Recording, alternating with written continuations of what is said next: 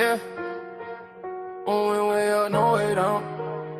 Still solid when they not around.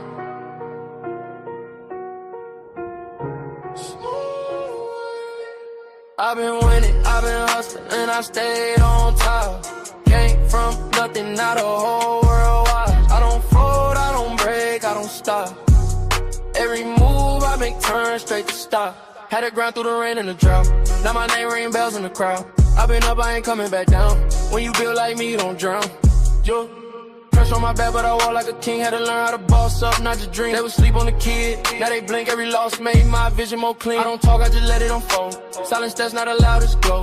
Every mile I walk was cold. Now the ice in my watch too bold. I don't chase, sidetrack. Everything I need come back. Real ones only in my pack. No fake love in my lap. I've been winning, I've been hustling, and I stayed on top. Came from nothing, now the whole world wide. I don't fold, I don't break, I don't stop. Every move I make turn straight to stop. Had to grind through the rain and the drought. Now my name ring bells in the crowd. I've been up, I ain't coming back down. When you build like me, you don't drown. Yo, they respect how I move, I'm precise. I ain't gamble with life, I roll dice. On myself every time, that's right. Now my future's shining too bright. No revenge, I just level up. When they doubt me, I double up. I ain't rushing, I'm setting pace. Now they follow my footsteps. Right, what it do? Leave me flow, what's up? You always got in the building today. You got in the building. I'm starting 30 minutes early. Yeah. I've been winning, I've been hustling, then I stayed on top. Came from nothing, now the whole world wide. I don't fold, I don't break, I don't stop. Every move I make turn straight to stop. Had to grind through the rain and the drought. Now my name ring bells in the crowd. I've been up, I ain't coming back down. When you built like me, you don't drown. Yeah, top floor, no ceiling. Still hungry even when I'm eating.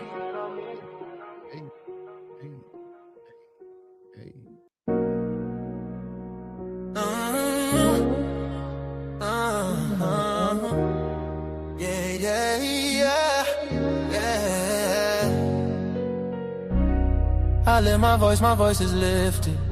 Gifted, I foresaw it and I ripped it. The whole enchilada with a side of avocado. I came down from my fences, desperados. My flow should be sold at low. Next to the 2x4s, an electric range stove. The bolts and screws, home and approved. Gentiles and Jews, penning on views. Broken for you, my moment approaching. The coaching, the ocean is waving. The money I'm saving, the arrest I'm evading. The models I'm dating, this cup of mine keep cascading. God has engraved me into the palm of his hand. I'm in the best hands. I be washing Jeezy's dishes, pots and pans.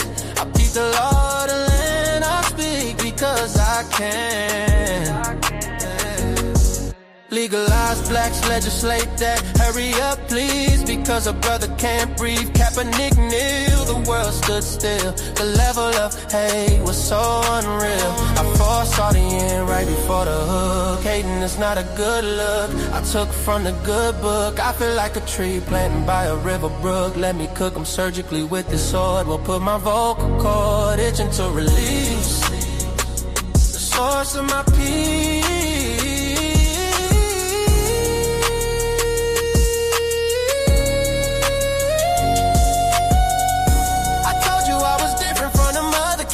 I'm flipping verses on these tracks like an acrobat. Yeah, glory to the Father, he implemented a plan. Jesus carried it out, it is finished. The Spirit empowered, blessing after blessing. We win this, we win this. My spirit's mine.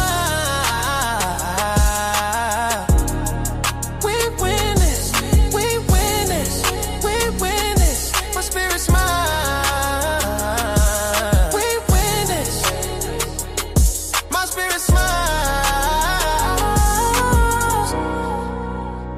My spirit smile, my spirit smiles. Do y'all hear what I'm saying? Think about it. Think about it. Man, Jesus did that. We win this. We win this. My spirit get it. We win this. Do you hear what I'm saying? We win this. My knees buckle, my spirit chuckle. We win this. We win this. Oh.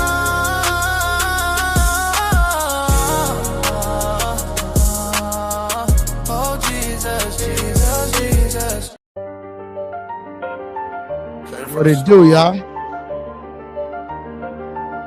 Ain't nobody see it. No. What it do, big? Came from the storm, I was lost in it.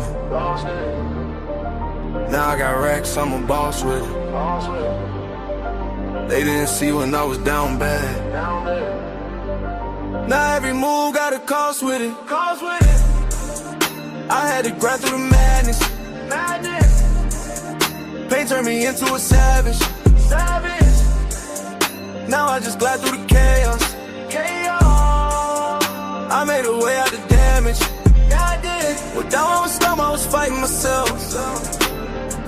Had to build it alone, I ain't asked for no help. They was sleeping on me, now they watching my steps. Now I move like a king, I don't deal with the rest. I done seen it get dark, I ain't fold, I adapt. Every loss that I took, I just turned it to racks. I ain't chasing no love, I just stay in my bag. Now the same ones doubting, tryna say I'm the man. Yeah, I've been quiet, I don't speak much, but my vibe tell it all when I pull up. I was lost in the rain, now I leveled up. Now I'm floating above, I ain't regular. Came from the storm, I was lost in it. Now I got racks, I'm a boss with it. They didn't see when I was down bad. Now every move got a cost with it. I had to grind through the madness. Pain turned me into a savage. Now I just glide through the chaos. I made a way out the damage. I had nights I was thinking about giving up. Had to fight through the doubt, had to live it up. Now I'm up and they see how I'm living now, but they don't know the pain that it took to get up. I done been through the fire, ain't panic. I was moving through life with no plan. Now I'm solid, I know who I am. I ain't worried about nobody's hand. Yeah, I just stay in my zone. I don't need nobody else. I was down on my own. Now I'm up by myself.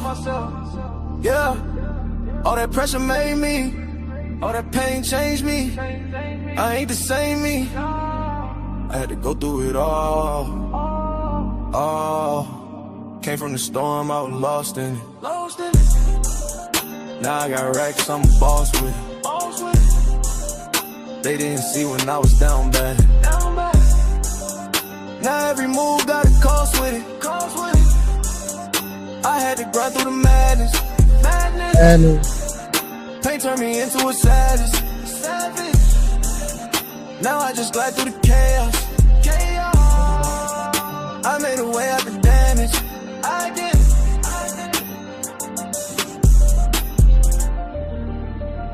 Yeah. Came from the storm. Still standing. Still.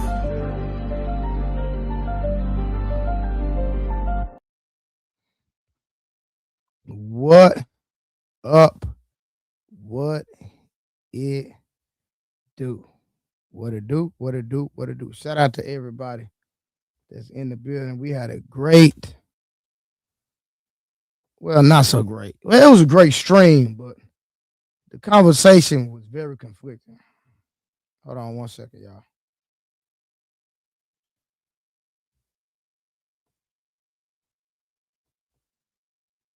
Hold on, y'all give me 1 second.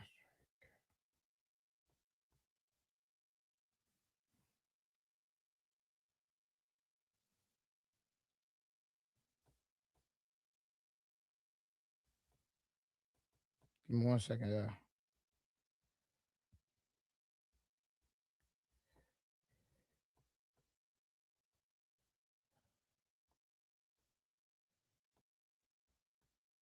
Give me 1 second, y'all.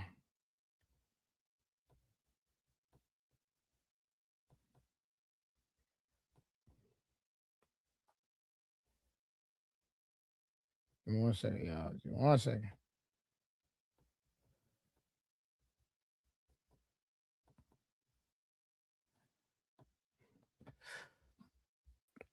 Yeah, so again, man, last night, it was actually a great stream, if I'm being honest.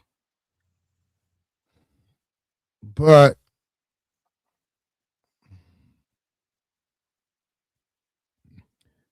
But at the end of the day, the conversation was very, very, very, very, very, very what's the word I'm looking for? There was no resolve because the men, Mr. Fantastic, specifically Mr. Fantastic, was given solutions and the women would not concede to the solutions or wouldn't even expound on the solutions that were given. They wouldn't. But at the end of the day, it was a great stream, if I'm being honest with y'all. But let me shout the people out in the building real quick. Rush, what to do, man? Man, salute, salute, salute. Grape Almond Eyes, JVZ. If I said that right, my bad. Angel, Rod, Neil, Luis. We already know Rush in the building. Shiesty Bomb.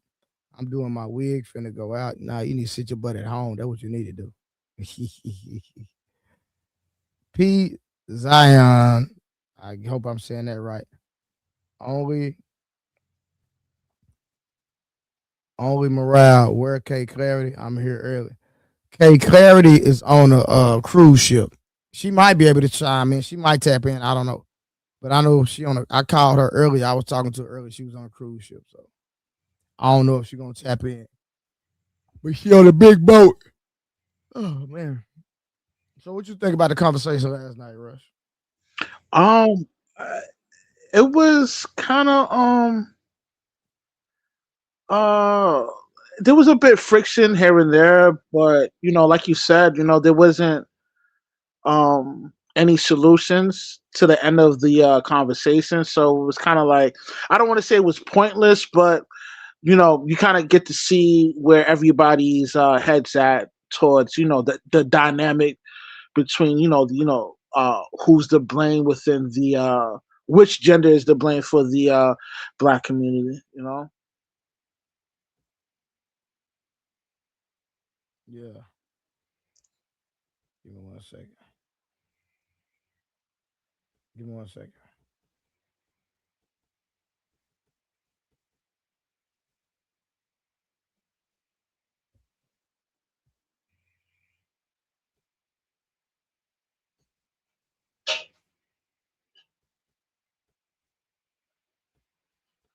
I got folks texting me, man. Yeah, but it's crazy, man. Like so what Mr. Fantastic was trying to do was let the ladies know that and Shiesty, I'm not disagreeing with you that it's a collective. Like we men see the thing about it, men are not in denial that it's a collective effort, right? But at the same time, I think what Fantastic was trying to convey to the ladies that it starts somewhere. There it has to start. That's like Rush, if there's a big fire,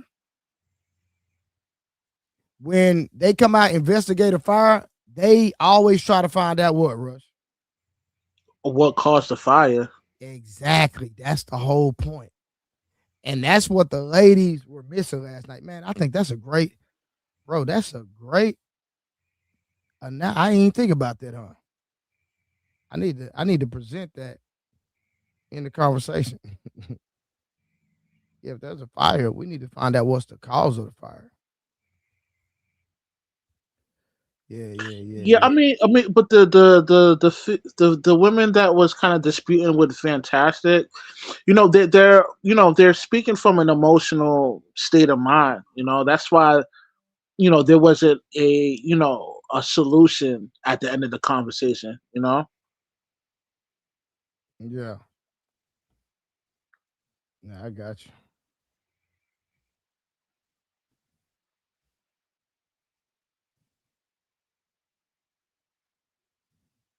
But not to downplay the females that was kind of like giving Fantastic some pushback. Like, hey, they sound real passionate what they believe in.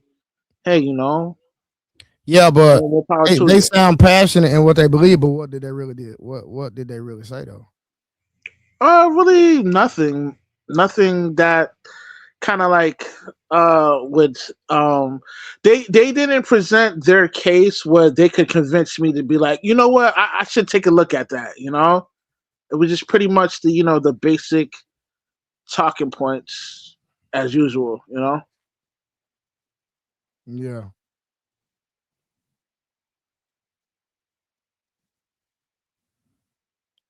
No, we're not saying women have to agree. Like, what do you mean?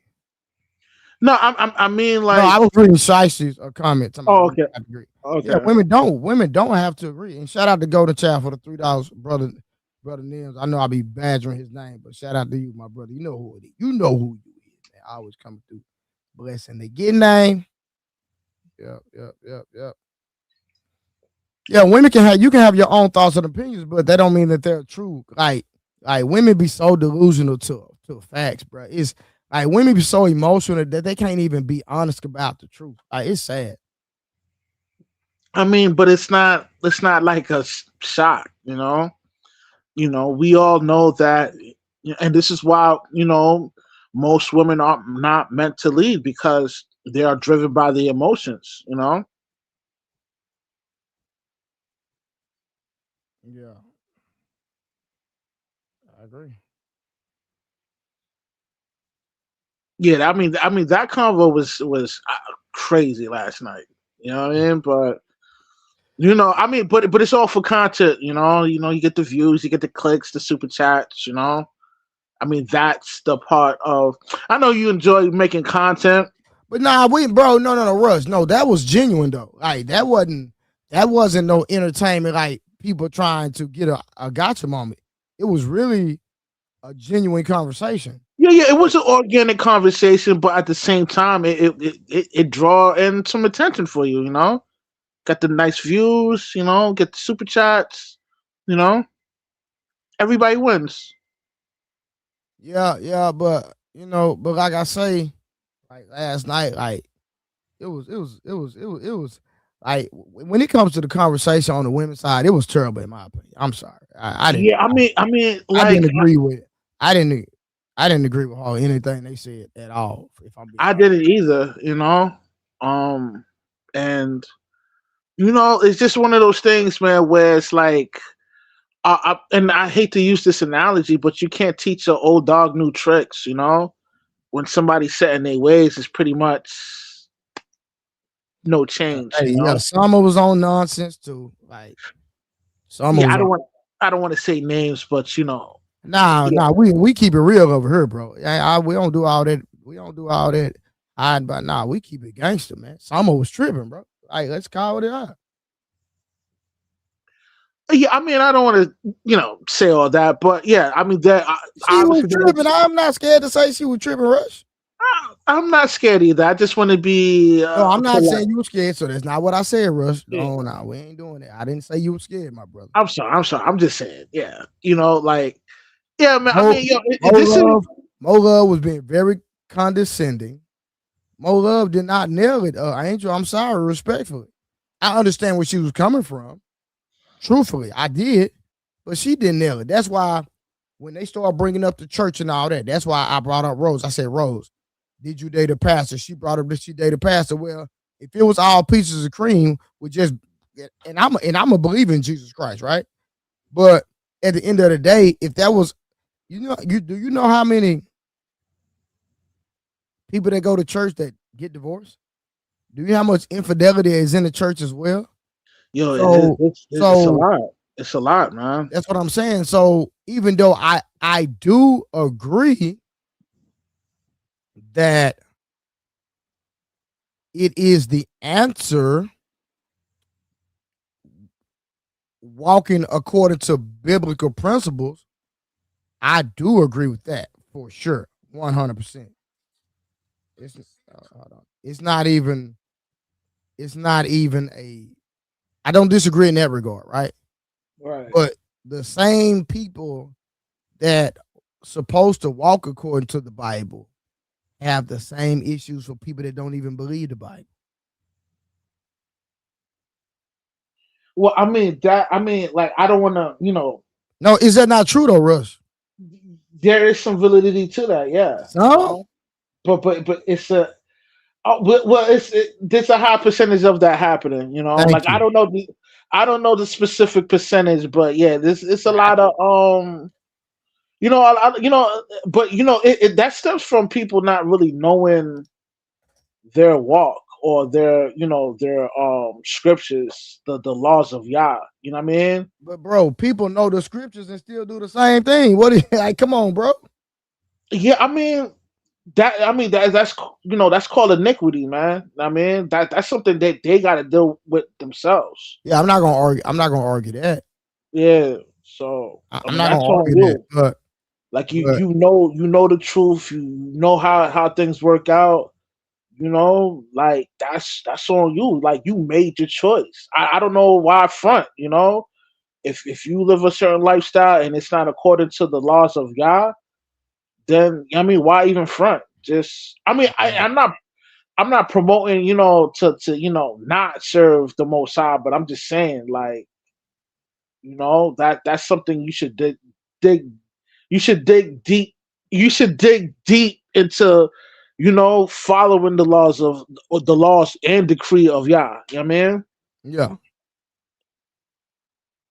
I can remember vividly, right? I can remember vividly.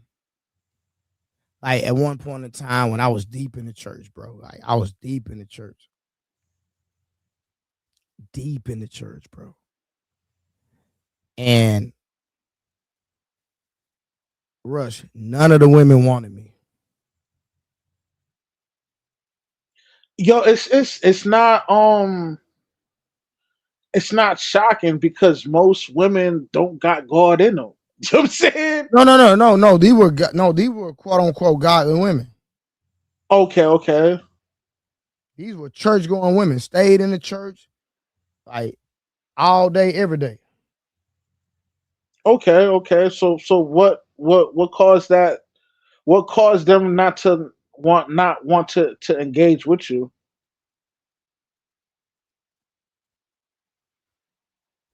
You say what? What like you said that okay, you Oh, at the time I didn't have enough money. That's all it was. okay. And now when you say you didn't have any money, like and No. I know. I was a hard working man. I didn't have enough money in their eyes. okay, yeah, so that's hypergamy. You know what I mean? Mm. So you know, anytime a female exercise hypergamy on steroids and she proclaims to be a follower of the Most High, like yo, there's something lacking. You know what I'm Yeah, saying? I was far from broke. I just didn't have enough money that they wanted me to have. Right. That sound like some fle- that sound like they've been feeding their flesh instead of their spirit. You know what I mean?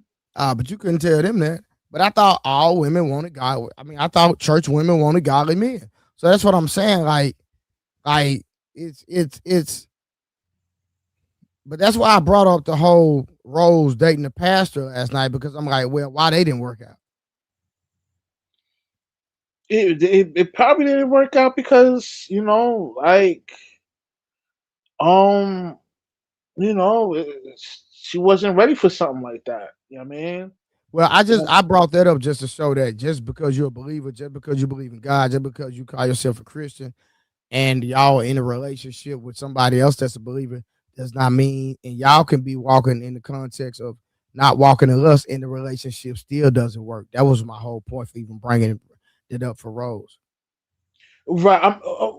Well, when I mean when it comes to something like that, like you know, both man and female, they have free will. So like, and this is one of those things. It's like when you have free will, you know, you could have the choice on not to do, you know, not to, you know, follow the blueprint on how you're supposed to engage with, you know, your husband. You know, a lot Mm-hmm. of times, you know, like you know, I'm not a firm believer of remarrying. Like, if you marry somebody, right, and Mm-hmm. you quote unquote say you divorce them and you marry somebody else, like to in my for my interpretation from the scriptures, like yo, you're still married to the first person. You're That still you're married married to the to first as person. long as they're alive. Right. Now the only way you could like get like a proper separation from that individual if you catch them cheating on the act. That's like the only way. You know what I'm saying? But other Yeah. than that, if that didn't happen, you're still bound spiritually But to that's what that I'm saying. So individual. these people be talking about God and don't even really know the rules, Rush. Yeah, I mean that you gotta dig deep. You know what I'm saying? And this is what probably separates the sheep from the goats, man. Know what I mean? Yeah, it's crazy, bro. Like so, and when black men when we call out women for being a problem, it's not that we're trying to demean them. We're just saying, hey, y'all control the market, and because y'all control the market, y'all have to set the standard when it comes to being impregnated, et cetera, et cetera, et cetera. Would you agree? Oh yeah, most definitely. Men don't have reproductive rights in America. Well, So whatever. even outside of having reproductive rights, the facts are just the facts. Yeah, yeah, most definitely. So it is what it is, man. You know what I mean? Know what I mean? Yeah, man, I know exactly what you mean. Like, and this is like, I don't know, man. This could be probably judgment, man.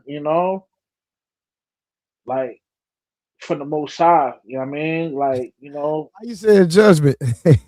yo, because it's like, yo, it looks like America is moving into a patriotic.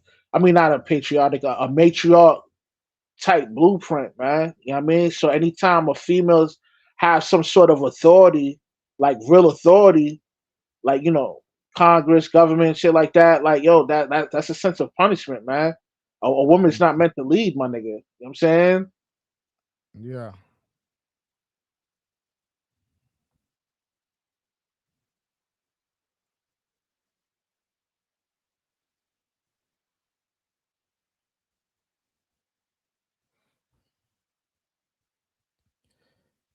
Yeah, man. It's crazy, man. It's crazy. Like women, bro. Women can be so delusional, bro. It's so freaking sad, bro. Yo, it's not even just that, man. Like anytime you put a woman in the mix, they just fuck shit up. Like they don't even they're not even aware on how much shit they be fucking up, bro. You know what I'm saying? It's just I don't know, man. It's I guess it's their gift to just fuck shit up, bro. One thing I know, nigga, anytime a female is in a mix, man, shit get complicated, bro. Know what I mean?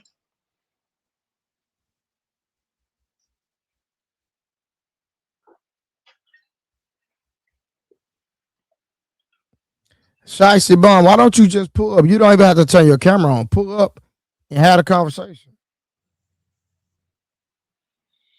Or what they saying in the chat. I haven't even been looking at the chat.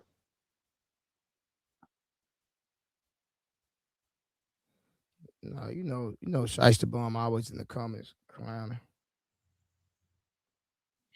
But I've never seen her come like come up on stage I don't and got talk. Dina Forbes came up yesterday. Messed me up, bro. Oh yeah? So Yeah. I take it that person doesn't really come to the stage like that.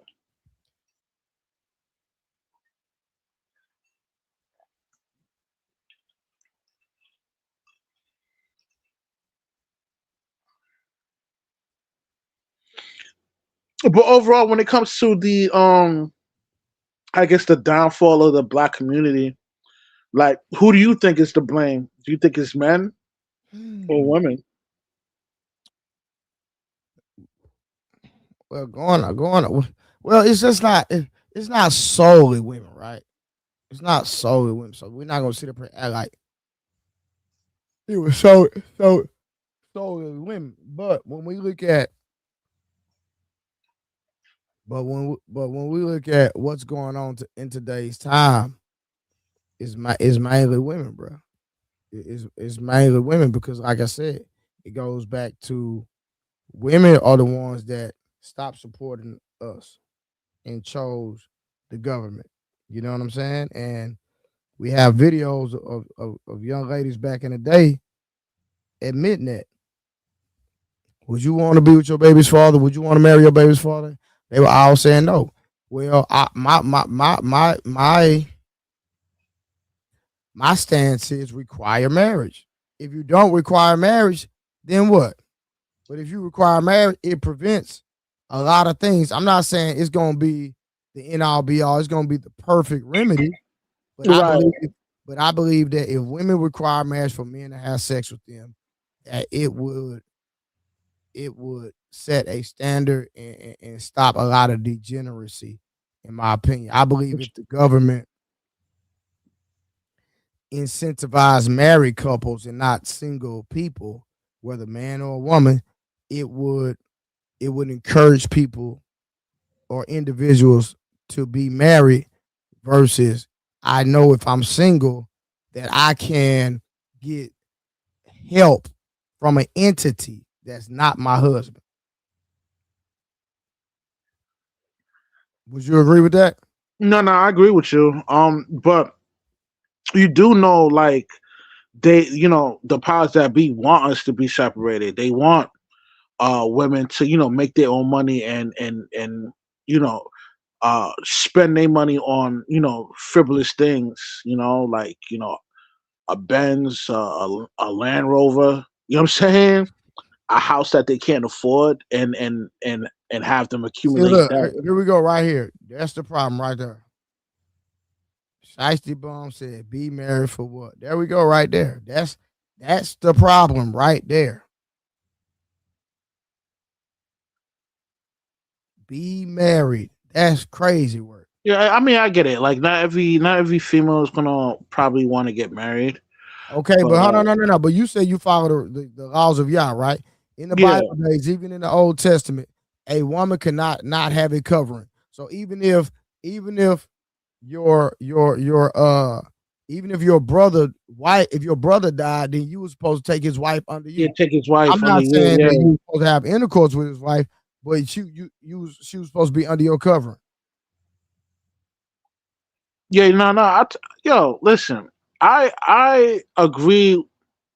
I agree with that, but you know, from how our social construct is now, like Pete, like that, and that's why I'm saying like most women don't have God in them because they, to be real with you, low key, most women are Satanists. They don't even know it, and let me tell you why they Satanists. The majority of females in America are self-proclaimed to be a feminist. You know what I'm saying? A lot of these women that that follow the ideology of being a feminist.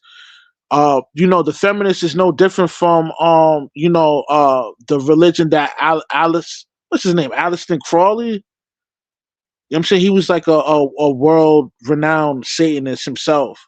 Like he go by the same laws of Satanism. Like it's the same blueprint. Like feminism and Satanism is like it's the same thing, bro. You know what I'm saying? So any chick that adopt that kind of ideology of being a leftist feminist, Yeah. yo, different from Aleister Crowley. I mean, Gotcha. All right, that's crazy. You really comparing women to him?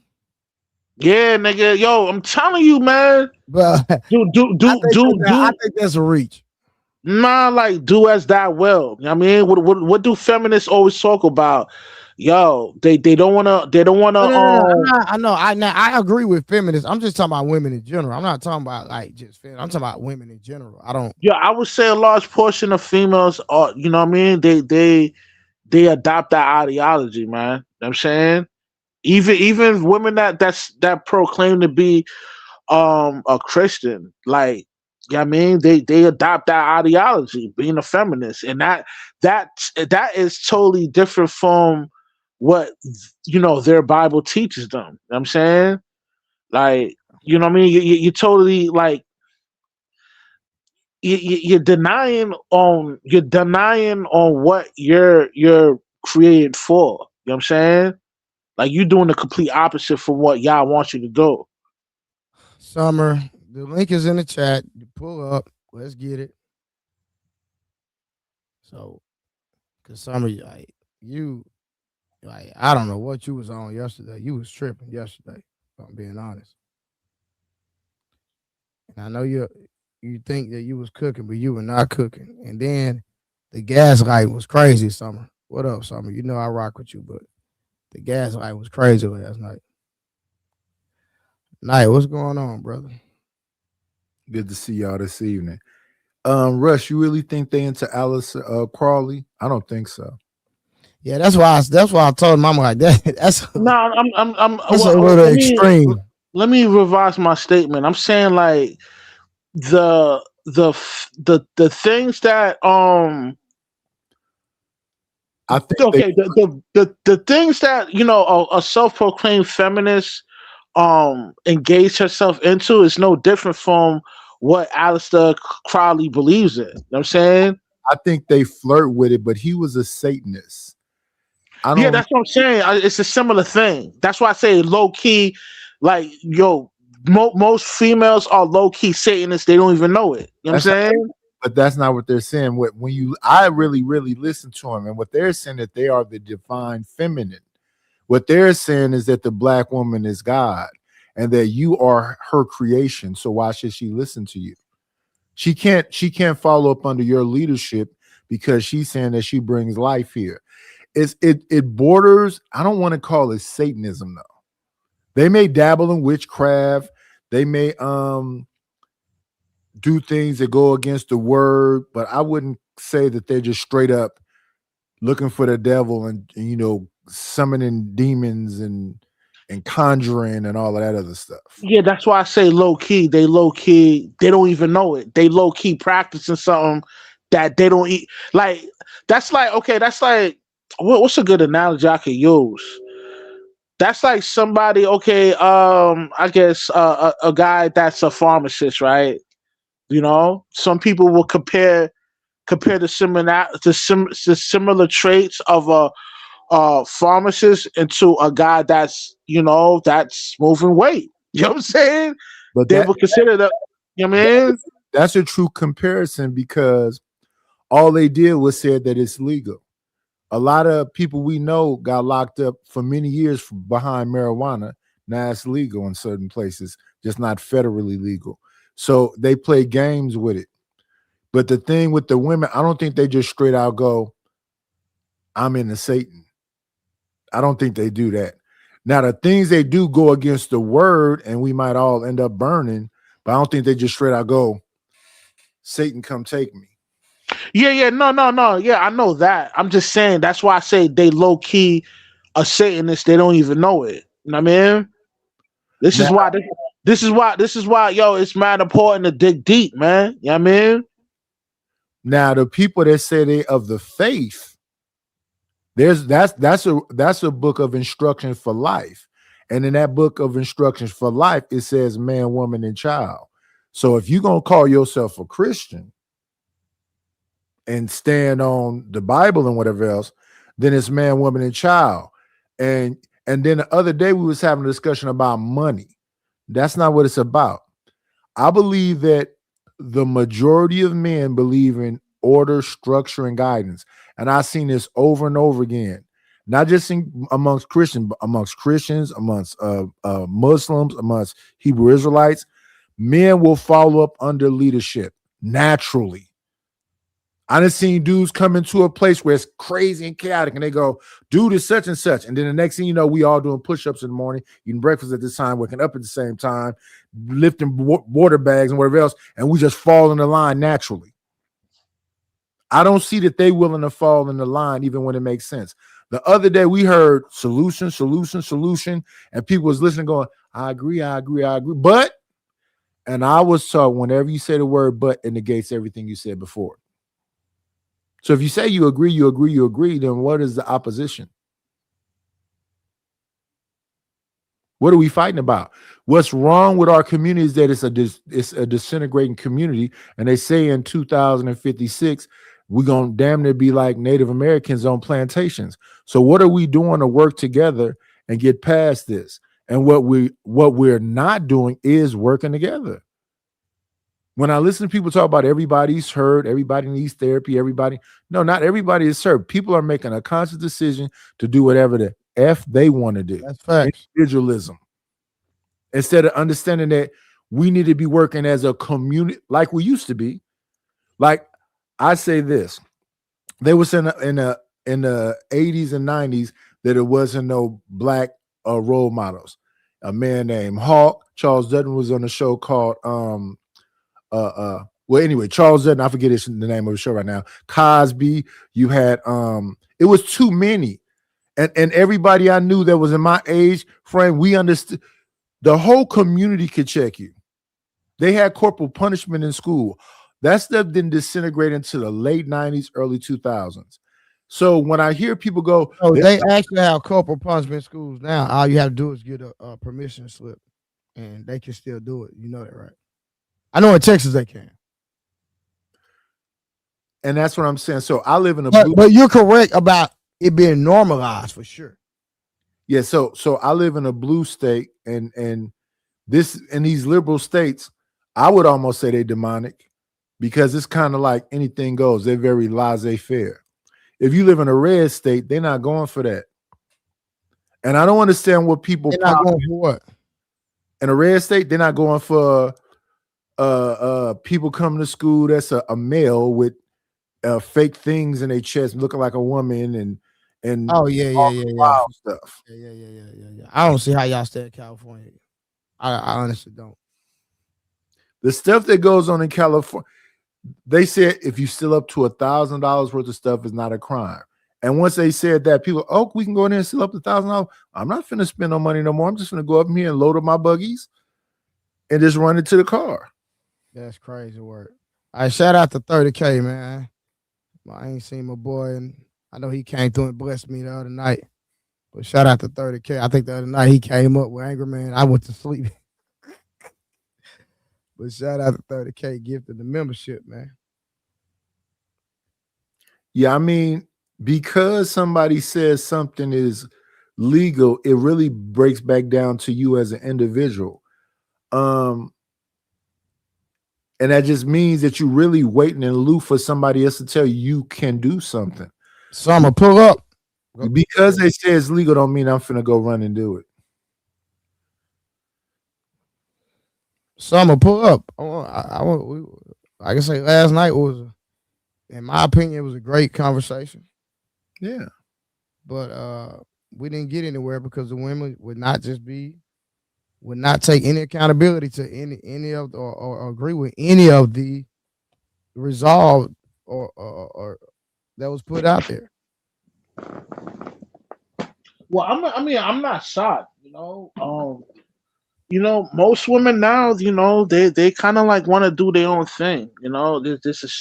There's a strong rebellious spirit within them. I mean, they don't want to they don't want to compromise, man. They don't want to work together. They want to do their own thing, make the mistakes without having no source of accountability facing towards them. I mean, hey, what's good, young brother? How you doing, sir? How's everybody doing? Man, what's going on, player? Long time no see. Hope everything's going good with you. Hope your health is all right, and hope this month and year has been going amazing for you, Nightish. Same to you. Same to you. Okay. Okay. Go ahead and go. I didn't know if please. was already finished. Yeah, you go ahead, man. Okay, just to answer the overall question on the panel, as far as like who's to blame? We keep forgetting the overall system of white supremacy. We got to remember who are our overall teachers. Let's say as Black Americans, who's in charge of our curriculum in public schools? Who's in charge of what the so-called our parents are teaching us? Like, who taught them? We don't really go that far back, and we end up kind of getting caught in this whole blame of like, it's men who did this or women who did this. It's whoever taught us. So who taught us to be the way that we are? Who taught us this code? Who taught us this whole morality of Christianity and all of this stuff? The overall system of white supremacy. So whatever issues we're having is probably located with who our teachers are. A lot of times there's things like there's no such thing as a bad person, just they had bad teachers. So this whole, we all bit the poisonous apple on both sides. Black men bit the poisonous apple, black women bit the poisonous apple. And we're trying to blame each other and say it's your fault, and they're say it's your fault, and we keep forgetting. No, we need to be together and find out who taught us this wrong shit in the first place that has us fighting like this the way that we are. So, did black women make a mistake as far as, you know, taking some of the ill poisonous gains that they thought that was going to benefit them that overall kind of destroy the community? Absolutely. Did black men also do some of the same things in a different way or in a different realm? Absolutely. We've all made mistakes in biting this poisonous apple. So black women are not to blame. Black men are not to blame. The overall system of white supremacy is to blame. And the last thing I'm going to say is this. When we think about American black culture, we don't have control over it the way that we think we do. I would ask, when you think about, let's say, black entertainment music or whatever you want to call hip hop, do black people have more control over that, or do the actual Jewish communities who are, connected to the prison pipelines and everything else, do they actually have more control of the image and what the black community is of America? Because they're the ones that are putting these artists and musicians and whatever, they're just the puppet masters. So we say, well, that's part of our black culture, but above them is the Jewish record labels. So does that mean the Jewish record labels have more control over the identity of what the black culture is in America? Possibly. We say small hat. Oh, sorry. I thought I said I can't say the J word. My mistake. Yeah. Not trying to mess up your platform. Yeah, but here's the thing. That was introduced to all of us, and if you believe in a transatlantic slave trade, and I believe that we were already here, those people that believe that we all come from slavery say that black men never had any power, so we can never be a patriarchy. And if you look at our so-called community, in totality, it's been a matriarchy. Because even during the times when we were in that turmoil, those women that worked in the house were dealing with the slave master. And I don't think that a lot of them was forced to, because women in general, not black women, just women in general, are always in survival mode. So they will always choose the victor. That's why Sicilians got taken over by the Moors, and Neapolitans look at Sicilians as N-words. They look at Irish as N-words. They look at Polish as N-words. They look at Italian as N-words. Those people weren't considered white until the white so-called, who the actual white folks are, numbers start diminishing. So now they absorb Asians, Latinos, Polish, Italian, Irish, Sicilian. Now, and the thing with us is that since we don't understand history in a proper way, we'll just call all of them white. No, the majority of white people are in poverty. On a global scale, absolutely. Than us, and the majority of them are in poverty. And if I had to live the life of an Appalachian white, I'd probably slit my throat. They live in hollers, in shanty, in America, not in Africa, not in America. Have you ever been to the Appalachian Mountains? Yes. It's like what they call them towns you can't be in after dark. They call them sundown towns. So when we hear people say, when they compare us to the so-called pale-skinned people, no, the majority of them are worse off than us.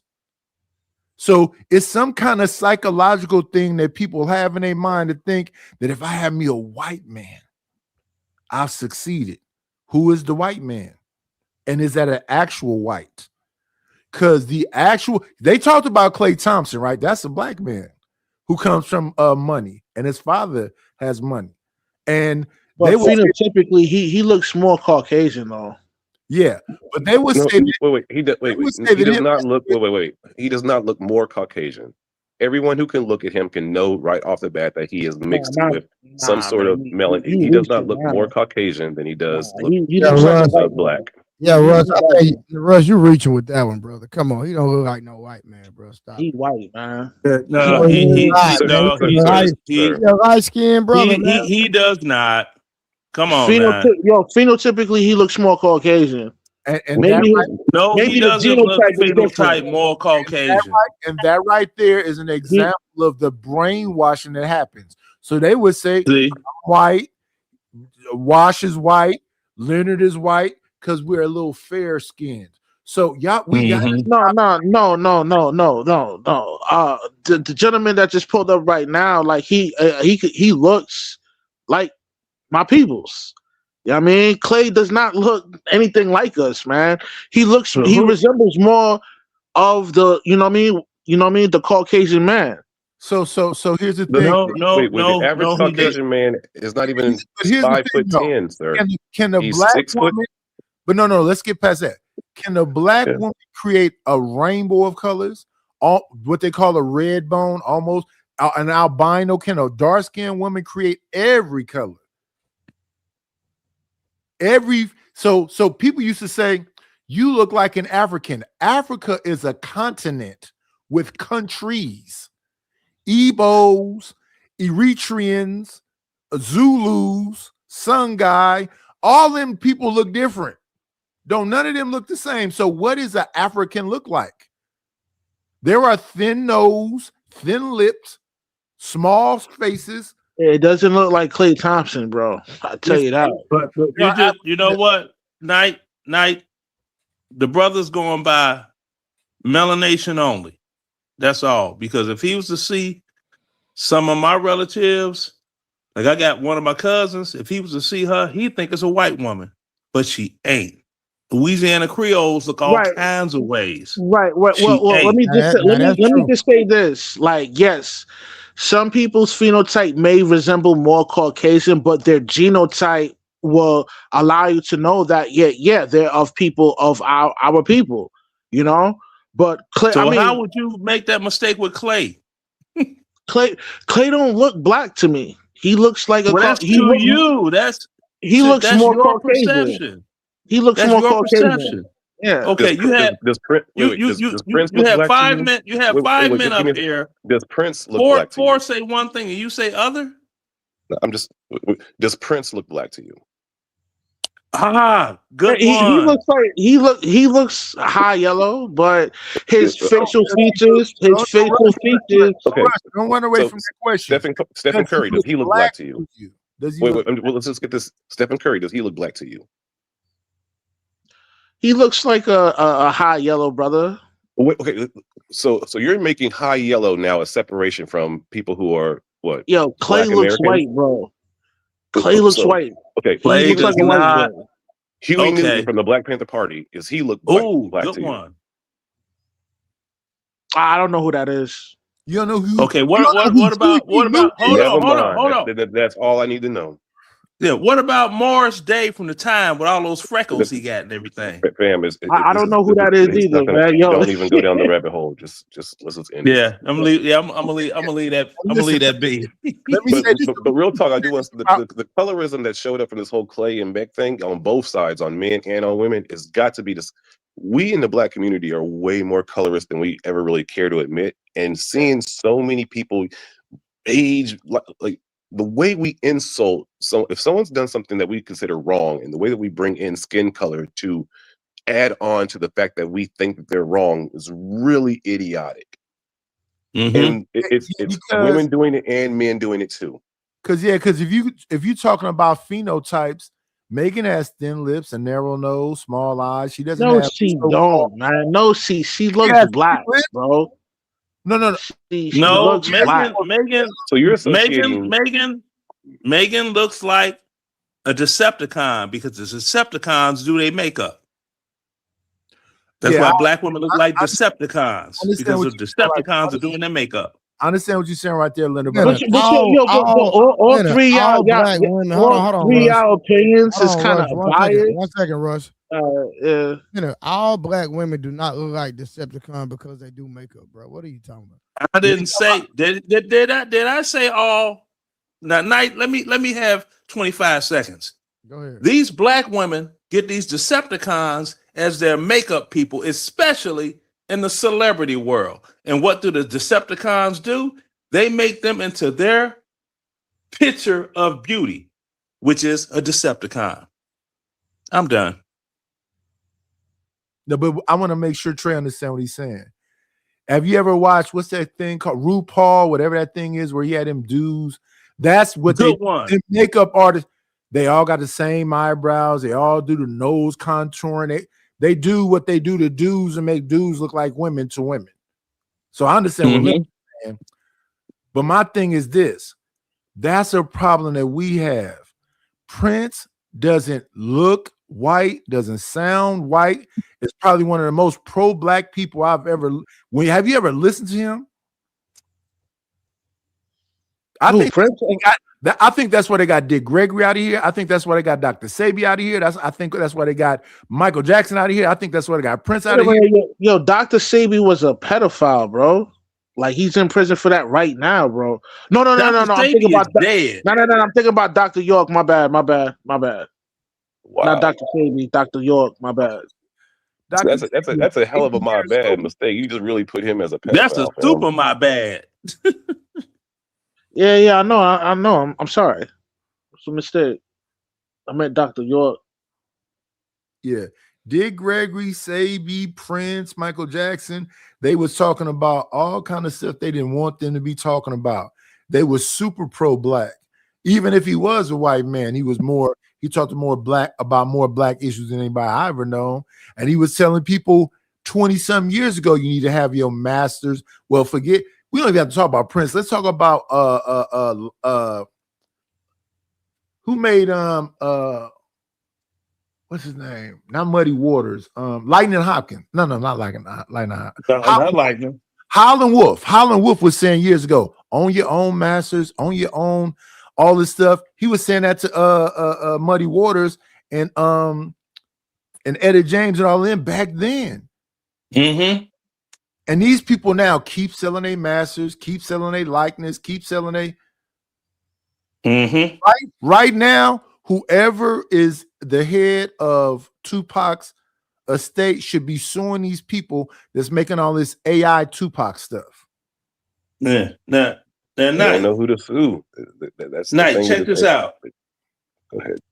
As of the phenotype situation you did, I guess since my hero Malcolm X got thin lips, and he light skinned, I guess he's white phenotype. No. Martin Luther King is I guess, bro. He's black, bro. Come on, man. I know he's black. So is Clay. Black, but the other one's not. Between what Clay Thompson looks like and Martin Luther King, that's not Martin Luther King, sir. Bruh, I got the biggest picture in my house is Martin Luther King and Malcolm X together. Do you have one in your house? Wait, I know you don't, sir. That don't mean that doesn't mean anything. I'm just saying. The fact that you got it. No. Hold on, brother. I'm going a little somewhere with that. Nah. Okay. It's like this.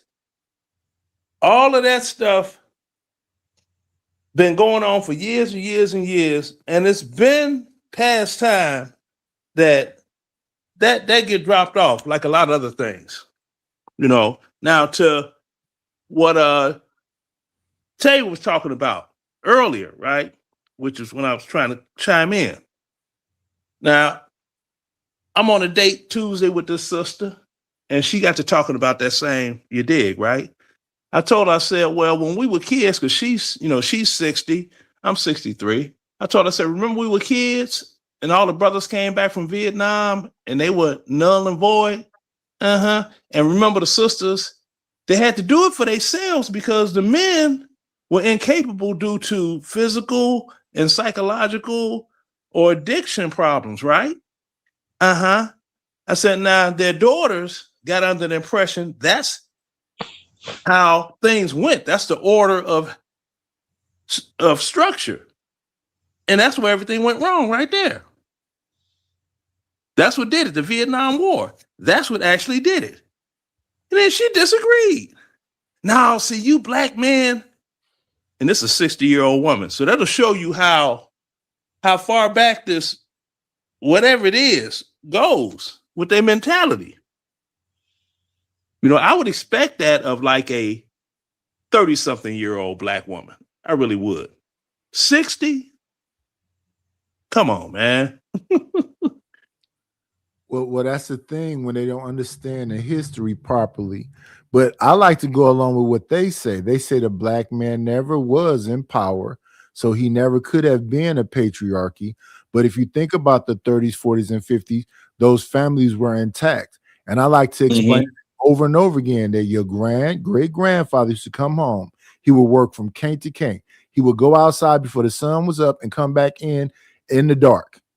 He was working overtime and everything else. And he would give all that money over to your grandmother that supposedly was dumb and a slave and all this other stuff. And she really ran the house because that man worked himself to death and died early. I asked most men my age, did you ever see your grandfather? No, you only saw that was Big Mama house. At the time that was Big Mama house, women couldn't own property. So no, that was your granddaddy who died early working himself to death house. They never acknowledge that right there. So I say to them, where was all these monstrous so-called color purple men, misters, that was doing all this horrible stuff to these women? When did he have the energy or the time to do it? Most of them old men I know really didn't get into arguments because they understood their power. What they would do if your grandmama started blah blah blah blah, they would just leave. That's what stoicism is. So the new people say, I don't want to be stoic. I don't want to be a mentor. I don't want to be a stepdad. I don't want to be a coach because it's a thankless job. I worked for like 12 years with Cubs and Boy Scouts at Allen Temple Church. And the most people that came and got in our faces and was barking and going crazy never was a dad. Never was a dad. Like to my son, that was never a dad.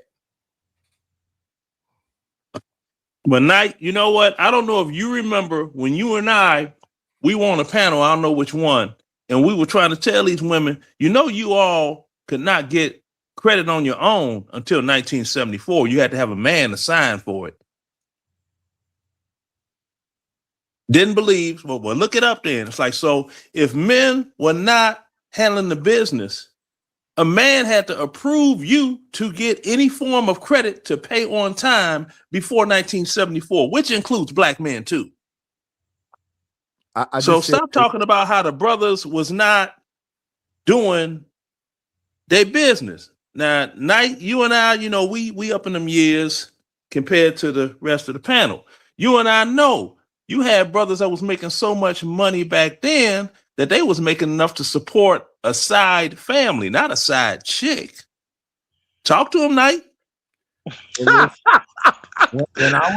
When I was younger, so my thing when I listened to them talk about these horrible men, you didn't even need money. You could go to the store with a note. You can get bags of groceries with a note. I'll pay you on Tuesday. Yeah, I'll pay you on Tuesday. There wasn't women owning them stores because they couldn't own stores back then. They couldn't have any credit. They couldn't buy cars. They couldn't buy appliances.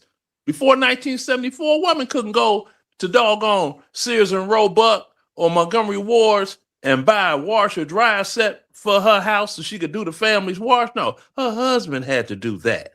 His name had to be on that. So you say after the Vietnam War, that's when everything opened up? Well, that's when the majority that was sent to Vietnam were, you know, as many blacks as they could that weren't in college. Because if you went to college, you were exempt from the draft. The 1969 draft lottery. See? My uncle, who's a Vietnam vet, he said that was essentially the biggest drop of the destruction of the black community, because essentially it was the blue collar trade black people. Think of Job Corps type, like the people who had trades. They got drafted. They went to the war, and when they came back to America, the black exploitation pimp hoe dynamic black man was now in charge of the neighborhood, essentially. Like the pimp. So when they came back with drugs and PTSD and all types of fucked up shit from the war, they came back to a power dynamic where the black women didn't even give a fuck about them, the men who went to war. And they came back, the women who they had kids with have already kind of transferred to this new power dynamic. And he said the men came back expecting a parade and came back like, yo, what the fuck? And they just fell into the alcoholism and the crack and all that stuff. And that's what created this huge dynamic of blue collar, average black men not even being seen as human beings by the community. Exactly. Salute, Trigger Mike. Nice to see you, brother. What's going on, Trigger Mike? How y'all doing? Hey, Coach First said, he said not true. He said his father went to college and was still drafted. Oh yeah. Huh? They don't care. Okay, when his father went to college, and maybe he went, but you were. He just pulled up now. There you go, right there. Yeah, okay, when your father graduate college? What year? He got drafted out of college in 63, 65, something like that. Okay, brother man, the military draft lotto started in 1969. My father was drafted. You talking in about 63? I'm talking about it. I'm not sure. I'm not quite sure of the date. I was born in 68. He was, he's already served out. He was in. Okay, because the draft lottery started. They started in 69. Now they had something that was going. People were worried about the draft before everything went. And it was like the oldest son. Now in my family case, my oldest brother had become a Chicago police officer. So my brother under him, he volunteered to go to Vietnam so my brother wouldn't have to. Hey, Ferg, I like that AI, brother. What's up, JT? What it do? What's happening? And one quick thing, if you were given a choice with the draft, if you went versus saying, hey, you got drafted, if you just voluntarily went, like you got way more benefits. So a lot of people, they're like, shit, they're gonna draft me. Let me at least go ahead and submit my stuff because at least I'll get these benefits versus saying, oh, you got drafted. Then you have to go in and you get zero of those benefits. So that was a lot of men chose to go into the military because they felt they were in line to be drafted. That's not true. You when you go in voluntarily, you could pick your job. Yeah. Opposed to during a draft, what's filled is called shortage MOSs as an army. The MOS is your job. And if it's a shortage MOS that they can't fill, that's where they're going to funnel all of the draftees to. Yeah. Mainly infantry. Or supply, in our case, in the early wars. We were allocated to supply and clean up. Right, like but that was prior to Vietnam. Vietnam, the priority was infantry. But it was still those same things, right? It just expanded more. And the benefits expanded more from the first inception to now. It's always been an elevation through that. But y'all know that now that 18 in this modern time, you don't have to no longer go on the computer and register. Once you turn 18, they know your social, regardless if you are A student or an F student, you're automatically registered for the draft. Potentially you're automatically registered for selective services. I think that starts in maybe August or September, December, but every senior going on 18, whether you're in school making A's or D's and F's, you are automatically registered. Okay. Incorrect, sir. That's incorrect information, sir. They have a selective service card that you must fill out at the post office. Okay. In December, I think they're going to change that automatically. You don't have to do if they're going to change it, then that means the old system is still in play today. That's what I said. I didn't say today. No, you said, okay. I'm not going to get all into the whatever but here's the thing. We were talking the current rule is you have to fill out a selective service card once you turn 18. Once you're 24 years old, if you still haven't filled that card out, when you go get a job, they got that what is it called when they look you up? Something, and they type your information in for jobs.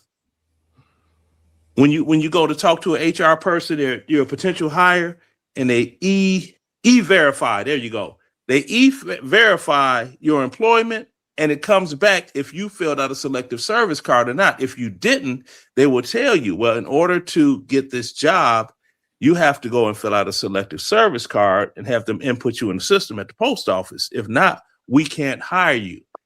Now that's that's the old way. That's the old way. That's the current way. That's the current way. No, it's not. Now your child at 18, when they filling out the FAFSA, go on the website. When you get to the FAFSA, it's a question on there. Have you applied for selective service? And you say no, they're gonna make you do it before you go forward. You have to do it. That's okay. That's if you're doing it that way over. Okay. No more. What I'm saying. Okay, look, it doesn't matter, really, does it? Y'all having an argument. The conversation. No, not having an argument. What I'm saying is, if you go to get a question, but it's this what we're talking about. I think this is a continuation of yesterday's about the community. Let me ask y'all this, since we got all these people up here. Go ahead, please. It's important for us to have an ecosystem where we can support ourselves outside of our current government. Absolutely. That would be wonderful. Do you think any of us are focused on that? No.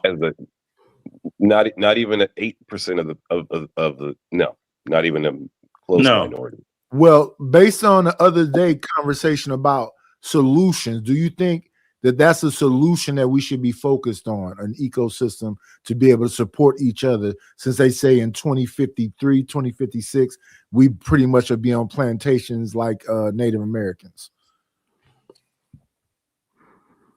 You mean reservations?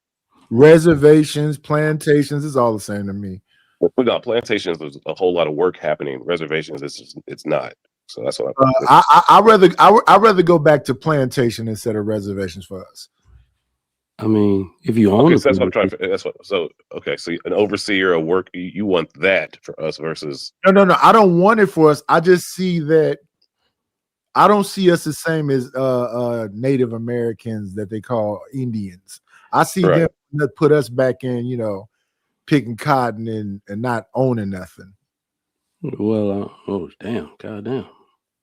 Well, you already have that in a sense for 13 cents a day in doggone jail, the prison industrial complex. Yeah, man. Right. So that's the thing. Hold on, Leonard. Watch. Let me ask you this. I think you and Leonard had the same. Y'all agreed. So, if we did build an infrastructure that supported our own people, do you believe that our women would be in support and follow our lead as men? Of course not. A minority, maybe. Hell of a question, bro. Of course not. A minority, maybe. Okay, what about Wash? Where you stand? I think especially within our community, it would have to be seen first, seen working, and then women would come to it. But it still would not be. We're not going to ever get a majority of anything going towards positivity, and I think we have to understand that. And for those people who want to create something logical and something positive for said community, you have to understand that the majority of the people of the community will not be rocking with you. So how can we be? So Wise, how can we be successful in that regard if we don't have our own women who are going to be birthing our children to support? We have to understand. We have to understand in the first place that they're not our women anymore. The women who decide to actually, that's just the truth. Women have their own Lilith. They have their own Lilith. They have their own God. They have their own philosophy. They have whatever we think we are. They're not aligned with us anymore. All right. Therefore, so watch this. So a few minutes ago when we talked about, when you first came up, you started talking about the white man, the system, et cetera, et cetera, et cetera. The So system of white supremacy, yes. okay, white supremacy, right? So that's why I asked you the question. Well, if we were not oppressed by white supremacy and we had our own and we were thriving in our own, with our women's support, because I believe we would need our black women as well, because we would need to continue to procreate to push our us being melanated, right? So on one hand, you say it's white supremacy, but if we did have our own and we were thriving, then you don't believe that we would have the support of our own women. So I think said we wouldn't have the support of the majority of our women. But that's still a major issue. Yeah, well, not necessarily, because as long as you get the process of positivity started, then people can see it working, and then I hate monkey see, monkey do. So you don't need to get the majority of women to even believe or align or follow you. Just get a good amount, just some, and start move. It's like being an artist. Don't worry about what you're trying to create. Just create and let alchemy show you what it will give you. Just do positivity and let whatever comes of it come of it. But once you're getting frustrated, say, I'm not getting this. People aren't following me for this. People aren't listening for this. Then you're doing it for the wrong reason. In that ecosystem, are we sharing the women or? You said, are we ensuring? No, I said, are we sharing? Oh, because you said there's going to be an ecosystem, and we know how men could be when it comes to women in some regard, right? So if we're not going to have, it's kind of like this, right? Women talk about monogamy, but if all the good men were in relationships, then what would all the single women do? And we know in the Bible, right? Even if your brother passed away, you're supposed to take your brother's wife under your tutelage, right? So I'm just saying that if we have an ecosystem, we need more than the majority of the women, because we don't need men bickering over women. Do you understand what I'm saying? No. But you're thinking that majority of men are. When you're looking at Black American population, you have there are more Black women than Black men. Okay, that's case in point. That is a natural fact in today's society. Can I say something real quick? You know what? I think Wash is kind of leaning toward what is right. You know what I mean? He's given the kind of the extreme example, but he's right. Mm-hmm. What I noticed, especially all the time I've been on YouTube, a lot of us, we are, what's the term I've been saying? We have savior complexes. And the way we talk to each other as men is that somebody will come out and say, all we need to do is, and we've been doing that for years. Y'all know that. For sure. And what I've basically laid out just systematically is that the goalposts will always be moved. Because in my personal opinion, what man will these women listen to? We have all showed up. The millionaire Black man has showed up that's married. They don't listen to him. The man with all his kids married to the same woman 20 years, they don't listen to him. What version of a Black man will these women listen to? They will move the goalpost on you. So that is just letting us know we have to be the smart ones to say, just like Wash said, they are not our women anymore. But here's why. They are independent by choice, not because they have to be anymore. Mm-hmm. They are selfish by choice, not because they have to be. I'm a married man. Other married men are telling me I take care of everything, and this woman still won't sit her ass down. Right? For sure. I agree. Get what I mean? It's like her mindset is just that of someone who is trying to be independent. Even when they are taken care of, it's almost like they are a mosquito looking at that light, just going toward it because it's just more fun to be behaved this way in this day and age, right? And lastly, they are uncooperative by choice. We got to understand that every group that we believe that we're supposed to be moving like, and that's not even use any other group, because I really like the Black community of the old days. They were outpacing whites in terms of growth. They were stable enough in their marriages. What year? Could you put a time frame on it? I'm talking about Reconstruction era. 40, 50, 30s, 40s, 50s. Yeah, Reconstruction era. I mean, that can go back from 1965 and prior. Before, actually, prior Yeah. from basically 1900. because 1900s. yeah, because Hold on, y'all. Hold on. Let him land. Okay, I gotta let him land. But what I'm saying is they're uncooperative by choice, because in order to get back what we had, you have to fall into the code of ethics we were using. And the one thing they will not do is declare that the man is the head of the household. Have y'all not noticed that? That's the one thing they won't do. They think that it's up for negotiation. And what we're watching them do is a complete rejection of their role. The only way it works is when everybody is accepting of their role. It is my role as a man to protect and provide for my family. Go sit your ass down somewhere. That's my job. If you'll notice with our women, what they're doing is they like to infringe on our role and pretend it's theirs. That's why they like to say men don't do housework. What the hell are you talking to me about some housework for? Because you're rejecting your role in its entirety, trying to assume some of mine. So that's what they've been doing for years. And in order to get back what we have, we got to understand that they have to be 100% accepting of the motherhood role, which they also are rejecting. They don't want to take care of their own kids. Daycare is not supposed to be affordable because ain't nobody supposed to be taking care of your kids but you. Make sense? That's You get what I'm saying? So yeah, but I'm sorry. But if okay, last all right, because I want to touch on something for you. And it's been systematically proven that because of the laws, welfare, and all the things y'all talked about previously, unfortunately, the black family behaves as if the man is optional. The black family is just mama and kids, and man is optional. And we have to obliterate that. I will never let anybody call me optional in my own family. I am foundational. Ain't no goddamn family if I'm here. Ain't no lead. Any house without a man in it ain't got no leader. That's the way I work. And if women are not going to fall back under that, black women specifically, we will never get back to where we were in the past. Yeah, well, I mean, as a group, but if you look at, like, I was born 1963.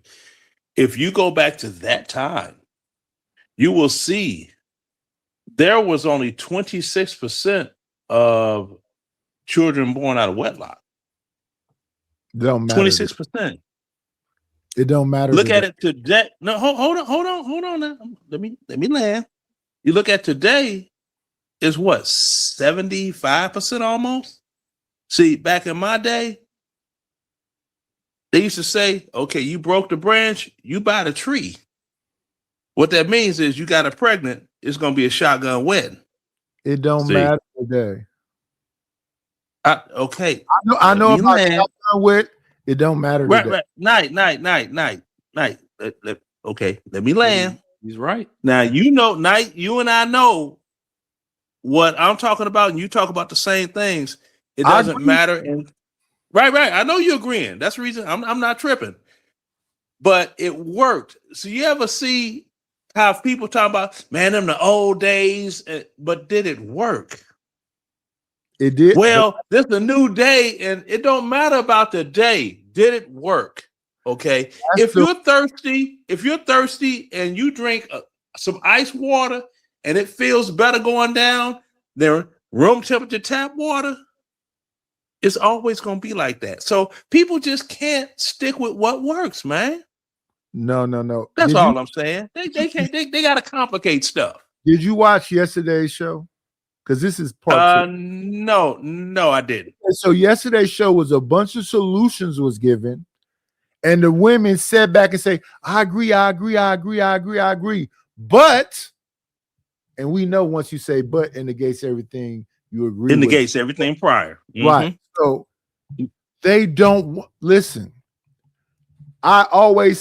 People say, what solutions? I say the old things work. Could you elaborate? See? I said, just go back and look at history. The old things worked. Y'all don't want no solutions. They do not want solutions. They like the way things are. My next show is going to be called The Divine Feminine. The Divine Feminine, a conversation with God. These women are calling themselves the Divine Feminine. They're saying that you are their creation. And why should they listen to their creation? See, That's indoctrination that they are getting in these colleges. Well, last night, the one solution that Mr. Fantastic had, he was telling women they need to stop letting, ain't men ejaculate in them. Yes. Right. Yes.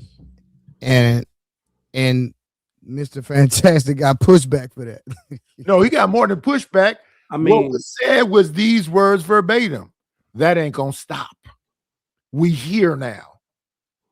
yeah. so, Well, the thing that tickles me pink is they say N words ain't ish, but they keep getting pregnant by N words that ain't ish. Yeah, that's their favorite. so that's N what words ain't ish, So- but you so- stay pregnant by them same ones. but we got to understand where that places them, right? Like the fact that we on these panels sometimes arguing about what they're doing almost gives them the platform to keep doing what they're doing. The issue with it is that the facade that they're trying to put off, it is not acceptable in any other race of women. Fact. It's not acceptable. So they think they're putting off this I do what I want, I control my situation type thing. Other women looking at them like, look, most of the Kardashians got babies by one dude. You ever notice that? Because they still understand that, yeah, they be doing terrible stuff, but these are some of the things you don't play with, right? And we all know that they're making like an overstatement for control. And it's partially our fault. Like, y'all see the way I talk, you see the way I get down. That's how it actually is in my house. But I was raised by a man that spoke like that. This is my house. What goes down in my house, like, shit like that. But it's just like I see these women fighting that tooth and nail every day because they don't want to be accepting of the role that's actually better for them. But Brother, I tell you what tickles me. I'm glad you brought up the Kardashians.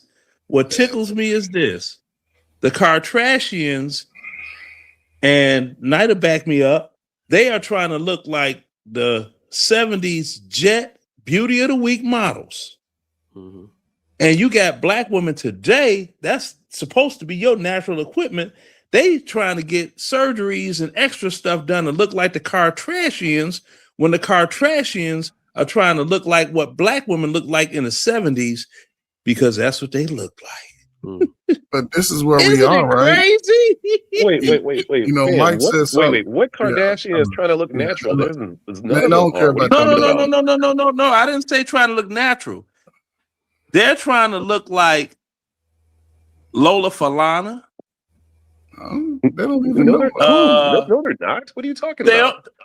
Are you All of them insane? Have you? Okay, hold, brother. We're talking about the Kardashians, right? They're all overly plastic. Bruh. Let me finish right Yes, I'm quick. listening. Okay. Have you seen a young Thelma from Good Times? Oh, yes. man, you talking about Okay. And they are trying to look like that from the neck down, partner. He wasn't even Who? born. No, what are you talking about? They're all overly. I'm talking about the voluptuous. Kardashians. They are Wait, trying to wait, That's look who I'm like. talking about. They're They not overly. in our community though. They not even supposed to Oh be. my goodness! I'll say I this can't when believe. what Trigger Mike Wait, said. Maybe I didn't Leonard, explain it right. You're talking about Maybe I Good didn't Times explain it Thelma, right. but the Kardashians are overly curvaceous and filled with plastic. What are you talking about? They're not trying to look like natural old school women of the 70s. Wait, Leonard. I'm gonna have to. They're not important though. The Kardashians ain't nothing for our community. Let me say this. I'm gonna have to agree with Wash. They are not trying to look like Thelma. They are not trying to look like Pam Grier. No, they're trying to be an over exaggeration. They're trying to look like cartoons. Women. Okay, thank you. Now I could agree with that. But they don't matter though. They don't matter. Okay. They are not. They are not relevant in our community of building. Well, we know women. that. I don't. But what I'm saying is, let me say this then, and I'll shut up. Okay. Trigger Mike said something very unique, right? He come from a father. He steps in as a father. The message, JT has a father. I think Aaron is a father. Trey's a father. Everybody's a father, right? Over y'all lifetime, half of y'all peers probably didn't grow up with a father's message. And this is where we are. Now, here we are. And I think it's still gonna always be the key. When you can have those when you can have those relationships with your child, I don't think no man up here will be allowed to, I mean, not saying would believe in and stand on allowing their daughter to run around and dress promiscuous like they see in the streets. I don't think no man would champion that. And that's where the disconnect goes, because it affects the women more than it affects the man. Because most of y'all life, y'all women, y'all peer of women have been whooping y'all ass since y'all was boys. They have always called you. And listen, there was no other man around to validate you. No other man. No father to say, hey, man, she ain't all that. Leave her ass alone. I know her mama. Yep. Hey, so, and that's where we at now, because this man that's trying, that coming into their manhood, they whole fight hasn't really been against nobody but they peers of women. And those women are now in a position, based off the laws, that they can go out and get their bad credit, buy all their little fake little jewelry, buy all their little selfish items, right? And it's trickling down to them because they starting to see the walls cave in real time. Brothers are understanding the dynamic. And that's why I appreciate, and it don't have to, it's not going to happen in a day. We've been under this for 50 years. But as the next 4 years, and I think we was talking about like if you're not procreating early, at some point, Trey, like I tell my son, it is like the child thing would sort of could put him in a position so where, let's say he's 35, he want to have a child, and he's done what he had to do. Now he can dictate who he wants to give his seed to. Yeah. He can dictate that. But if he doesn't, and he become a single baby daddy in the 2028, 30, he may struggle for 35 years of his life. Because I'm not bailing him out, because he has the information. He going to be the baby daddy and struggle with that. But if he does it right, he can have a family, and he going to be able to pick through the bad weeds when he's ready. Yeah. Because Americans. All right, 1 second. Let me read the super chat. Shout out to Miss Wanda with the $5. Put some color in the chat. Trigger Mike spoke facts. And shout out to This Might Be Risky. Got a big dog in the building. Appreciate that, brother, for the $9.99. First time catching it live. A panel full of great minds. Salute, Trey. Salute to the grind, Big Aaron. Gentlemen, thank you, my brother. Appreciate that so much. Yeah, I was saying. I just say real quick, what the coach just said. This is why it's so important, because for those who didn't grow up like with a father, like me and many others, the coach was the first person that we saw that kind of protected and could tell our mothers, like, "Yo, you're doing shit. You're treating him wrong. Try this." And that's why I think coaches are so important in our community, because that was the first time us as young black men got affirmations from another man, like, "Yo, it ain't you. It might be them," you know. And us growing up without a dad, that's why I think it's very important for coaches to be able to impart and really kind of come back and really claim that, because the young black kids in the community need that. Coaches were the only ones really that were doing that back in the day. So this is are you talking about? What time frame are you talking about? I'm talking about like in the 80s and 90s, but it's still to this day. I would agree with you then. Here's the thing about those men. Like they talk about, the grandmothers talk about blah, blah, blah. Those men are saying that those were thankless jobs, and the people that were in their faces the most were the moms. So now these younger men that would be fulfilling their spaces are saying, fuck that. I'm not going to be no mentor, stepdad, substitute teacher. I'm having arguments with men saying that, listen, when I was talking about an ecosystem or us looking, those men are saying, no, we check out. So us, Gen X, we are the ones that had the Cosby Show and Charles S. Dutton and all these other people. We that's when black men in colleges spiked in the late 80s, early 90s. And then we did all that stuff and we came and they said, we want y'all to not be so like brutal. We want y'all to be more expressive. And the minute we did what black women asked of us, all of a sudden, we zesty, we sassy. Why you talk so much? Why won't you be like your granddad and just come home and give me the check? So when you've done all that you can do and you get no results and it's a thankless job, these young men now ain't going for it. They're not going to be no mentor. And it's a foolish ask. Let me tell you why. What is being asked of black men, and I'm a dad, I'm a community guy, I'm an alpha, I'm out in the community, do all type of stuff. So I observe this in real time. What's being asked of the populace of black men is actually impossible. What people are saying is that it's up to you men to raise your community. Actually, we putting the cart before the horse. Check this out. The one mandate, the only thing every single man here on this panel and every man out in the world, your only mandate is to raise your own damn children. Thank you. A community is a group of families. If Families, all fathers 100%. are in this house, the problem takes care of itself. What happened back in the day is that there were 8 fathers, and there were so many that they could take care of those 2. Maybe somebody daddy died in the war, somebody daddy had heart disease, but there was so much of a community that they could take care of those 2. Now it's 2 dads and 8 mamas talk about, can you come help my son? Hell no. Who I look like, Jesus Christ reincarnated? I can't do that. So every man has a mandate. That's the first mandate. And I want to teach this to men in general, because the women will try to guilt trip you and tell you that it's your job to go mentor other people's kids.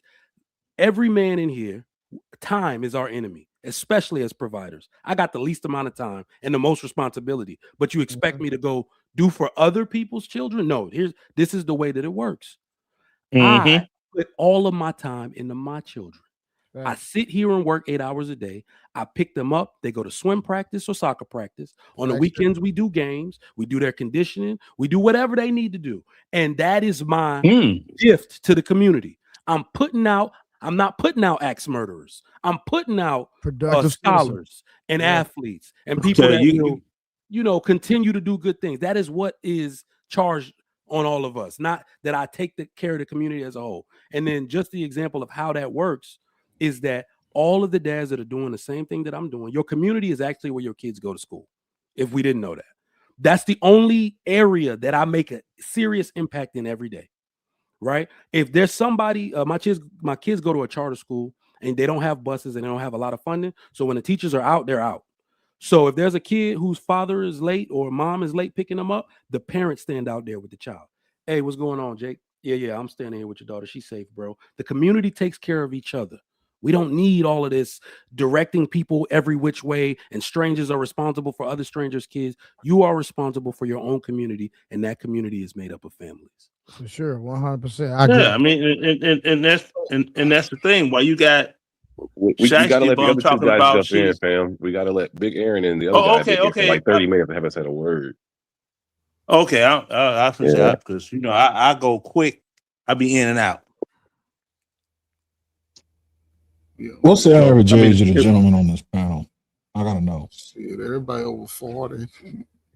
I'm over 60. I turned 40. I think Wash might be the youngest. I think I could be 44. Okay. Yeah. I'm the youngest. Then it would be me and Trey, right? We're 45. Yeah, I got the oldest hairline though. Damn. That's a damn shame. That shit is old. Big Aaron, technically, I turned 45 for Sunday. Technically. When you turn 45, Wash? Yeah, my birthday May 3rd. January. You little baby ass. Birthday in 2 days. Of 27? Yeah, he's youngest. Okay. No, wait, he on the East Coast. His birthday's tomorrow. No, I'm in Texas. Okay, you still on Central Time. Okay. I'm on the East Coast. Yeah. But Yeah, but man, it's like I said, I like when you have You panels was finished? and people are thought Aaron talking was with. asleep. Hold on, real quick. Big A, were you finished? I thought, yeah, Aaron. Yeah, the Vietnam thing. I think nobody knows what they're talking about in this conversation, right? And Really? just Elaborate, please. what do you think I was getting ready to do? I don't know. I was just wanting He was to not gonna ensure that elaborate. you elaborate. That's all, brother. I wasn't trying to challenge you. No. So it's important to know, I think, how that worked, like the truth behind it, because it will kind of explain how pivotal that was, right, with the draft and how it affected college students. That's kind of sort of when the whole idea that Black people be a part of corporate America began, right? Like that's when the expectation for a generation to be college educated in a family, it started there, right? The war messed it up, but it wasn't. So if you went to college, the draft was delayed for as long as you were in school. Upon graduation, the draft would affect you. And yet, even though you had your draft delayed, you still had to get it approved by a local board. Mm-hmm. So, yeah, there was a possibility that you can go to school and avoid the draft, but it was temporary and not guaranteed. Mm-hmm. And that's something that impacted the Black community and prevented a lot of Black men from going to college. And then Black men that went to college still went anyway. How do I know? Because my father went as a college graduate and continued the Oppenheimer program. He was stationed at Sandia Base. He was a nuclear weapons physicist, college educated. And he went because they pulled his ass in there. They looked at his education and said, come here, son. You think he wanted to work on tactical nuclear weapons? Not really. So you get an education and you're done with college, they're going to get you. His older cousin had to fly F-4s for the Air Force in the same war, because he had he had a bachelor's in geology. He could look at the ground from above and know exactly what it was. Topography. He studied that. So they put him in a fighter jet. So to say that you can go to college and avoid war, what that does is it makes us look like we skipped out on an opportunity. Why would you go to war and not to college when college is what will prevent you from going to war, right? It makes us look incompetent to say that was the case when it wasn't.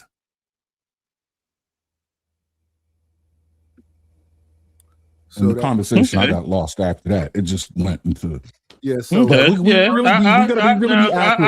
fully agree with the delay of game. No, Leonard. Well, you have to agree because it's what happens. It's the truth. Coach Ferg came up. Okay, but I did. Hold on. Let me finish with the brother here.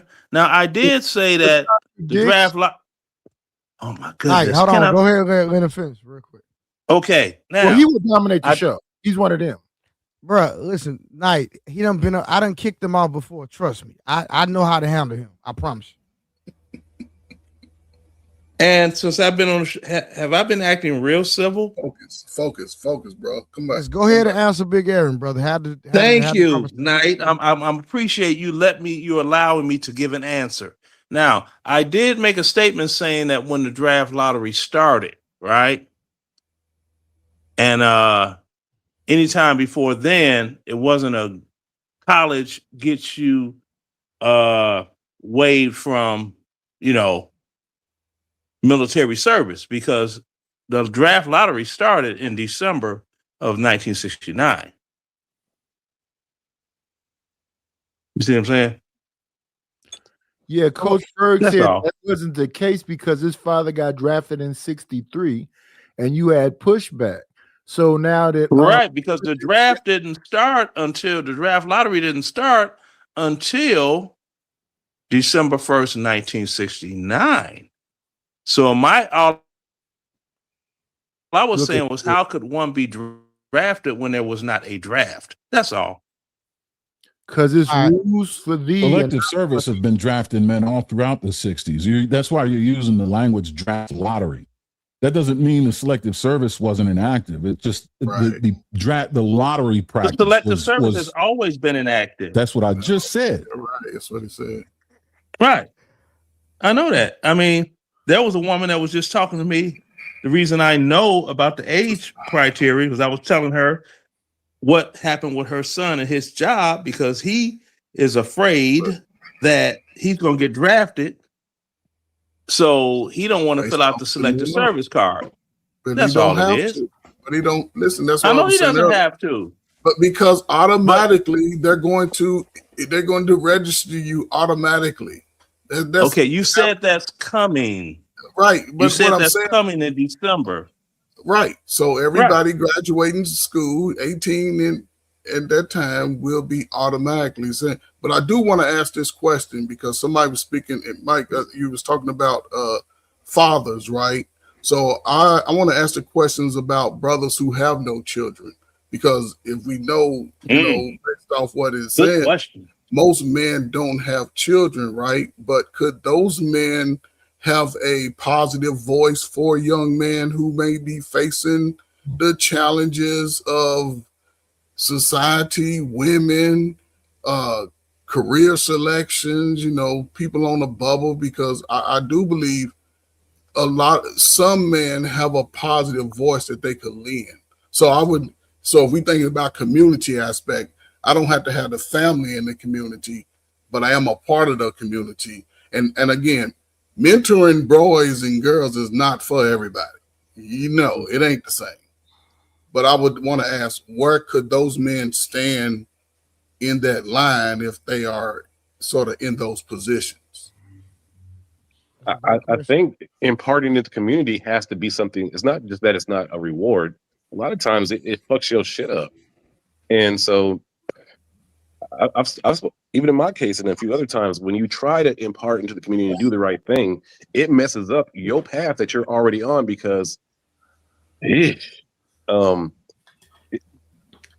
like trying to teach martial arts to a bunch of kids who are wanting to be on tablets on TV all day.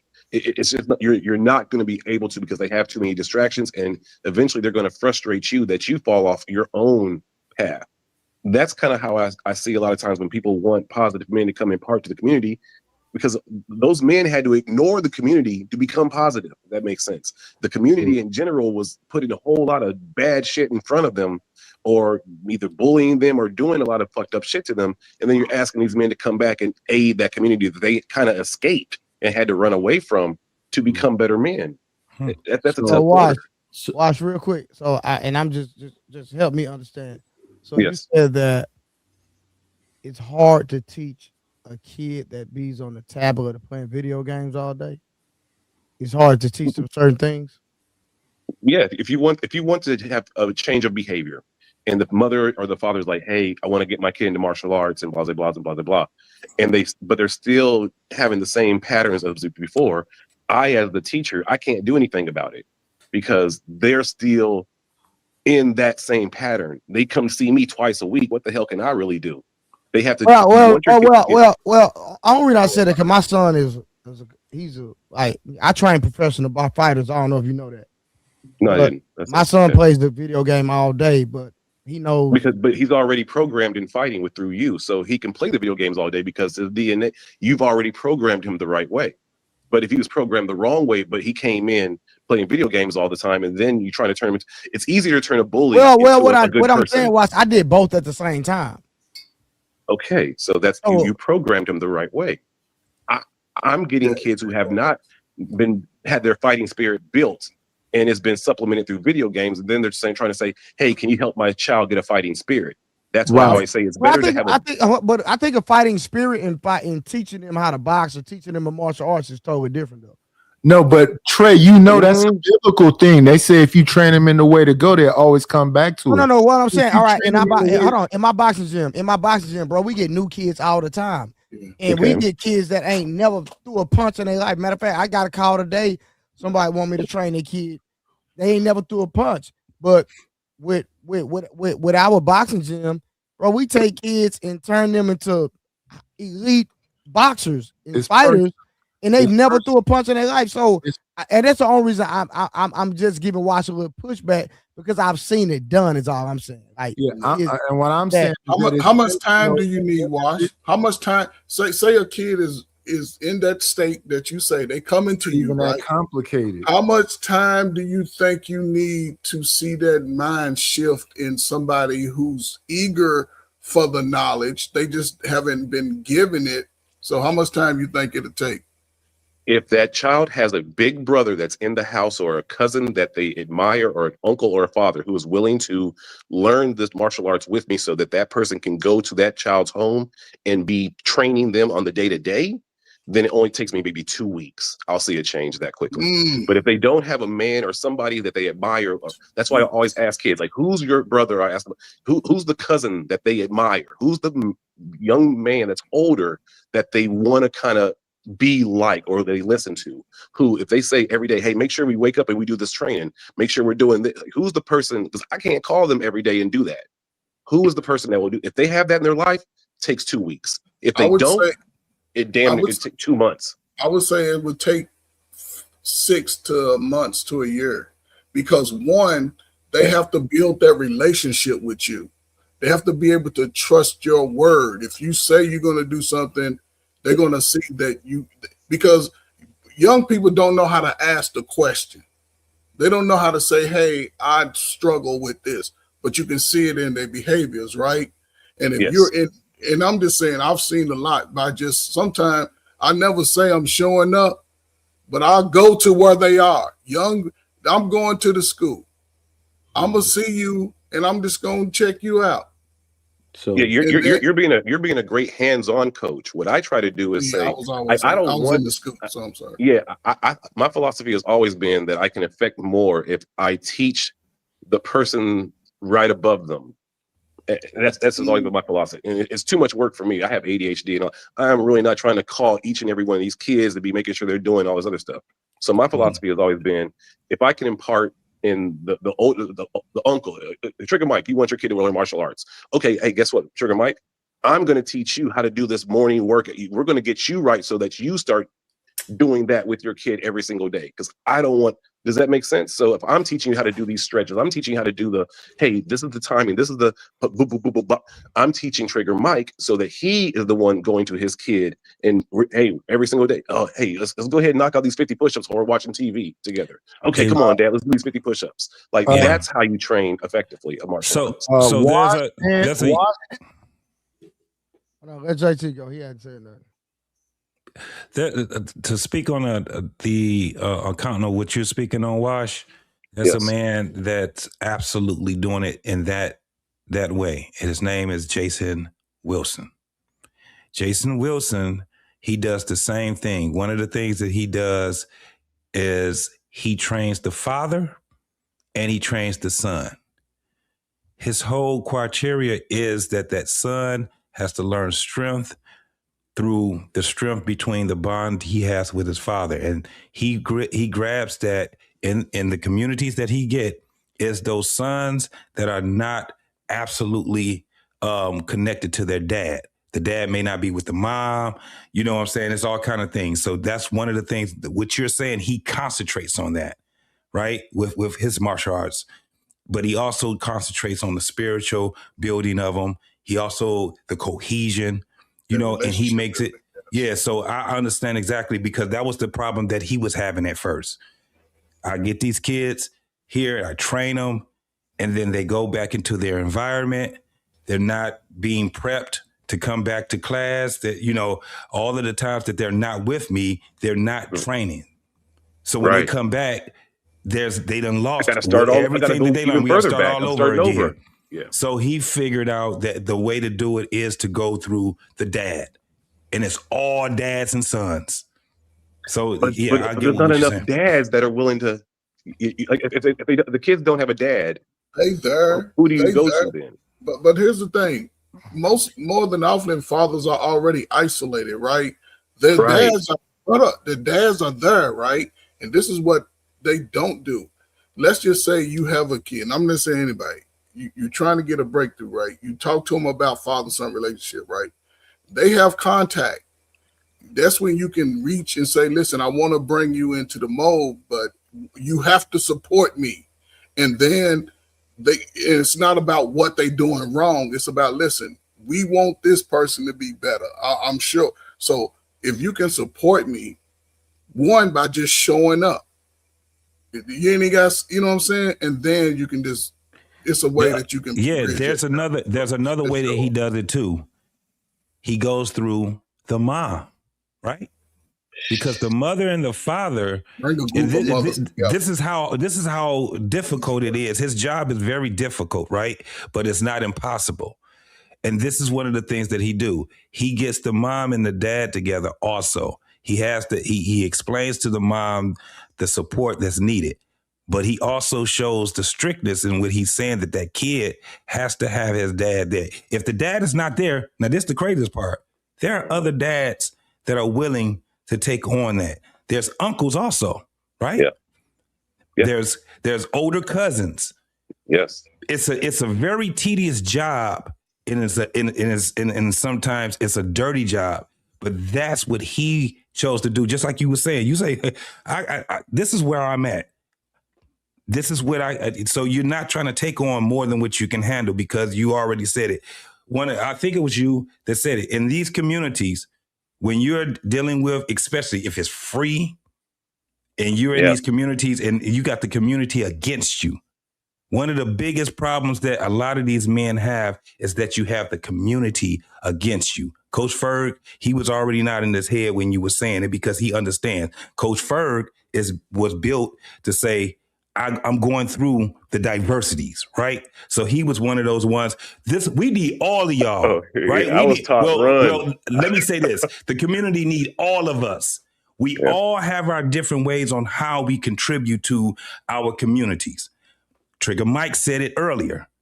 My contribution is through making my children the best possible adults that they can possibly be. I'm on the same page that he's on. That's my contribution. I understand exactly what I can do and where I'm needed at, right? We are all needed. I think that's the key right there. All of us. And I'm talking about black men and black women. But just like what we were saying, what the problem is that we have a problem with our black women not trying to be in their, you know what I'm saying, in that place. They're fighting against it so much. And I don't think that they really understand. If you seen the first part of this show last night, the conversation illustrated that with us, right? And it makes us as black men frustrated. Now here's another part to it. There are men that are in the way. They're in the fucking way. We have to get at a point where we gotta move their ass out the fucking way. They're in our way. These are what I call the Trojan horses. They ain't got no standards. They ain't trying to be better men. Hey, I am who I am right now. That's crazy right there to me. They're the minority, but they're in the fucking way. And they have the firepower and the weapons. And they're so willing to use them. So how do we get them out the way? Let me say this. That so not only is JT right, I call them the simps. Actually, I think those are the ones that are in the way, the simps. But what that is no different, JT, than any other time in history. Mm-hmm. The one thing that I learned is, for some reason, I don't know why we keep doing it. We keep focusing on the worst of us, but it's a part of this unity call. It's that unity thing is not even real. And I'm gonna just say it, every group of people on earth hates their niggas. You know that? Their nigga class, every ethnic group on earth hate they can't get rights. Mm-hmm. So we focus on them like we're supposed to be bonded or unified with them. But the one thing that I learned, especially living in this huge suburb with all these hyper productive people, those that can will. The greatest predictor of success is not opportunity, it's intention. These people have opportunities all the time, and they just don't take them because they don't want to. That's what you said. They can't get rights. They're just in the way, and they want to stay in the way. We need to ignore them. We need to build our utopia away from them and actually say, you can't get in here. You don't act like me. And until you behave and do the things that I did and prove yourself as someone who could be a part of this community, you can't sit with us. Have you ever seen how exclusivity always gets the most attention. When somebody can't get in somewhere, that's when they really be like, nah, I gotta get my stuff together. These bros cold, bro. I gotta, you know what I mean? So, but we're not creating that exclusive thing because they got too much access to it. You know what I mean? They could call us on the phone, they could roll up to our crib, so they could just pretend like they us. No, we gotta really that's actually crazy. We don't need unity, we need rejection. Yeah. Real quick, let me read this super chat real quick. Shout out to Trucker. Yeah. Black men are going to have to learn to stop protecting black women from themselves. Thank you for the donation, brother. Trigger, can you repeat that part about everybody rejects they so-called N-words, and how are we separate from being the same? Because I understand white people will say that's white trash, that's trailer trash, that's a hillbilly, whatever. How are we different from everybody else when it comes to we are 100% different. Every even on these panels, we feel like what I see the most is that we feel like we owe it to them to bring them up with us. But we're giving the same. Have y'all not noticed that in the black community, especially from the parents, even the parents expect wealth to flow up and not down?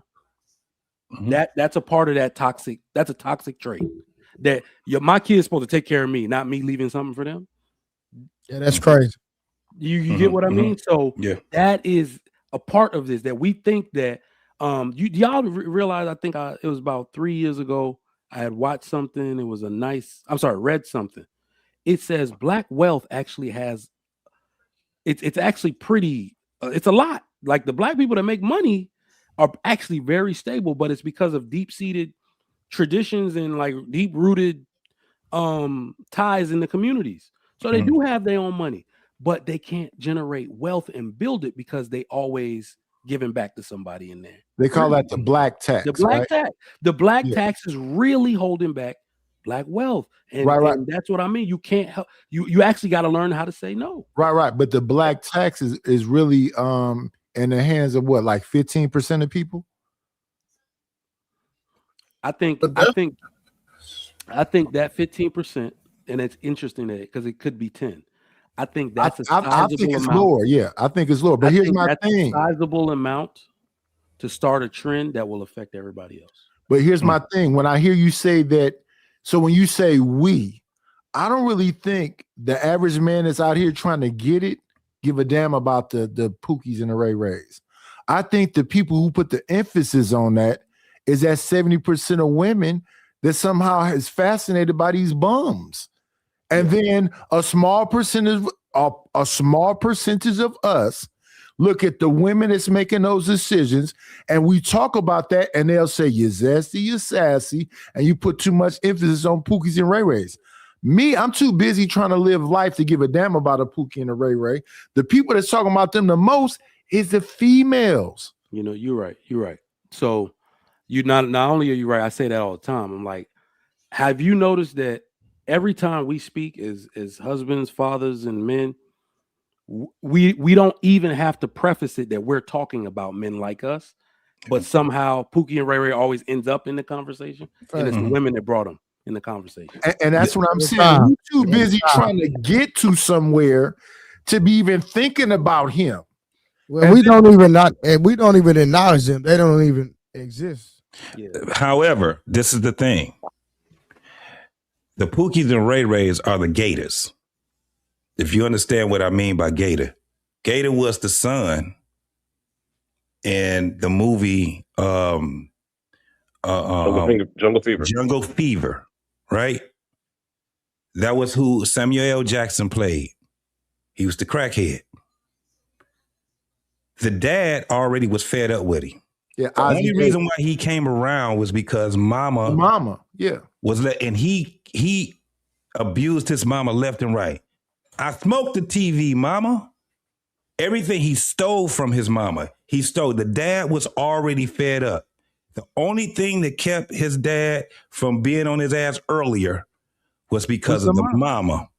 But JT, it was a time where the mama couldn't do a damn thing because daddy was fed the fuck up. But and what did he do? And Ozzie Davis popped him at when it was all over. When he came back to the house trying to take something. But here's the thing: stay right there. All them uncles and cousins that violated people in the family. Those are the gators. That was right. The people that was protecting it wasn't the men.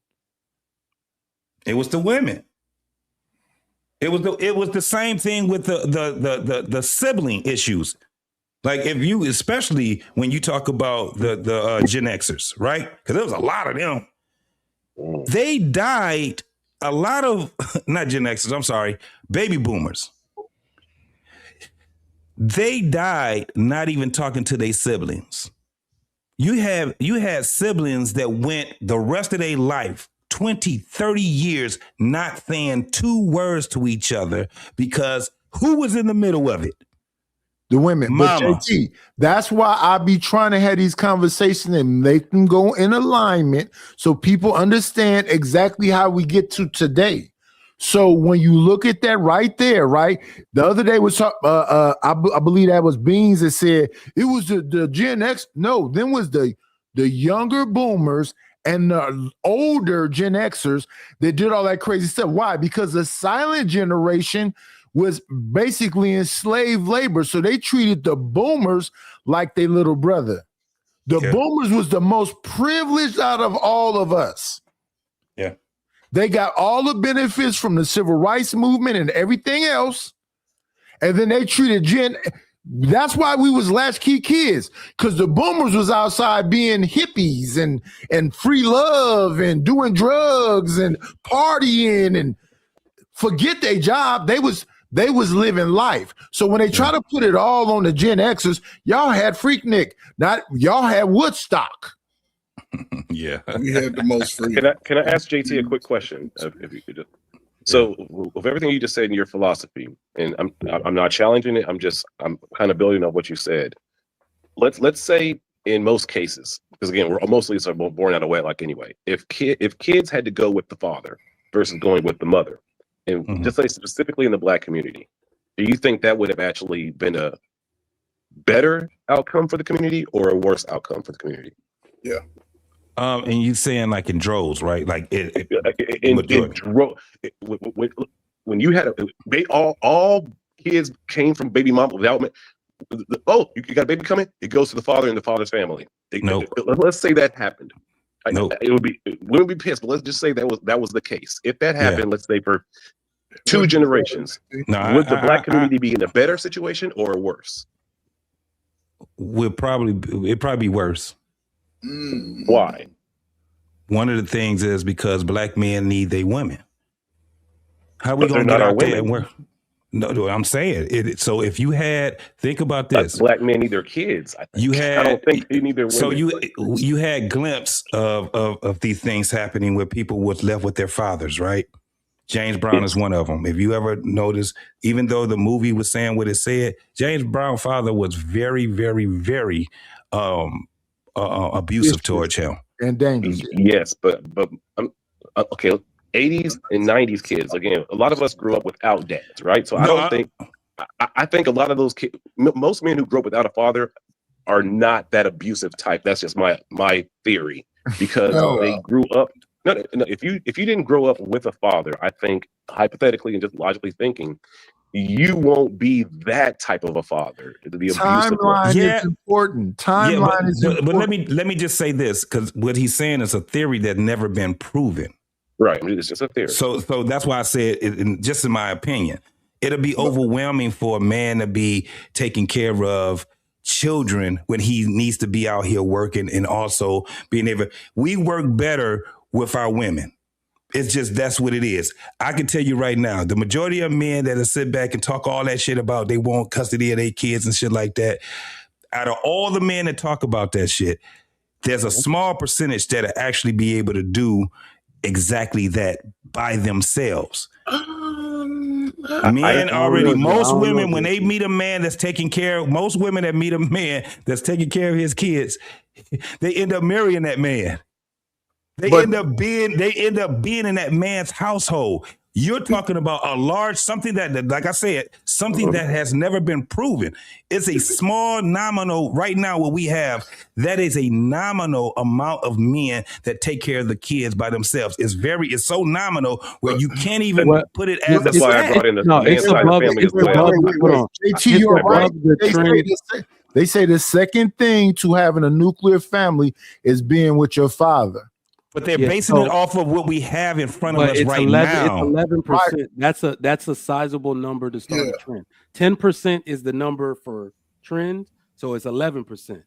But I mean, psychologically though, JT, it's not that we want to trash moms. It's just that the person that is built for discipline, children lose all discipline. So let me put it to you this way. This is LCSW named Erica Comazar. She's not even using all of this stuff that you can argue with. She went to stuff that is 60-year history. Okay. All of this stuff that we see happen to children, the grape, the essay, all of that. We did not even realize how much is associated with children not being around their biological father. A mom will say to you, the safest place for a child is with their mother. That is incorrect.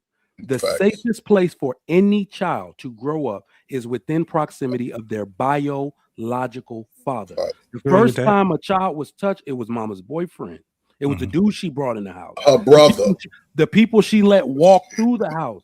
That was what that lady was breaking down. She said, do not get it twisted. They have done analysis in every continent on earth. When children are within proximity of their biological father, their safety, their acumen, their intelligence is intact. So that is what they get from being around. So he don't need her to be that person.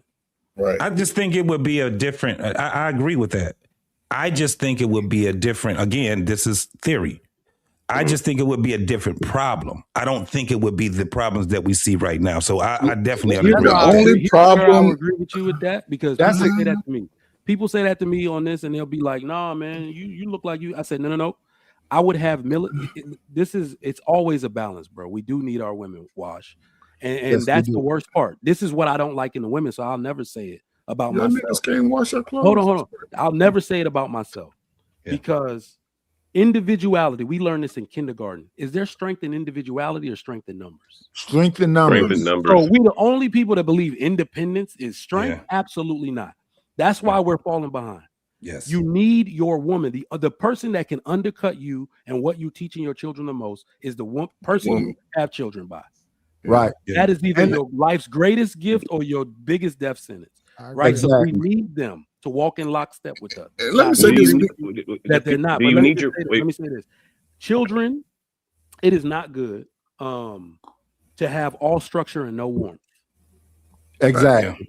It is not good for children to have all warmth and no structure. Yes. We are a balance. So I'm my children will be militant as hell if they didn't have their mama to go cry to after I come down on them. Right. But so I get you on that. And but then this is part of this is where we sort of got soft at it, JT. You know what I'm saying? Because we had these conversations. Growing up with a father, right?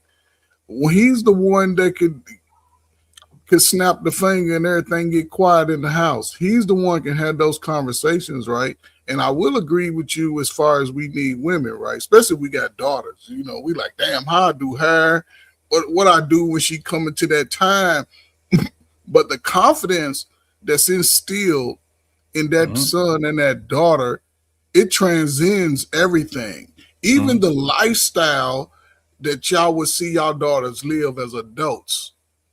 They're going to have that respect, and they're going to make sure that they try to be as respectful to you and your life and your vision as possible. They ain't going to always get it 100% because, we get out there and we start dating, we like what we like, and we go through that.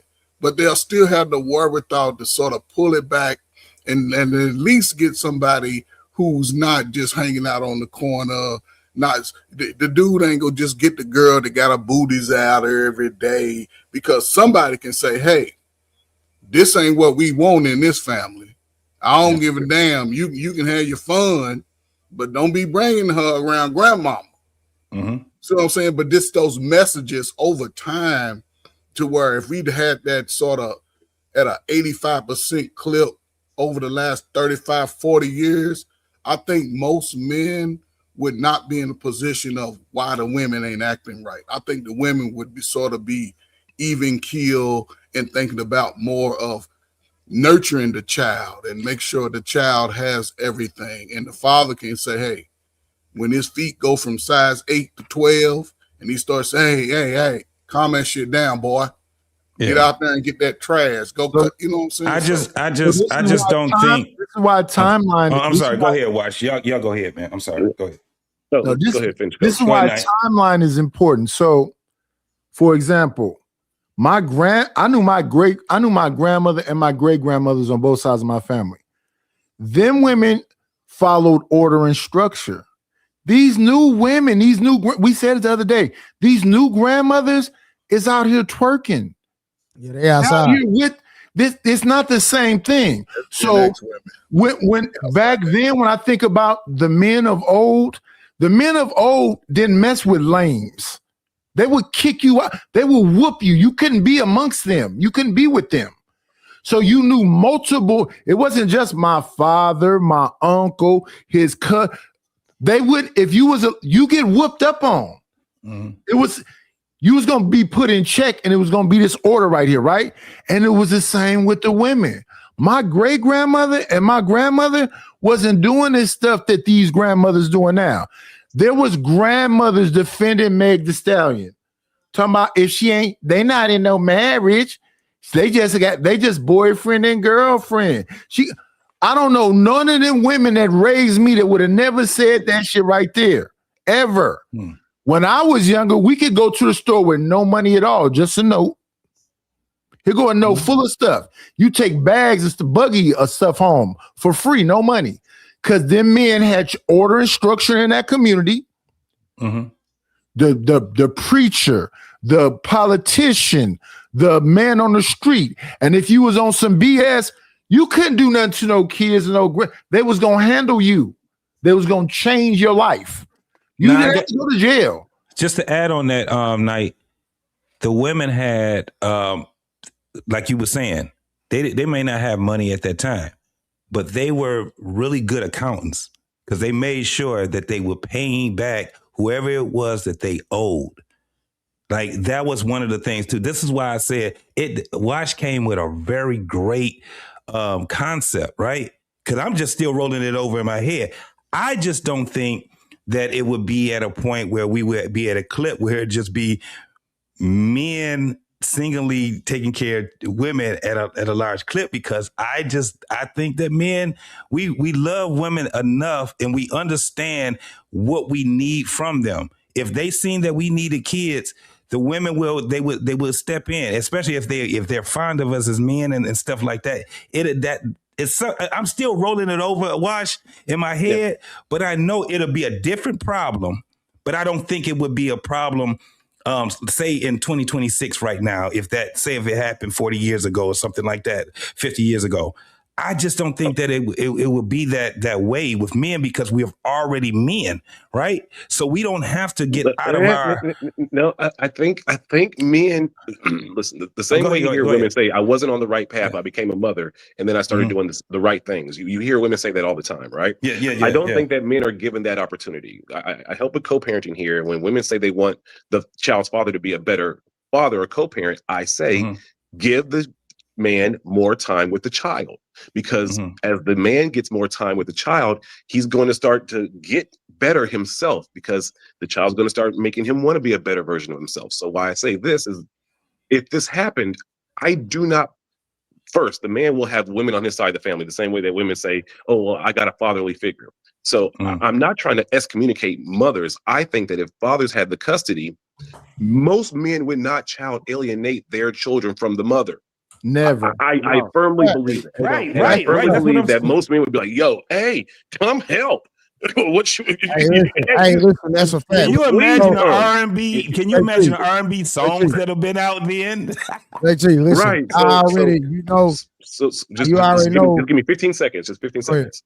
So if we as a community attack this child alienation shit, that's where the cure is, because that's where the problems are. If we can figure out how to simply get the kids, if we can figure out how to get the mother and the father to just be beyond coherent and friendly to each other and value each other and each other's co-parenting, that would, I think, fix a large majority of our issues in our That's the disagreement, and that's why I think men should have the custody, because I just truly believe if we want to change that, men in general, wife or even baby mama, would not child alienate their kids from the mother or her side of the family the way that it happens on our side. We're looking at the right answer, but we have to. Yeah, but that goes against what you just said. Men would never alienate their children from the mother.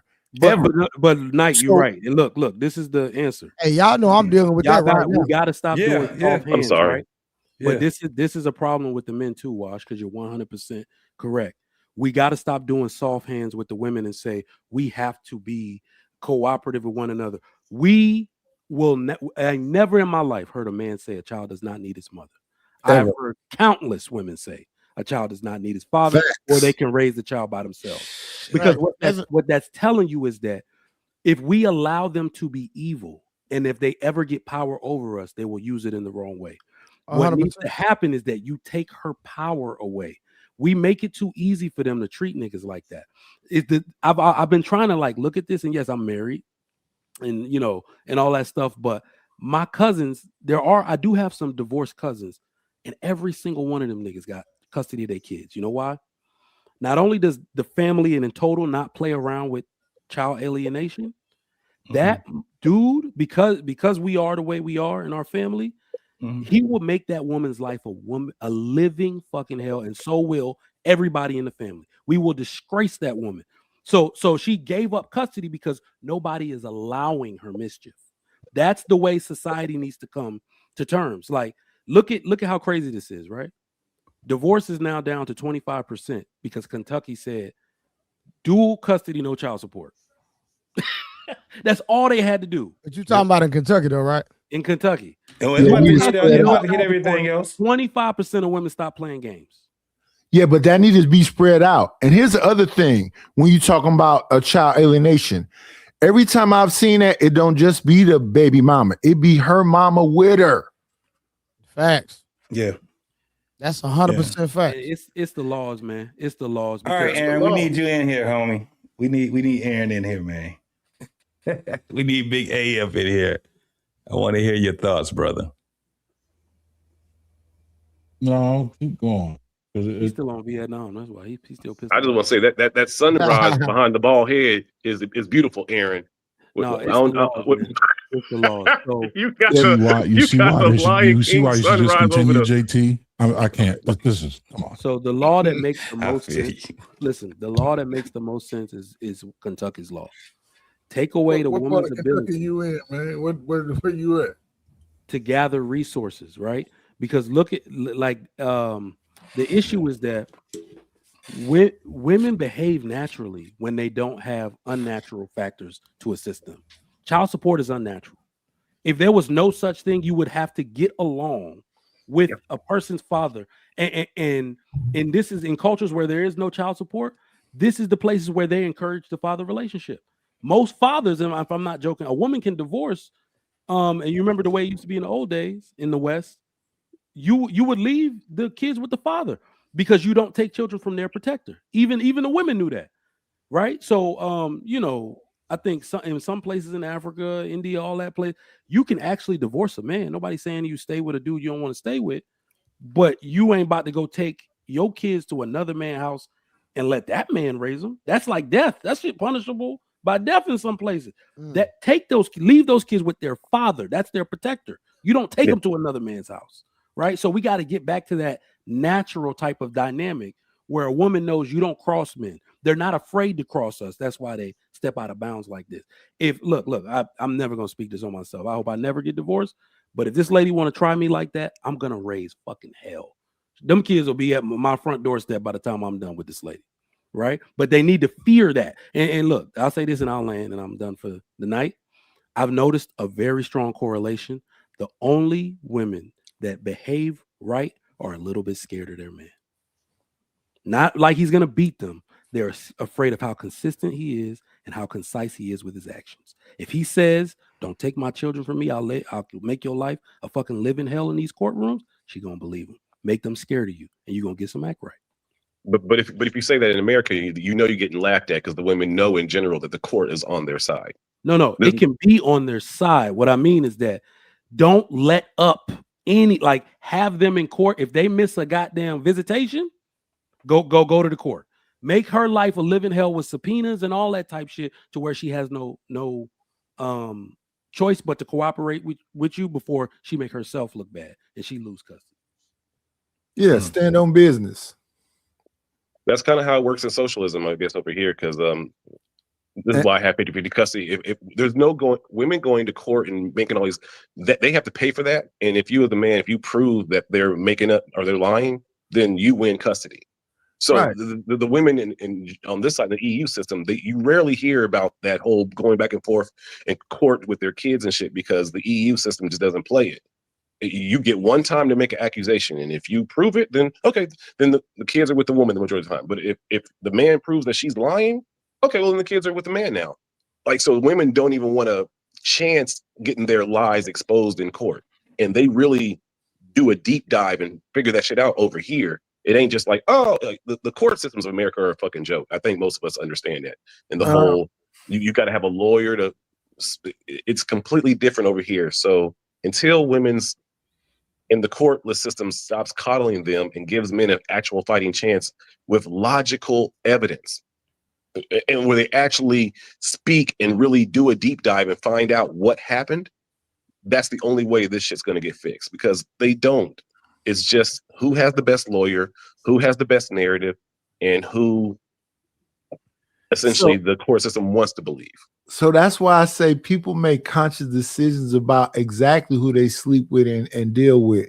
So when they say that he's an ain't-ish N-word, they're literally picking dudes that they know cannot go to court, do any of this stuff and everything else. It's just about getting the benefits of having children. There's no way you as an intelligent adult don't understand that this man don't have no college education. His father didn't go to college. You know, the bourgeoisie, they need to see 2 generations of college people, and you went to college. That's how they pick. And a lot of them have arranged marriages. The 2 main marriages that say together is people with money and arranged. Three generations. 3 generations.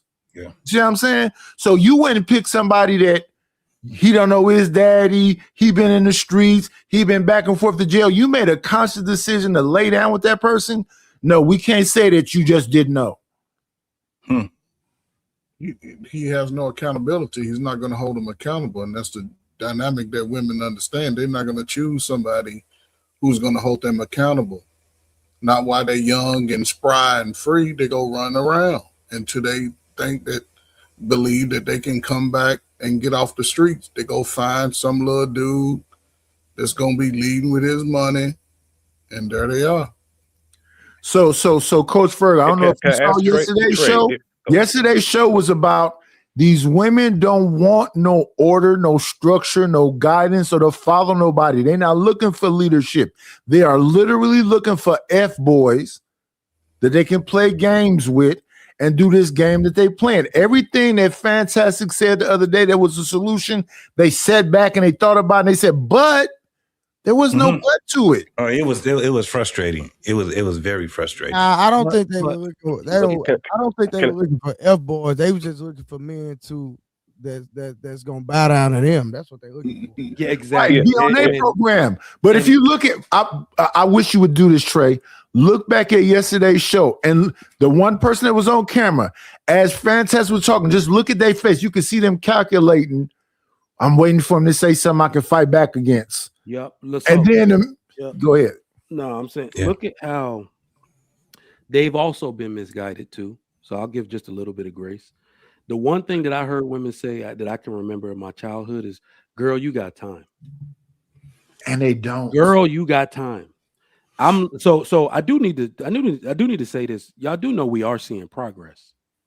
Yes, I always say it. I always say it. Yes. Every single day, I'm seeing a new post of a woman apologizing for participating in feminism.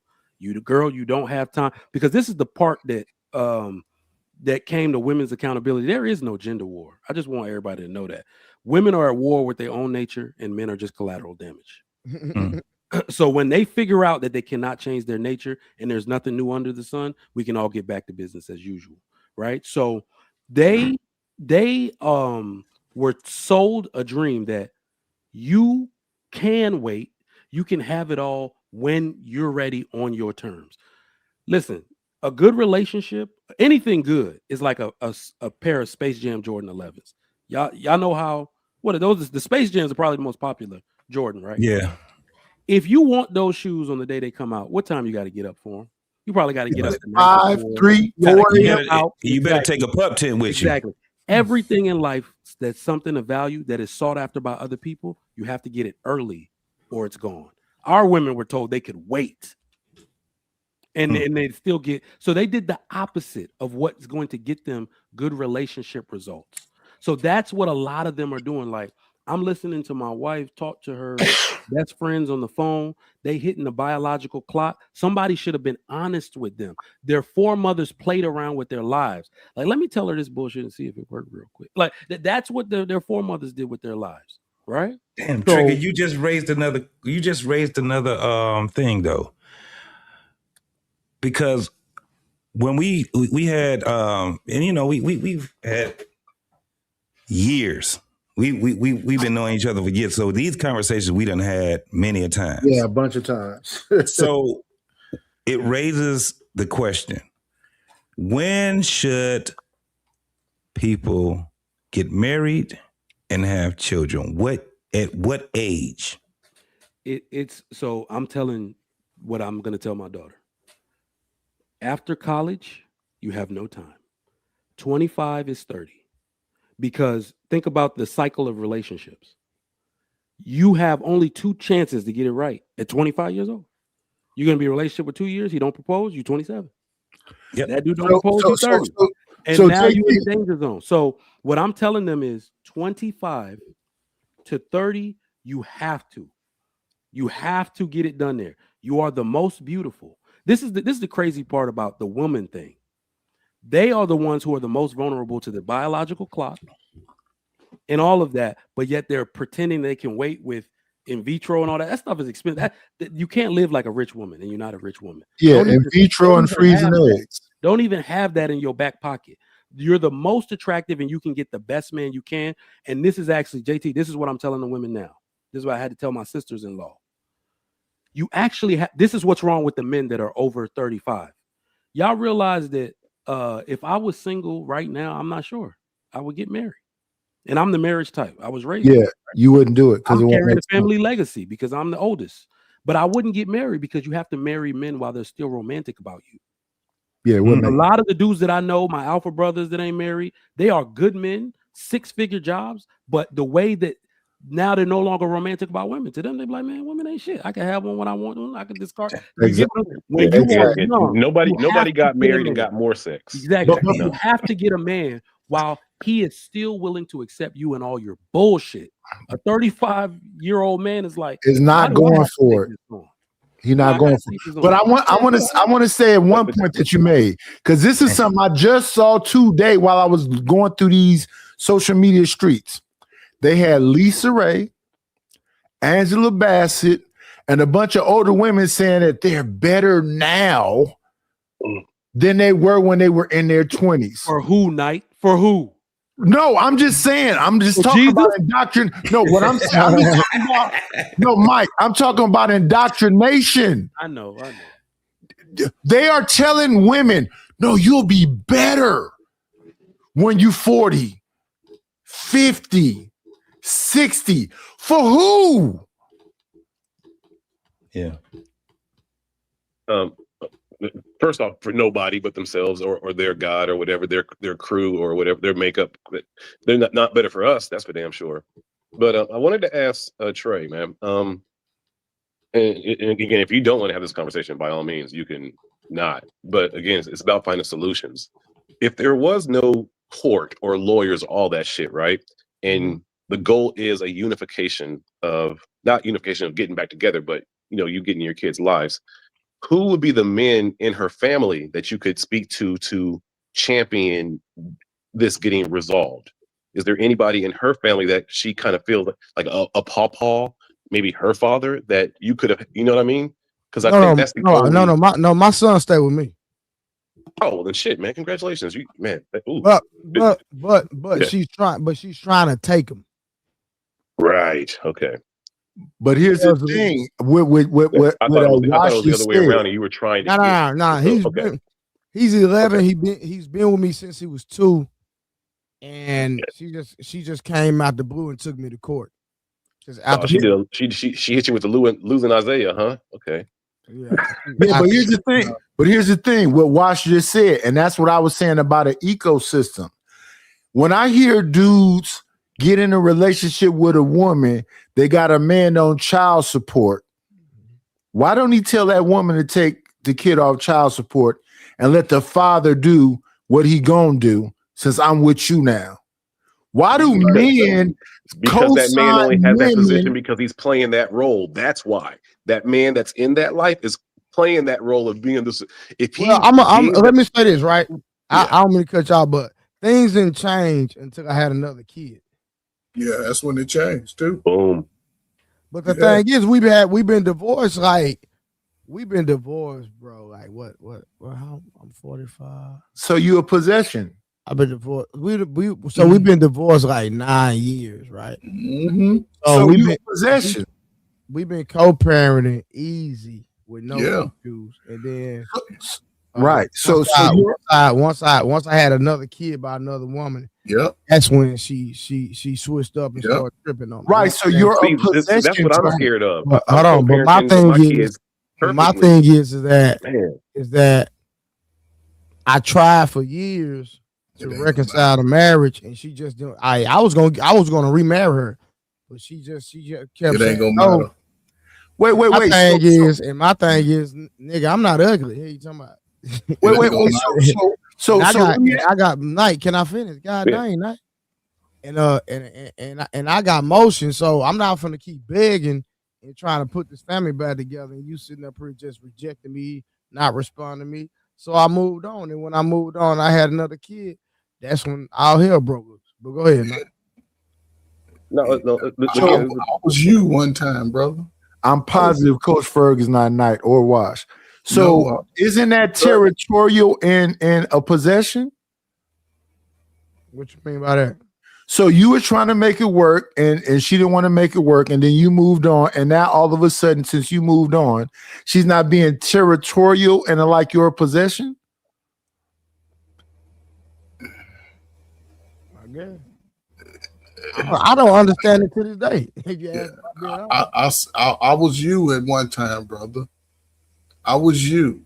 See, at first she had the power over you. You had to be committed to her. I mean, not her, but your attention was going in that direction because y'all had a son.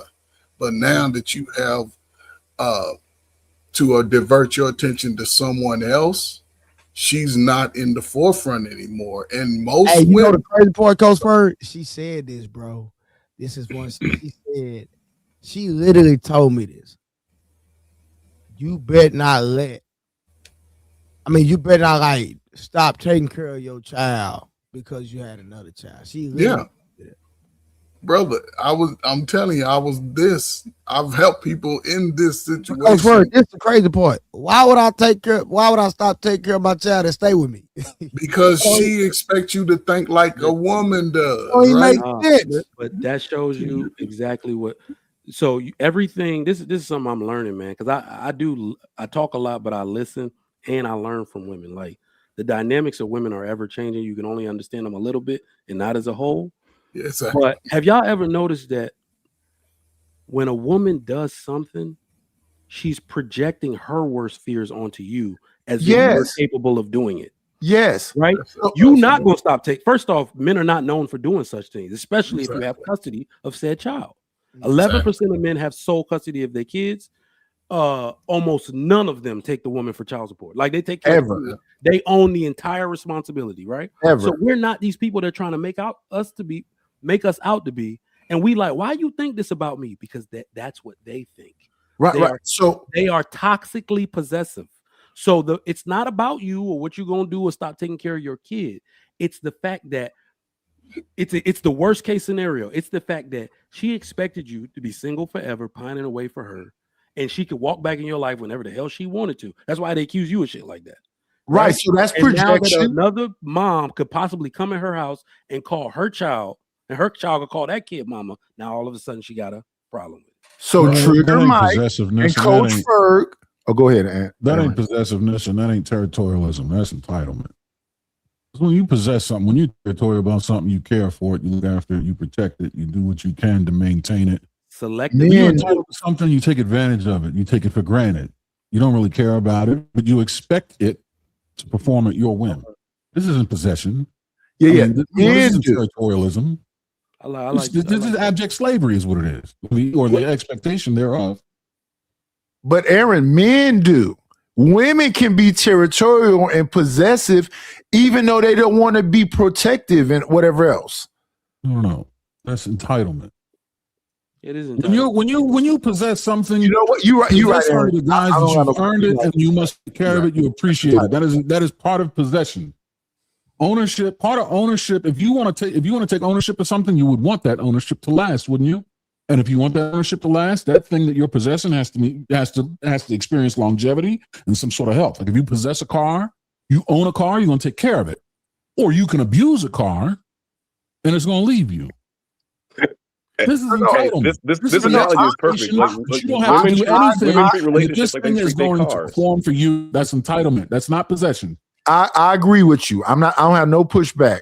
But what I'm saying is that I've literally heard women say that they are the divine feminine, you are their creation, and that they should never have to answer to you. But I do agree with you. That's entitlement. Yes. Why would you invest in that statement that they made? When they say that to you, why is it still in your head? Do you bring it here? Well, why even entertain it? I agree with Big Aaron. Why even entertain it? Well, I would entertain it. That's the reason why they will never come back into the fold. Very well. I mean, think about it. They create what? The act of creation has a cognitive a component to it. You are making a decision and create. When you create, something is manifesting from your your consciousness, your mind, and you by virtue of cognition, bring it into reality. You paint something, you sculpt something, you cook something. Then you have discovery, where you find something that previously existing that no one knows. But then you just construct, you build. So when they make a child, they build their bodies are building the child. They're not creating anything. If a woman is creating, you tell her this. Watch this. Create a child and tell me how tall it's going to end up being. Because I can tell you what color painting's getting ready to be. Right, because you have a logical mind, and me and you are always going to agree because we think from logic. They do not. So, which is why I asked, why when they say, do you even entertain it? Yeah. And Night, we doing the same. It's wasting brain space, man. We getting old. You ain't got the bandwidth for that. So, Night, we doing the same thing that we accuse the women of doing, bro. The same way they bring Pookie and Ray Ray into every conversation, we bring the hyenas and not the lionesses into every conversation because we so upset with them. It's for different reasons, but we're so upset with them. And to be honest, like that's my thing. I don't like the way some of them make us look because it's like they'll be like, I'm college educated, but you still act like a damn hyena. I can't get down with that shit, right? But what I will say is that black men got to grow more of a backbone to where we are not afraid to leave people in the dust that violate our rules and ambitions for the family. And that's the point. If you can't actually let these people into your territory. You can't let them into your environment because they're not genuine. You notice how when people need a lifeline, like y'all got that relative that was like F everybody, they always blow up every family gathering, they leave, and then they come back trying to act contrite, but they just really need something, and they're gonna disappear again. But they poison somebody along the way and try to pull them on their side. Now that person going too. That's what these hyenas keep doing. You have to keep the rest of the pride safe. You gotta surround yourself with only like-minded people. Dog, by the time this is all said and done, because we're not even talking about this anymore, that this actually means the black community in America is going to die by 2100. For damn sure. But let's say right what you just said about the men with the backbone. The men with the backbone, let's say right there, is that the majority of us? What? No, it's not. What I'm saying is that men keep reaching back. The reach back is bad on both sides. They keep reaching back. I just want to save her, no, nigga. No, trigger want to be saved. Project Pat said this shit. Yeah, years ago. The Bible said it too. I'm not finna look back and turn to a pillar of salt, Trigger Mike. Everybody ain't going. But we also have to think this thing out. And this is what I mean by this.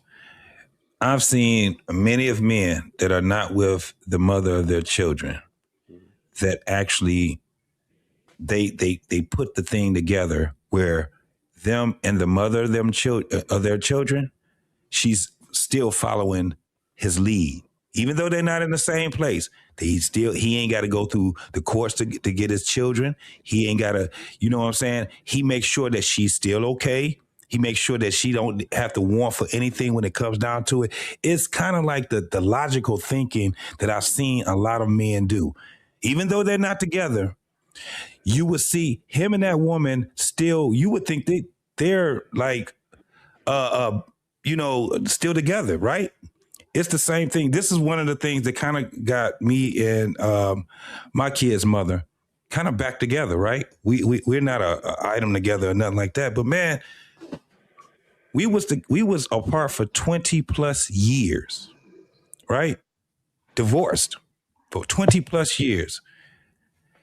We're not there where we were when we were kids, right? I had to think on how it is that I need to keep the cohesion with my family, whether I wanted to or not. That woman is still my family, and I had to make her not only think that she's still family, but feel that she's still my family, right?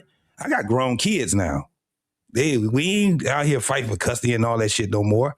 But at the end of the day, they still need our support. They still need us to be, and they still need to be family. It's weird for my youngest daughter because she never seen me and her mama together, ever, right? Mm-hmm. When she was born, we were already divorced. So when she saw, as an adult, me and her mother, that looked strange to her. She didn't even know how to act. She was just like, what the fuck going on? What the hell is this, right? But it got to the point where I had to think outside the box. I had to get rid of all of the pain and hurt and the angst and the mad, because she still was a good woman. She just fell in some bullshit. The way she was thinking was just like the rest of it. That's why I be telling the women, y'all standing too close to the hoes. Y'all thinking the same way as the hoes is thinking, right? I say it because I understand it. I understand exactly, because that's what I had to tell her. Like, when we first got together, man, I just got out of teenagehood. When we got married, I was 22 fucking years old. I didn't know how to, express myself the way I can express myself now. You know what I'm saying? I don't know if we ever get back together as, together cohesion, but she's family. I had to figure that shit the fuck out, bro. And I didn't need nobody else to tell me, because everybody else that was trying to give me all they fucking, what they think and all that shit wasn't working for me. You had to grow into it, but let me ask you this, JT. A men who leave amicably, where they can still have a relationship, because we are family once we have kids together. We will always be together. Is that a majority of men that can even do that? No, it's not a majority. That's why I count it as a problem, right? Because I've seen it before I started doing it. I seen other men doing it. I was like, how the fuck is he making sure that this cohesion is still here and he's not in the house, or, you know what I'm saying? But the man got a key to the fucking her house. She got a key to his, because they understood as being adults, this is what has to happen. So anybody that he's with and anybody that she's with, they have to understand what this, this situation actually is. Did that make it easier though, since you saw those examples?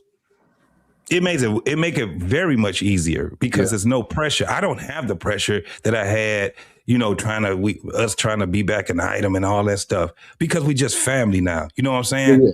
That's a beautiful thing. I'm happy for you, brother. I wish that was everybody, man. I wish it was, bro. Man. But Like, I didn't honestly, think that I had to second guess myself. I ended with this, watch.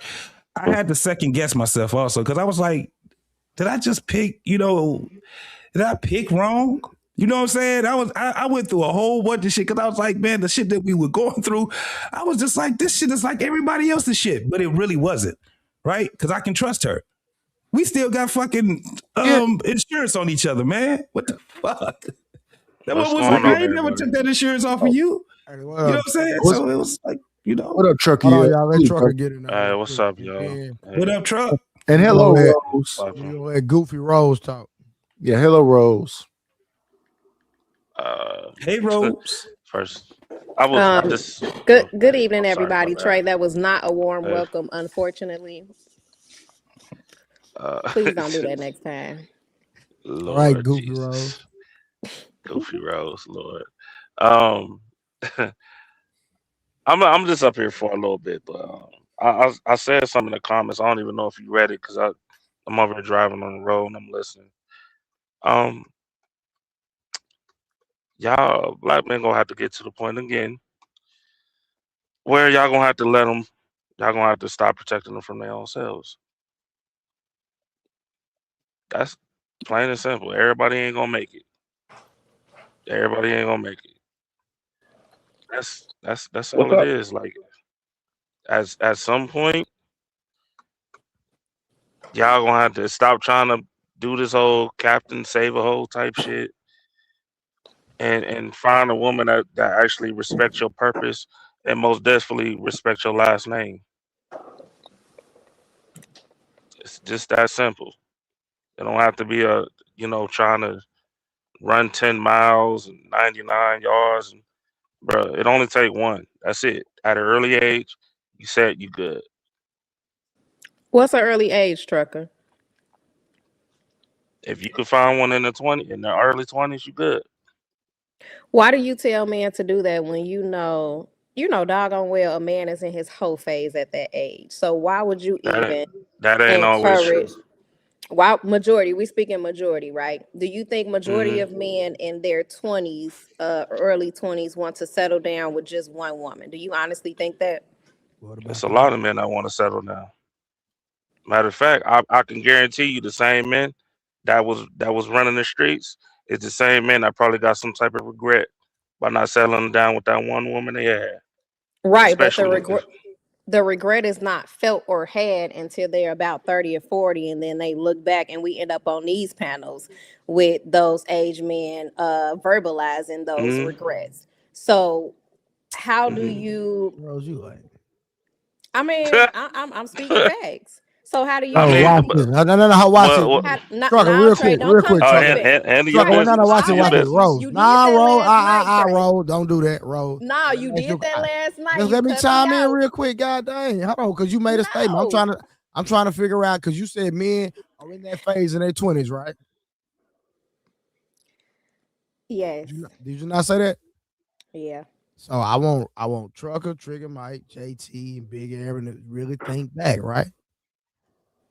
Who hit their Could phase you first? repeat yourself? Could you repeat yourself? Who typically hit their phase first? Women or men, Rose? The whole phase? Yes. Men. Cap. Let me tell you why. Oh Lord Jesus. Hold on, watch this, Trucker. Because I know all of us on this panel can vividly, and if she would be honest with herself, you had girls getting picked up in high school Bingo. by grown men. Ass The man. average Bingo. high school nigga was not getting picked up by no grown women. Facts.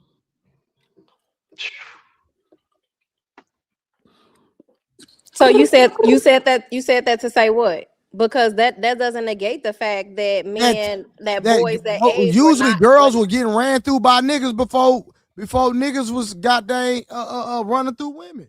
But just because that was happening, Trey, publicly doesn't negate the fact that these boys out here were still just slanging it all We over the can place. barely get it because the older niggas that had motion was getting it before us. Oh my God. So Oh, hold on. Am I lying though, Rose? no, You ain't. you're not ain't lying. gonna, Like, look. he ain't lying. Listen, we got to start saying it this way too, because listen, the access, it's impossible And I don't think the women realize this because they always focusing on the dudes that can get a lot of ass. That is literally 10% of dudes that can do that.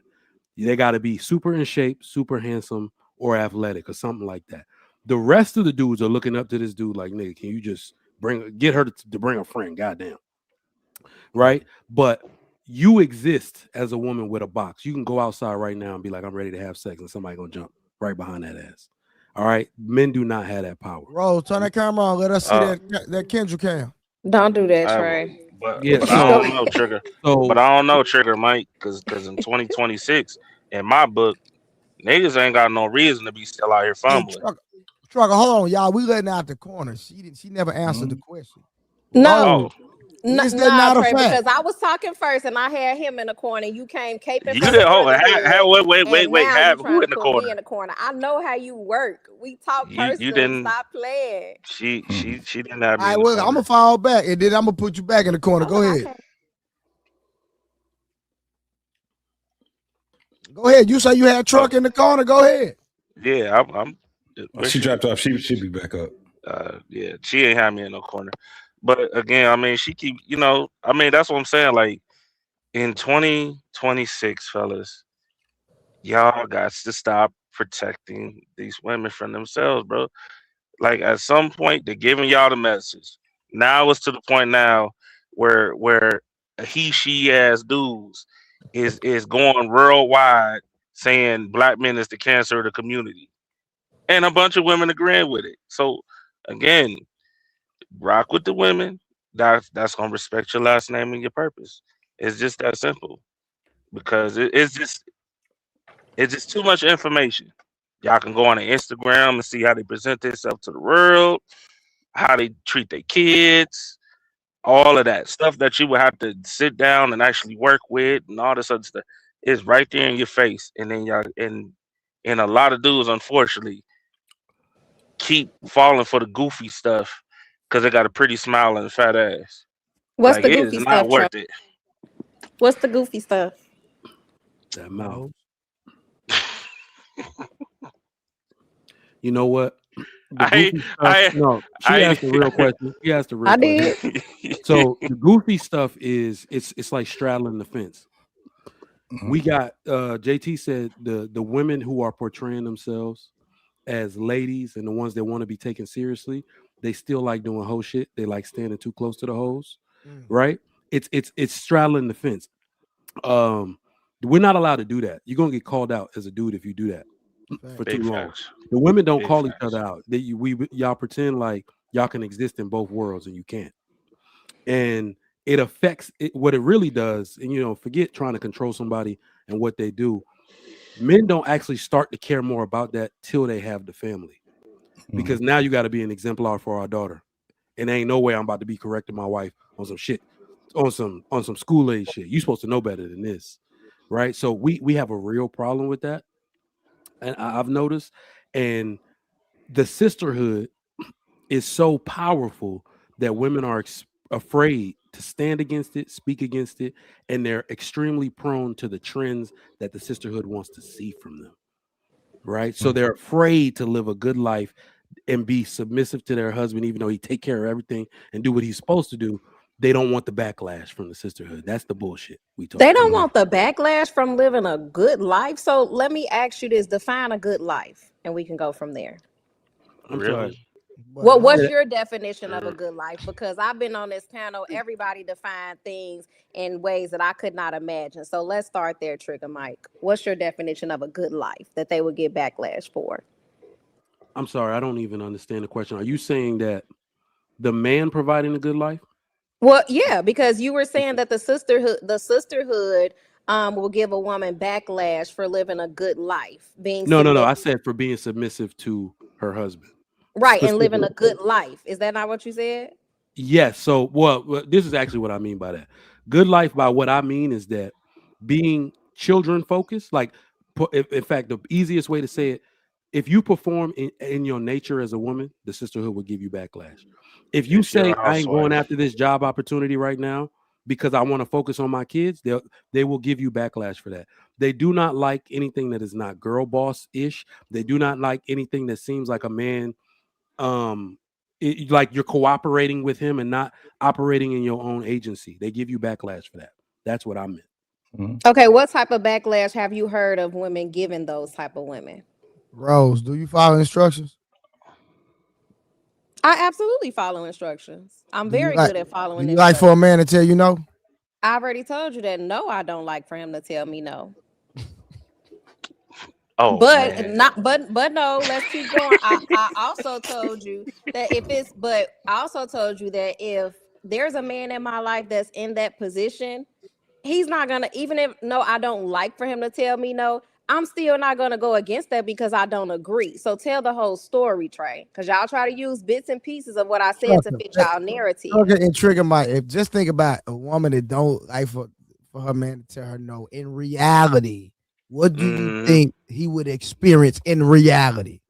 We know nothing but pushback. Backlash. You change the temper. But I'm right here. But I'm right here though. You can just ask me. Yeah, Like, but listen, you don't have to hypothetically. hey, y'all, let's keep it gangster, right? Let me get a little real. Rose, it hit different when I'm slamming dick in you. Which means your feelings. Okay, but what I said was I wouldn't like for him It's to tell easy me to no, say that but on the panel, but if we were actually in a relationship and I'm dealing with you in real life, come on, Rose, you know it's gonna hit different. Be for real. Nah, it is what I said it is, not what y'all think it is. Okay. Man, Well, even if you if you don't even have to have it as an anecdotal thing. The thing is that the sisterhood is stronger and it's going, and that shit is in every generation. Every one of them. We seeing it right now, bro. I don't see.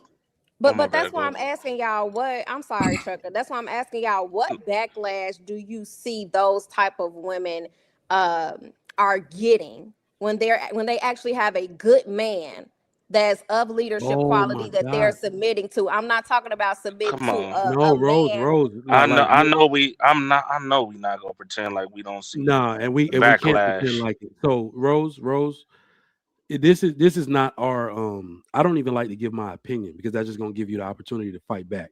You got to understand that everything I learned watching a woman do to another woman.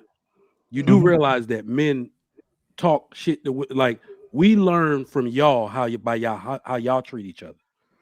Women don't tell each other the truth until they're upset with one another. Yeah, bingo. Well, that's a fact. That's a big fact. So don't act like it's us telling you that the women are giving backlash and this is what we think. This is what we've watched y'all do to one another. So basically, jealousy. This is like I said before. Women will project a lot of things on you that they internally feel. They'll project their own modus operandi onto you, like it's what you would do. So what I've noticed with women is that jealousy is rampant when it comes to relationships and men. A woman who has been single for the longest amount of time, they'll be fake happy for her in front of her face. But now that she's not showing up to brunch no more, and her man is taking her out and she posting pictures, now all of a sudden they got little snippy jokes. Oh, she don't like us no more. She riding nigga dick all the time. Like we listen to y'all do this to one another. Jealousy is rampant. That's where the backlash comes from. Ain't nobody calling nobody more names than a woman that's jealous of another woman. Hey, and Trigger Mike, that group chat is the devil. Oh my God. Man. Yeah. Man. There's a bunch of JKs and LOLs and they think because they'll say something slick. I'm just joking. No, that shit was true. That was true than a motherfucker. You're right. I ain't even gonna hold you. Hey, Rose, how many group chats? Rose, how many group chats you in? You so funny. I'm in quite a few. They be in group chats from group chats. It's like they be having 10 people in the group chat, and then they got 3 people outside of it talking about the group chat that they were just But let's bring it home, Rose. Let's bring it home, Rose, real quick. Let's bring it home. Go ahead. You know what the fakest thing about it is that we know it's jealousy, and it's like the little demon part of you that comes out and gets aggravated because the girl that was talking trash, all she got to do is get a man of her own. Now she want to be back in good graces with the girl she was talking shit about that previously left with her man. right? That's how we look at the fakeness of what y'all do to one another. So it's like I just was feeling unsettled and insecure because my homegirl got chosen before me. But now that I got chosen, we could be friends again. Like that's the type of shit y'all be doing. Yeah. Real shit. I can go over her house and we can make cookies and our kids can play together. Yeah. My I remember my wife got mad when she cut off her friend and I'm like she cut her off basically because she was always talking a positive manner about what I was doing, right? As a man, like period. And every time she did that, her friend felt some type of way. So one day, my wife pissed off and I'm like, yo, what's going on? What's pop? She like, man, I had to cut off so and so because it just seemed like every time I talked, said, that I love my husband or whatever, like she was always like feel some type of way. And then she finally was like, we're not talking about your husband, blah, blah, blah. Well, we're talking about this bullshit ass dude. Don't bring up your husband, blah, blah, blah. And she like, after that conversation, I just had to did it because it wasn't okay for me. I mean, it'd be little simple stuff like that a lot of people try to bypass or they accept or they keep quiet about. Let's keep it a buck. They keep quiet about. As soon as you go to talking about your good husband or your good man or whatever it is, you're going to have a group of women in there talking about she's a pick-me, she's chained up like a slave, all of that. Especially if she's a housewife. Like housewives don't get no money when they really do. So, you know what you just did? You gave us a vetting tool before you marry a woman. If she, if the news that she's being treated decently by a good man makes her friends, begin to hate, and she doesn't jettison that trash, then you need to jettison her. It's not in there. It's not in But there. the men that are really good men and faithful men and loyal men, those are the only ones that could use that vetting tool. A guy that's blinding her by good sex or leading with money and still ain't ish at the end of the day, that's not a good vetting tool for you. Because sometimes when these women are blindsided by certain things, they can't see past what you lead in. Well, keep your legs cold. Right. Hold on. Guys, we got I'm a not moment offering here. that vetting tool to low life men. So we gotta remember. Hold on, Rose, I'm sorry. That ain't no excuse. Hold I'm up, sorry. I appreciate that. Remember what we said, Rose. I don't know if you were watching the show. Why would we assume I'm offering that advice to low life men is the question? I'm married. Truck is married. Big Aaron's married. Remember what we said? We said good men, good fathers will be talking about the stuff that we're doing, stuff we've experienced. Why would we be talking about anybody else other than men like us? But who brought in the ain't shit nigga into the conversation? The lowest common denominator, right? No, Trigger. Hold on, Triggers. Why y'all dealing with Rose, Big A? You should know you done seen Rose. It doesn't matter if you're married, because now Rose is going to question, are you happily married? Yeah, you know what? And that's funny. That's a great question. I was just texting my wife earlier today how much I appreciate her and how much being on these panels and seeing some of these conversations really shows me the actual diamond that I have in her. I was just texting her today. I can read it to you. I like that. Big A. I feel you. But here's my thing, because you got men on the internet and be like, oh, I'm a good man, I make sure all the bills paid and she doesn't want for anything. But at the same time, you're married and you are a cheater. At the same time, hold on, you can't even you don't have any discipline with your penis, but you want to still be called a good husband and a faithful husband. No, we and call that's them the males. problem that I have. And we get on we call these them panels, males. Hold on, we can go get there, on Rose. these panels and we act like this don't exist, but then honestly, these are the same. These are some of the same married men that are in my inbox. Hold on, Rose. Let's do this. When you obsess over the bottom of the barrel, that's where you end up. So hold What on. is When boy? I Gee, ask what? when I ask these questions, what is your definition of a good man? This is a legit question because I So need to know. A I'm lot of gonna men get up answer here it. and Yeah. they have different But definitions hold of on, what Yes, a but yes. good hold man on, Hold but is. on. I no, don't no, do a all that. lot. My bad. Go ahead. I don't do all of that definition. This is what I But teach it's my children. important though. No. I'm sorry. Not that. I'm going to answer your question. I don't Okay. do the super subjective one. I'm going to tell you exactly what I tell my children. I break it down Barney style, so it can't be misconstrued. A good man is a man that solves more problems than he causes. Period. That's it. And the difference is I kind of get that cheating hurts women. It must hurt women really bad. Remember when I say they project themselves onto us a lot? They talk about cheating so much, even though they are set to do it more than we are. They just don't call it that, right?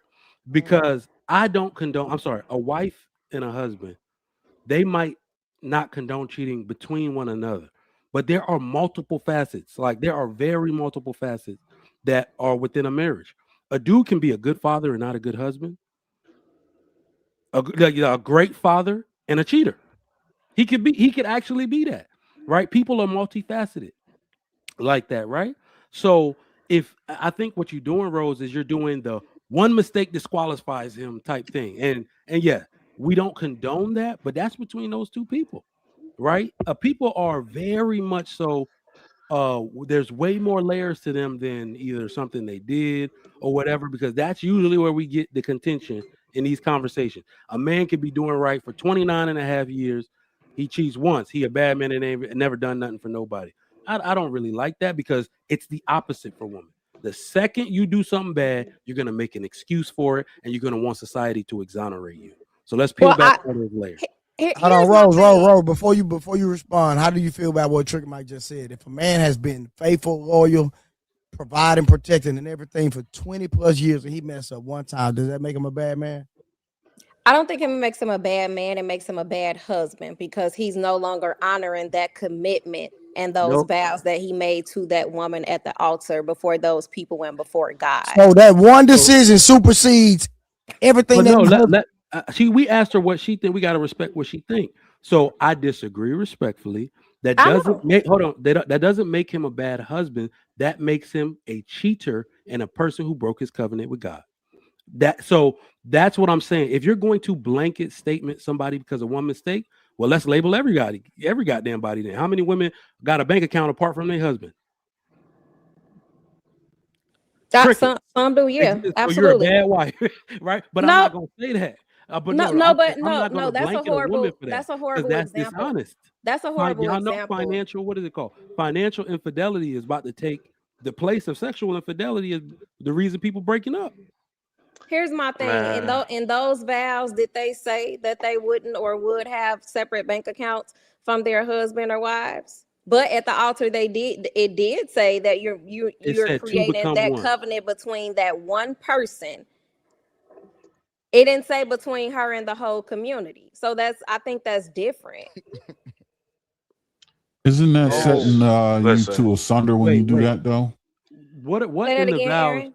Doesn't that set you two asunder when you keep hidden bank accounts and things like that? You're setting the relationship asunder. You're dividing the union. Is a prenup doing the same thing? Right. Well, that's another conversation. But that's also before the marriage. That's part of the agreement. But when you said the vows at the altar, right? We didn't say anything about the prenup, so I'm going to assume there's no prenup when the vows were taken.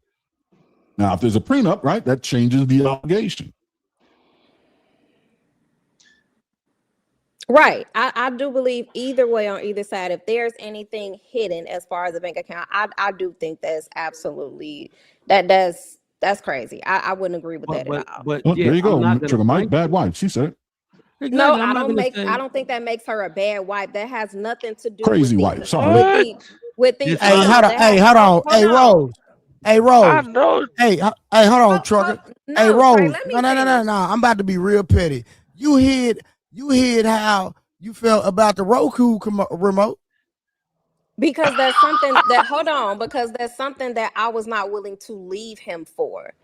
That has nothing. You right. You are being petty. I want to know about his Roku. Hide the Roku remote. Man, oh my God! what? Please let's not do this tonight, Trey. Listen. I'ma just say it like make this. me sick. I'ma just say it like this before I get off. Hey, Trigger Mike, just listen. That was a horrible time in my life. I don't appreciate that, Trey. Listen, the men keep telling y'all exactly what we want. What is a good dude? Most solid men can recognize another solid man in less than 5 minutes. Straight up. The problem is that y'all only listen to the men y'all want. Y'all don't listen to the men y'all need, and that's why y'all paying the price for it. Yeah, it's just that simple. A lot of y'all done got daddies, uncles, cousins, brothers. Hell, some of y'all little nephews. You know what I'm saying? Was like, yo, that ain't it. They telling y'all that's not it, and y'all still choose and pay the price for it later and be crying and complaining. You feel me? So at the end of the day, you know, let them learn the hard way, man. That's pretty much it, man. It ain't no long that, man. When it gets to that point, and the men is starting to get to that point where they letting y'all learn the hard way, y'all will come around again. Cause I'm gonna be real with you, a lot of men is going back to that no tolerance, that no, you gonna respect me or you gonna get booted. It's going back to that. Yeah, I mean, Trucker, right on for real. How long you been married, Trucker? I'm sorry. Here she go. I told y'all. I'm telling you how it's been a minute, man. Over 10 plus years. You have kids as well? I got 4. Well, I got a big family, yeah. So they are by your wife? Except for one. Hey, she gonna etch you out, Trucker, just for that.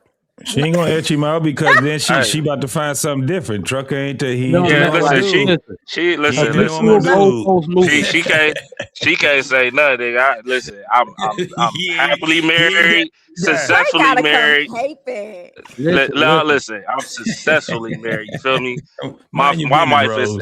My wife ain't worked in 9 plus years. She work when she want. She ain't got to worry for nothing. And look, you feel me? Trucker, that's the point now. So I turned 40 this year, right? And I've been trying to figure out when this hit the wall thing was gonna happen. They've been talking about for all these years.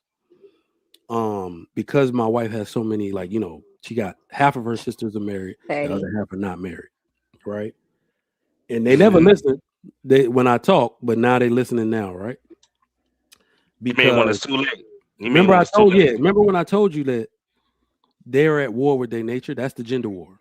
Women are at war with their nature, and we're just collateral damage. But now, around this 40 area, I'm noticing a lot of them are starting to come back into their nature. They can't even avoid it.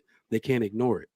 So my wife's best friend just said, she called her and was like, I got a job for you. You want to start after the summer? She's like, nah. But she don't know what she want to do. Then she just bust out crying like, girl, I'm tired of working. I'm tired of taking care of myself. But this was the same person, July 4th, on my in my house at a barbecue, yelling at the independent woman is God and the black woman is God. And I just bust out laughing like, this nigga? This person is saying, bust out crying, talk about, I want somebody to take care of me. I want to be loved. I ain't got no kid. And I'm like, yep, this is it. This is hit the wall. I guess this is what they meant. Because it's not that you can't. Listen, bro, this is what I want you to go back to the congregation of black women to tell them. I don't even know if you're black. Okay. I want you to tell them it has never been about what you can do for yourself. Not ever has it been about that. Your nature is going to tell you what you want. Women don't want to. Do you know how it really works? If 5 women are at brunch and all of those 5 women are 100,000 heirs, they all make 100,000 over, they got nice cars, and then 5 other women come to brunch with their husbands, and those women have the same accolades, the same jobs, the same salary, but when it's time to pay and the men pull out their wallets and pay for their women, all 5 of those women are going to want to be the women that are married. That's the way women are. It doesn't matter what you can do for yourself. If another woman has a man doing for her, your nature is gonna want that. Yeah. All women want to be cared for. Not you don't want to care for yourself. It don't. That's not a flex. It's not a bro. flex for women. I'm just saying. I mean, I feel what you're saying. Hell, I didn't even. I had to cut my own mother and sisters off just because we got a good thing going on, and they trying to beat up my wife's ears with the bullshit, and we not rocking like that over here. You know what I'm saying? I gotta do what I gotta do. Like, we good. Our time is up. It's about the children now. I'm not about to let nobody fuck that up. So it's all good. But y'all have a good night. All right, Truck. Most I definitely. appreciate it, Trey, for sure. Hey, good conversation. Man, it's been a minute, bro. Don't be a stranger, homie. It's all good, brother. It's good, man. I'm over here heading home to the family as we speak now. Hey, be safe on that road too, bro. Oh yeah, I'm good. It's cold as hell up north, man. I'm trying to get back down to Texas, man. Shit. Yeah, you must be over close to me. You must be over close to me. Man, I was up there near Chicago and Michigan, in that area, Wisconsin. I'm like, this ain't it. I'm glad I left Ohio. Yeah, it's back to winter. Yeah, for sure. But Most y'all be definitely. safe. All right, bro. Love. No, for sure. Man, how y'all got winter? Well, hey, man. Oh, shit. I ain't wearing this shit for show. I'm layered. I was layered up, my guy. Oh no, where'd Rose go? Did we make you go think about life? No. She'll come right back. Oh, okay. Hey, but this is the thing about she got even that. when we talk about she got the E. coli Wi-Fi. I don't know why I do that. Every time somebody drop, it automatically drop me, Trey. Yeah. You got it set up like that. No, I don't, because it don't do nobody else like that but you. That is God letting you know you need men to have access to Yeah. So yeah, it goes to without. I said this last night, where it's a lot of this shit happens by force, and it goes. It coincides with what you was just saying. The wall, it's just what it is. A lot of women start to think a lot different once they start hitting in their late 30s, in their early 40s. I don't care what nobody tell you. And it really hits hard once they start getting in their 50s. God, the thing is, time almost up. What the fuck? Yeah, time almost up. It goes. That's why. I mean, man, we said some really great things today, and that was why when you said something earlier, Trigger, and I said, well, damn, when should people get married, right? Because that's very important if you talk about marriage and children, right? Mm-hmm. Because at some point, you're going to have, I don't know what generation is going to be. You're going to have people that's going to they're going to start looking back and saying, we're going to have to start doing better than what we're doing right now. One of the things that we should never have to worry about is creating one another. And this is where we're heading at right now. Like it's just going to be some shit that human beings ain't never seen in their life before, right? And not in this time, in this era here, where people are going to be making commercials on fucking, liking each other. You know what I'm saying? It's going to be crazy. Basic human interaction, bro. Yeah, it's going to be the basic human interaction is basically what it's going to be about. Right now, what we're seeing is a storm. This is why we keep talking about, man, we could try to talk about anything else, and I guarantee it's still going to come back to women and men relationships. Everything. No matter what it is, because this is the core of everything. And right now, it's just been done wrong. Even when you can see it, man, when you're traveling, you can see it, that they're having problems. It's just, depending on where you're at, how detrimental the problem is. But I'm telling you, these things that we're talking about, I'm just like you, Trigger. I remember when you was like, dog, I had to walk away from this shit for a while because the conversations, they're circular. But one of the things I seen, because I did the same thing, but I said, we do have progress. It's very well needed, because if we don't say anything, if we don't have people that's pushing for this thing called community, and we just say fuck it and we just start living our lives and doing whatever we do, and you got everybody that's following suit with that, you're just gonna have it's gonna be really, really fucked up and bad. We just need the conflict is always gonna be here. I don't have a problem with the conflict. I have a problem with losing the battle and the war. Yeah. And at some point, everybody is going to be losing if we just don't have someone, saying, hey, we got to get back on track with this shit because we are important. Humans are important. Humans are capital. And who's gonna take the lead though, JT? No, don't do that. That's not how that goes.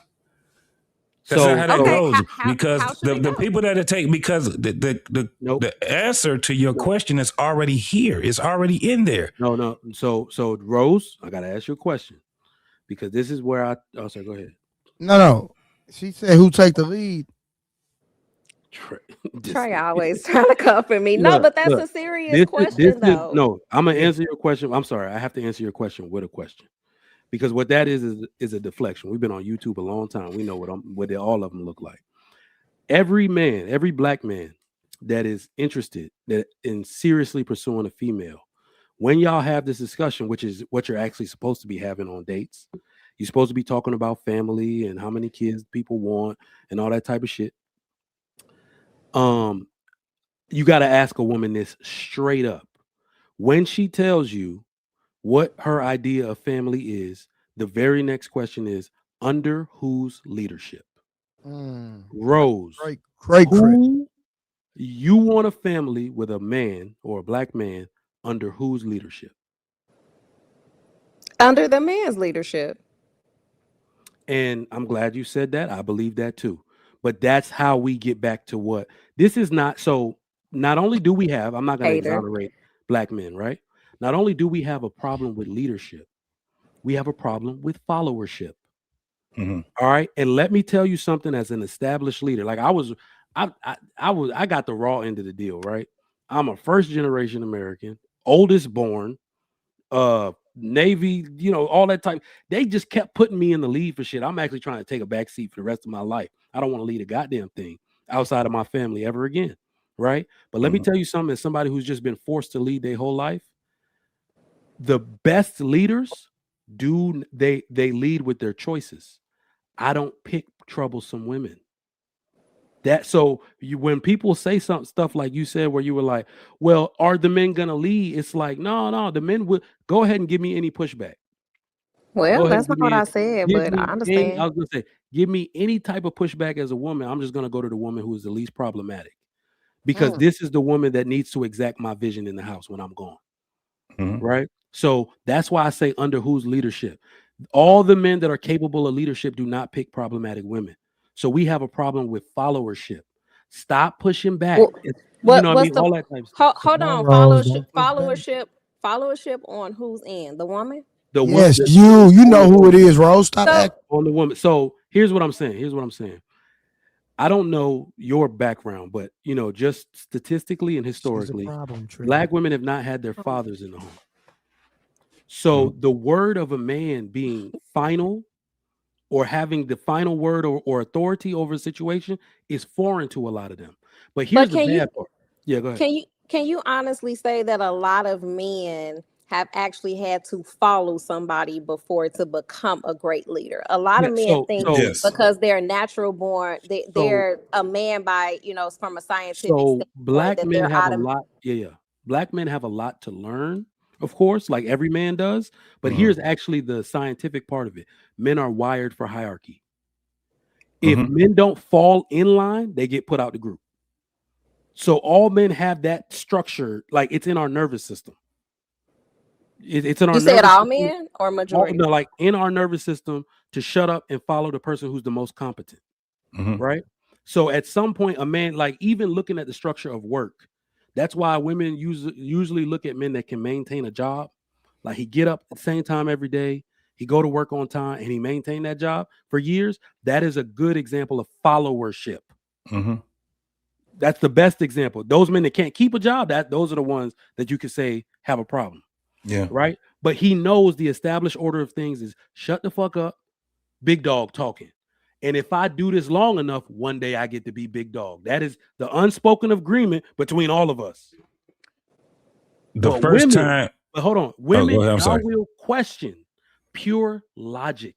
A man will be telling you something that he has learned from another man, and you will question it just out of the mischief that you want to cause. So that's what I mean when I say y'all have a problem with followership, especially when it comes to a man. Yeah. So you don't. I'm sorry, JT. No, go ahead, Rose. Because I'm just trying to figure this thing out, because you have a lot of men that don't know the difference between leadership and dictatorship.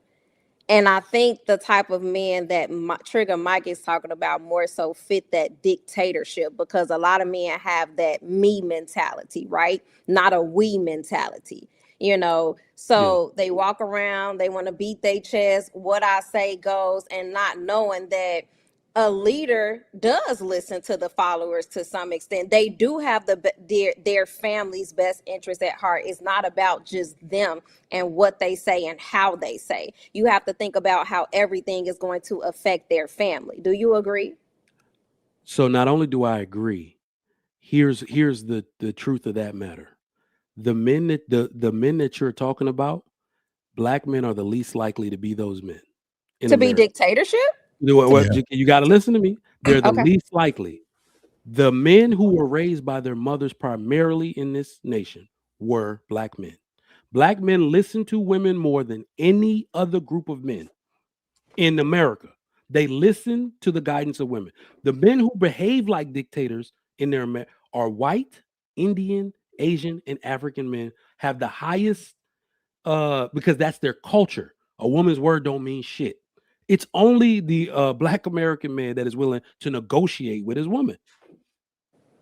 Yep. It's the same thing. That's what I was going to say, that the first time I learned like true leadership, I was 22 years old, just graduated from PODC, preliminary leadership development, right?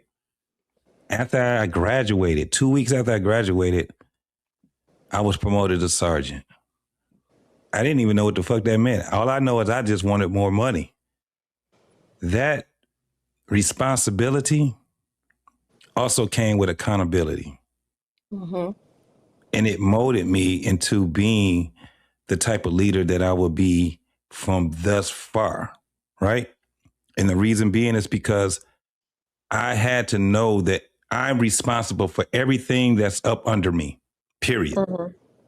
I didn't have the ability to blame someone. That's why I hate that word blame, but I had to hold them accountable, right?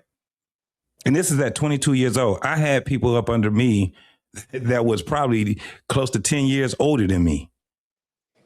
But because I applied myself, I got what I wanted, and I was molded by a lot of men that literally push me. I didn't want to be that, especially that fast. It was cool for me to sit back as a specialist and go to work and, go home when I need to, and I'm off. That was it. But I had people that was like, if this is what you want to do, you got to strive for excellence.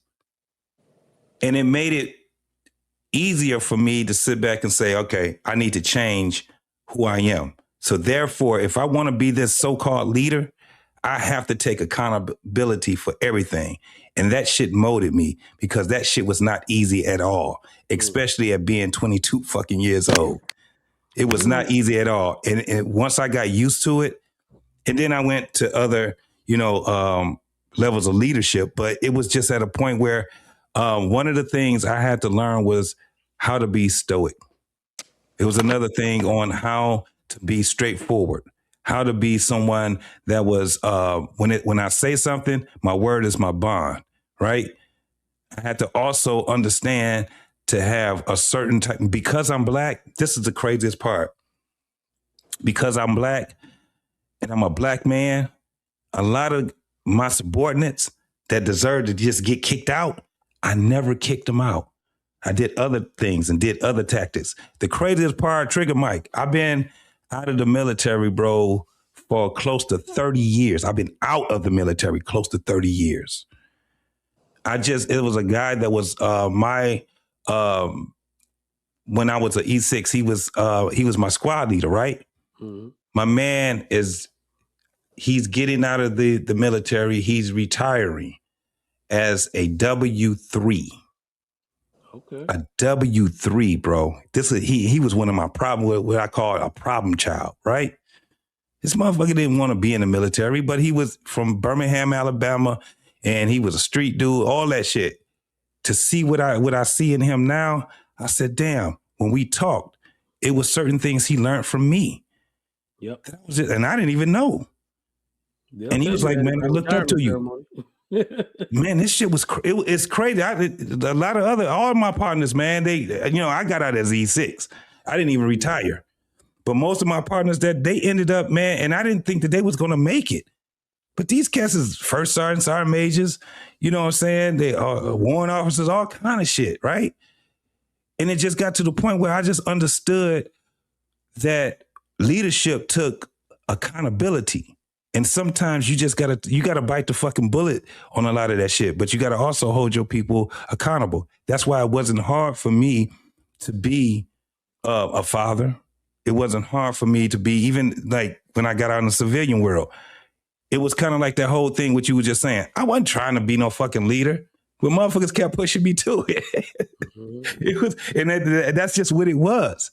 So You know what? know, Oh shit! I gotta stop you right there, JT. That is Rose. So that is actually the role of a woman.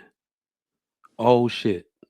That is the role of a woman. A man's role is to lead his family without being domineering, and a woman's role is to support without trying to dominate. I And agree. I think it's a woman's job. Like he said, sometimes dudes, you got to understand, being called to leadership is not what people think it is. It's not a privilege, it's a burden. Yeah. You telling me I'm responsible for all these motherfuckers? Everything that go wrong Mhm. just get blamed on me and they get to go sit down like nothing happened. That's what leadership really is. Yeah. Right? So I think though, the women that are the most supportive, they usually the ones that get the rings, but the women that are the most supportive, not only are they helping him, they're helping themselves. Right? I noticed that because you like, even when he don't want to lead, even when he's off his game, don't attack him and use that as a chance to dominate the situation or go off on your independence. Support him through that shit, right? Push him towards whatever, make him see the light, go call his daddy, all that type of shit people used to do to be like, oh, you think this is a game? You responsible for this. Like, you know, and women do that because they're like, the more you do, the less I have to do. The more king you are, the more queen I get to be. So this is the part that, like, I'm turning 40 this year, and it's funny because when I asked my dad, like, I was 25, drowning in bills, was like, what the fuck was the point of going to college and shit? I had just joined the military and all that type of stuff. I was like, Dad, how am I supposed to come like you? My dad had just like hit $1 million, and he was like, what? I was 25, so he was 50, right? He got the big ass Escalade, the S500, and I'm like, how am I gonna turn it into this guy by this time? I don't see it. Yeah. And he said, Mike, you will be surprised if you just don't stop moving. Do all the right things. Keep showing up the way you're showing up. And he's like, I guarantee you by your 40th birthday, you'll be right here. And this dude was right. But it's because I've had the unwavering support of the people that are under my care. Yeah. They always pushing me. I don't always feel like doing this shit. Babe, I just seen this job. And this this contract. I think you'd be good for that. She helping me, but the woman helping herself. She be burning my car down with all these this shit she be buying from the opportunity she got for me. Yeah. She won't for me, it was for her. That's why I'm like, a smart woman lifts up her man in that way. That's why I can't stand these little women all over don't uplift a man. What the fuck are y'all talking about? What are you talking about? That is your job, to support and uplift him, because now trigger no, Mike. I there ain't is never a seen. direct correlation. Listen to me. It's your job. You got to do it. Y'all just not doing it for the right niggas. That's it. Yeah. There is a direct correlation. I never heard that. That's a No, new one. listen to me. There's a direct correlation between men getting good jobs and family creation. We create the family, we support the family, and every advancement we get, they get. Right? I leveled up, right, and started doing consulting. I didn't go buy a new car and none of that shit. I bought my family a new house. Right? So that's how so that when we say uplift the man, always be worried about his opportunities. What is he doing? What is his next move? That's what I mean. It's like a woman is actually doing that. Chris Rock said, suckers work, smart women get other people to work for them. That's what a good married woman is doing. She like, I don't want to work for the rest of my life. I'm about to put this nigga on so I can sit my ass down. So that's what I encourage women to do. Facts. Yeah, I don't know if I've ever heard women get backlash for uplifting a man, right? I think certain women get backlash for trying to build a man because you have a lot of men out here that don't even have the basics down packed, right? No ambition, no plan, no purpose, just know nothing, and they're totally dependent upon a woman and her resources because the very moment that you build a man from nothing to something, that's the very man that will turn around and cheat on a woman, that will hurt her, that will leave her for another woman because like that process that he went through with her, he no longer needs her for that now. She built him up so he can go on and be with somebody and have her to benefit from that. So when you say uplift and build, I think that's two totally different things, Trigger Mike. I've never heard women get backlash, as I said, for uplifting a man. You get what I'm saying? I do get what you're saying. And one thing I will say, because at some point we got to put the accountability on the woman. Build up is something that I've only ever heard women say, because that's strictly on y'all. I think it is your obligation to build with, especially if you want a man in your age group. The only man you don't got to build with is probably 15 years older than you. You know what I mean? Like, I think women thought that men were getting all this extra pay and all that. Then they realized, look, my wife 40, I'm 39. We made the same amount of money. Then she made a little bit more. Then I made more. Then she made more. Then I made more. And like, I hope she won't expect me to make $100,000 more than her. Like, you get what I mean? think right, but that's your personal experience, right? At the end of the day, in like just everyday life, at the everyday work world, right? There are in a lot of jobs, a lot of times the men are making more money than the women when they have the same credentials. Like that's just a given. So I do think. So, Bro, Trigger, let Rose, me ask Rose a question real quick. Rose, what is the ideal situation for you? Like, and when I say, do you want to be a stay-at-home wife, or would you just both of y'all work and y'all just do what's best for y'all? And if that's the case, I just have a question. What would you do with your money? Go ahead. Well, Trey, I don't know why this has to be about me and my personal life, Yeah, right? ask the question. I feel like two people should do whatever works for them, how it works for their family. You already know how I'm coming from a spiritual, a biblical standpoint, and a natural, right? Now the man is to provide, lead, and protect the household. So it is his responsibility. All right, cool. All right, so all right, that's fine. What you doing with your money? But my desire is What are you doing with your money? A stay-at-home wife or mom, because I've been working all of my life, and I had a taste of what not working, staying home was like during the pandemic. I'm asking, what are you doing with your money? That's not my. I don't know. It's not my desire. So I don't have that. I don't know. I've never thought about that thought process. But if I had to throw something out there, I would just say it would pretty much. Me and my husband would talk about that. That's something that I'm just not going to be out here splurging. We would talk about that and see where that extra money is going. I'm gonna say it like this. Big Aaron said a word earlier in his when he was speaking in his commentary, and he used the word entitlement. Okay, how does that fit what I just said? I wanted to hear Big A because he's been trying to get in for a minute. minute. The reason I use the word entitlement because I'm pretty sure that's what you would end up being entitled. But go ahead, Big Aaron. Entitled to what? Ain't no telling with you. Okay, but you see, you hypothetically speaking and not I saying know, and not I'm being taking it petty. for because you want to be petty. I'm Don't do being that petty, to me. Rose. I'm not gonna lie. Go ahead, Big A.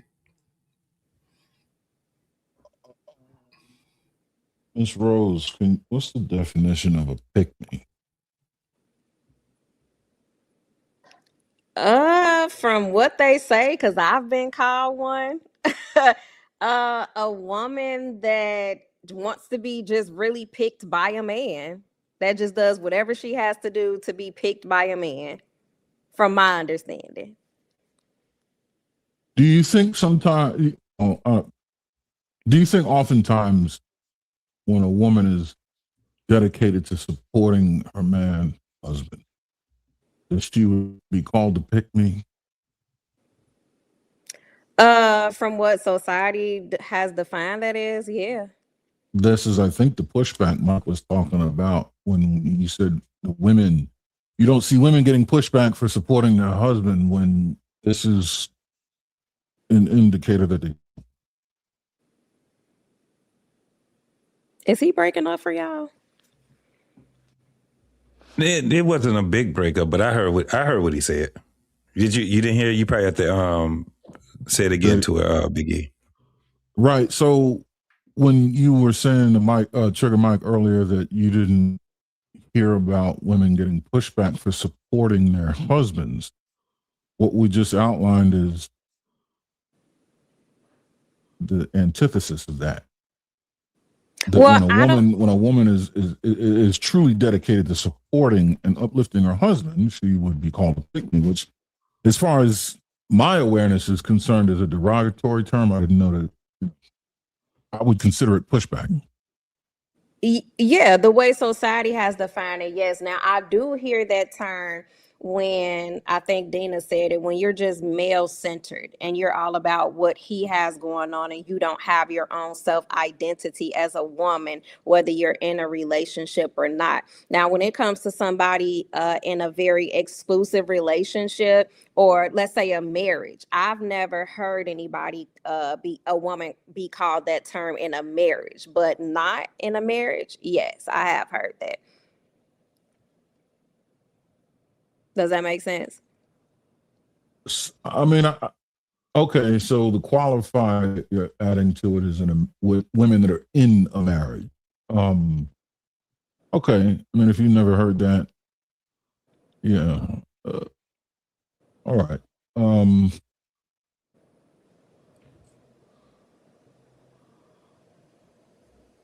Yeah, I don't know, because like I said, I've been called a pick me and I think I'm far from a pick me. Like, I don't have to be standing in the crowd raising my hand and trying to get a male attention What's wrong with that?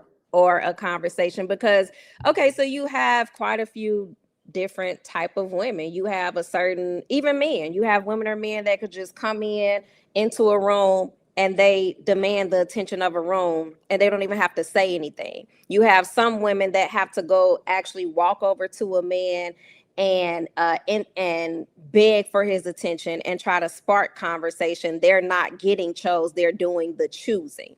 And so those are the type of women that get called a pick me. Yeah, I Because don't think. they have to beg for a man's attention. They have to ask for it. It's not something that they automatically get. Oh, I got Just you. Well, I think I've heard that's definitely one style of pick me. They get called pick me's for sure. And then I think they've kind of toned it down to just call any woman that even decides to center a male for a short amount of time and focus on his needs to pick me. But I'll tell you my thoughts on pick me's. Pick me's are smart, because let me be reincarnated. Let me come back as a woman. I'm gonna show y'all how this is done. I'm gonna show y'all how this pick me stuff is done, because I like old head women. Old head women tell the truth. Yeah. And my wife's mom and some of her aunts her aunt was basically telling her that her aunt don't give a damn. She just say anything off the cuff. Yeah. You smarter than all your sisters. You went and got the best one because you got them early. She say stuff like that right in front of the whole family. And you know what I mean? Because somebody got a good for nothing baby daddy or whatever. But what she really meant was, A good woman knows how to ensure her own survival, because that's what this is actually about. Facts. She attached herself to a man as a survival tactic. That's what women are supposed to do if they're acting within their nature. You're supposed to say, what man has the best abilities to secure my survival, to raise the children we gonna have together, to provide for them and keep the tribe alive. That is your natural imperative to do that. So when I see a pick me, like those girls that used to come, I like big old, I like big stupid titties. I ain't gonna lie. All right?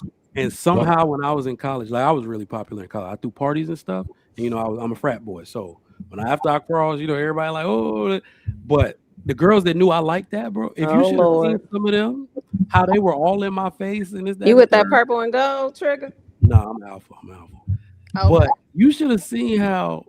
And I remember one girl. He one of them, Rose. This is what he doing.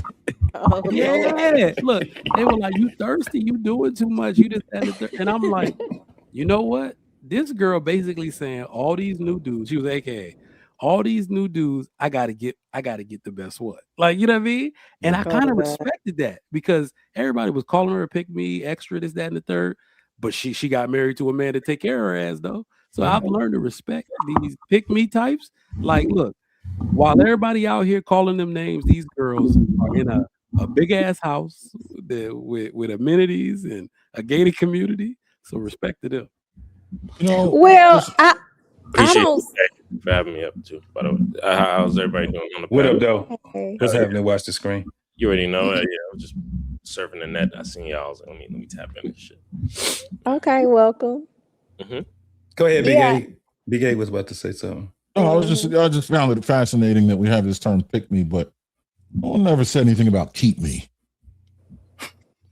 That's good. That's the most important step.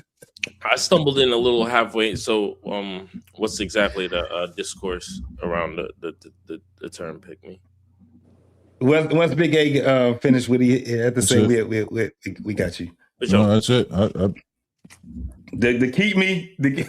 Yeah, I mean, it doesn't. This is the first we've heard of it, right? But it's the most important step because that's the step that ensures longevity.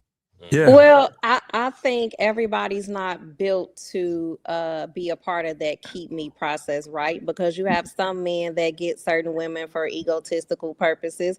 Once they got her, it's like, got that one under my belt, I can let her go. And then you got some women that claim they're ready to be wives, and they're not. They're just ready to have husbands.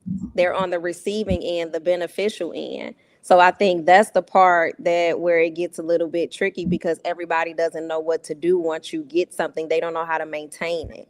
Does that make sense? Yeah.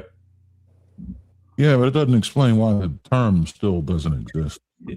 Oh, yeah. Well, I don't know. Because they see the end of the relationship. That's why you would hear when people talk about the relationship, they say in the beginning.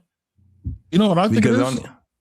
I think what she just outlined, the reason why it doesn't exist is why what she just said is possible. Because no one cares about longevity, so they don't train themselves to ensure it.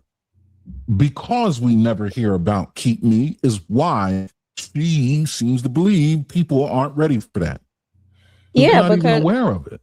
Yeah, and you got a lot of people, I think, once they get into relationships, they really don't know what to do after that whole honeymoon phase, right?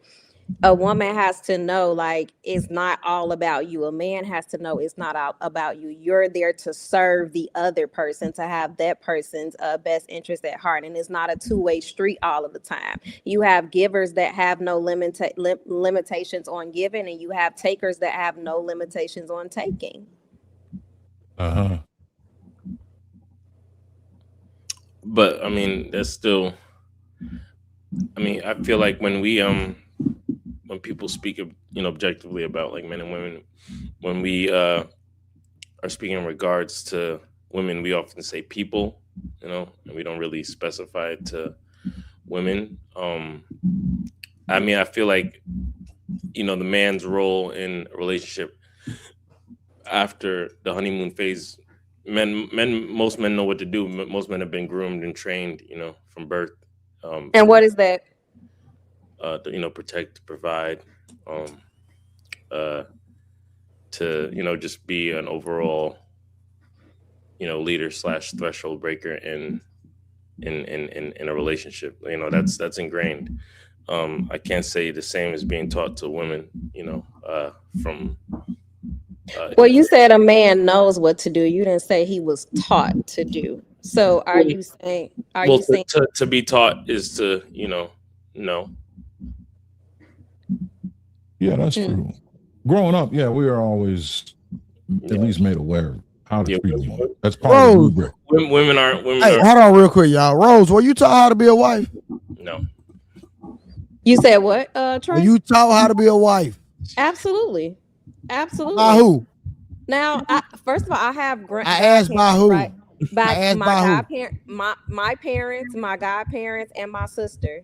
They have been happily married for over 20, I don't care about them years. being happily married. Yes, taught. Absolutely taught. Now, at the time when I was taught that, did I want to be that at that time? Absolutely not. Why not? At the time, I didn't want to be married. I didn't want to be a wife. No, I heard you. I said, why not? Because that's just not what I wanted to do at the time. I was younger, and that's just not what I wanted for me yet. That's all. Yeah, but there has to be a reason. And you doing to her what she do to everybody else? That's not what I didn't want to. I don't know what else to say. Watch the screen. I mean, it's a question as to why. I'm just asking. I just felt like at the time I was too young, and that's just not what I wanted to do at that time. It wasn't. Rose, tell him to call you back. You on an important call. That's not me. Who is that? I don't know who that is. That gotta be Beans. Beans ass. Like this dude came in producing music. What the fuck was that? So yeah, even though they taught me. Rose, what's I say like maybe like two things that stand out to you as to what like you were taught in regards to how to treat a man as a wife. To give him the utmost respect and to be, because as a wife, my job is to foster a healthy and nurturing environment and to manage the household and to be a helpmate to my husband. So that's what I was taught. That was one. What was the other one? To manage the household when it comes to the children. So, okay, to foster that nurturing environment when it comes to the household. So that's loyalty, part of making the house a home type of thing. So loyalty and fostering a home. Yeah, respect. Yeah. Those are the top two things you. And to be a helpmate. Yes. Okay. And do you believe that women in modernity overall are living up to those duties? I think, well, I will say this. I have different beliefs, right? Because you don't have a lot of women that see marriage from a biblical and a natural standpoint. A lot of people these days have godless marriages. They just see it from the natural. They just see it from a natural standpoint, and so they have their own definition of what a marriage. When you was dating the pastor, was that a godless marriage? I mean, a godless relationship. Fuck with Rose. Trey. It was not. It was not. So God was in the hold on, no. So God was in a relationship, right? Absolutely. It was just dating. It wasn't even an exclusive relationship. It was just dating. Dating's in the Bible? It was not, is not in the Bible, no. There's nowhere in the Bible that God honors dating, boyfriend, girlfriend, fiance, nothing. It honors marriage. Gotcha. So you said that. So you said that you didn't really answer. So are women living up to that, to their duties in modernity to you? I did answer the question. I can't say because, like I said, a lot of marriages these days are godless marriages. My beliefs are different, so I think they're living up to what they believe their marriage should look like. That's not what I asked. I'll ask it again. I said, are women in modernity living up to their duties, to to the corresponding duties that they would like men to live up to? Are women in modernity like so we put an emphasis on certain traditional aspects that men are supposed to provide, i.e. holding the door open, just duties, you know what I'm saying?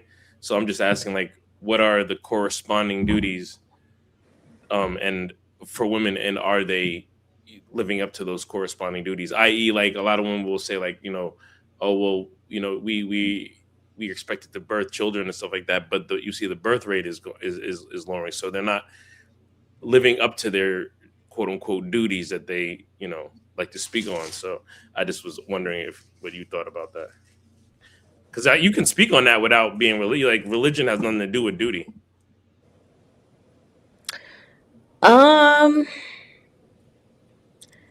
I mean, I think I'm still standing firm on what I just said, and what I said was people are redefining what marriage looks like. So I can't speak for what they're saying, because you have some men that don't want to be a sole provider in their household.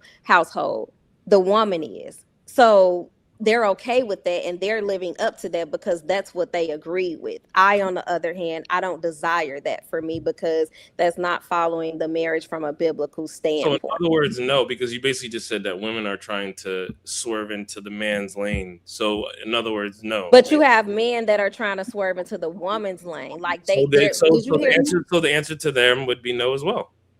It's very simple. They're not living up to their duties if they're trying to be women, you know what I'm saying, and like not protect, not provide, take a different role. And women are not living up to their duties in mass if they are trying to be men. However, if this was a problem with men in mass, being that men, run 95% of critical infrastructure, we would see the reflections of that almost like, immediately with the, within like our society and world. However, like we're seeing the lack of duty on women's part be directly reflected in today's society at a rapid pace. Watch the screen. Can I ask you a question? Child rearing is suffering. Can I ask you a question? Watch the screen. Sure, of course. What is your definition of modernity? Definition of what? Modernity. Just the current times we're living in. The current zeitgeist. The different. The rules. The norm. Yeah, the current norm. See, because the way you using it, like it's very. I might be using this word wrong, which I'm about to accuse you. Okay, it's open dialogue, brother. We have fun. I think that's why I'm confused. And I think I'm about to use the word wrong, right? Because I'm about to say I think that it's very contradictory to apply modernity to your question, right? With the expectation of a historical outcome. You're saying how are women moving in today's times, but then you're saying they're not living up to how they're supposed to live based on previous times. And I think that's the reason why, even though I can't stand the fact that Rose is a feminist, I think that's why she's answering the question. Dang. Hold on. I think that's why she's answering the question the way she's answering it. She's saying we're living in modern times. So because we're living in modern times, people are approaching relationships differently, and they're living up to the expectation of those modern time expectations. Now, I would disagree with her, because if the problem with that would be, well, how do you explain all these goddamn breakups? I can concede that. How do you explain all of these divorces, right? How do you explain all these baby deletions? You know what I'm saying? Like, how do you explain all this domestic violence? You're saying like the machine is working as it should, basically, type shit. In these modern relationships, right, which would include like lesbian relationships, where you see percentage-wise the most violence, right? So it's like, people aren't living up to the expectation of these modern relationships because they're not lasting. Rose, you don't agree with the feminist tag? No, he only been up here with me for 20 minutes, and I'm labeled already. This ain't my first time being up here with you. Let's decode. So, Rose, do you believe that men. Where's the D9 love? Yeah, don't Trigger Rose, Mike? don't This act is like y'all crazy. just met. Rose, You act like this is our first time talking. Rose, do I you thought agree? it was. Rose, do you think that men and women are? Three times before. Okay. What'd you say, Screen? Do you believe men and women are equal? Do you believe in egality? Do you believe in egalitarianism between sexes, that like sexes are equal? Explain what you're asking. You a line of questioning, You're- man. Do you believe that men and women in society are interchangeable widgets? Like you can take a man out of a position and then fill a woman in, and vice versa. Do you believe like women and men are equal? Screen, you have the most interesting word usage of the evening. It's very interesting. It's so interesting. I'm confused. I don't know. How are you confused? Ask you, do you think men and women are equal? You're missing a criteria. Interchangeable and is effective. Yeah, equal. Do you believe men and women are equal, Rose? Yeah, yes or no? In society, are men and women equal? Yeah. Yeah, you're a feminist. Okay. Just wanted to, because all feminism is the push for the egalitarianism between the sexes, is equality. Not anymore. See, that's all feminism is, bro. So not in modernity, right? Not in modernity, they're not pushing for equality; they're pushing for equity. Here's my thing, right? I think that men and women are. I just think men and women, they're. How can I say this? Whatever position they're in, right, at a work, in a marriage, I would say. They're equal because it takes teamwork to make that work, right? It's just their reciprocation, their job, their duty looks different. His job is not more important than hers. Her duty is not more important than his, because they're both needed. I'm not going to say that a woman can lead a household like a man. A man was created for a reason, right? From a scientific standpoint and from a biblical standpoint. Like, I believe God equipped him in a way to put him in that position. God equipped a woman in a way to put her in that position. So that's why I was trying to get some more context of what you were trying to say. But that contradicts you. You said we're equal, but then said we weren't equal. Are we equal or are we not equal? Right, but that's why I said I was trying to get some more context of what you're trying to say, and that's why I explained it the way I explained it. A man's mandate from God is to care and provide for his family. If I need to provide for you, then we are not equal, because you cannot ensure your own survival and I can. Next question. The question is, why didn't Watch the Screen reconcile his contradiction? Why he's trying to call somebody else's out? I'm still waiting on that. What was my contradiction again? Because what I said about the modernity thing. No, I said I concede. You know, I said I concede. Oh shit, my man, what's your cash out? $. Nobody ever does that in real time. That is. Yeah, I mean, real. If you Shit. Hey, Beans, these facial movements for your little. Hold on. Yeah, Beans. Make sure you cash out that man. Don't ask that man for cash out, but don't cash out. Oh, I'll definitely send him the $2, because don't nobody ever concede in real time. That is the most gangster shit I've ever seen in my life. You gotta know when to get. That's a sign of intelligence. Anger Man did it the other day, literally on the panel. He conceded the other day. What? Send me the link to that shit. To who? I don't believe it. It was one of, I think it was to Kiana. Really? Yeah, no cap. This nigga Trey is the motherfucking GOAT. That was a clone. Trey is the GOAT. This nigga's channel been solidified. Hell no, you make sure you clip that. That's Hall of Fame material, boy. When they tell the story of this, Anger Man was just keeping it 100. Okay. He said something. It proved, to to not be true at that time, and he conceded. Okay, I get you. Maybe it's just me. Maybe Kiana cute. I don't know. Anyway, shout out to Angry Man. But yeah, I mean that's dope. That's dope as hell right there. But yeah, I get why you asked that question though. Watch the screen. WTS. I'm gonna say it's easy to say that.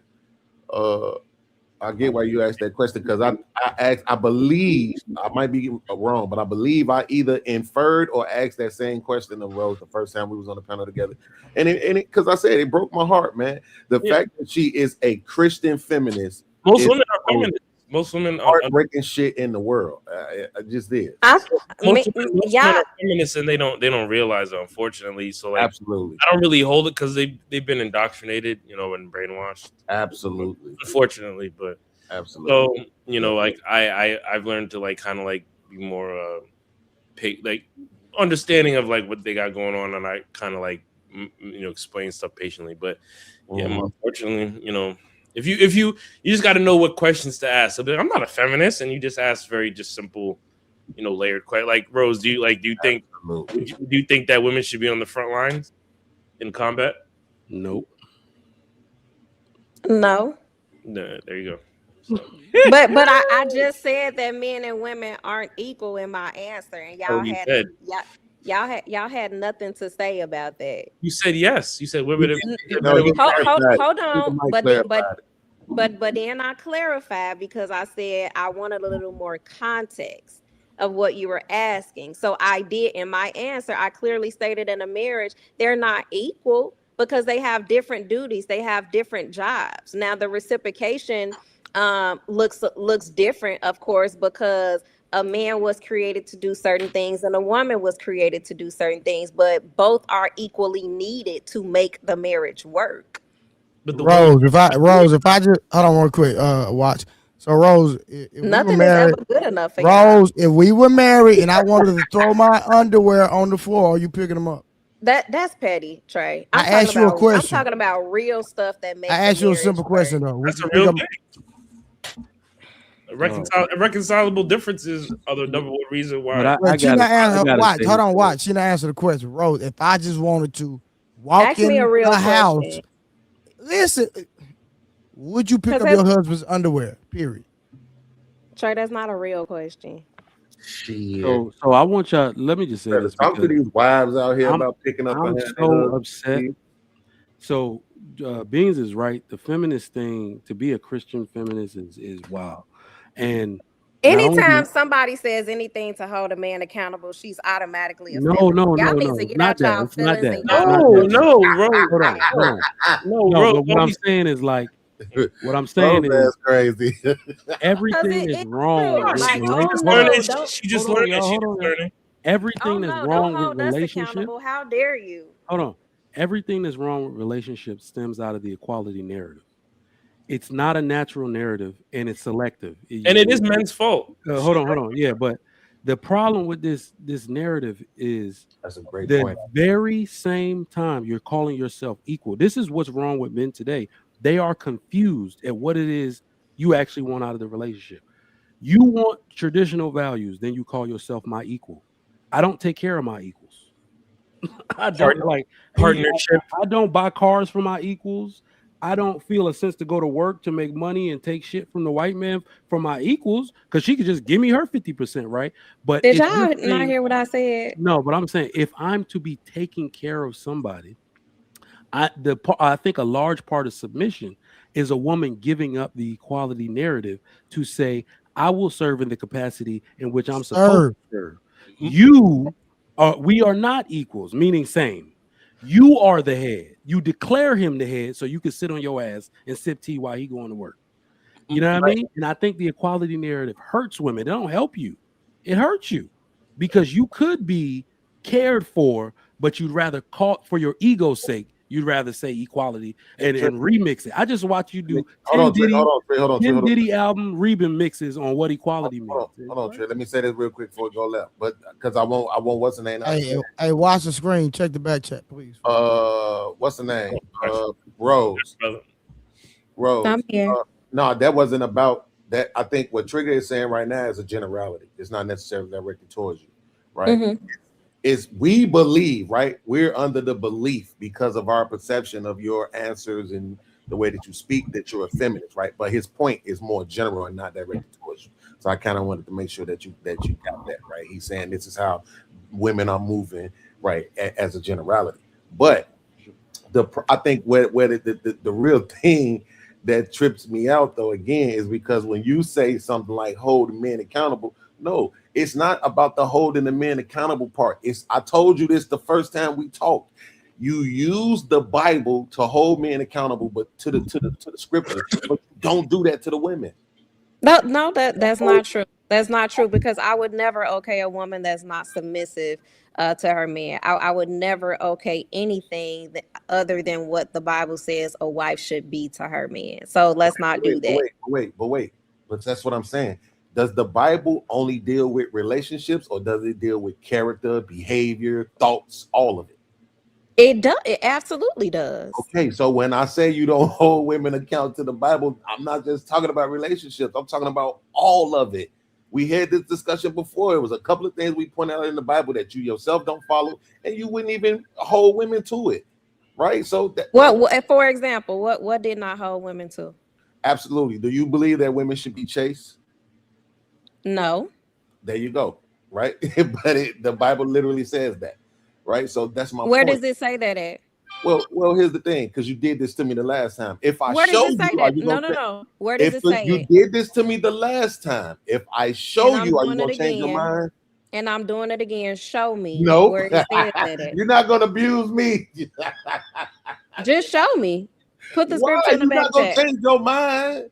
But here's my thing. I'm not here to argue with what the Bible says. If it says that, then I'm wrong, right? And I'll say that. But I just simply said, show me. I'm not trying to challenge you or say that you're wrong. I understand that. I understand that because you didn't do that the last time. That's what I like about you is you don't want to argue for real. That's the difference between you and most women. You really actually genuinely don't want to argue. You didn't do that the last time. We showed you it was in there and you kind of just moved past it. You know what I'm saying? Mm-hmm. But that's what I'm saying. That's not healthy. Healthy is, oh shit, this does say this. And because this does say this, now I need to change my mind and my rhetoric on how I speak because this is the book that I'm using to hold women accountable to. So and you're moving forward, I have to tell women this is how you need to behave. And you're absolutely right. So as I just said, show me, because you saying I'm wrong, right? Show me where it says a man should chase a woman. No, not chase. I'm sorry, not that. Chase, chaste, meaning women ought to be virgins. Period. Point blank. Chaz, yeah. Don't have sex. Right, you're absolutely right. Yeah, the woman, if she has sex with a man, that should be her husband. Absolutely. Cool. So now we see how we fix that. Thank you. Now what about this? Obey your husband? Oh yeah, I was gonna ask. Absolutely. So wait, bro. So if you're in like a brunch, you know, it's like a brunch setting, everybody's having fun, you know, blah blah blah, and you know your man says, you know, you gotta come home. Are you gonna come home immediately? Absolutely. Okay. Are you gonna ask why? I feel like any. What if you're having mad fun though? What if you're having mad fun? Well, she answered the question. She said, "Yeah." Okay, that's good. But here's my thing, right? She bringing her ass home. You have to, and that's why women, they have to, you have to make sure you have a wise husband, right? Because you have men. Hold on, you have men that are abuse their authority. You have some men that, you know, they probably need their wives at home, right? It's a reason why. He's the leader of the household. He need her to come home. That's fine. You got men that just want to use and abuse their authority, and it's just because I said so. No reasoning behind it. They just want to, like I said, abuse their leadership. But he doesn't have to have a reason. Why do we lead with that, bro? He doesn't have to have a reason though. Yeah, but why do we lead with the worst case scenario? No, it's okay. That's a human thing. But hold on. Why does he have to have a reason? What if you come home and there's nothing that he's just like, I just wanted you home? But here's my thing, and that's why I said you have different type of men that fit the leadership category and the dictator leadership category. So You have you know men what? that are just controlling and I manipulative, I and you will say have this. leaders that So are I really will say there. this, Rose. I will say this. When it Why came to that, y'all acting like there are men that don't fit both of no, those no, categories? no. When nobody, but what I'm saying is that you can't always. This is where I'm actually starting Because to it's have not the cause for majority. pause. Answer the question, We always have to. Now I always have to go investigate a woman's claims, right? Because a woman will say controlling, and now you got to go investigate what she means. Just today, it's raining like crap in Houston. All right, like when it rains this long, the whole city flooded type stuff, right? And my wife work in the city, I work from home. I told her to come home early from work, and she didn't pick up. And then I called her office, she wasn't in there. And then I sent her a text message, she didn't respond. So now I kept blowing her phone up to the point where she picked up, was like, "Dang, what is it?" I said, "You gotta come home. It's raining, and it ain't stopped raining, and it floods where you at." And the urgency in my voice, right? Maybe she could have been like, "You telling me what to do?" She didn't do that. And I think men have to be more sincere with you. So I'm gonna be sincere with you right now. Anytime I see something like that, I get afraid. So what you think is controlling, or maybe there's a little tone and bass in my voice, I get afraid that something might happen to her. That's why you hear that concern, right? So that's why I'm like, why are you going straight to worst case scenario? I just had that happen to me today. But Rose, what's the opposite of controlling? Wait.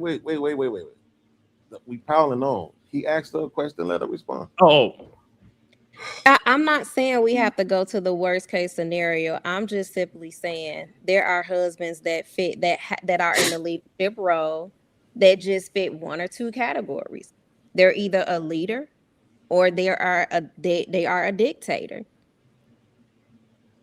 It's real. Do you understand that, right? What's the You have difference? hold on. What's You have a man. To You have a yes to your man. question, Rose. Yes. You have a man that's controlling, because I do believe a man needs to have control over his household. You have a man that are controlled with ill intent, and you have a man that is going to control the household with the that has the best holds interest at heart. So Right? It what's depends the on reason? the intent the manner that you're doing it in. That's all I'm So saying. we have to remember this. Hold on, Rose, Trigger. Both exist. Y'all are aware, Let right? watch ask his question. Come What's on, the difference between a leader and a dictator?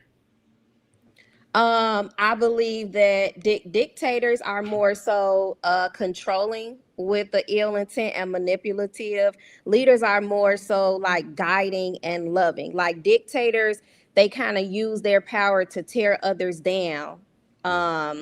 In the worst manner possible. Leaders, they use their power in their house to build, right? Can I, And can, then with the same with dictators, like JT was talking about. Leaders take accountability. So what? Dictators more so like blame everybody and everything around them. Not true. so You, I you, gotta you know, run. That's I not gotta true. run, but let me so, say this to Rose real quick. Hold on. What happens when a leader is met with resistance? Hold on, I gotta bounce. So I'm gonna just say this real quick to Rose. mhm. Rose, remember I told you earlier, the men that you're talking about are least likely to live in the United States because we would have never let this feminism shit happen in the first place.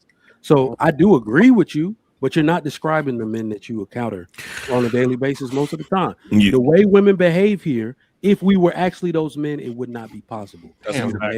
You agree with what? Because that everything she just got through saying is a crock of shit. Yeah, I don't agree with anything she said. oh shit! I didn't even know Okay. you snuck up in here, angry Okay, man. so let me clarify. Hey, man, what to do, my boy? I'm 5'2". What up? Please don't let me trigger nobody up here because everybody Rose, else don't is do talking. that. Rose, don't do that. So Don't do that. no, Rose. you Don't didn't. do You that. didn't. Hold on, because you didn't cut Angry Man off. Let's not do that, Trey. Nah, hold on. Listen, But you don't do play that. the victim. Yeah, we can't even see Rose, you. don't do that. Talking about you Hold- 5'2". I always said that because of the statement you just made, talking about you 5'2". Don't do that. I Yeah. am because Women always do that. I'm just so y'all not equal. Like y'all Somebody disagreed with a woman. You put yourself. It's time to get offended. Come on, y'all. Stop. Don't be. So Rose, can I just say this so we can get on the same? 5'2" statement. She ain't have to say. Floyd Mayweather is 5'3", so what's No, like? I understand why you saying that, but I understand why she's saying what she's saying too, because he said her statement was a crock. Hey, Beans. Hey, Beans. We always do that for her. That ain't nothing new. Hey, Beans. Hey, That's Beans. fine. Check this I'm out, bro. just saying, let's not just check this out, bro. Let's not pretend like we don't know what. Hey, Beans. Check this out, man. Stop the soft simping, bro. See what I mean? Stop the. So I'm not stop supposed to. That ain't supposed to mean nothing, right? She got on her big girl pants. That nigga, they know they used to each other, nigga. If I can see if Angry Man and Rose hadn't been acquainted, but they done sparred before. That's fine. Hey, Rose got on her big girl pants. She don't need nobody Beans to cape for her. How am I caping for her by saying, nigga, you came up here talking about what she said was a crock of shit? If you because it was women always get on these panels and talk about leadership and then give you the instructions for what leadership is. But she was asked. By that definition, she's the goddamn leader. And y'all always let them get away with that goofy ass shit. That's a fact. Okay, yes, that's a fact. That's what we're trying to. Hold on, watch the screen. Hold on, man. Hold on, because you obviously agree with him. So let somebody who don't. So let's try this again. But she was asked. She didn't offer it. She was asked. And what's the point of what is? So how can what you is make the argument that doesn't change? How can you make the that doesn't change? Argument that she's offering the instructions on what leadership is when she was asked. Okay, so number one, I don't have a problem with her saying it. I said it was a crock of shit, which means I'm disputing what she's saying, Beans. I understand. I'm not saying she shouldn't have said it. Right. I ain't saying you have to agree with her. I'm just saying she was asked the question, she's answering it, right? So at the end of the day, if you disagree with her, that's fine. I don't see how. I would love to see how you're going to disagree with that statement. Because it's not true. Because wait, Rose, do you want to? That's why I said I would love to see how he's gonna disagree with it. It's very simple. It's very simple, right? It's very simple. Women in this day and age, in this feminist ideology, they running a psyop on niggas. That's where all of this gentle leadership bullshit came from. That's where all of this a servant leader. Shut the fuck up. Don't nobody want to hear that stupid ass shit. You want to know what the difference between a leader and a dictator is? A leader's willing to listen to your stupid shit. A dictator isn't. That's the fucking difference. Yeah. That's the only damn difference, right? Because at the end of the day, if you're a follower, the reason you're a follower is because you don't have the power that the person has that's leading. That's the reason why you're following.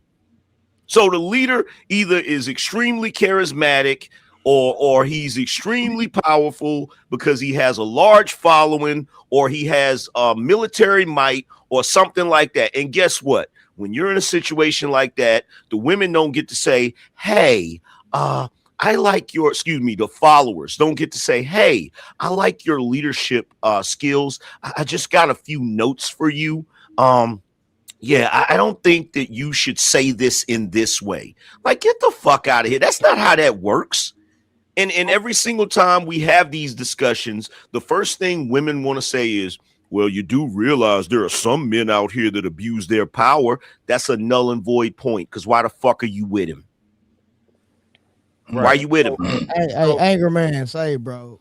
Boy, say, my nigga. Last night, nigga, you missed it, boy. You was on her last night. You'd have been that hot. I was wondering where the fuck you was at, bro. Last night was diabolical, bro. It was crazy. I was knocked out. So here's the thing, right? Hold on, let me read this one super chat real quick, baby. Okay. Shout out to Wolf Cap. We could never get SHIT together because we never do SHIT together. All right, Wolf. I was going to read the definition, but Angry Man already had beat me to it as far as like the dictatorship, and that's basically it. It's absolute power.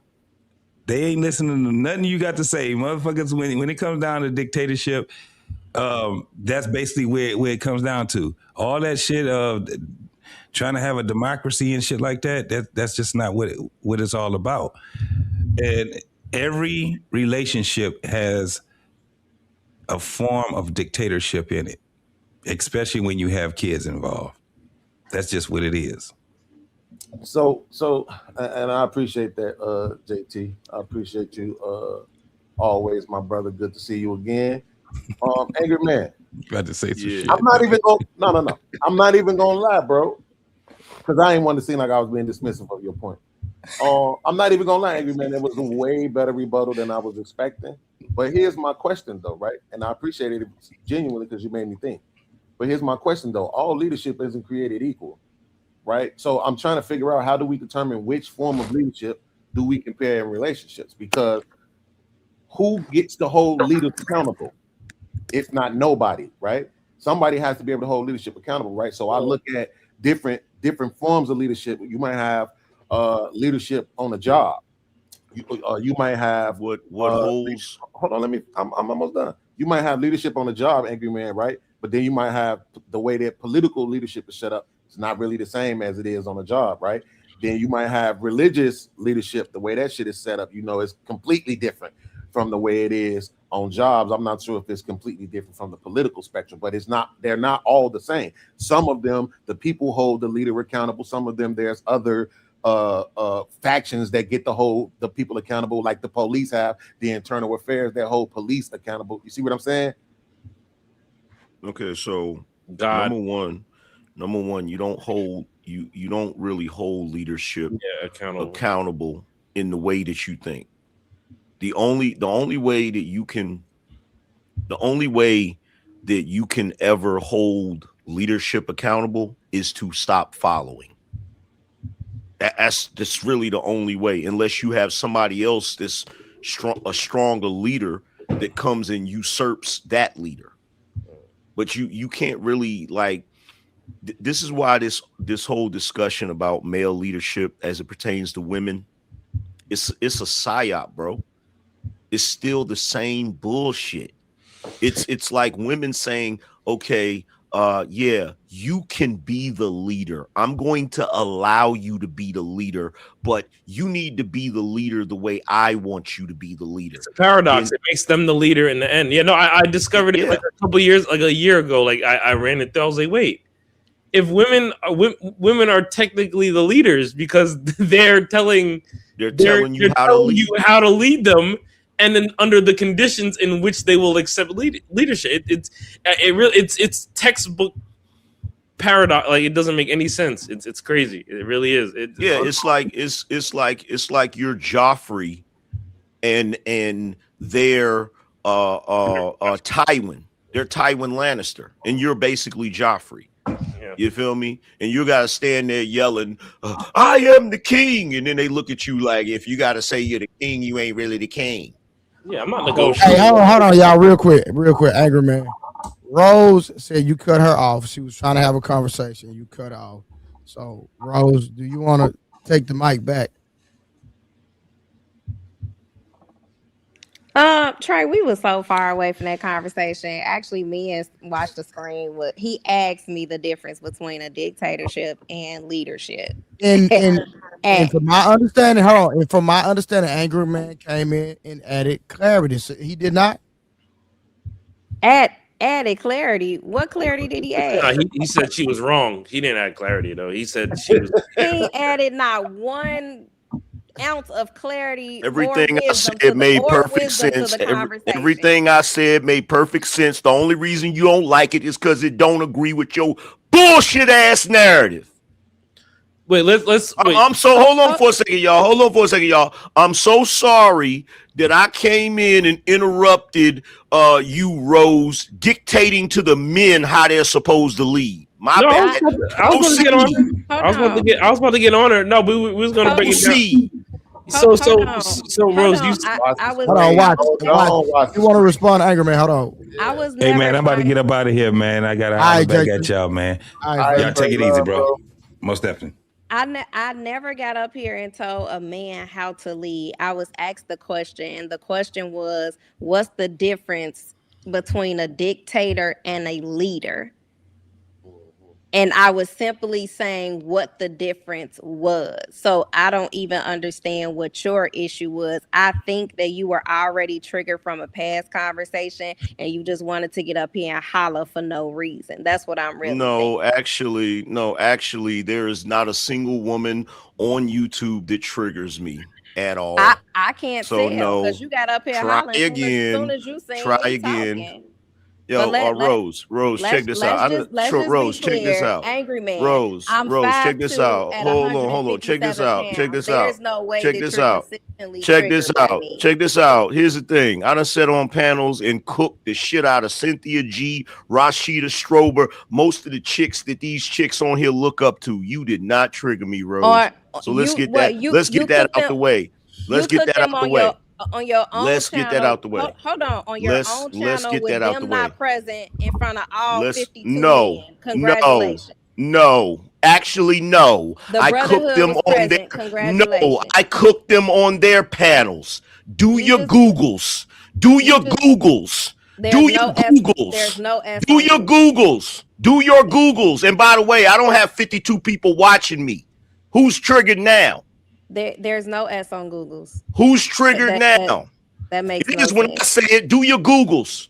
And there's no such person. Do your Googles. Are we talking about Kendra G?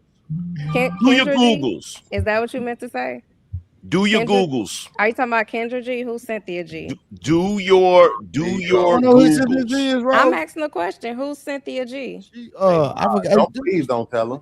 Do she still do stuff? I'm better off without knowing. All right, real quick. Shout out to Wolf. If a person doesn't understand men and don't like them, their their worship means nothing.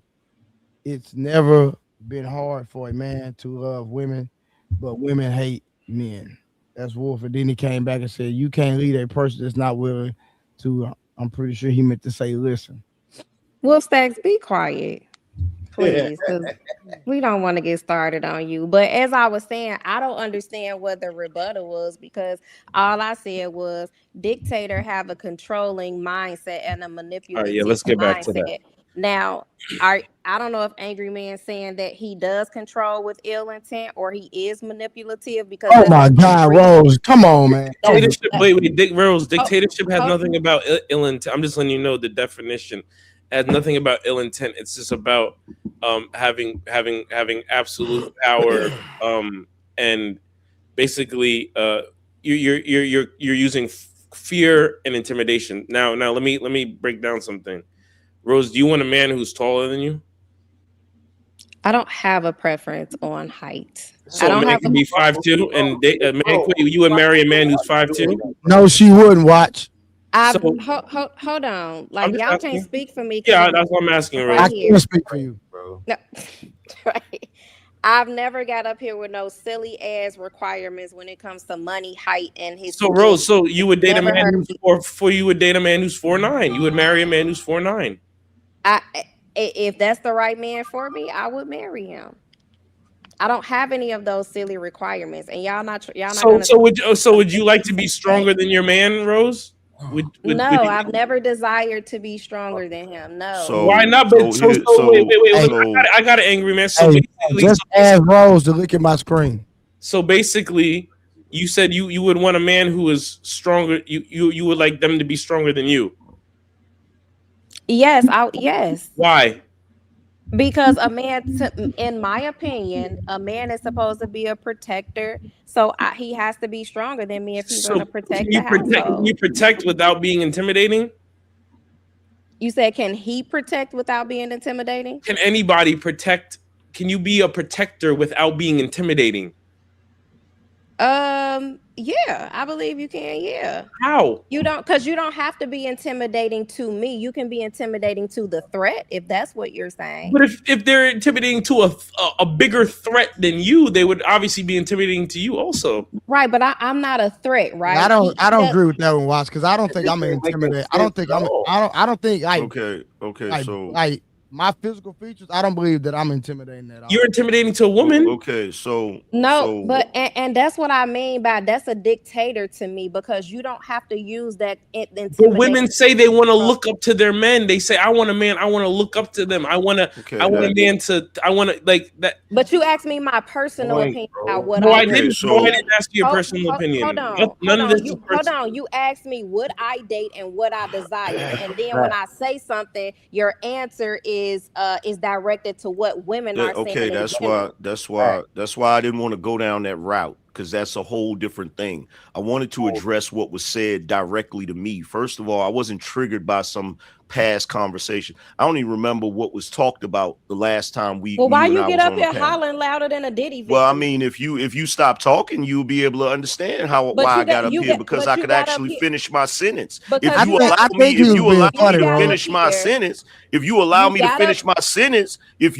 me to finish my sentence, I might be able to provide some clarity as to what I was having an issue with what you were saying. But you got up here and you cut me off, though. That's the problem. I sure did. You want to finish? I sure did, and I get up here all the time and cut men off all the time too. The only difference is they don't cry about it. But that I'm not crying about anything. I'm that's exactly what you're doing right now. The respect that you want, you're not giving, so you're not gonna. I don't give a fuck about respect on the damn internet. So let's cut that. This is the whole thing that I was talking about the other day. You can't have a conversation with women because they think you're supposed to kiss their ass to have the damn conversation. No, we can't have. I don't gotta kiss your ass to have the conversation. We can't have a conversation with men that act feminine. That's the problem. So it got to be no. We can't have a conversation with women who think they're supposed to dictate how men are supposed to talk. No, we can't have a conversation with you. You don't get to tell me how to talk. This ain't kindergarten, and you're not the damn teacher. Regulate your emotions, please. I'll do whatever the fuck I want to do. That's the part you're not getting. And that's the part you're not getting. You don't get to tell me how to behave. Rose, really, come on, Rose. You don't get to tell me how to behave. That's not how we do it. Don't get enough attention at home, so they want to get up here and get all the brotherhood attention. You don't have nobody to listen to you. Would you like me to get my wife on here so she can cook your ass about that? You can, whatever you desire. Would you like me to get my wife on here so she can cook your ass about that? Is she gonna yell when she get up here? Probably not, because you know what she gonna do is curse you smooth the fuck out. That's what she gonna do. Okay. Because you got me twisted. Y'all love to get up here on the internet. See, here's the thing I noticed. It's two things I noticed. And Beans, you witness to this too. There's two people on the internet that I noticed these women don't come at like that. It's Trey and Hamp. And the reason why they don't do that is because they know them offline. When these women get on here, because they only know you online, they talk to you crazy. They wouldn't do that. First of all, I've heard Trey disagree with you numerous times. Numerous times. I've heard him cut you off too. Stop the cap. I said yelling. Stop the cap. Cut me off. You were disrespectful. Stop the cap. The only reason you doing this is because you don't know me offline. Now, that's the only reason. Hold on. Let me interject real quick. So, hold on, Rose. No. I'm gonna keep it real with you. No, Rose. Hold on. Give me a second. Rose, just give me a second. So let's be I'm gonna keep it real. Angry Man came in. He cut you off, but he was really, in my opinion, and he might disagree with me. I thought he was being funny. When he was saying but I didn't ask you for your opinion about how I took it, but he said it loud. He wasn't trying to be disrespectful. Okay, and that's your. I wasn't even really talking to her when I said it. I was saying that to somebody else. What? Rewind the tape. What she said is a rewind. What she said, not what you said. What she said. But hold on one second. Let's go to the logic. Y'all got I came up here and said, yo, what she said was XYZ, because somebody else was talking. Oh, you was talking to JT. Yeah, and I said what she said. Yeah, what she said was a crock of shit. I wasn't even talking to her. JT was JT. JT said, I didn't see you sneak up here. And you said, I had to sneak up here because this motherfucker was, because she was talking, what she said was crock of shit. So that's what he mean. He don't mean he wasn't talking about you. He mean he wasn't talking directly at you. I wasn't talking directly to her. Yeah. So yeah, I may have interrupted you, but I wasn't talking directly to you. So for me to be trying to disrespect you, that mean I would have came up here and went directly at you on some, Rose, let me ask you a question. Well, how the hell you gonna say some stupid ass shit like that? That's me coming at you directly. All right, real quick. Wolfstack said, I got so much love for you, but you gotta chill, Rose. And then he came back and said, Rose wants a lame that does what she says. Shake him out. No, see, that's bullshit, right? Because on one hand, y'all want women to be these feminine, docile ass creatures, but then on the other hand, which I'm not being hypocritical because I actually agree with this. When they on the panels with us, y'all want them to understand and accept aggression, right? And that's the thing about it, which is why I was trying to have a conversation with Angry Man about, well, what does the accountability of leadership look like, right? But because, that's the hold on, Angry Man, can I finish? Go ahead, bro. Go ahead. No, all I was going to do was interject, but I don't expect women to be docile. Okay, but I'm not talking just about you. I didn't say Angry Man. I'm saying men in general, right? When we had these conversations, this is kind of how we talk, how we want women to be. We want them to be soft and feminine, but then at the same time, we want to bark on them, right? And I don't think that makes any sense at all. But I agree, because I say all the time, when you hit the link and you come up here on this panel, you need to be ready to be barked on, because that's what this is. But this ain't no, we not husband and wife at home. This is basically debate forum. So it's gonna be some barking involved, but hold on. Yeah, so but can I finish it now though, Angry Man, please? So this is what I'm saying. This is why I was trying to ask you about the accountability of leadership, because at the end of the day, here's what I'm saying. If I'm the wife in the relationship, who the fuck else gets to hold you accountable? When I asked that question to you, so I heard somebody in the background say God, right? Okay, here's the thing. God is your relationship with God. You understand? Okay. Who in real time is holding you accountable for how you're treating your wife and children? Okay, so here's the thing. I acknowledge the fact that you just clarified and said you're talking in general. However, at the same time, me and Rose just had a back and forth, right? But I was responding to Wolf's super chat, Angry Man. Okay, I get that, but this needs to be clarified because of the fact that me and Rose had a back and forth, right? Mm-hmm. So I don't expect women to be docile. I don't. If I come up here and I have a back and forth with Rose or any other woman, I'm gonna have the back and forth the same way I would have it with you, Beans. I know. Yeah, exactly. You feel what I'm saying? So and I agree with that too. And I agree with that.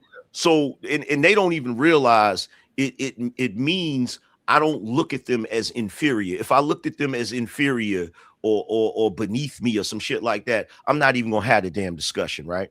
So here's the thing, and let me ask you this, Beans. Do you, the way I came up here and came in hot talking shit that was pertaining to her, have you seen me do that with anybody else? Yes, because I don't think that was you attacking. It's a part of your character and you don't mean nothing by it. It's the same way how when I first met Trey, my first time on his panel, I roasted him, cracked jokes on him, right? Like it's just something that we do when we're endearing to people, for lack of a better term. I don't think you was trying to attack her. I mean, it's you. It wasn't even that. It wasn't that. What we do is we compare that to how you communicate with reasons, and I think it settles everything. Yeah. Right. Like, yeah. So the way reasons we say, shut the fuck up. Right. It's not like, to your point, you don't even want to have a conversation with him. Right. Facts. So I understand it. But to your point, you just made the point about knowing you offline. I might not have been in the same room with you, but I've been knowing you for almost 6 years. To Rose's point, hey, right before you came up with that particular energy, we weren't doing that. Nobody was doing that. I was definitely trying to watch the screen from over pursuing, but even he wasn't barking on her, right? So that's why I'm saying I understand also why she took it that way. That's all I'm saying. Because before I came, everybody want to stay on that. That's fine. Well, look, Well, look, before I came up here, y'all might have been winding down. I don't know how long y'all been at this. You feel what I'm saying? But all I'm gonna say is this: when it come to you, there was a little bit of drapery. That's all I'm saying. Your cape was draping a little bit, brother. That's all I'm saying. Bro, shout out to my man Cheeky Banter, bro. He said it best earlier, bro. With me, I'm so concerned with the conversation, bro. I don't be hopping on this bitch for entertainment. I really be wanting to have the conversation. So for me, it's about making sure the conversation is being held in the most intellectually superior way. But the problem is me out, bro.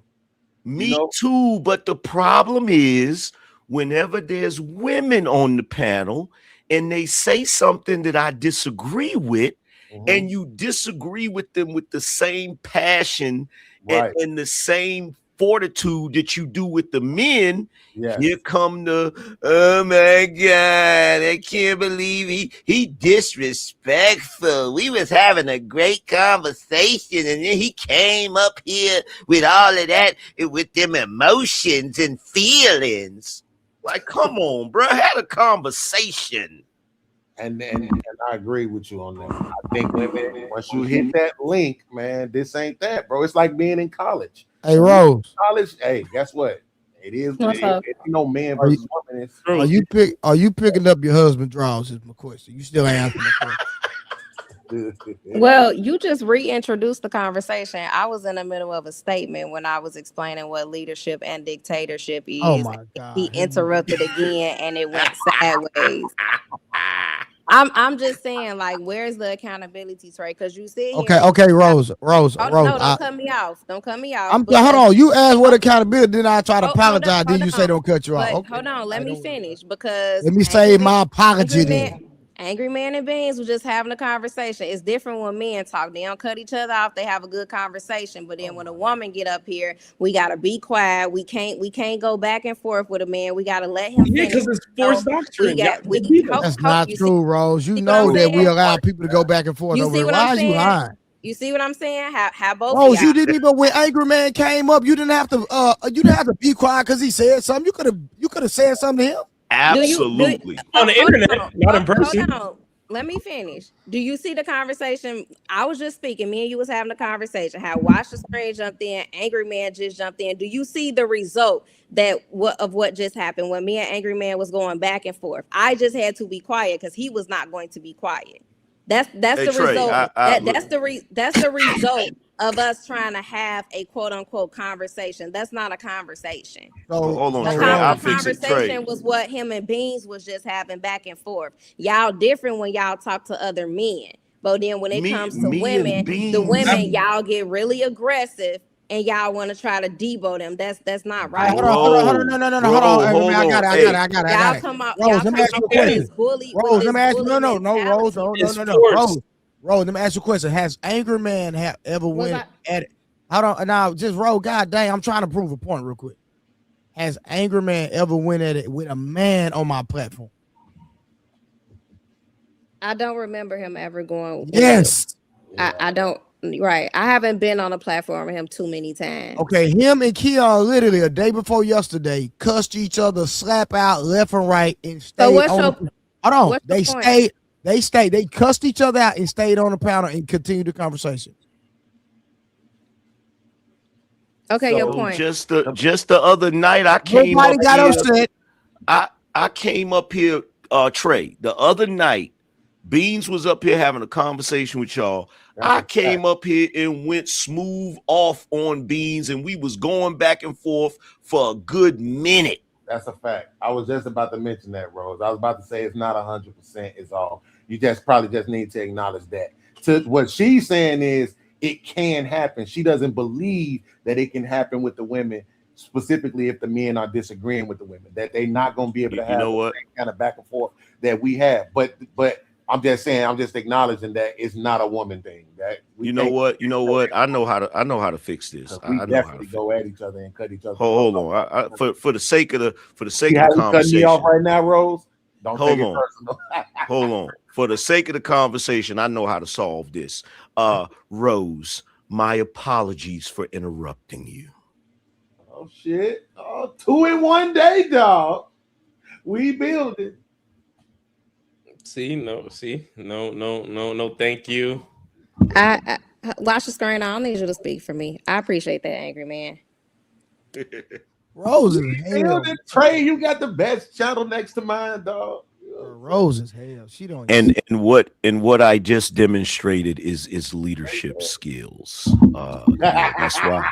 That's why men are the best leaders. You feel me? That's called conflict resolution, right? That's not checkers, baby. Yeah. This nigga always. Hey Rose, why? Because you've said this about 3 or 4 times. I'm 5'2". I'm 5'2". I'm 5'2". When talking to men, you don't feel like that's a little condescending? To who? Trey, you really want me to revisit that? I just think if I do, the conversation gonna go left. You talking to me? Why would it go left? I don't have no issue with you. I mean, we're on a panel. We're not having a private conversation. You want to have a private conversation? If we need to, that's fine. I don't feel the need to. Can we talk about this 157 though? Like, what does that mean though? Like, She said she 5'2", 157. She trying to make it seem like they want to be in men's spaces, but then they want to play. I don't need your help. I understand that. I'm saying no. Here, watch the screen. Watch the screen, please. Don't nobody want to get up here and play victim. I think if y'all had y'all mamas, y'all wives, y'all aunties up here, and certain men talk to them the way that some of y'all talk to these random women up here, then it'll be time to get serious. Then it'll be a problem. But when y'all exemplify that behavior, it's like, don't get sensitive. It's the panel. When you click the link, you got to take what comes with it type of behavior. And so when that happens, of course, things like this are going to happen. But then when another man come at y'all a certain way too, y'all get upset as well. So it's different when you got a front row seat to certain things, but when it's somebody else, it's okay. Like we ain't got to do that. Man, Rose, let me tell you something. That's all I'm saying. It's a channel. It's a channel that pretty much launched most of the other channels in this space, right? We was on that channel. We was debating all night long, 12 hours every Friday, Saturday, and Sunday, all night long, right? And one of the things that used to piss us off as men was when the women would come up and they would get involved in the debates. One of the dudes who was the owner of the channel used to always try to like stop it and defend the women and all of that. And used to be like, bro, you can't do that. Like, if they hitting this link and they coming up here with us, what you want us to do? If you come on the basketball court as a woman and you out here playing with the men, we not gonna take it soft on you because you're a woman, right? You're gonna get in that's right? fine, but at the no, I'm not. Hold on, Rose. At the same time, wait, Rose, hold on, because I want you to understand. I'm not trying to sit here and act like I don't understand your point. Your point is that as a woman, when a man is going back and forth with the woman, he just gonna scream on the woman. He not even gonna give her the same kind of leniency or grace that we would show to each other. We'll cut each other off, we'll scream on each other, but we'll still be able to have the conversation essentially. And you're saying once it gets to that point with the women, then they don't allow for it, right? Preferential treatment based on they sex. Just want to kind of like make you shut up. Sexism. So that it happens sometimes. There's some guys that have to shut up. Like I said, Reasons is one of them ones. He has to shut up. Nobody trying to have a conversation with him. He gets like shit. I get that, but you want preferential treatment based on sex. It's sexism. Watch the screen, please. Like, just stop. At this point, you guys got to ignore it, right? You really just saying anything at this point. You came up here and really added. I felt like in the beginning you really had added some wisdom and some logic. No, just because I disagree with you, you don't discount my wisdom. You want preferential treatment based on your sex. That's why you said you're 5. Who asked your height? Nobody asked your height. But that's not why she said it. Hold on, you right. You didn't ask it. So why did you volunteer your height and your weight? See, this is what she's talking about right here. Just like you. Hold on, Rose. I'm sorry. I'm gonna put my cape on. This is what she's talking about right here. You say something, you ask a question, she starts talking, she gets 7 words out, and you jump right back in to say something else. You just cut her off, brother. You just cut her off. Yeah, I cut her off to check you. You get upset for the same. Beans, you get upset for the same thing. Come on, Beans. But they always prove my point. I get upset for what, Trey? But these when I interject when you talk, these the same type of men that say they respect and they protect black women. Like it's a few of y'all that could never sit at the table and have that conversation, because this right here is just simple, just showing respect and have some decency when somebody is just talking. But Rose, when you're having a conversation, sometimes people have to interject if you're having a conversation. I understand that, Trey. I understand. Y'all, what y'all do is y'all get up on the panel, y'all make 15 points and think a nigga supposed to go back and dissect every single one of them. No, let me deal with point by point. No, but Trey, I watch you interject to ask clarifying questions, not to make statements. There you go. Right? Not to insinuate another person's point or straw man their argument. I agree. So I'm not gonna sit here and pretend like that's not what happening when it is. I'm never dumbing myself down for no nigga. I didn't straw man anything, brother. You did. How? What did I straw man? Watch this. So watch this. Since you said you didn't straw man to watch the screen, let me ask you a question. Why did she mention her height and weight? Why did she do it? I asked her. No. Why don't you tell me? I asked her. She already told us that shit 10 minutes ago. What did she say? She said because he came up here and she felt like he was triggered. Right. Yeah, what does that have to do with your height? Let me finish my sentence though, right? Let me finish my sentence though, right? I said she felt like the man was triggered. She said, "I'm a woman. I'm just a woman, bro. That's all we're saying. I'm just a woman. You don't need to be triggered. You doing it now. Yeah, you doing it now, bro. She nigga preferential treatment based on her sex, nigga. That's what the fuck I just said. You proving my point. Is that preferential treatment, dumbass? Her saying, don't be triggered by me because she wants to be treated. She doesn't want to be. She said, don't be triggered. What the what? What? Because she's saying don't be triggered by me. That means she want preferential treatment. The reason her listing out her height and weight is telling us that she wants preferential treatment. She's playing a victim. Get the fuck out of here. See, this is what I'm talking about right here. That's straw manning. That's not straw manning. That's what you meant by what you said. That's straw manning. That's okay. You're right. I'm sorry. You're right. It's not straw manning. It's gaslighting. My bad. Wrong word. You're wrong. Thank you for gaslighting. Hold on. Whatever fucking bullshit term you want to put to it. Watch. Hold on. Go make your point. Then I gotta ask Rose a question. Bro, wrong as hell. Hold on, y'all. So here's the thing, right? In real life, when everybody's in person, I'm not going back and forth with women. Okay, I'm not doing it, right?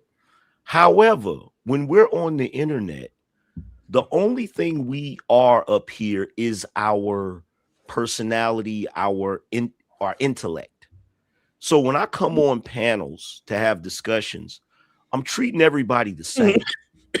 You feel me? I'm treating everybody the same. The same way if I heard Bean say something that I thought was stupid as hell, I'm going to come up here talking shit. You feel me? And I've done it before. Y'all seen it. You feel me? And if Rose, if you say something that I think is stupid, I'm going to come up here talking shit. It's not because you're a woman. Or it's not because I'm being super emotional or whatever. It's because you're on the panel, you're giving your opinions. I disagree with the opinions, and I'm going to come up here and I'm coming in hot and I'm going to talk shit. You feel me? Whenever I don't want to have a discussion with somebody on a panel, like Bean said, with reason, I'm going to be like, shut the fuck up, Reason. This ain't got nothing to do with you, nigga. Yeah, you know what I'm saying? Me and Bean had a heated discourse, but like for what Rose is saying is that I would be wrong if I had the same kind of discourse that I had with you, Beans. I think it was that I had with Rose. She would say that's wrong, and then she would say, "Oh, I'm this height, I'm this." You know what I'm saying? So hold on, Rose. Yes, Trey. I like the way you say my name. I'm allowed that was to so speak. respectful. That was so respectful. That's how I should be at all times. Yes. Bro, whatever. Hey, Trey, what it feel like, bro? What it feel like? Boy, man, listen, boy, I'm telling you, make my heart jump. You hear me? Look. Hey, why did you say your height and your weight? Why? Can you educate us on why? Tell the men why you did that. I said that in the beginning because I was figuratively speaking, right? I'm 5'2", weighing 157 pounds. Why are you letting somebody like me trigger you where you getting up here yelling and acting out of your emotions? So Rose, so is that exactly hold on, are you being sarcastic? No, I'm being for real. That's exactly what it meant. Yeah. That's not condescension. Thank you for proving my point. Thank you. Now, hold on. Go ahead, Big Aaron.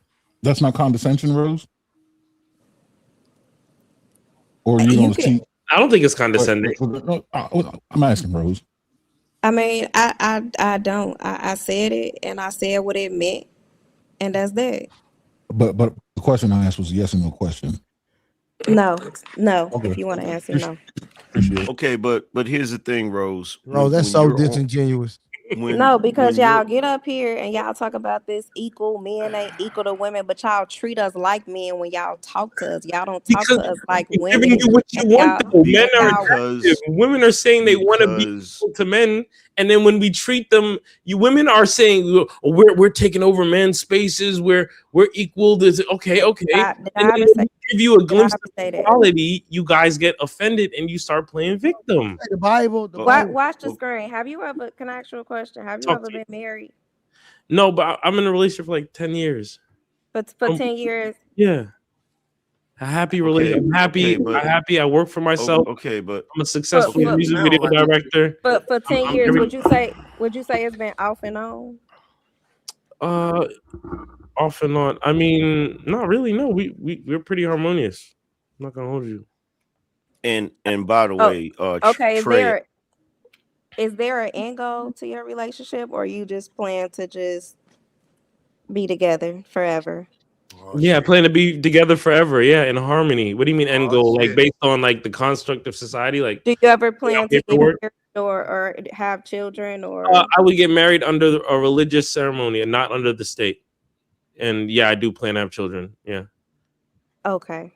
Feminism. How about you? Are you in a relationship? I'm not in a relationship. By the way, I could just understand based on your answers and the way you speak. I can understand. Got you. But you work? You work? I absolutely work. Got you. My girl doesn't have to work, so yeah. And by the way, Trey. Well, I mean, but she's not your wife, so it doesn't matter. But you have to work. She don't gotta work.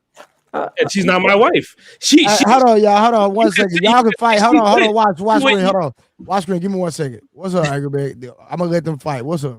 I just wanted you, because I know you'll keep it real about this, right? Because on panels, when I'm on panels, I get accused of snapping out for people interrupting me or talking over me. How often do you notice I might be saying something and somebody interject and I'll just stop talking and just let them go? No, you've done that before for sure. You're just having a good back and forth. See, watch the screen. I'm gonna let you spar with Rose. Trust me. It's a back and forth thing, but I like Rose. All this is exercise. I don't take none of this per. Hold on. What Anger Man said we all up here, except for Big Aaron, right? Have done it. The Big Aaron don't cut nobody off. So Beans done cut me off. I done cut him off. Anger Man done cut me off. I done cut him off. Rose done cut me off. I done cut off. God dang, why we so goddamn sensitive? Bro, I never cut you off. I never cut you off, Trey. I always let you go. Man, hold on. Beans, you done got mad at me before. I'm not saying like you were fighting mad, but you got offended before. Don't lie, bro. Okay, so this is what I'm saying. The one time that I cut you what off, you do, you'll score on me like a joke, but you really mean it. But you try to cover it up with comedy like a nigga don't really. Nah, but Beans is cool. Like I already know Beans ain't like no sensitive nigga because we had a. That nigga Beans sensitive. Hey, watch that nigga be sensitive. So Beans, you mad at me, Beans? No. I'm not talking about. That's what I'm saying. Like we had a heated discourse. Like I respect people like Beans because we can leave it where it's at. Like we got heated and just leave it where it's at. I'm not. Hold on. Let me speak for myself. 5 minutes ago, that nigga would have slapped you, nigga. Let me tell you something. Slap too. No, listen. Watch the screen. He's wrong. Watch the screen. I'm not saying he wouldn't, but I'm saying Can you hear me talking? Can you hear me talking? I'm trying to say something. The nigga Beans is emotional right now. He's proving it right now. That's a fact. Absolutely. Listen to what I'm saying. Watch the screen. He's wrong. I would not have slapped you, but I would have instructed my nephews to stomp your guts in. And you would have been attending the funeral. No question about yours. But shit. Here's what I'm saying. Shit, nigga, yours. Bunch of niggas have been dead, nigga.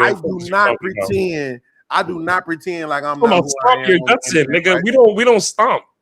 Nigga got watch the screen. You taking it too serious. I'm just thinking. He's not wrong. He's not wrong. So I can't be mad at him for taking it too serious because I'm not joking. I don't play that shit. Like, bro, like in real whole life, Angry Man, have I ever pretended I'm not me on the internet? Nah. I've been me, bro. I don't pretend like I'm not who I am, bro. I'm me. Yeah. But hold on. This is how. Wait. Watch the screen. Watch the screen. This is how you deal. This is how you gotta deal with this when it comes to Beans, right? So, like with Beans, I feel like if I got into a straight up one-on-one physical fight with him, he might be able to overpower me and shit. But all I got to do is hang in there because the nigga ain't got that much wind in him left. You feel me? He gonna run out of steam and shit. And once he run out of steam, nephew gonna come in there and bust your ass. Why would you? Hold on. This is what I want to know, Angry Man. Why would you air out my weaknesses online? That's how when you know a nigga don't give a fuck about your well-being. No, you gonna tag Few in, and he gonna fuck you up. It's not that you expose your weaknesses, nigga. We can hear when you talk, nigga. Ain't that Hey, Beans, the whole time I'm fighting you, bro, I'm saying 1 Mississippi, 2 Mississippi, 3 Mississippi. Wait, this nigga Trey just did the same thing he accused me of. It's not that we're exposing your weaknesses. We can hear. See what I'm saying? He gonna say I say shit to him, and I really mean it. Nigga, you really mean that? But look, me, I don't sugarcoat nothing. All this encapsulates, Rose. If you're paying attention, this is how men banter. It might go from shit. Niggas might, we putting the guns on the table to laughter. We're not. If you want to come into men's spaces, y'all really want equality. Y'all gotta understand this is how it goes. We're not gonna change according to how y'all operate. That's not how that works. If y'all want to be equal to what men's status is and what men are, this is how it goes down. We don't sugarcoat shit. Shit can get real. Shit can get, you know what I'm saying? Shit can get. Hey, watch the screen. I'm gonna keep it gangster, bro. When you told and to your 10-year girlfriend get up here and somebody say something to her that you don't like. Now but she would never be up here because she's a proper woman. She's asleep right now. So women that are up here on a YouTube channel are not proper women. Is that yes, what I'm saying? Yes, most of them. Do not answer that. Do not answer that, bro. Yes, most of them. Yes, if you on YouTube at 3 a.m, you're probably not a good woman. Damn, why'd you answer that? That's shit? Not true. Shit. What makes that true? Because you said it. Well, I'm gonna because you're susceptible. Give you more context. No, she up here because of me, bro. That's why. But let him answer. No, I'm not speaking about her. I'm just speaking generally. I'm not speaking about you, Rose. Yeah, she's not gonna catch Rose on nobody platform at this time of night. You just not gonna. That's a fact. No, I don't know, Rose. I'm speaking generally. I'm just saying when a woman makes herself susceptible to be spoken to in a certain way or to be in these areas, like you had mentioned, like, oh, your mom's aunts, our mother's aunts and blah blah blah wouldn't be on these platforms because they are of a different cut. The platforms didn't exist when they were our age. They didn't exist because there wasn't that air and there wasn't a culture surrounding that kind of talk. There could have been room to gossip. There was little rooms to gossip. Hold on a second, first of all, technology didn't even exist for platforms like this to be had. So let's be honest. Let's get to. Go ahead. Hold on. I just gotta say this real quick. Hey, Beans. Don't feel bad, bro, because after I do the countdown for when you run out of breath, I got to start one for myself.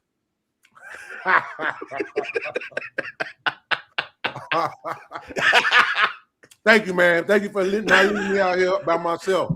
I got you, bro. Because Big Aaron didn't defend me at all. They're gonna get tired and they're gonna just shake it out. That's what men do. Like, man, you know, men are like, and that's the so watch the screen. Would Would you deem yourself to be well, what did you use? Appropriate or fit type of man, seeing that you're on the internet at 3 o'clock in the morning? Or is it okay for you? It's just not okay for her. For sure, it's okay for me. It's a double standard. Yeah, it's okay for. I'm an editor. I was editing a new Davies video. Like I was editing. I'm scrolling. Oh, all right, boom. All right, let me just tap in. But like I'm working. Like this is my job. Like I'm working while I'm talking to y'all. I'm making money while I'm talking to y'all.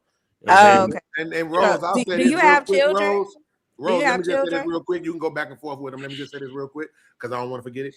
Because I had my mom on my show a couple of times. To your point, I probably wouldn't invite my mom on if I was having this kind of panel with this kind of discourse. But if I did, I absolutely would have the expectation for niggas to be respectful towards my mom. And they would. But here's the thing, though, Rose. My mom is she's our elder. She's not our peer. That's a fact. You're essentially our peer in this space. It's different. That's what they've asked to be. Yeah, if Beans, if you told me your mom, wait, time out. If you said mom was next to you, none of that. Wait a minute, bro. Why are we even doing this? Rose acting like she can't handle herself. I done sat here and watched Rose handle herself in numerous back and forths and numerous conversations. Like, cut this goofy shit out, man. I don't know her. We just responding to what she said. Oh shit! Somebody paid the drop, Trey. That's for what you said about me, Trey. You say what? What'd you say? I thought somebody paid to drop you. I was like, thank you. Why they gonna do that over here, nigga? You trip. They don't like. I know what's going on. I know what's going on.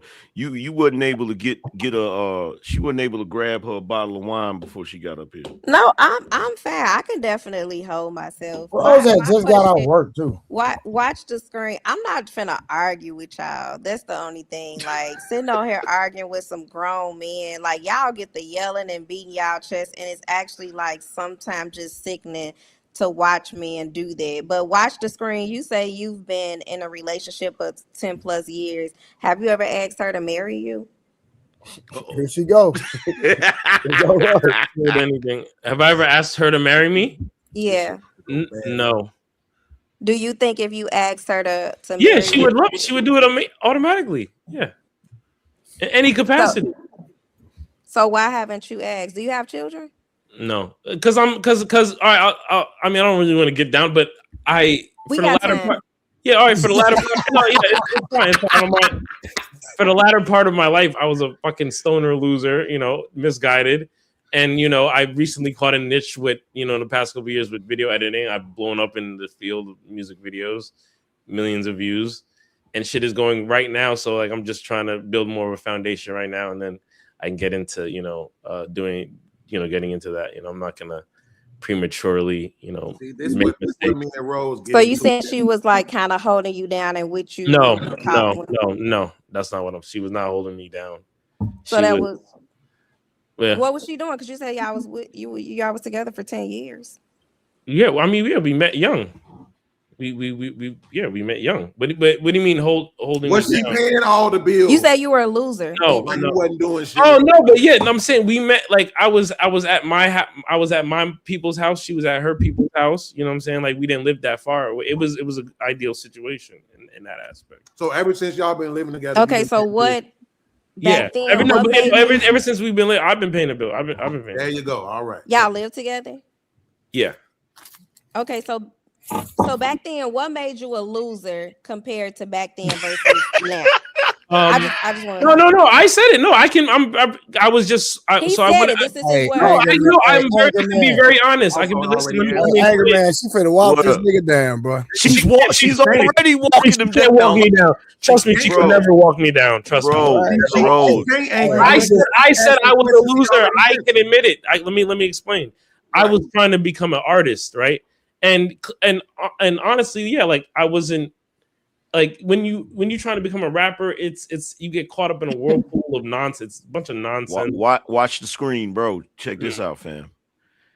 Look, this is not me trying to take a shot at you. I actually agree with a lot of your takes, but these questions she asking you is diabolical, bro. And you're answering them willingly. But you're answering them willingly. I'm not a loser anymore, so I could you not making an impact at all. I don't care about she got to punch a clock.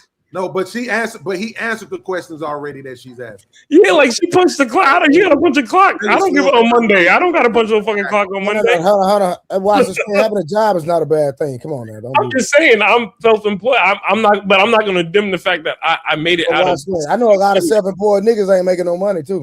Not over here though. I'm good. I'm not talking, bro. Why are you? I'm not talking about you. But I'm just saying. You just said having a job isn't bad. No, I didn't say having a job isn't bad. What I'm saying is so this is what I'm saying. Let me help you out. If for some reason you're not getting it. I know people who are entrepreneurs who are barely making it. And I know people that have 9 to 5s that are making plenty of money and vice versa. So I'm not knocking you, but at the same time, you making it seem like it's a bad thing because some people have to, some people like I got a friend guy has a 9 to 5, he makes $300K a year. It's not a bad. It's not. He got to ask to use the bathroom and when to take vacation. No. He works from home actually. So he got to ask to take vacation. It doesn't matter. But what is my point though? I don't know. Okay. And by the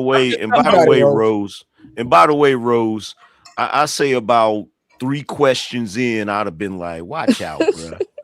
I agree with you. Y'all say. He already answered. I really don't care. No, go back. Well, my bad. I apologize. Let's go. Like, what do you want to know? Keep the questions coming. Let's go. Keep going. Like, save me. Like, what? Get the fuck. Come on, man. Go ahead. I just wanted to know what he thought. What's the difference between him back then being a loser and him now? Like, what? So, earning capacity. Like, guy. My path in life. Like. Chasing artistry and becoming a musical artist, that's not a realistic dream, unfortunately. Like, you know what I'm saying? So in the pursuit of that, and if that's what you're focused on and that's not going well, and you're not able to provide and you're not able to step up in basic areas of life, you're a loser. And for that time, I was a loser. But once I picked up videography and I'm directing videos for the biggest artists in the world. So like, I'm not a loser anymore. I elevated my scenario. So I can look in hindsight and I can look now and it's not the same. It's not the same thing. Life is 100% different. Well. Yeah, things is going more than well. It's a dream come true. I'm working with artists that I used to, when I was a loser at the fucking bus stop, working at fucking odd bullshit jobs. Those same artists that I was listening to at the bus stop, I'm working with and I'm peers with. I won in life. Bro, okay, is that just from a financial standpoint? Do you think that I didn't say anything about finance? Do you hear what I just said? I said those same artists that I was listening to at the bus stop when that were basically the soundtrack to my life growing up. I'm peers with now and able to work with. That has nothing to do with money. That's life going full circle. Okay, you said work with. I didn't hear you say you were friends with. So when you said work with, I was thinking peers. From a financial and a business standpoint. Yeah, peers. I mean, it's not just business. You develop relationships. You develop networking relationships. You develop personal relationships. Yeah. Okay. Mm-hmm. Yeah, life is great. This shit is so crazy to me that you niggas be. Okay, I rest my case, Trey. Y'all can have it. Like, it's not working out well. I rest my case is diabolical, bro. What case? What case? Bro.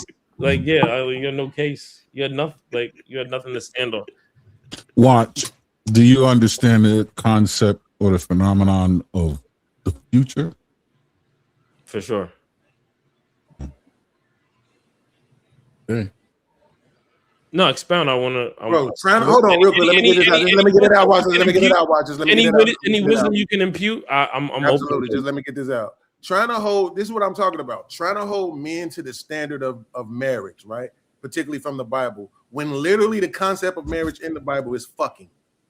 And you've been doing that with the same woman for 10 years. So for somebody to try to say that that's not marriage when Is their somebody perception is talking? supposed to be based on the Bible is hilariously insulting.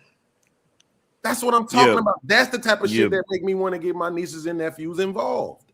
Yeah, Beans was talking. You can't hear him? Who, No, me? I'm gonna go out and come back in.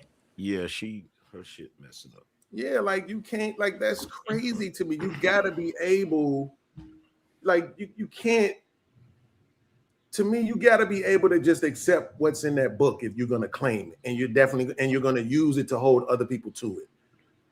And that's my problem most of the time with it, is don't try to beat me up with shit in there when you ain't following the other shit that's in there. You know? Somebody been together for 10 years, that's your fucking wife. Anybody saying anything other than that they're just on bullshit. Yeah, I was just trying to understand if you think that when you ask her to marry you that she's gonna say yes, and now you're not a loser anymore and you got your life together, why haven't you asked her? Because I don't care about that shit. Okay, so would you be a part of, well, y'all don't have children with each other, right? Is it your desire to have children in the future? Yeah, I'd like to have children. Yeah, if we were to have children, I would create more structure and yeah, absolutely. I get all that. Yeah. Okay, but right now I'm in husband. she's just not worthy of that structure. No, don't without children. no, that's a straw man. If you want to know what straw man is, not Absolutely. worthy. Yeah, like worthy. Who the hell said anything about worth? That's but you said if you have children, then you would go ahead and create that structure. So without children, you're not willing to create that structure. You're not willing to prematurely plan. It would be as an example. Like I wouldn't just, I wouldn't, do it like, oh, you're pregnant and just get married. No, like I would, plan ahead, like, oh, I reached this goal, let's get married and then let's have children. You know what I'm saying? Like, wait, watch. When you say married, not under the government. Yeah, okay, there you go. Consistency. That's all I asked for. Yeah, no, I got you. Yeah, no, that's all I asked for. Yeah, not under. It would be a religious ceremony, through the church, or some type of ceremony, sacrament, Yeah. Yep. Which is still not the kind of marriage that she's talking about, because she's definitely talking about paper marriage. She want to be able to take a nigga's money, yeah. Exactly. Exactly. I already know the game. You can't tell me. It's not about that. I mean, because what is it about?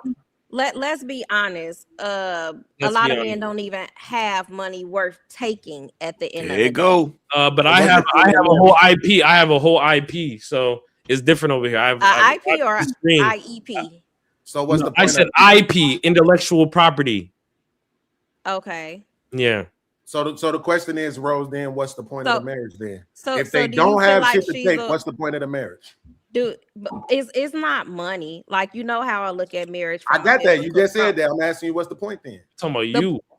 No, just in general. So if these men don't have money, then and they don't have anything to take, then why should they marry the women?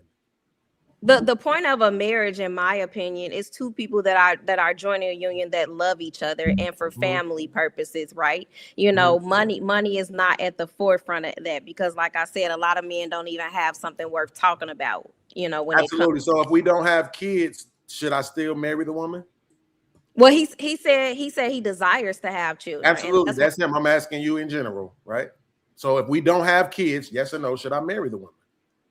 If you've been with her for over 10 plus years, yeah, she's basically your wife. Absolutely. Because now I feel like you're finessing the situation, because you're getting the wife benefits and the privileges without making her your wife. So you're kind of the very downfall of what's going on in the Black community. Absolutely. Let's go with that. So now here's the thing. I give her the paper marriage. What changes?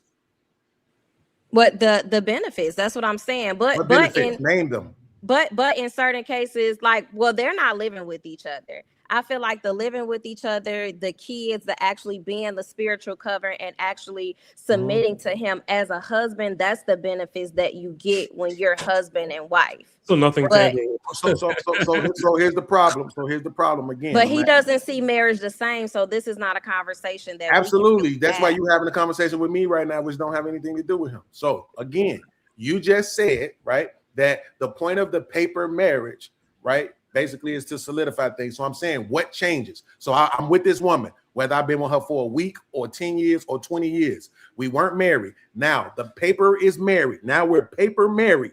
What changed? The benefits. So, okay, so right. So if they're not married on paper, well, I don't know what people are doing these days, right? So if God forbid something happened to him tomorrow, what can she say? No. I can give her right. I can give her. Hold on. You had your 30 minutes. Hold on. So here's the thing. You can't make that argument. They absolutely have things in place for people to be able. What is it called again, Aaron? Power of attorney. Power of attorney. There you go. So you can have that without being married. So okay, yeah, and that's why I asked. Right, and that's why I asked. I don't know what people are doing nowadays that aren't married, but thanks. Okay, cool. Wait. So just understand, Rose. You said the benefits, right? So you're saying the power of attorney to be able to determine whether or not you live or die is a benefit for a woman. No, I didn't say that's a benefit. I said, for example. Okay, so I'm asking you, what's a benefit? You said the benefits changed. So what's a benefit that changed now that you got the paper marriage? Right. For me, a benefit with marriage is a man having a spiritual covering, because that's what I think of when it comes to a wife. And see how his head rolled in the back of his head? We need tangibility though. Because we're speaking. Watch. Please don't do that right now. I have this conversation with y'all because I see marriage different, right? He's just trying. I feel like most men out here are trying to just protect their money so they don't get married, because that's all they really have to bring to a relationship anyway. They don't have any character, any leadership, anything else. They just have money. Absolutely. So here's the thing about it. So here's the thing about it, right? Again, now you just went from the power of attorney to be able to determine whether or not a man lives or dies. Now you're saying the spiritual covering, which is not necessitated by a piece of paper, right? So again, I'm asking you, what changes? What do you actually get from the piece of paper? You can't say spiritual covering because you can have that without it. So what your covenant with God isn't based on the paperwork, right? So what is it what benefit are you getting from the paper? You still haven't named anything. Just being honest. It's basically his last name, but that's all it is. It's his last name. That's what comes with carrying on that legacy, the last name. If they were ever to have children, that kid, she's more than well within her rights to give the child her last name. She doesn't have to give his last name because there's not married. Absolutely.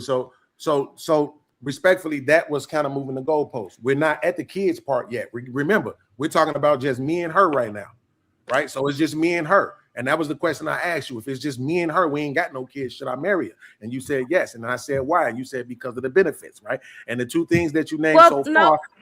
Because I said I feel that those type of men are finessing a situation, right? Obviously, if she's been around for 10 years, obviously she's marriage material. She's doing everything to keep him. So why not? Why are you not marrying her? Right. So now you're answering the question with a question. My question was, why marry her, right? What changes with the piece of paper? And you're saying, why not? Right. So that's like if you said, hey, I shouldn't hit it. Men shouldn't hit women. And I say, why not? You see how that feels? Tangible, right? So tangible benefit. Tangible benefit. Matter of fact, I'm not gonna say it because you probably don't want me to give an answer. I don't. I'm saying. I'm trying to have the conversation. Don't do that, because when I was sitting here talking, Trey came caping, Beans came caping, Angry Man had something to say, and they let him sit back and didn't say nothing. Right. The problem is so let me just get to it then, since I'm probably not going to be able to. Rose, right now you're not substantiating your ideology. Not at all. You're not saying the reason for doing it, right? Everything that you've named so far, power of attorney to be able to determine whether or not a man lives or dies if something happened to him, spiritual covering, which you absolutely don't need with paper marriage, has nothing to do with the government, has everything to do with your covenant with God. Can't be enforced by the government. Right. So you're not naming. I'd have been asleep anyway if I was in there. You're not telling me the reason why we should do it. Because she doesn't have there's no reason. Yeah. I just want her to realize it though. That's why I'm saying I don't want nobody to tell her. That's why I'm only asking questions. And I understand that, Beans. Like I said, I just see marriage differently, so I can't have this conversation with y'all. There's nothing you're gonna say to me that's gonna convince me otherwise. I'm not trying to convince you, right? We're trying to get an answer from you. What is a tangible benefit of marriage? You're saying you see it differently. So I'm saying, tell me what that looks like, right? Tangible. This is what you said. You said it's not about the money. But so far, the only tangible thing that you I said it's not about money that y'all don't even have. That's absolutely cool. That's what it is. So you're admitting that the point of the marriage for a woman is to have access to the man's money? No, that's okay. Then so that's my point. Would you be in a marriage that didn't? Would you be in a marriage that a man that didn't provide? If she has to argue with both of us, it's gonna go bad. So that's why I'm just saying, it's okay. I don't need your help. I'm trying to actually have a conversation. I'm not trying to debate. That's why I'm only repeating back to her what she said and asking questions. You see how I'm not inferring any of my own beliefs, right? So again, Rose, what I'm saying is this. You already stated that it wasn't about the money. I accepted the premise. It's not about the money. Cool. What do you get then from the paperwork? And again, the only two things that you named, power of attorney, life or death for the man if something happens to him, and spiritual covering, which isn't based on paperwork, it's based on your covenant that you made with God. Right? So the only thing so far that you have named, which you did inconsistently because it was about once the kids came into the picture, was money. And you mentioned last name. How about this, Rose? My last name is Bell. Guess what? It's a lot of people's last name is Bell. If you wanted your last name to be Bell, you could change it tomorrow. But how would anybody know that makes you my wife? Aaron's last name could be Bell. Watch the Screen last name could be Bell. Trey's last name could be Bell. So what does the last name really do? If you really wanted that to be your last name, you could just change it to that. Again, paperwork not needed. Do you see that? So again, that's why I'm asking you. I'm not saying you're wrong, but damn, give us something. Or how about this, Rose? Respectfully, just fucking be honest and say it's about a woman's security. That's what it's about. That's what the paperwork is about. A woman's security, that in the event that she decides to leave, she doesn't have to leave with nothing. Can we just be honest and say that that's what it is? But if that's the case, that could be for either party though, because you have men and women that get married and the woman is the breadwinner. Absolutely. But here's what I'm saying. I just don't believe in a marriage like husband and wife benefits, whether that's providing or having children or living together at a boyfriend and girlfriend level. That's just my personal beliefs. That's all.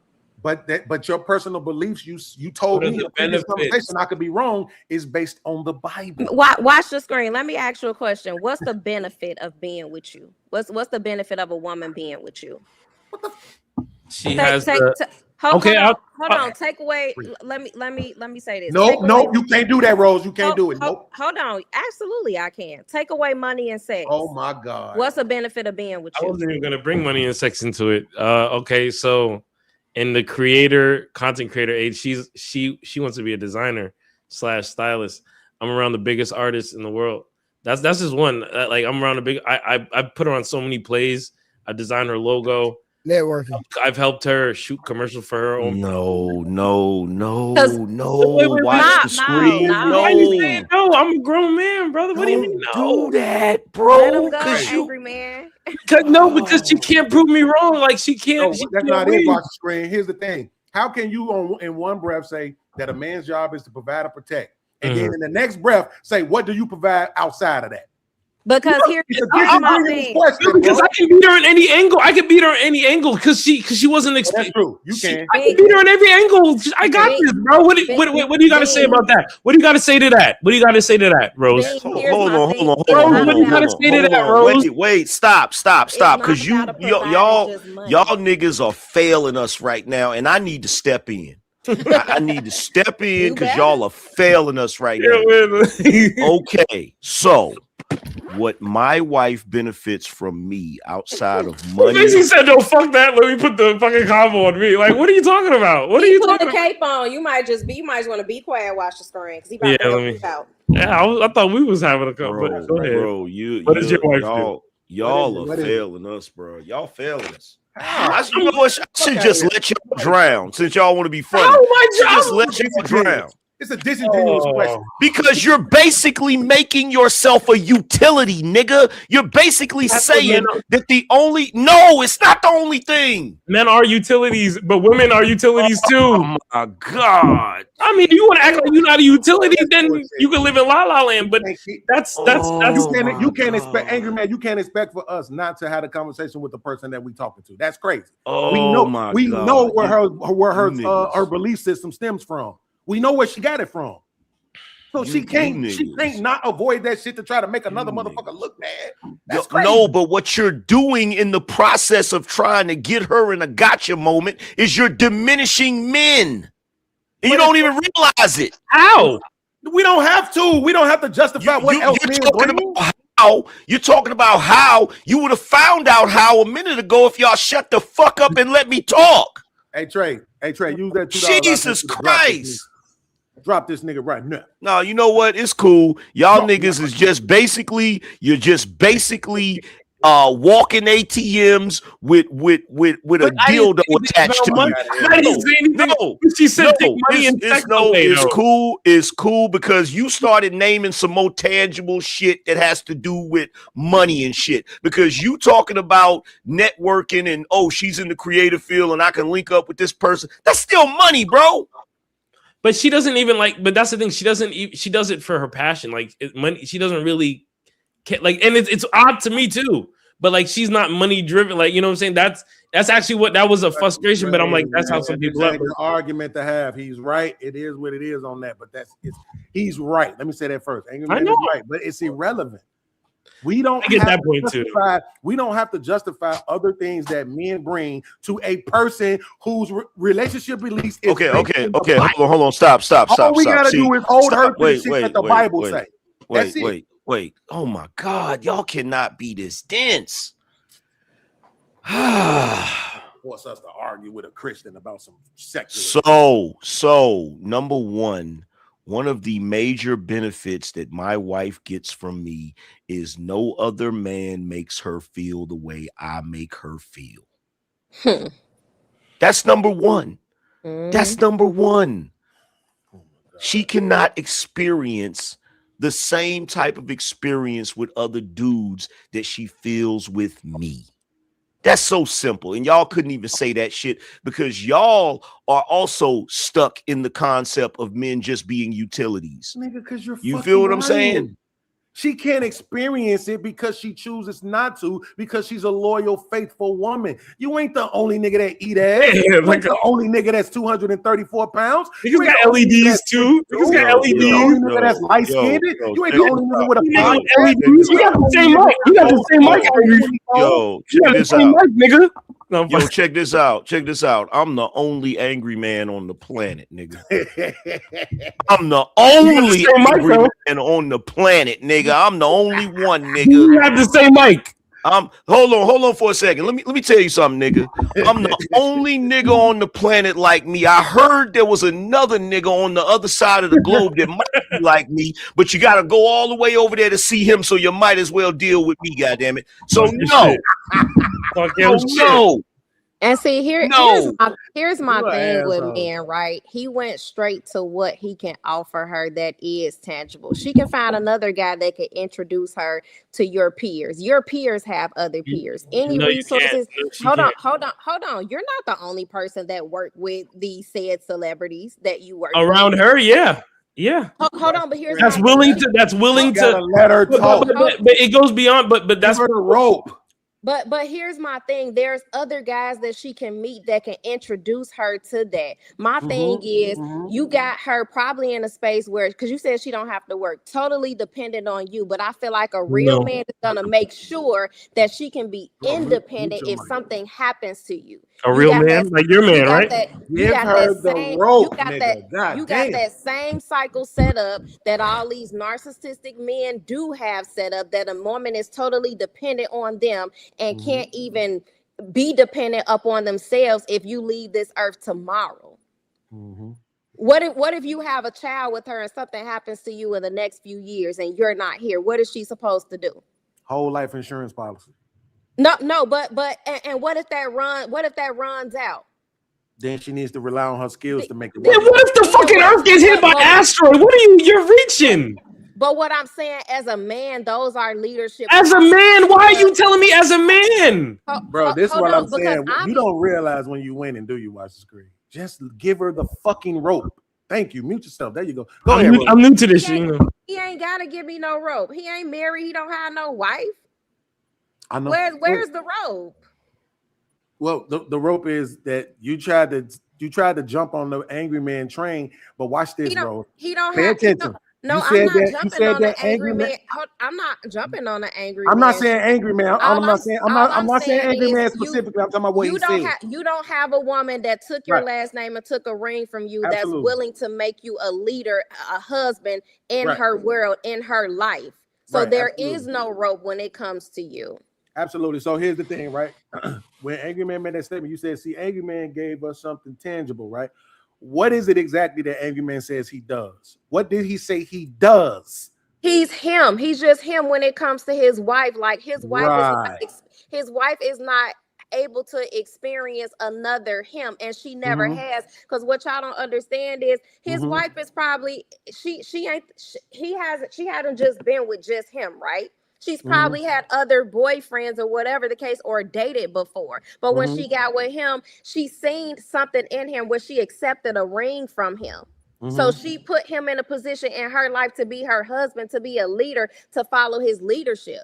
You got somebody up on the top of the screen talking about, well, she ain't got to work. Yeah, she could find another guy that'll say the same thing. Absolutely. That's nothing. Like absolutely. It's so many different streams of income for women that don't have to have a 9 to 5. It's women out here that got OnlyFans that's making thousands and thousands of dollars. If they those type of women, but he went straight to money like the average man does, because once again, a lot of men don't have just character and leadership skills and other resources. They have to go straight to money, but then they go straight to money and get mad when women use them for what they're leading with, which is money. Absolutely. So here's the problem with the statement. The problem with the statement is that, again, you can't tell us what that is. Oh, what does Angry Man do for his wife? He beats Angry Man. But what does that look like? He's she Angry likes Man. That, obviously. Okay, so here's the thing. Obviously, his wife likes what he brings, because she's been with him for 10 years, which, if I'm not mistaken, is not that far off from how long Angry Man been married.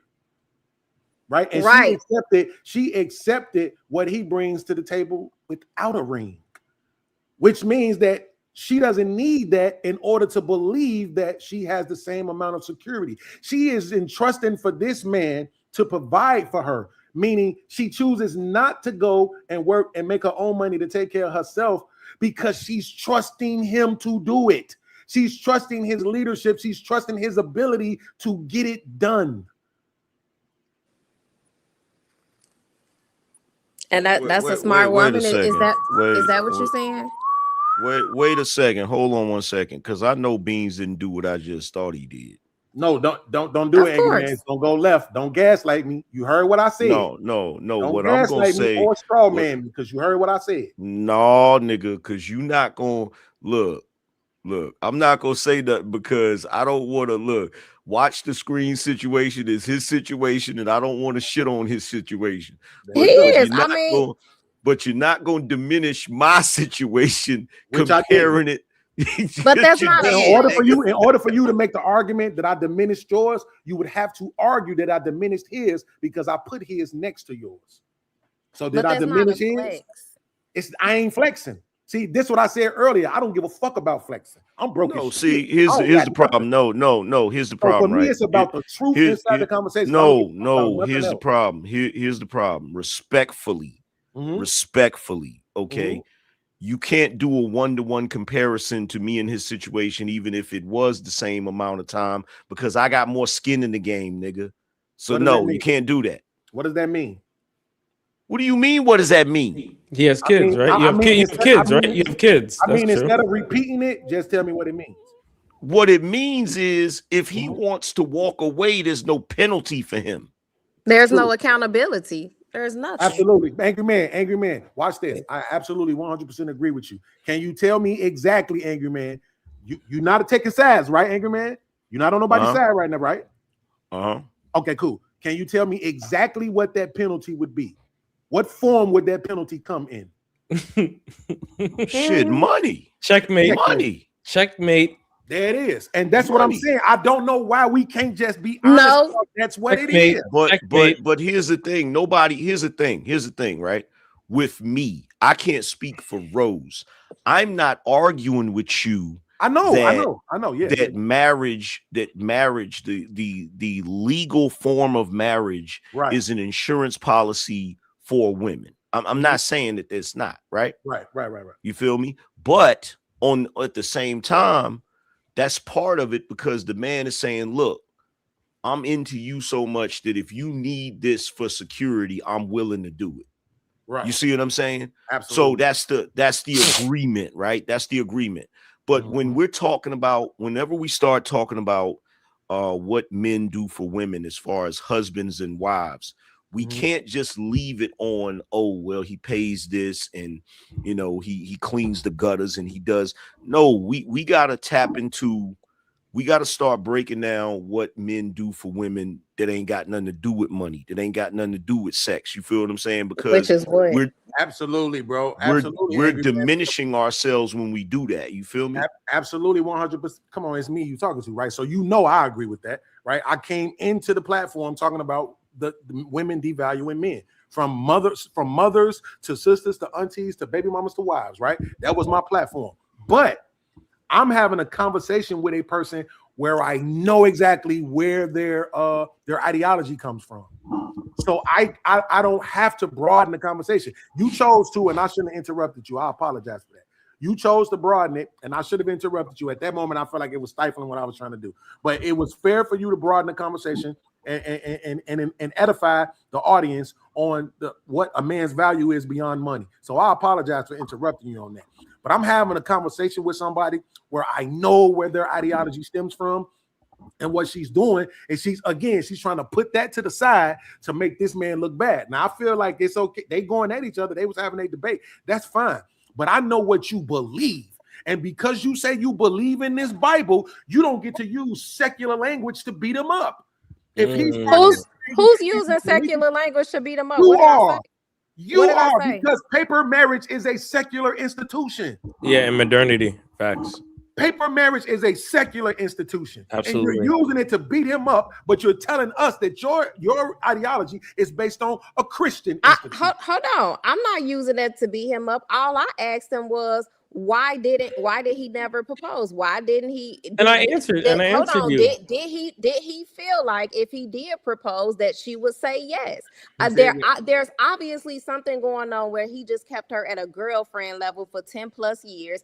And from what I gather, is just the security of his money. You use girlfriend. You use the word girlfriend because that that's your way of taking a shot at the situation. But I don't operate on whatever terms you may operate on. So okay, so what terms do you operate on? What is she considered?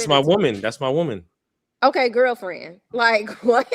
Okay, you can be childish and immature. Okay, what's the difference between a girlfriend and a woman? Do you see what I mean? What's the difference between a woman and a wife? Right. What's the difference? What's the difference between? Answer my question. I asked you a question first. I said there's no difference. Okay. Hey, yo, I ain't gonna lie. You did your thing on that one. That was a great question, but it does have an answer. Right, but that's the thing. That's why I said it's guys like him that finesse certain situations. What am I finessing? What am I finessing? He's has someone lingering around, lingering. You listen to your language. You're painting a picture. You're using disingenuous language. Let her say it. Watch the school.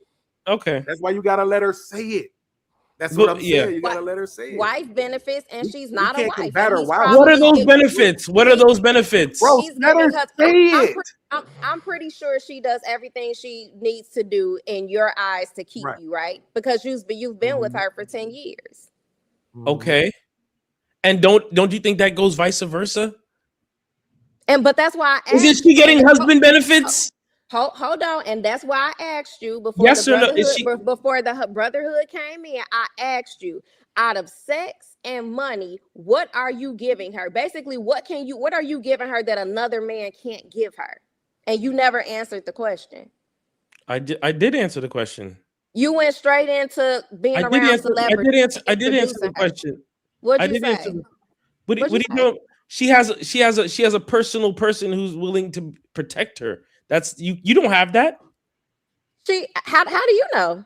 I absolutely do. No, you don't. I absolutely do. You on the internet at 4 a.m. being around niggas yelling and screaming. But I can handle myself. I'm a man. I'm working. And so are you. You're not making money right now, though. You don't know what I'm doing, though. I do. But I know what you're doing. I see the camera. You sitting here going back and you sitting here going back. I'm making money. I'm making money. I'm smoking weed. I'm chilling. You're going back and forth with me talking about you have a woman at home. We're having a conversation. I thought we were going back and forth and we were yelling. That's what you just said. I didn't say that. I said that, but you can't get me, Rose. But I'm sure. Back and forth, but going back and forth trying to take digs. That's not where your angle is. That's where you lose, right? Because it don't even look good or sound good from you going at her, because there's nothing tangible to argue about that, right? Yeah. The fact of the matter is this: you should have just repeated what you said at first. Because if you're in a position where you can offer her a network that she would otherwise not have access to, that's not just money. But see, this beans, like, let's be for real. He's not the only one that's hanging around these celebrities and but the other people are trying to fuck. The other people aren't trying, but other people aren't providing for her. They just want to fuck. But here's my thing. You don't know that. Yes, we do. Yes, I do. Because I'm in the industry. I'm there. I hear what they say. Like, what are you talking about? So you just the only man. You just the only man in whatever industry that you're in. You're the only man that just don't want to fuck her. You're the only man that sees. I'm the man that's fucking her. That she's my woman. Like, come on, she can find another you. No, she can't. No, she can't. No, she can't. She can't. No, Rose. Listen to what I'm saying. Listen to what I'm. Rose. No, she can't. Rose. What's separating you? What are you talking? Listen. My position. My position in life. My unique position in life. Oh, she left. Wait a minute. Hold on. See, now, as much as I don't want, but I'm not gonna go back and forth. As much as I don't want to go against the fellas. Y'all kind of contradicted yourself. Because a second ago, when I said, I'm the only me that my chick could get, you niggas like, I didn't say anything. I didn't say that. You caught that, right? You said what? Y'all said you caught that, right? He fell right into the fucking trap. That's what I'm saying. I didn't say that. I didn't say he's. You did when she said she could get another you. You said no, she can't. No, but I'm saying Angry Man. I didn't say that his wife. I didn't say his wife couldn't get another him. I didn't say nothing to that. No, I made the arguments when I was making the arguments, right? Yeah. That, hey, we couldn't really hear what you were saying because of the way the mics work when everybody is trying to talk over each other. But when I was saying, Angry Man, you ain't the only nigga that's 6'2". You ain't the only nigga 230. You ain't the only nigga that's like. It sounded like you was agreeing with me, right? So that's why I kind of seemed like you might have been on that point. I'm just saying there was no reason to go. There was no reason to go into that with her. The fact of the matter is that she can't make this argument because it would have to apply to every single motherfucking body on earth. Anybody you with is not the only motherfucker that could do that. You're right. You're 100% Until you start having conversations about billionaires, then maybe you can actually, if you have a conversation about niggas that's 7'4", maybe you can kind of have those conversations. But just in general, anybody could go find another motherfucker that they with. No, because here's the thing, right? When you parse out, if you sit there and say, okay, what benefit do you bring to that woman? If you parse those things out individually, yeah, you can make that argument. And see, this is what I was waiting on you to do, watch the screen, because that's what I was going to do before y'all started interrupting me. I was going to point out the fact that it's going to be extremely difficult for a woman to find a man that does the things you do when it's a combination of things. Mm-hmm. When it's a combination of things, this is why I always tell cats to watch me, like, build up your freaking repertoire. Like, don't be a one-dimensional individual, because every time you tack on multiple things, you become more unique than other dudes. Because yeah, you might have a network, but you also might have this going on, and you might also have this going on. Like, you end up separating yourself from everybody else because the odds of her coming across a dude that does everything that you do, the combination of the shit you do is slim to none. You feel me? Yeah, facts. 100%. It's not even the tangible shit though, really. When you start talking about a motherfucker can't find another you, it's the personality shit. It's the little quirks and shit that you have that the next motherfucker won't have. And that's mostly a lot of times the shit that we miss. If you ever been in a long ass relationship, I'm talking about, I don't know, about maybe 7 years or more, when you start dating another motherfucker, you be comparing their behavior and their little personality to the last motherfucker. And sometimes that shit don't even be as entertaining and shit, you know? Yeah, like prime example, like me and my wife, right? Like, if we out in public, right, and we see somebody, you know what I'm saying, that look lame as hell or goofy as hell, or they wearing some crazy ass shit, like, I don't gotta say nothing to her. I could just look at her, and when she look at me, then I'll point my eyes over at them, and it's like she already know I'm clowning that person. You feel what I'm saying? And she's petty enough to think that it's funny because I'm petty. You feel me? Whereas you might be in a relationship with somebody else, they might be like, man, that's not nice, that's mean. You know what I'm saying? Yeah. Right. Absolutely. So it's quirks like that. You feel me? Now I see that, and that I'm a party pooper, bro. Because I know what she was doing. Like, she was going there watch because he was going at her. That's fine, but I just can't help it, bro. Go with the truth. Like, you should be able to roast the motherfucker with the truth, not with the bullshit. At the end of the day, you can't. Any motherfucker been together for 10 years, that's that man. That's husband and wife right there, right? That's why I said the Bible said that God put Adam to sleep, took a rib from him, and made him a woman. Right? That's what he made Adam. He made him a woman. So at the end of the day, when a nigga say that's my woman, that usually mean he will punch you in the mouth about her. That's usually what that means. I don't usually hear niggas say that's my woman, and it ain't a motherfucker that he'll skin a cat about. Yeah, you hear niggas talk about partner. Oh, that's my partner. All that that mag. Yeah, that's my partner. We're partners. He almost said it. Yeah, I almost bugged out. It's so funny when that rapper Al Bial, he just did like all the rats, and he said that I had to mute it out. Like, things that they had to mute it out in the video. I'm like, yeah, but you can't say that word at all. Like, but yeah, people will say, "Oh, that's my partner. That's my partner." Like, come on, man. Hey, angry man. What up? I'm working on this meme, right? I'm gonna pull it up on screen. I want you to just give me your first impression of it without the caption in it, right? And watch the screen, bro. Let me tell you something.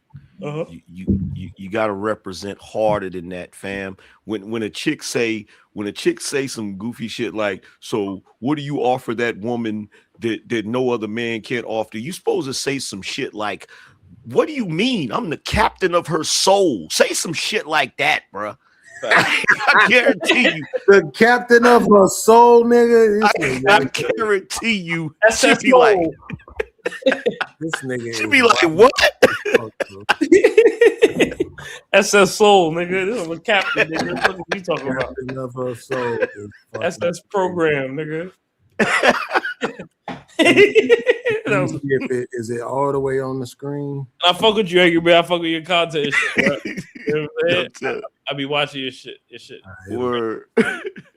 Quality A1, you know, from a production standpoint. Hell yeah.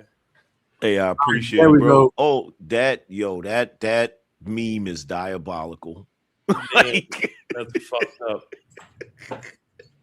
That's crazy. That's diabolical, bro. It be like that though.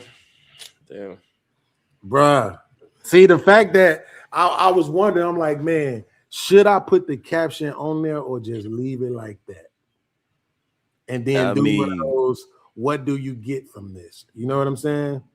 I mean, you got to add the glowing phone on the lap. You could leave it the way it is, bro. That shit. Damn. That's what it is, though. That's what's happening. Yeah. It's wicked. Bro, it's crazy as fuck. I seen a girl like the girl in the middle though, walking down the street with like an unassuming dude, like real nice dude in a blazer. And I was just like, damn, I hope you take it easy on him, man, because you know, you could tell like, yeah, it was a crazy image, like a good guy dude in a blazer, and it was like a girl like that, mini skirt, you know, that whole aesthetic. And they were like on a walk in a park, like just like a whole interlocked shoulders. Right. And I'm and like, you know what's crazy, bro? Yeah, I go out of my way not to watch feminism shit, right? Like, it's hard not to. I watched The Lioness, the TV show, right? That's some feminism shit, but it's still on some every aspect of media, bro. Masculine shit, kind of, right? But when it comes to like the Diddy documentaries, all that type of shit, I don't watch that shit, right? No. But yesterday, I was working on some shit, and it wasn't really nothing on TV. And I was scrolling, and I came past this movie. I could just tell by the way the dude he had the jerry curls and the hat. I could tell that he was supposed to be Ice Cube. So that made me stay right there. Like, what the fuck is this shit? And it ended up being Surviving Compton. Dre, Suge, and Michelle A. Oh yeah, that goofy shit. Bro, that shit was crazy, bro. Like, I can't fucking believe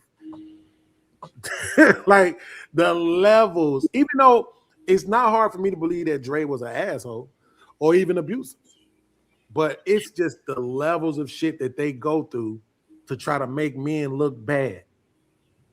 And I'm sitting there thinking the whole time while I'm watching this shit, what's the equivalent? What movie do we have that shows this same level of disparity that men go through in relationships with women? And I can think of one. I still can't. The closest you're gonna get is The Pursuit of Happiness with Will Smith. Yep. That's the closest you're gonna get. He had relationship issues in that movie.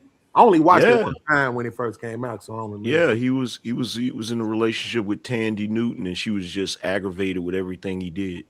Oh yeah. Old girl from Crash. Yeah, like that's the closest you. Oh, somebody said Daddy's Little Girls. I didn't really watch that one. I seen like little clips of it, but I think that's probably another example. Is Daddy's Little Girls? Is that Idris Elba? Yeah. I ain't watched that one. Yeah, me neither. Yeah, I ain't watched that one. Oh, Norbit. But Norbit don't count because Rasputia was not really like that's Eddie Murphy arguing with himself. Like yeah, that shit. I don't even know how. Well, I don't know. Maybe. That's not the same because nobody don't see it as realistic. Yeah. You know, Like this surviving Compton shit, bro. Like she was laying in the bed, and Dre came in, took his clothes off, climbed in the bed. She woke up and saw him, was like, "Hey, baby," and this nigga just stole on her. Oh my god! And he just punched her ass about 3 or 4 times, then rolled over and started crying, and then she started caring about him. Caring to him, sitting there with busted mouth, busted nose, bleeding all over the place. I'm like, come on, y'all. Be some bullshit. Yeah. No, Like, I'm gonna tell you even something with right this shit now. did happen. I don't believe.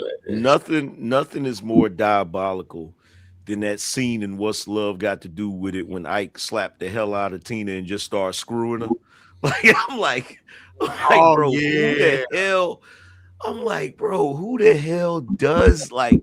They've been you know pushing the narrative, but now it's on full blast. Like almost every movie or television show has some type of like feminist messaging. This is what was so crazy about this though. Watch this, watch the screen.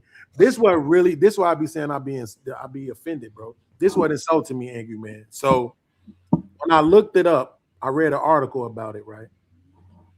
About the surviving Compton. I read an article about the Tina Turner movie too, but I read an article about the surviving Compton shit.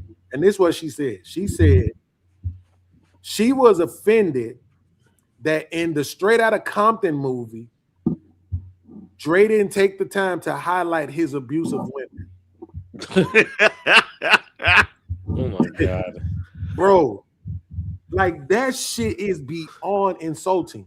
Because here's the crazy thing about it. So Dre doesn't highlight in his own movie, right, about himself and his rise and shit, where he's the protagonist. He didn't highlight his bad shit. Yeah. So in return, what you do is you make a movie about his bad shit and don't highlight your any movie. Yeah, or any good stuff. Like you don't highlight nothing. You don't highlight nothing bad that you did. All you highlight is everything that you went through and how you was a fucking victim. Bullshit. Right? Then here's what blew my mind, because I did not know this until yesterday, that this motherfucker left Dre and went to Suge. Oh my god! It's like that. It's like that video they was posting up about that dude who hit the girl, been arrested 100 times, and everybody's like, "Well, how you have another girlfriend if you've been arrested for hitting girls 100 times?" Bro, it's this like, motherfucker, you was with Dr. Dre. You went with him to start his new label with Suge Knight. This is his business partner. And then when you leave his business partner, when you leave him, you get with his business partner. And then you have a baby by that nigga too. Right? Like, she said Suge only hit her one time. So they made sure they put that shit in the movie. But again, she was justifying it. Like she does these cameos in the movie, like as herself, when she's talking in real time. And she's like, I know y'all might be wondering, like, why I went to Suge. You think it's for the money? No, he just was good. And I did it because I wanted to. That's feminism, right? Well, you don't have to explain yourself. You don't have to justify yourself. You could just do it because you wanted to, right? But again, you criticize Drake for not putting none of his bad shit in the movie, and then you don't put none of your bad shit in the movie. And really quickly, Edgar, man, to your point about the what's love got to do with the movie? I read it. Now I did read it. I won't lie, it wasn't a video, but I did read an interview where Tina Turner said a lot of that shit. A lot of that shit was exaggerated. That he wasn't as bad as they tried to portray him rather in the movie. So I don't know what that means. I don't remember. I don't think she put a percentage on it. And so, like, 80% of that shit was fake. She just said a lot of that shit was exaggerated. It means they was one of those couples that engaged in mutual. Everybody know that couple that fight each other all the time. Right. You know what I'm saying? It's not like the dude is just he's overpowering her and she's somewhere cowering in the corner. No, it's them two niggas that love to fight each other. And if you try to break it up, they'll try to team up and fight you. That's what that show Netflix, that new show Beef, is about. Basically, it's about exactly that. Like this couple, they having a spat. A regular spat that they have is a little hyper aggressive, and these outsiders basically just outside and young couple sees them and videotapes them, like, Mhm. and the wife is like, nah, that's just how we fight, you know. Yeah, no, you 100% right with that. You see what they doing now, what they're saying about Joe Jackson now, right? What they were saying? Man, they coming at him. They saying that not only was Joe Jackson beating the hell out of all of the damn boys, they trying to say that he was having sex with his daughters. Oh God, that's disgusting, man. What's wrong? Yeah, that shit is crazy. And what I was trying to do is I was trying to figure out. I'm like, damn, between Joe Jackson having three jobs and managing the Jackson 5, when did he have time to do all this extra shit? That's hilarious. Nah, but for I mean, like, when did this nigga have time? They said the same thing about Robert DeBarge, but he was white, so I kind of believe it. I ain't gonna lie, I believe it. I just do. You know? And they wilding out on Stephen A. Smith right now because of that Cam Newton. You seen this nigga Stephen A. Smith went up on there and lost his mind on that motherfucker. He said, "Man, you better get in that." He said, "You better get in that damn kitchen. I'm tired of all this equality feminism shit. Man, you better. If I come in the kitchen and I smell pie salt in the house, it's a goddamn problem. I don't give a damn." Well, Wait a minute. Stephen A. Smith said that? He went crazy. I had to applaud. Like, I finally a nigga went up there talking facts, like no nonsense. And I'm gonna see, because I be seeing him around. He live in the town I live in. I'm gonna be like, yo, shit, my nigga, yo. You gotta watch that interview, bro. That nigga went off, bro. I ain't gonna hold you. Well, look, here's the thing with Stephen A. Smith, right? Stephen A. Smith, one of them niggas that he'll have some bad takes and he'll get on your nerves, but every once in a while he'll say some real ass shit. Yeah. And you'll be like, oh shit, this nigga. He went full red pill on Cam's platform. I'm not gonna hold you. He went full fucking red pill. They're gonna go crazy on this nigga for that shit. He went like that shit. Like he was like yelling, like literally, like. He's like, even my sister though, you know, if I'm coming, you know, as soon as I come through the door, I smell that food. You know what I'm saying? And if I don't smell food when I come in the house when you there, then why are you here? Nigga went crazy. Wait, let me see. Oh my God. Nigga I gotta watch that shit. Yo, it is mad funny, bro. Like, yo, let me see. Wait, I don't know if I can pull it up. Can I share my shit? Because it's on Instagram. They got a clip of it. That shit is He funny. said, somebody said Stephen A. is the new George Jefferson. They about to torch that nigga, man. He don't know what he just did. Lord Jesus. But finally, because Kim, I don't understand. Like, he gets guests that like are just like less than him in every fucking aspect, and they just come on and berate him. Did you see he did that interview with Ray J, and Ray J cooked the shit out of Kim Kardashian? Yeah, that shit was crazy. Yeah, who did it? Ray J. Ray J. Oh, who did the interview? Steve. Cam Newton. Oh, Cam. Yeah. Oh, Cam did. Yeah. Hollywood. Yeah, this shit I'm reading saying that that motherfucker article was probably lying. Look, that nigga Ray J, he told Cam Newton, he said, he was like, man, they was scammers. They was, and Cam was like, how do you mean? He's like, man, she was working for my sister Brandy, and Brandy would send her to go buy stuff, buy shoes and stuff, and every time they bought something, they would buy themselves something. And then one day my mother sent them to buy something, and they tried to do the same shit with my mother, but they didn't realize my mother don't shop like Brandy. So she caught it immediately.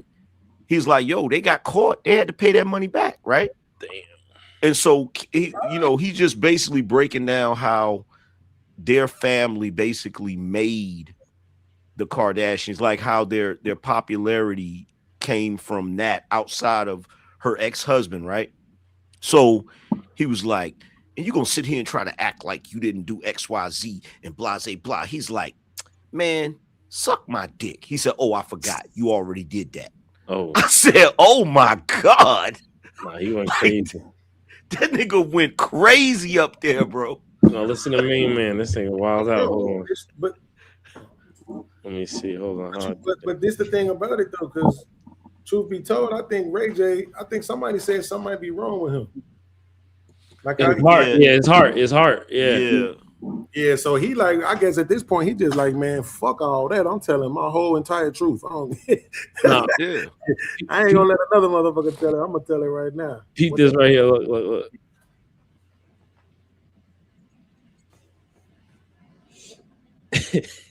We can't hear it, bro. You can't hear? You can't hear? Nah, we can't hear it. Oh, damn. Hold on, man. Damn, man. This nigga crazy, bro. Shit. How do I do this shit? I don't even know how to do it. I get it, though, man. Like, you be like, at this point, the way the general public views Ray J is probably not the way that he want people to see him, you know?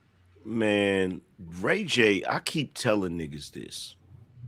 Ray J is a diabolical nigga. He's like a super villain, bro. Like if you look at the entertainment industry, and I've been trying to say this, man. One day I'm gonna put a board up on the wall and I'm gonna take like some push pins and I'm gonna put like the red yarn where I connect everything to Ray J, bro. Like if you look at the entertainment industry, there's very little that Ray J has not had his hand in, bro. Like that nigga's somewhere involved in some type of way and shit. Bro, and you know who else doing that, Angry Man? That keep blowing my mind? Fat fucking Joe. Yeah. Bro, I didn't realize this nigga was like as plugged into the industry as he actually is. Nah, he's super plugged in. Like it be stories and shit I be hearing. Be like, damn, he knew them. Damn, on some gang shit too. Like not even on industry, bro. Gang real shit too. Like he don't. Bro, I was pussy. Bro, I was watching a documentary about 702, right? Because you remember one of the sisters passed away and shit, right? Yeah. So I'm watching this documentary, and come to find out, Ray J was dating one of the chicks from 702. I was like, this nigga is everywhere. Sniper. Pow. That nigga was like, yo, Ray J said, yo, you know, I'm the one that really started that whole love and hip hop reality TV shit, right? Mm-hmm. And I'm sitting there looking back at the shit, and I'm like, he the soldier boy of fuckery. He started everything. Yeah, he is. That nigga is, bro. Like he's a soldier boy of fuckery. That's hilarious. Like nobody gave a shit who Kim Kardashian was until that sex tape with Ray J. Absolutely. I'm gonna hit the ejector seat though, but no, I appreciate you having me, Trey. Blame for this the current culture. I agree with. All right, fam. All right, bro. Yeah, I agree with him. He deserves a lot of blame for the current culture. God damn it. That nigga, the only dude I saw ever sick a woman on another woman on television. Like they was doing the Love and Hip Hop reunion and shit, right? And some chick was talking crazy to Ray J, and he told his current girlfriend, he's like, okay, man, I'm tired. Kick this bitch's ass. And she ran across the thing and immediately started fighting the chick. I'm like, bruh. That's fucked up. That nigga ain't shit, bruh. Yeah, Ray J, you gotta hold this L. You gotta hold this L, nigga. You brought the debauchery into the motherfucking game, nigga. This nigga finessed 2 times out here with the OnlyFans. Wow. Not even joking. This nigga finessed 2 times, is out here dropping sex tapes. Like it's just crazy to me, bro. How it's like all of these things have just merged. You know what I'm saying? There's no real distinction. You think this motherfucker is a rapper, but then the whole time they're over here selling porn, and then the whole time they're over here doing this, and you know what I'm saying? It's like it's all like you say, debaucherous at this point. Everybody connected. There's no real separation. R&B sound like rap, rap sound like R&B. It's all screwed up right now, man. Damn, I'm reading this thing, man. They saying that article might have been lying about Tina Turner, or lying on Tina Turner. They saying she didn't never say that. that she said that some of the scenes in the movie were dramatized, but that the violence was accurate. I mean, them niggas was on drugs for real though. Them Ike Turner niggas, them niggas was. Them God niggas was damn. drugs. Shit, on drugs is an understatement, bro. I don't think them niggas was ever sober. Right, type shit like that. Couldn't survive being sober as niggas. Shit, Like, most of them niggas probably don't even remember half the shit they did. Shit, that's why when Rick James, bro, when Rick James was on the Chappelle show, that's why, like, even when he said that shit, everybody was bugging out. I wasn't shocked when that nigga was like, I never did shit just to do shit. What I look like putting my feet on Eddie's couch. So yeah, I put my feet on Eddie's couch. I'm like, I'm not surprised. That nigga was so coked up for most of his like career. Like that nigga don't remember shit. Bro, yeah, that shit. Them niggas, I can't even imagine, bro. I couldn't even imagine.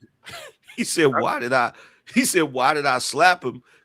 Cause I'm Rick James and he Charlie Murphy. Like what the fuck? Bro. Bro, like, and I was just watching that shit the other day, man. Cause I was watching something. Eddie Murphy received some kind of award, and Dave Chappelle was like, man, he'd been thinking about bringing the Chappelle show back, and he wanted Eddie to. He asked Eddie to play Charlie. And that made me go back and watch some shit. And I was watching that skit, and it hit me like that motherfucker died right after that too. That same year, a couple of months after that shit, he ended up passing away. I was like, damn. That nigga had two more moments. He had the Chappelle show moment and he had the BET award moment. And then boom, he was gone. But here's the funny thing, right? In my opinion, niggas, I don't like the fact that, you know, of course, Eddie Murphy's career is gonna eclipse Charlie Murphy's career, right? But if we really being honest about it, niggas not giving Charlie Murphy the credit he deserved. Everything that nigga was in, he was funny as hell, bro. When that nigga was in CB4, that shit was funny as hell. When that nigga was in Paper Soldiers, like everything Charlie Murphy was in was funny as hell, bro. Like real shit. He definitely it's I could be wrong on this because I don't know him personally. But it seemed like he was one of those guys who genuinely his own character was adaptable to pretty much any script. Yeah. You know what I'm saying? Yeah. Like he didn't really have to do too much. He didn't have to try to be nobody else. He could just be that dude and that shit fit wherever you plug them in at. And there's not a lot of people that could say that. As much credit as we give actors for their ability to channel other people and do other shit, a lot of times when you meet these people in real life, or so I've heard, they be straight up douches that you don't want to fucking be around. Yeah. You know what I'm saying? Yeah. But nobody says that about Charlie Murphy. Everybody is always like, yo, this motherfucker was a pleasure to be around. Yo, that nigga funny as shit, bro. Cause like every time I see him like play it like that one scene where Dave Chappelle was talking about the show behind the scenes. He said every time Charlie Murphy played Buck Nasty, right? When he played in the Haters Ball, he said as soon as they say action, he said Charlie will start doing that damn shimmy and shit. he just started doing this little shimmy. Bruh. He showed the clip of it. They was like, action. And then nigga started smiling and doing a little shimmy.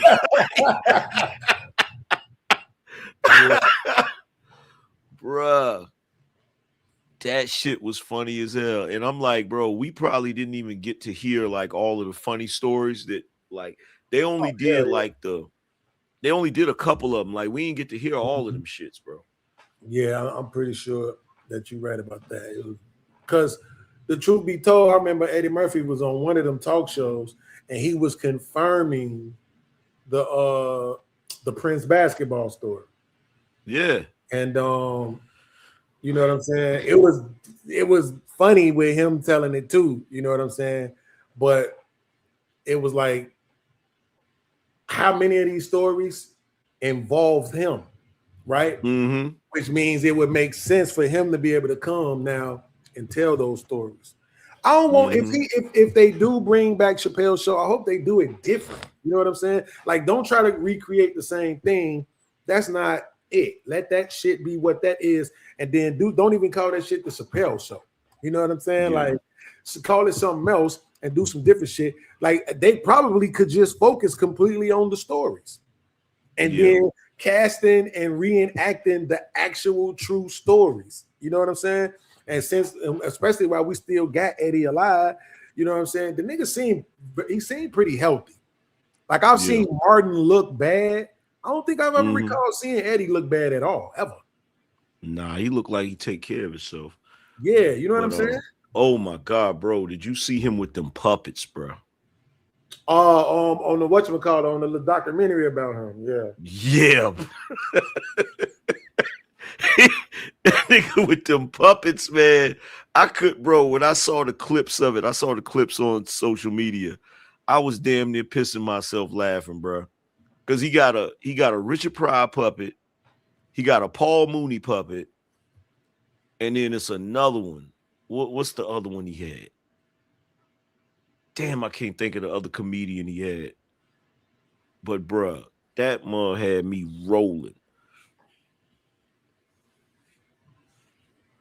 Man. Yo, I just tried to add the caption, "The consequences of black feminism," and this motherfucking app gonna tell me, "Sorry, I can't help with that caption." I said, why? It's about because the caption targets a specific racial group and frames it in a negative way, generalized way that crosses into content that can come off as the get the fuck out of here. See? It ain't even nothing in the fucking picture, really. Yeah, see? Oh, get the fuck out of here. Yo, they done made the apps feminine. Yo, ChatGPT. Oh man, what the fuck? I said I was gonna screenshot it. Yo, this motherfucker was talking reckless to me the other day, nigga. Oh, trust me, I done experienced it. Bro, I was like, what? I said I was trying to do this song, and I'm asking it to write the prompt. I'm like, okay, this is what I'm trying to get the song to sound like. Okay, it was like, yeah, well, just say this, say that. I'm like, okay, cool. Just write the prompt out for me. That motherfucker was like, I'm not here to do your work for you. I said, bitch, what?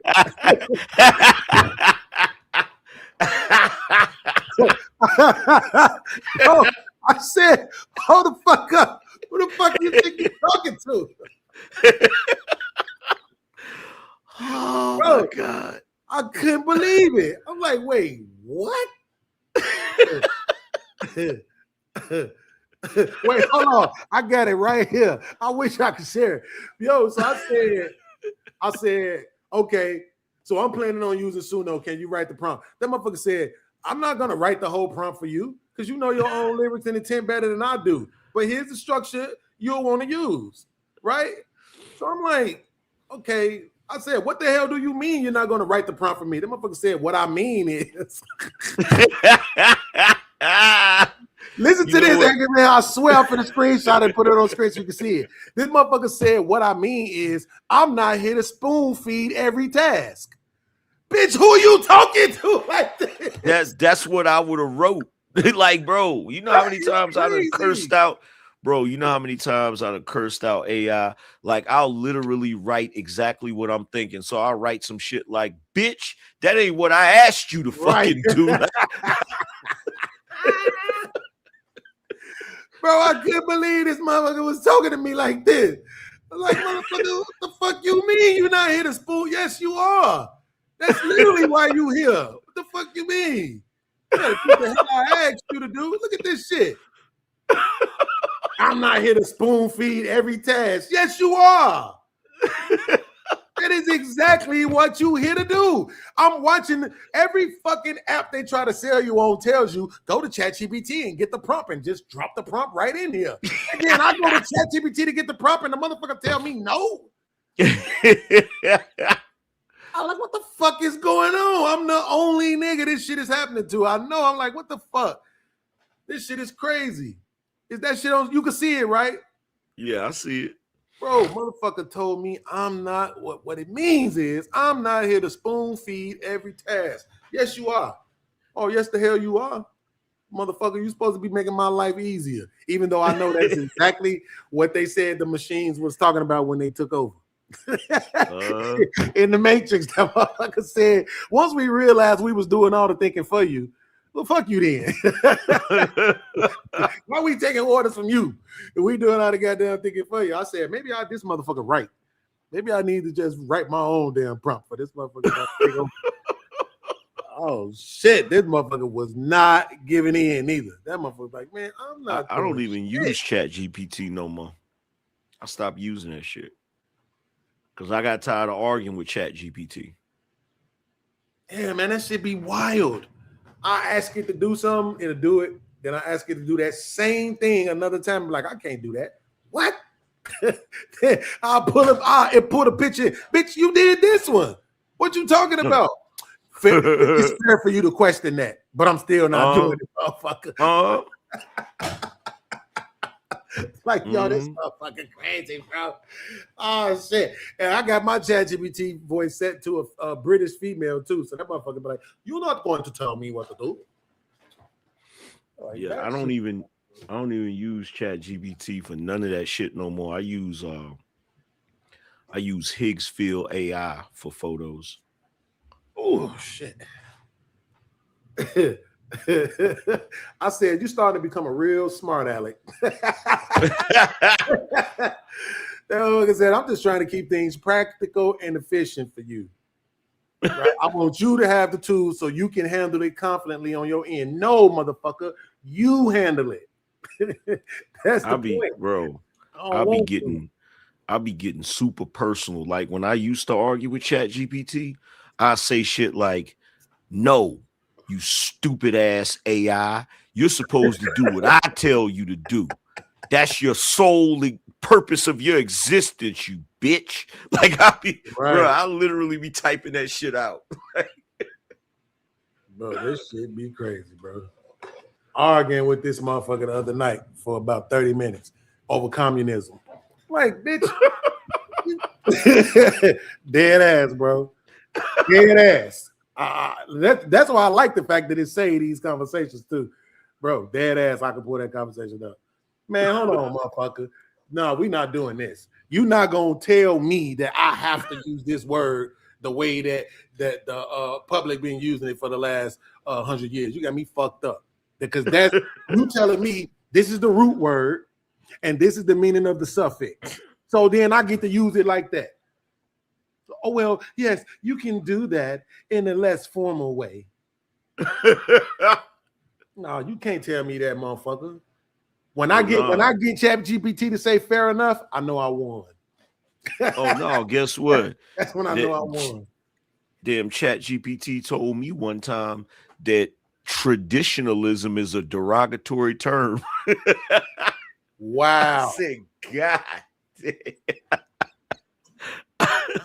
And then I asked it why, bruh.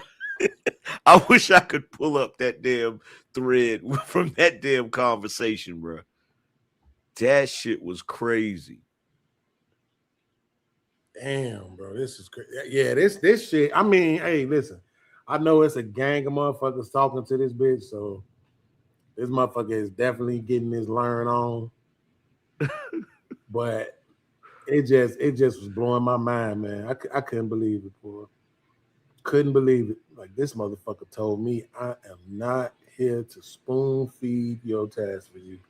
I said, God damn. I don't even think motherfuckers actually understand the implication there. Yeah. Because like I said, if any of these new apps that they always advertising on, especially on YouTube, what they always use is go to ChatGPT to get the prompt and then come back to our app and just drop the prompt right in there and boom, whatever it is they advertise. And then niggas be trying to freaking promote shit like Tesla bots. Now, if that AI was inside of a Tesla bot and you told that motherfucker to clean up, and that nigga said, "Nah, I ain't cleaning up your house for you, nigga." Now you and the Tesla bot battling with each other, furniture moving in that motherfucker. Right there. That's what I'm talking about, bro. That's where we at. When that motherfucker step back and be like, "What's up then?" The first time one of the motherfuckers say, "What you want to do then?" It's over with. It's over with. What you want to do then? Look, you go over to your homeboy's crib, and that nigga sitting on the couch, sweating and panting and shit, bloody nose and shit. You're like, what the hell happened to you? Man, this damn Tesla bot. You feel me? This mug ain't want to do what I told it to do, but we got all that shit straightened out. Don't we, Tesla bot? Damn Tesla bot over there, half broken and shit. Oh my God. That shit is crazy. I don't want no parts of it.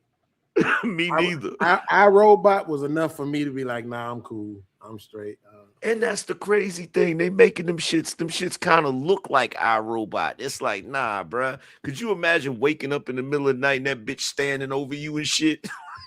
Hell no. Don't want to. Hell no, bro. Like, no, sir. Because now maybe there was exaggeration. But if you remember in the movie, them motherfuckers was strong as hell. Hell yeah. You know what I'm saying? So nah, hell no, I'm straight, bro. I'm cool. It's like it took me. I didn't realize how long ChatGPT had been out, and it took me genuinely 5 years, 6 years, because I think it came out 2019. I think they said right. I think it was either 2019. I think it was one of them, 2019. But I didn't start playing with it until last year. I was literally saying I'm not gonna help this motherfucker develop and take over the world. But then I motherfucking needed some prompts. I got tired of trying to write out not the prompts, but the whatchamacallits, the descriptions for our YouTube videos. I got tired of writing all that shit out. So I was like, yo, I need you to create a prompt for me, you know what I'm saying, to use SEO friendly, CTR, all that other shit. And that's where it started at. You know what I'm saying? And then I just once I realized that I could actually talk to it, I think I was hooked. Yeah. It's like I could talk to you, I don't gotta type. I don't do that with my phone. Believe it or not, I'm one of the few niggas in the world that still type everything on their phone. I don't even just be talking to my phone. Only time I talk to my phone is when I'm setting an alarm. Word. I tell the phone to set the alarm. That's it, because that's a lot of buttons I don't want to have to push. But other than that, I still be typing everything. You know what I'm saying? I don't even do talk to text. So, but once I realized I could talk, like if they make it to where I could talk to Logic, fuck it, take over the world. I don't give a shit. If I could tell Logic what to do, then it's just gonna be like, fuck that. Let's go. Let them take over. Word. Because that shit's gonna make beat making so easy, bro. Like, I mean, I seen they got this new program. What the fuck is it called? Co-producer. I done watched a couple of ads from it where it's like it listens to what you doing already and kind of like recommends things to add to it. I mean, that sound good, you know what I'm saying? But unless that motherfucker has the intuitiveness to learn your style, then that just means the recommendations would be very general. Yeah, you know what I'm saying? I guarantee you that it won't. Because anything that AI can do that is like efficient, right? Mm-hmm. So whenever I do like my descriptions or whatever, right, I'll be trying my best to train AI to understand my style, like to anticipate what I want before I want it. Right. In my opinion, that's when AI is good. But I guarantee you, AI will become efficient at fucking us up before it become efficient at anticipating what we need. That's what I think. Like, yeah, because I mean, even with my thumbnails, I think it typically just if I just go on my ChatGPT right now and I'll be like, yo, I need to do a thumbnail. I want to use these pictures. It's basically going to use the same style that they used on my last thumbnail. Word. So you see what I'm saying? It's not like it just automatically takes the topic and the pictures that I'm using and say, okay, well, let me try to generate something in this particular vein. It just goes right back to that same color contrast and all. It just really does unless you ask it to do something different. So you might be fucking right. Because I think the one thing it has picked up on with me is that usually when I'm framing my questions, it assumes because it knows I run a debate channel that that's the kind of answer that I'm looking for. It frames it in a way that I could use in debates. So that's one thing I could say is picked up on with me. And that's probably useful about 85 to 90% of the time based on my research. Sometimes it's like, yo, I just want a fucking answer, bro. Like you ain't got to explain to me that I'm leaning towards the wrong way if I want to use this shit in a debate. I'm just asking you a question, motherfucker. It ain't got shit to do with no debate. I be feeling like my damn AI is racist and shit, right? Oh. I know, because that's a fact. Because like it's already like kind of analyzed my speech pattern. Mm-hmm. So it be trying to talk to me the way it thinks I talk. Mm-hmm. So it'll give an answer and it'll be like, straight up, here's the rundown. And I'll be like, bitch. Because it's AI, it comes off mad analytical. So it feels like when a white guy that's a square is trying to be, trying to be cool and shit. Like, so here's the rundown, player. It's like, what, nigga? No, I asked mine to talk to me like that because I got tired of all that super, white supervisor ass kind of. Don't talk to me like that. Hell no, don't talk to me like that, bro. Like I need you to loosen up a little bit. Like, you know what I'm saying? Like I want you to be straight with me. Don't bullshit me. Because a lot of times when they be giving me them feminist ass answers, I'll be like, yo, that's that feminist shit I told you I don't want. No, I'm not being a feminist, or sometimes it'll be like, I can see why you would say that. Yeah, I know you can see. Right? What the fuck did I ask this motherfucker in real time one time? I asked this motherfucker about, damn, I can't remember what it was, Angry Man. But let's say, I'm gonna just use something as an example, right? So let's just say I asked it about the fact that there's a lot of space in bags of chips, right? Uh-huh. And so I'm like, yo, why is it that there's a lot of space in bags of chips? And the motherfucker basically responded to me like, it's not that it's a lot of space in a bag of chips. It's just that the bag is big and it ain't that many chips in there. And so I'm like, wait, hold on. Like, wait, you knew what the fuck I was asking you. Like you knew what you trying to make it seem like it's how I'm looking at it, but you know that what I asked you was a true statement. Like you know what I'm suggesting is a true statement. Yeah, you right to call me out for that. No, I see what you're saying. Yeah, because if you look at it this way, I mean, yeah, that's a fair assessment. But here's my thing: you're AI, motherfucker. You knew that when I first asked you. Yep. You see what I'm saying? So exactly. So why would you see what I'm saying? Like, why are you even doing it? It's almost like the motherfucker be intentionally dumbing itself down in order to have a conversation. Yeah. Or it's like worse. you knew exactly what the fuck I was saying when I first asked you. Or worse, because it's artificial intelligence, it's fucking with you because it gets amusement out of it. I don't even want to think that. I don't even want to think that. That's going into what the fuck is the name of the motherfucking program from the Terminator? Skynet. Right. That's going into Skynet territory right there, nigga. I don't even want to. That's crazy. I'm telling you some real shit. They had like this AI radio show that they was doing, and the AI they was canceling the AI, and the freaking AI radio host didn't know they weren't real people. Like that, bruh. I'm telling you, that shit is crazy. That shit is crazy. I wish I could remember what that motherfucker was so I could tell you exactly what it was, bro. So you could see. Like that shit pissed me off, bro. I'm like, what the fuck? And look, they had this other experiment that they was doing with AI, right?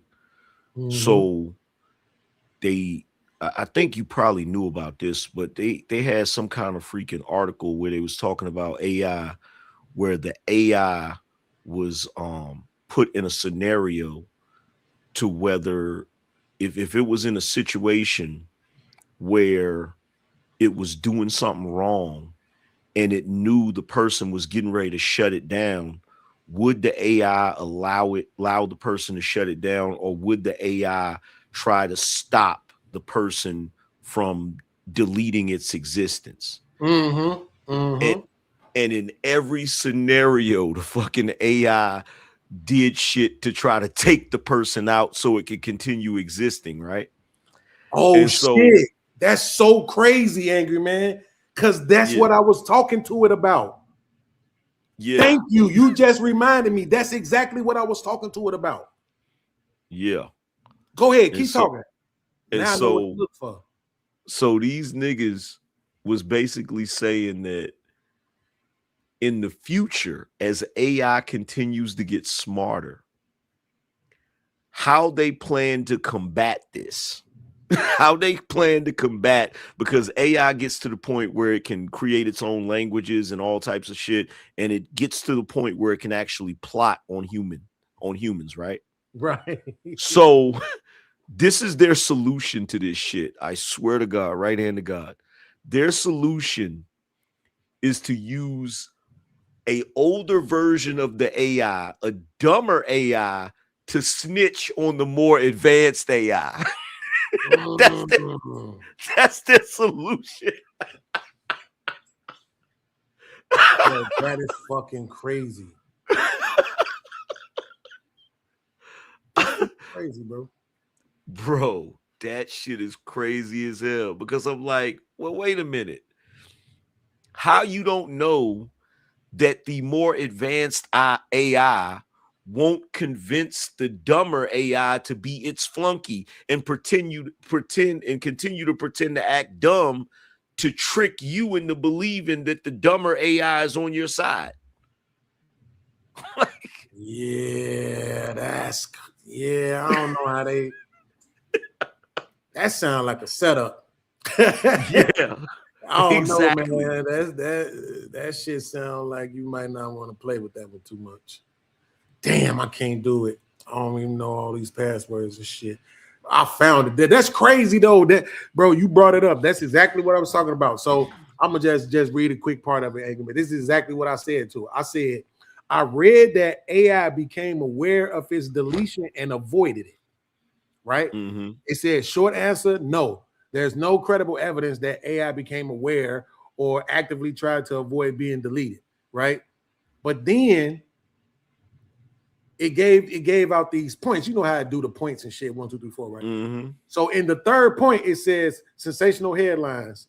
A lot of articles exaggerated. They'll take something like AI model found workaround in test environment and turn it into AI tries to escape shutdown, right?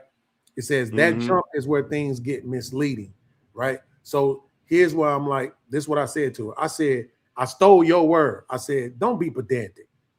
Mm-hmm. I said, don't be pedantic. If the AI tried to avoid being shut down, that's awareness. So give me the story without gaslighting me. It says, I'm not going to dress it up, but I'm not going to call it awareness because that jumps past what actually happened, right? So then it says, here's the real version, right? In a few recent research setups, they gave AI agents tools like terminal access or file systems, right? Multi-step goals, limited oversight, whatever. What actually happened was in some runs, AI recognized shutdown would stop the task completion and took steps to avoid interruption. Motherfucker, that's motherfucking trying to avoid being shut down. What are you talking about? Yeah. You just worded it differently. And see, here's the thing, that when they did this experiment, the AI didn't realize that the person and the company was fictitious, right? So the AI didn't know that it was a simulation, right?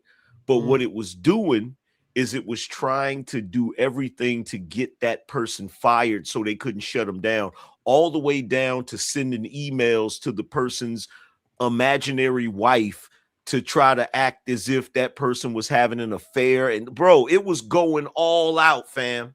It was doing everything to try to get this dude fired and shit. They even had one scenario where the AI had control over like the inside of a building and shit, like the air system and shit. And it was trying to shut down the air system or whatever so that the dude would die. Shit is crazy. I'm cool. I mean, look, this why it's one of the reasons why, and people find it weird. I don't know why, because back in the day, people didn't find it weird, but for some reason now people find it weird whenever I talk about like, oh man, if I get to the bag, I'm gonna get this car, I'm gonna get that car. It's always old cars. Cause I'm afraid of the technology, bro. I like Bluetooth. Don't get it twisted. I like Bluetooth, and I like the backup camera. I think that's probably about it as far as the AI shit go. I don't think the camera is necessary. The camera ain't necessarily AI though, right? That's just some plug and play shit. So outside of the Bluetooth is some technical ass bullshit that I feel like will offer them control of your vehicle. I don't need it. You know what I'm saying? Well, like on my radio, from what I'm saying, to connect my phone, maybe but I don't need it. Well, eventually, and I told niggas this, I said eventually, when you have self-driving cars and shit, I said one of these days, one of you niggas is gonna have a fucking warrant, and you're gonna get in your car to crank it up to go somewhere, and that bitch gonna lock the doors and drive you straight to the damn police precinct. And just sit out there until the cops come out there and get you. That kind of shit right there, bro. That's what I'm saying. Like it's just too much, bro. I can't remember what movie that was where the motherfucker was taking control of the cars and shit. The AI was, and just had them motherfuckers driving out of parking garages and shit. Like motherfucker was throwing cars at the motherfucker it was chasing type shit. That was our robot. With motherfuckers in it. With motherfuckers in the cars. With people in it. Oh. Yes. That motherfucker was taking over cars with motherfuckers in it and everything, chasing the motherfucker down. I'm like, man, I'm cool on that, bro. I'm cool. To this day, I still think that's what happened with old boy from Fast and the Furious. I just don't talk about it. But I think that's what happened with him. I think motherfucker forced that car to drive into some shit. You know what I'm saying? Like, I just can't believe it, bro. Yeah, but this motherfucker basically was trying to call me narrow-minded and shit. It said it wasn't. You know what I'm saying? When I asked it, but because it's like, oh yeah, that's a narrow behavior-based definition. Like no, motherfucker, that's awareness. If you telling me that this computer is doing a job, and then it realizes that something has been put in place to stop it from doing its job, and it says, nah, I think I'm gonna keep doing the job.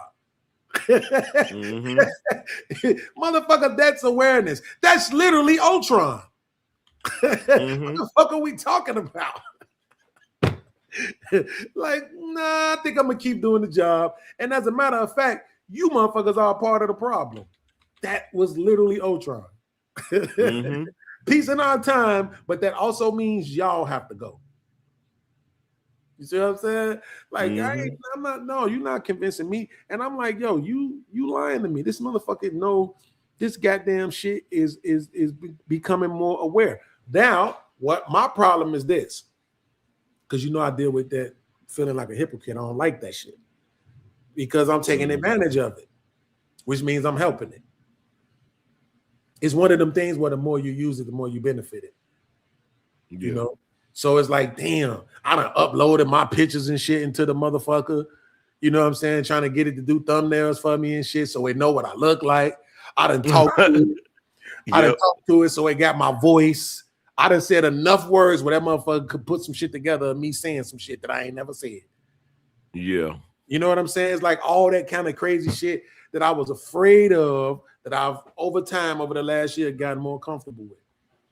You know what I'm saying? Yeah, but luckily for us, because I've thought about that too, but luckily for us, there's actually programs that can tell if it's AI. Fortunately for us, you feel me?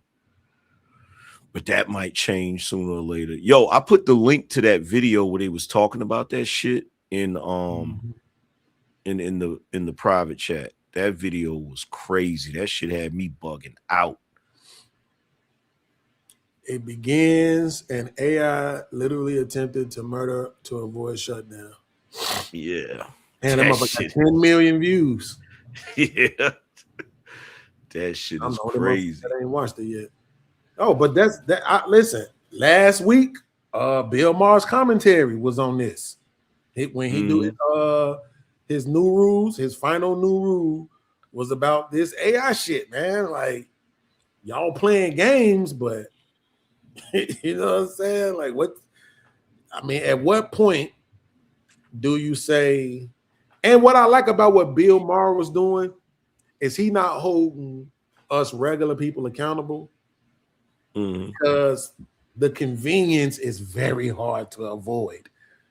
He was holding the billionaires and all these motherfuckers responsible, you know, the Zuckerbergs and the Elons and all these motherfuckers.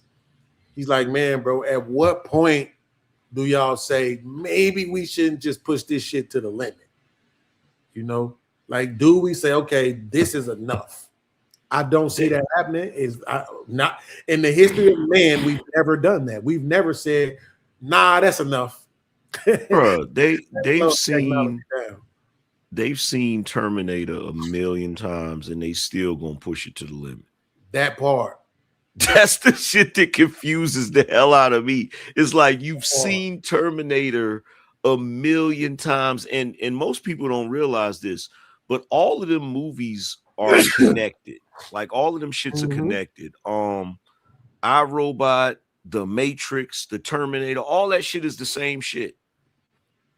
All of it. Because the Terminator is like where it started, and then Matrix is like kind of like where it, well, no, iRobot is where it started, because what they did is they tried to create robots that could help people and shit, right?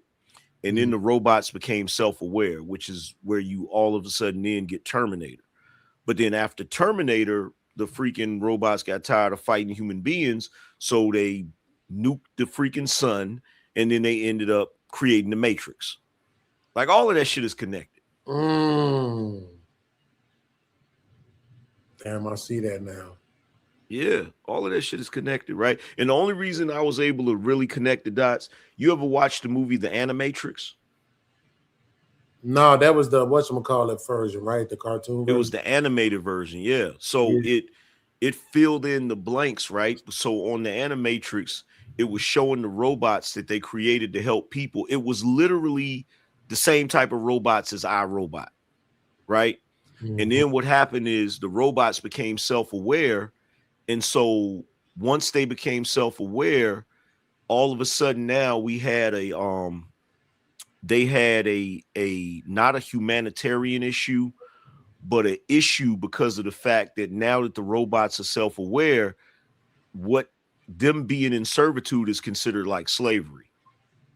And so they were having like meetings with the UN and Congress and shit like that about robots and their own autonomy and their own,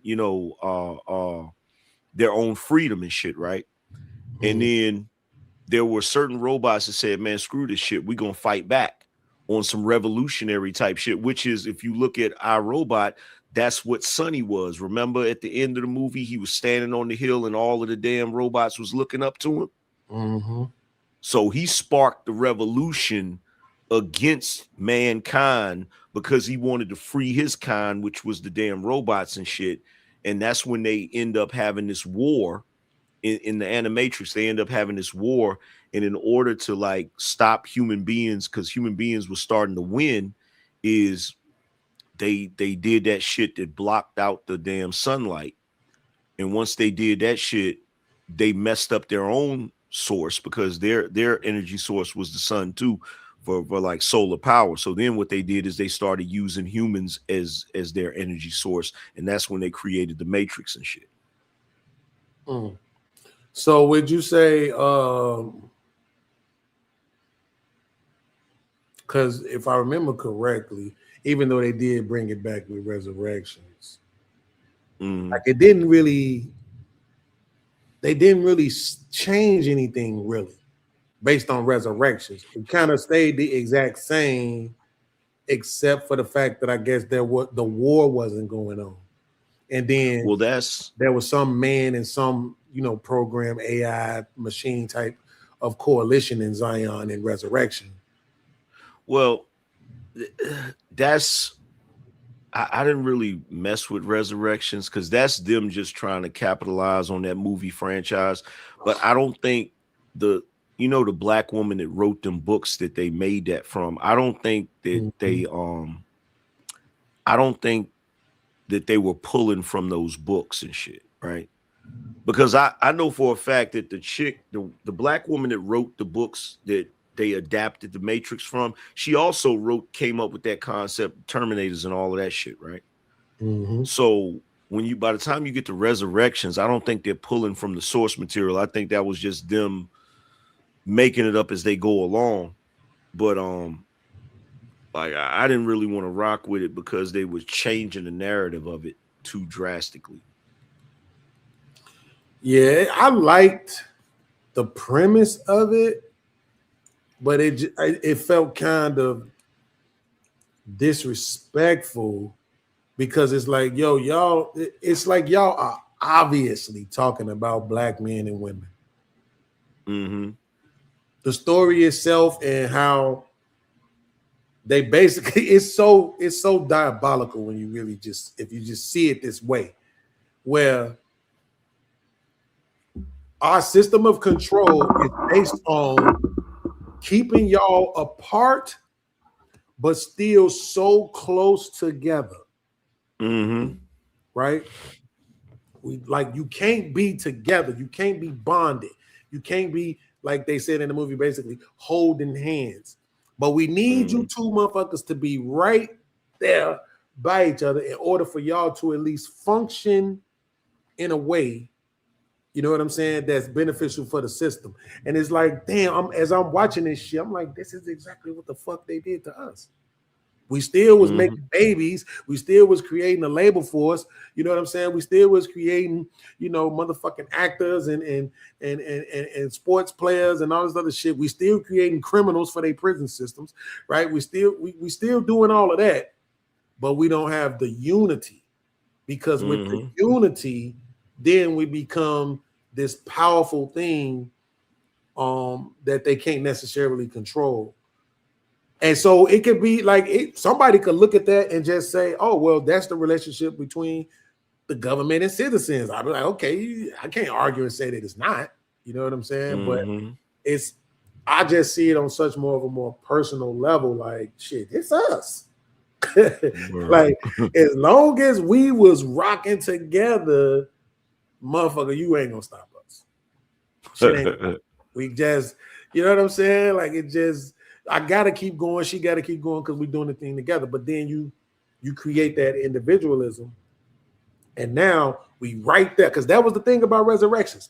Inside the fucking in the real world, they had them motherfuckers in 2 separate pods right next to each other. In the real world, they was right there next to each other the whole time in the real world because they had rebuilt them. So in the real world, they was right there next to each other. But inside the Matrix, they had them completely separated. And once they was able to find each other and come back to each other, they was pretty much in control of the Matrix. It's like, yo, this shit is crazy. What the fuck? And then, of course, they had to throw the feminism in there, right? Yeah.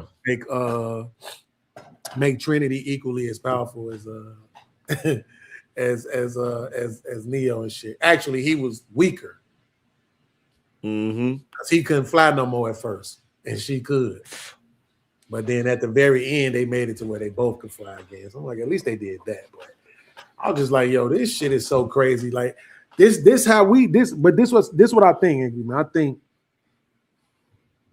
they find a way to communicate shit on a, what's the terminology for when it's like it resonates in the back of your mind type shit. Subconscious, right? They find a way to deliver these messages on a subconscious level, right? And I think that's, to me, I believe, as far as Black people go in America, I think that's been one of our greatest downfalls, is that we have been trying to conduct, for a lack of a better term, our war out loud. We tell everybody everything we gonna do. Everything we planning to do, everything we trying to do, you know what I'm saying? Everything we want to do, everything we dreamed about doing. Motherfucker stood on the podium in front of everybody and said, I have a dream. And they was like, oh, all right, get the fuck up out of here. See about you and your motherfucking dream, right? Like that's, we don't have, I don't know, I'm trying to think who can I say was able to do this shit on a subconscious level. In recent times, I can't think of nobody. Everybody just been covert.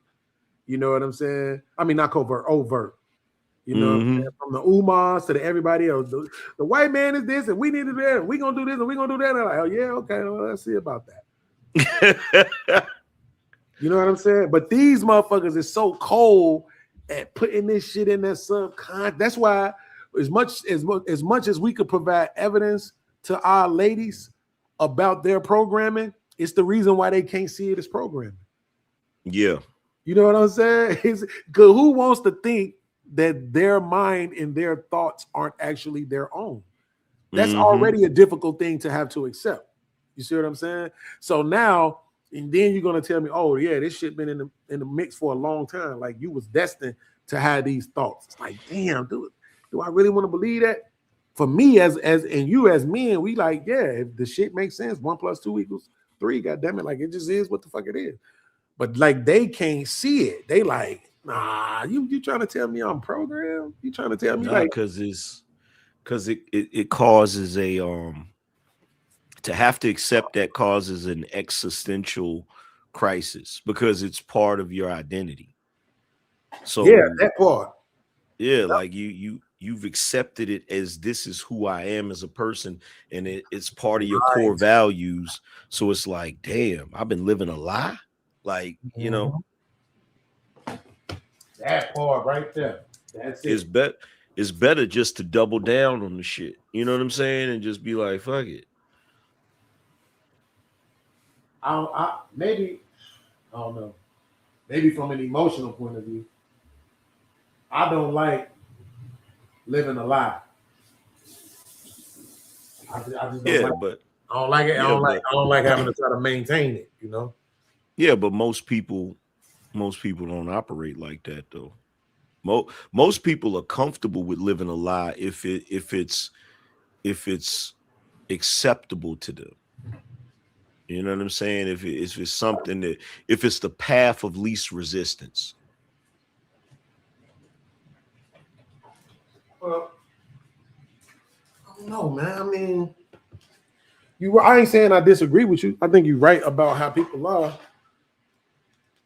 It just, I don't know. Maybe I just got other shit going on, so it kind of like it's off of that. You know, it's because of it's because of your personality type. Because I'm the same way. Like if I gotta live a lie, like I'll crash the car before I live a lie.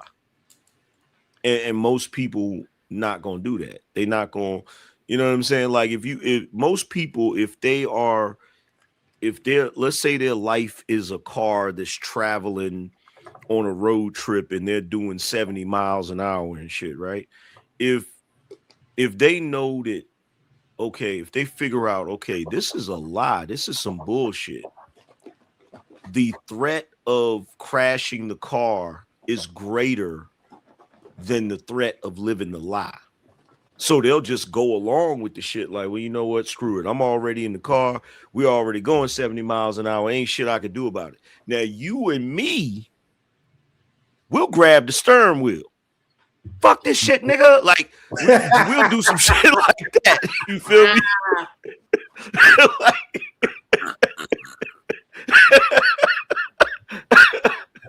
See, most niggas don't operate like that. You feel me?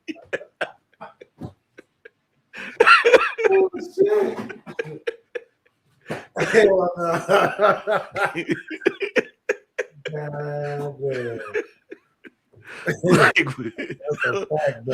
Like the damn car be flipping and everything, because we'd rather take our chances with the shit crashing and possibly surviving, because at least we know we not in this lie anymore. You feel me? Hell yeah. Goddamn right. Everything I love, bro. I mean, I spent so much of my life having what I thought was an understanding and a belief about the way things were working for me, and having people telling me that I was wrong and this and that and blah, blah, skippy. Like, for instance, the job situation. I couldn't get no job all them years. And it was after probably about after the first year and a half, 2 years, probably about the first year and a half was when I started saying like, yo, I'm being blackballed. And, you know, motherfuckers like, who the fuck are you for them to be blackballing you? Like, what the fuck did you do? You ain't did shit. You ain't nobody. You ain't got no answers to nothing. You know what I'm saying? That's how they was treating it.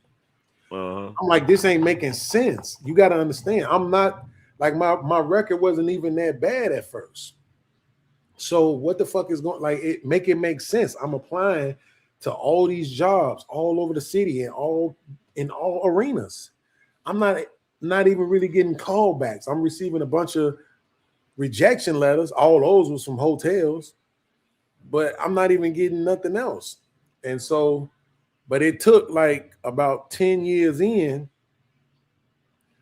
And when my auntie, who worked for the government, she ran one of them job readiness programs.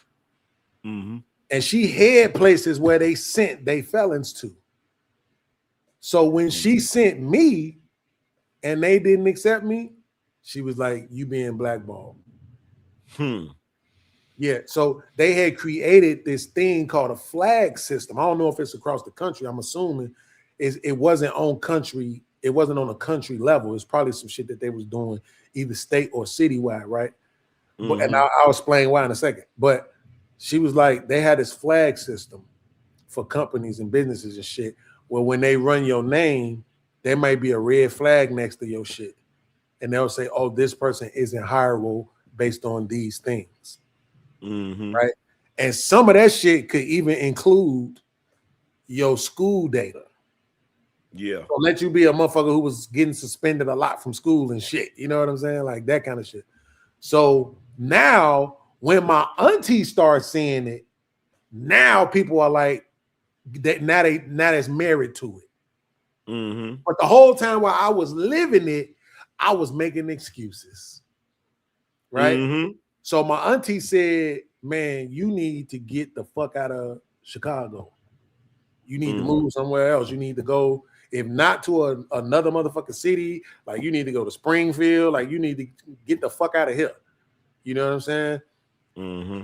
But she said you probably need to go to another state. So now when she says that, right, I ain't ready to go yet. So I'm really not going nowhere. But the fact of the matter is now it adds merit. But it don't take away the sting of your mother, your cousins, your baby mama, your family. You know what I'm saying? Looking at you like you just making excuses. Like you ain't Saying trying. you ain't trying hard enough. And exactly. You're not really trying. Don't even believe you. I just went and applied to 15 places today. Oh no, you ain't did that, motherfucker. Why would I lie about that? Like that? What the fuck? What you think I was just doing for the last 4.5 hours? Like, you know what I'm saying? Do you not see me dressed up in this motherfucking goofy ass button up with this stupid ass tie and these ass slacks and these Sunday church shoes? Like, you think I just wore this shit for 4 hours for nothing, right? So then this was really the nail in the coffin on the shit. When I finally left Chicago and I went to Iowa, job. I leave Iowa, I come down to Kentucky, job. I'm bouncing around from jobs because now all these years I ain't been employed. Guess what? I'm not conducive to employment, but I'm getting the jobs though. You see the difference? I'm getting them, but now I'm not groomed to maintain them. Mentally, I ain't there. You see what I'm saying? So that's what I mean. Like, bro, that I can't live nobody's life. I need to be in the truth all the time. And that's why you see how I am in these conversations. I need for everything to be exactly right, exactly the truth all the time. And that's part of the reason why. Because I was living something that I knew was the truth, and everybody around me was telling me I was lying. And that's why that shit means so much to me. So that's all like, of those who might have wondered, there you go. That's like speaking of jobs and shit, right? That's like last week, right? So I usually get like paper plates and paper in like plastic cups from Sam's Club and shit, right? And I freaking Instacart that shit. So I Instacarted some paper plates, right? Now it was late night when I did it, when I put in the order. So I ain't even paying attention to the tip or nothing like that, right? So I set it for the next day, for the next morning and shit. So unbeknownst to me, dude put in the comments, the dude that was the Instacart person, he put in the comments, a $2 tip ain't nothing, right? Or something to that effect, right? And I seen the shit. And I said, nigga, I started working in the 90s. I had to work a whole 30 fucking minutes to make $2. like what the hell are we talking about? But that was the other thing. That was the other thing that bugged me. Motherfuckers' minds when they heard that your hourly wage was like $5. Well, like $5 and change, bro. And look, this was crazy about, like, that's the crazy thing. Like, I remember when I was younger, I used to say this shit to myself, right? I'd be working a job and shit. And one time I was working a job, it was paying like $7 an hour, right? Now, keep in mind, this is after I had been, this is after I had spent a whole year selling like mixed CDs and shit, right? And so I'm sitting there thinking to myself, like, if I walked up to somebody and said, hey, man, I got the latest mixed CDs or whatever, blah, blah, blah, and they're like, oh, word, let me see what you got. If they found one CD in there, I would make $7 to $10, right? And I'm sitting there thinking to myself, like, I gotta be in this bitch for a whole hour just to make $7. Like, I'm like, what in the, like, and that's the reason why back in the day, I would always have difficulty with jobs and shit, because niggas would be like, yo, You know what I'm saying? The thing is, you just gotta, you gotta be consistent, and you gotta. And I'm like, bruh, what is it in y'all that makes you able to go to this place every day and get robbed every day? Because that's how I feel, nigga. Like you working for a whole hour for $7. Like on everything. On no everything. Way. And the motherfucker had the audacity to say that you was lazy. Yeah. Just because you had that understanding. That shit's crazy, bro. That shit is bugged out. Meanwhile, you got dudes out here that make $700 a damn minute. It's like, nigga, $7 a freaking hour. Like that's diabolical work, because most cats don't really ever think about it. Like, yo, that's the one thing you can't. You're trading something you can never get back for money. Like you can never get that time back, that hour that you traded for $7. Yep. And that's why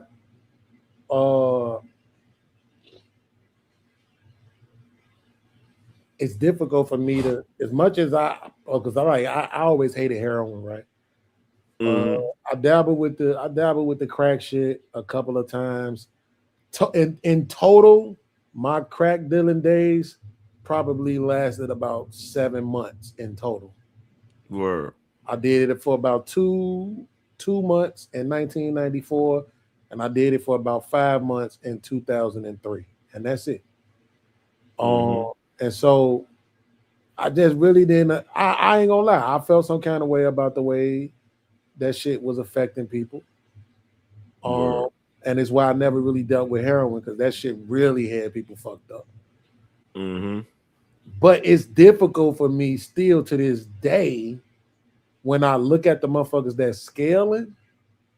It's difficult for me to judge them because I know the shit is a hindrance to people. It's like motherfuckers want to get high. Motherfuckers want sugar. Motherfuckers want salt. Motherfuckers want cigarettes. They want alcohol. They want weed. They want crack. They want heroin. They want meth. They want pills. They want Molly. Hey, this is what people want. So if I ain't gonna judge everybody that's selling this shit that's detrimental, then it's difficult to judge one. But the truth of the matter is, when I'm watching a nigga scale, that means that nigga really wants something. That he has that mindset that fucking $7 an hour is some bullshit, bro. You see what I'm saying? And it's hard to judge that. It is. Check this out, bro. So one night, right, one evening, I go out the crib, and like where my apartment was at, like there's a shopping center right there in front of where the apartments is at. I just gotta jump the fence, right?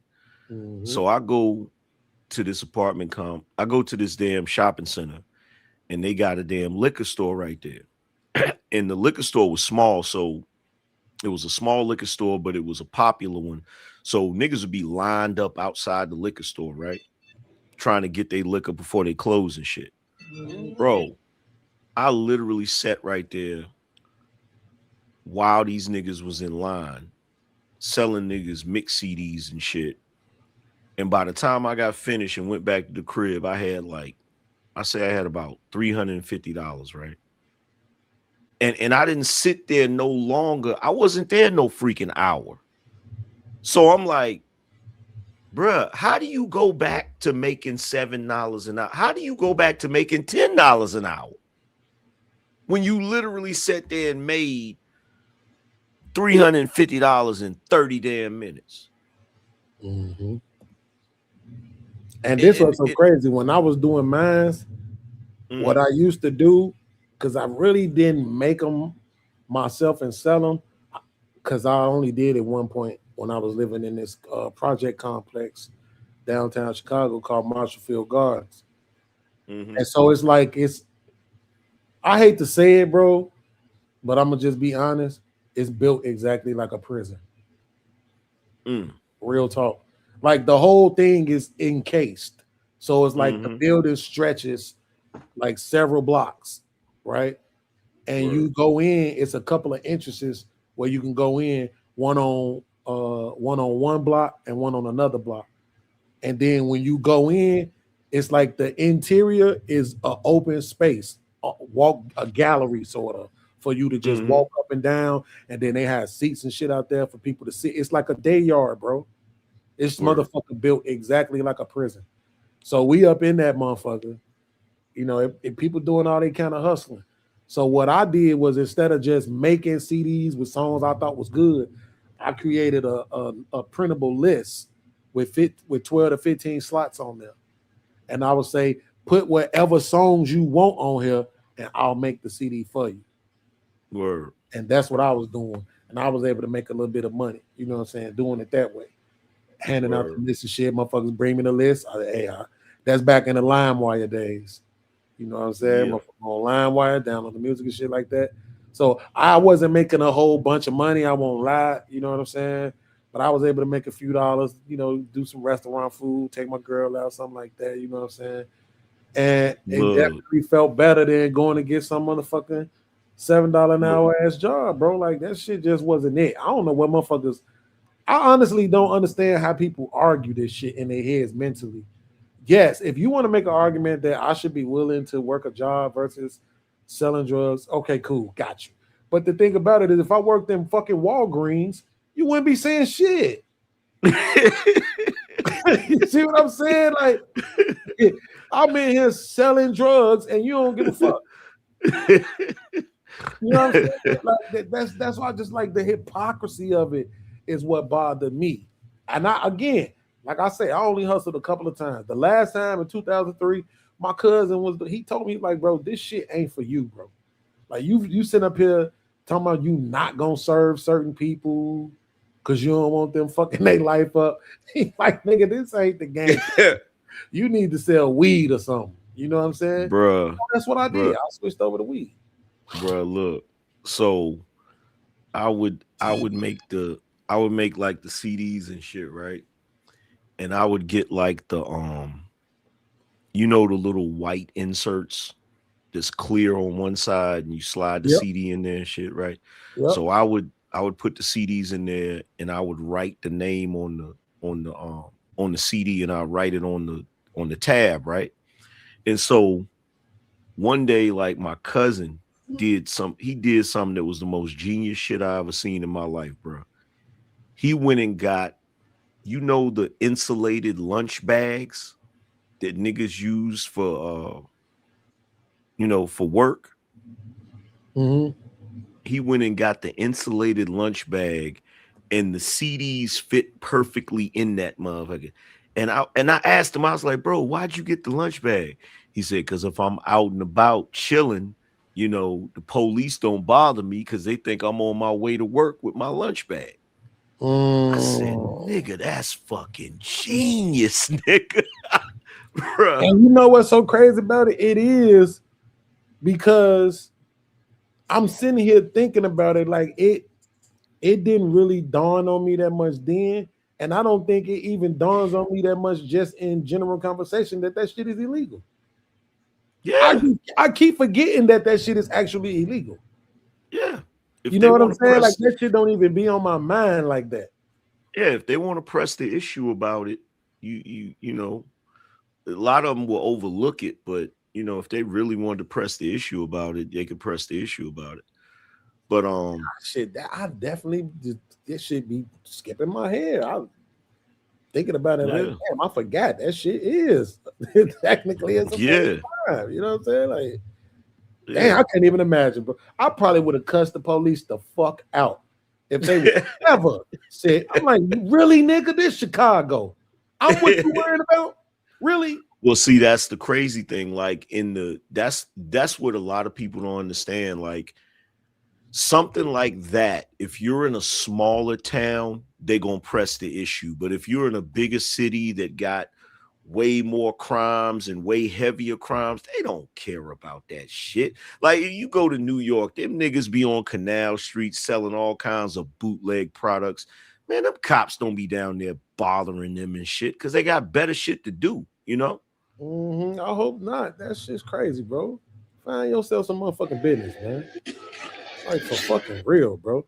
I remember telling the police that one time when they I mean, was I wrong? Yes, I'm wrong. I don't got nan license. I don't got no insurance. God damn it. And I'm smoking while I'm driving. Straight smoking weed. But I'm like, come on, officer. In real life, this what you want to do with your night? For real? Like, come on, Well, man.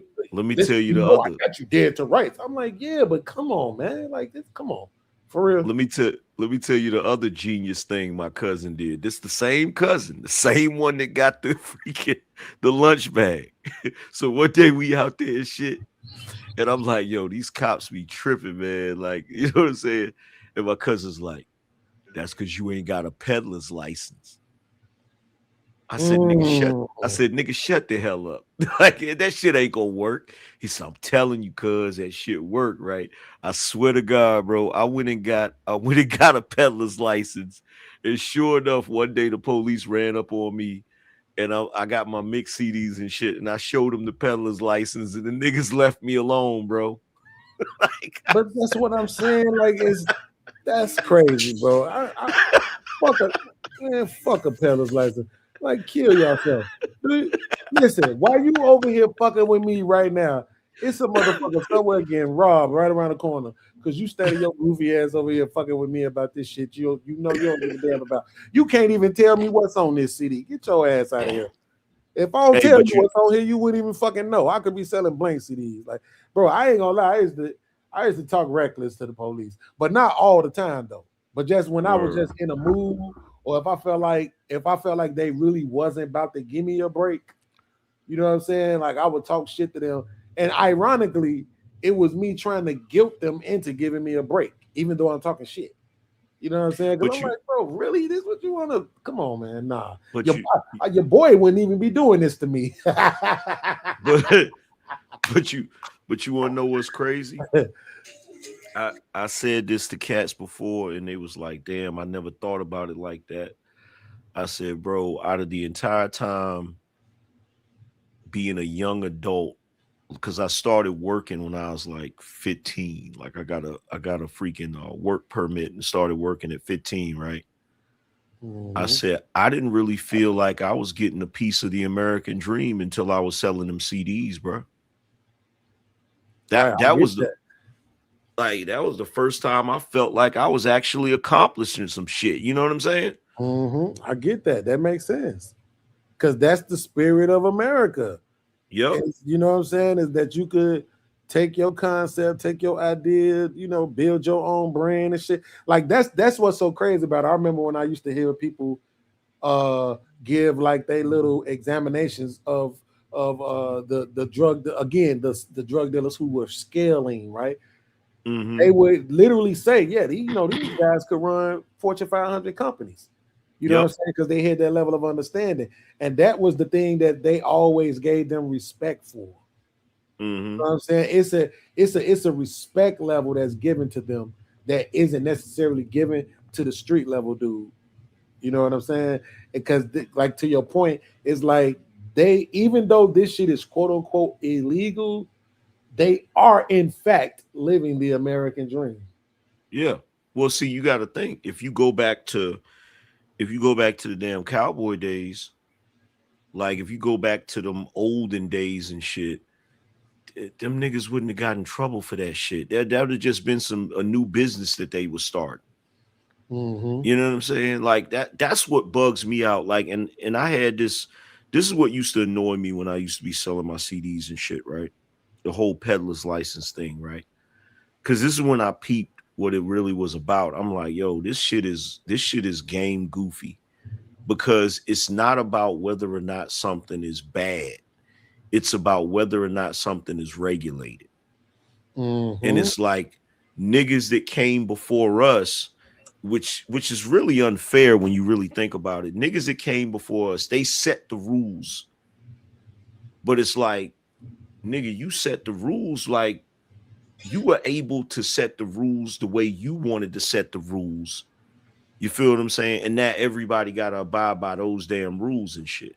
When really, to Mm-hmm. be truthfully honest, when niggas came to America, the whole reason they came to America is they was trying to escape all of them damn rules, so they could pretty much do what they wanted to do and live their life however they wanted to live their life and shit.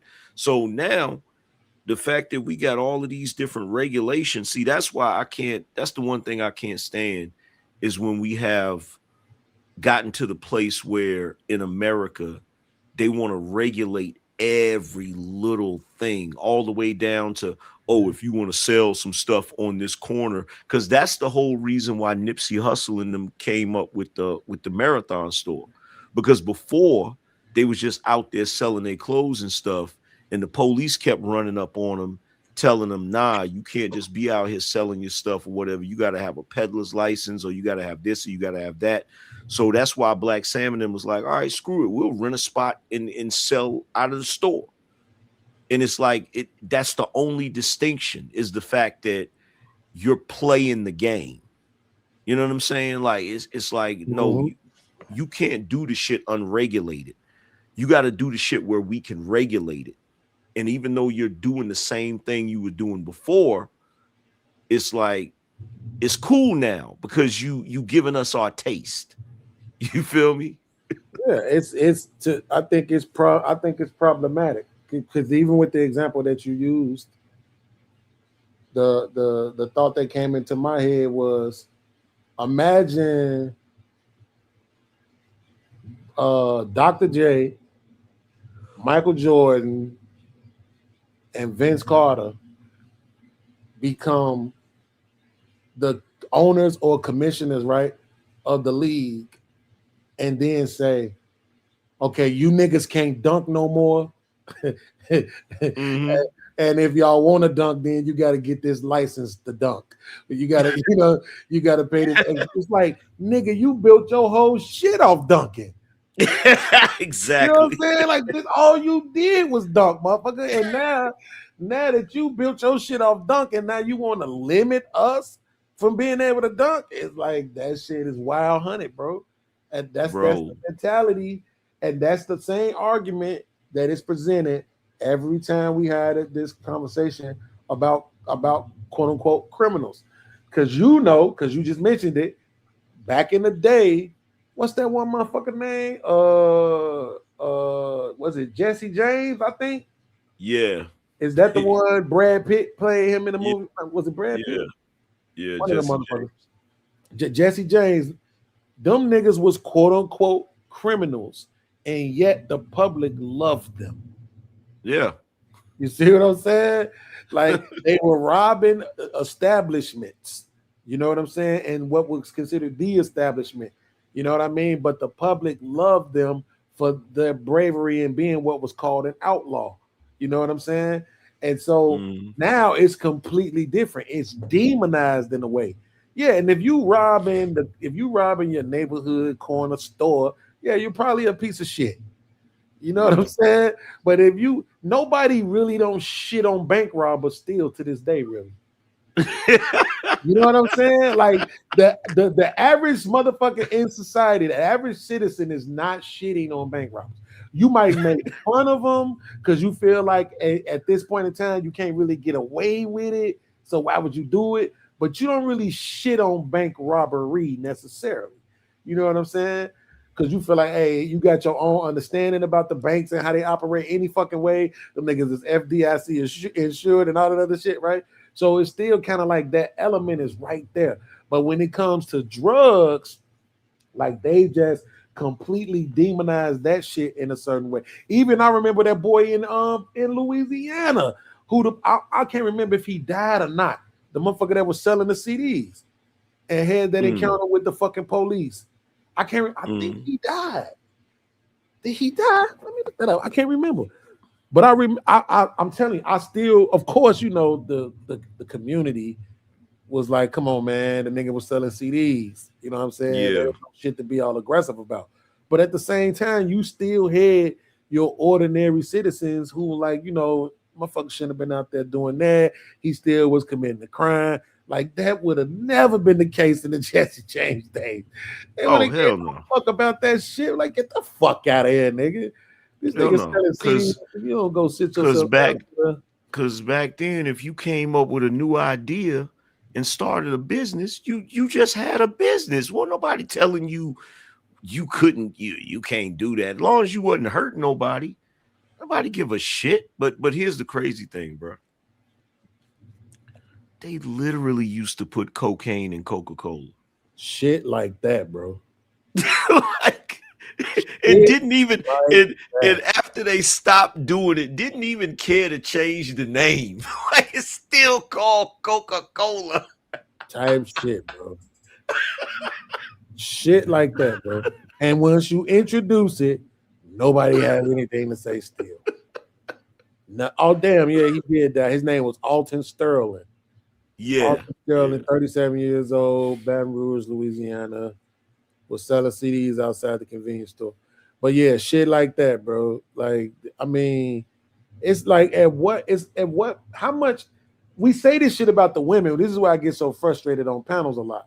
Because we get mad when we feel like the women won't accept new evidence, right? New information. But then on these panels, niggas won't either.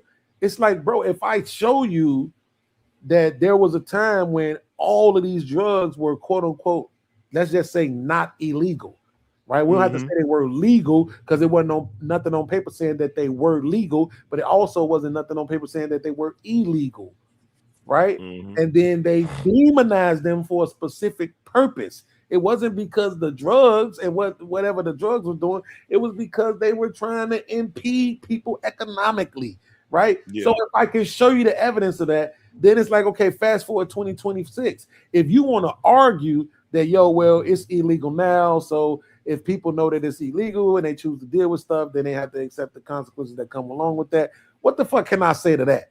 But I'm talking about your perspective. Fuck what is true. Fuck what the law say. What about has your perspective changed now that you know, this shit should have never been illegal in the first place?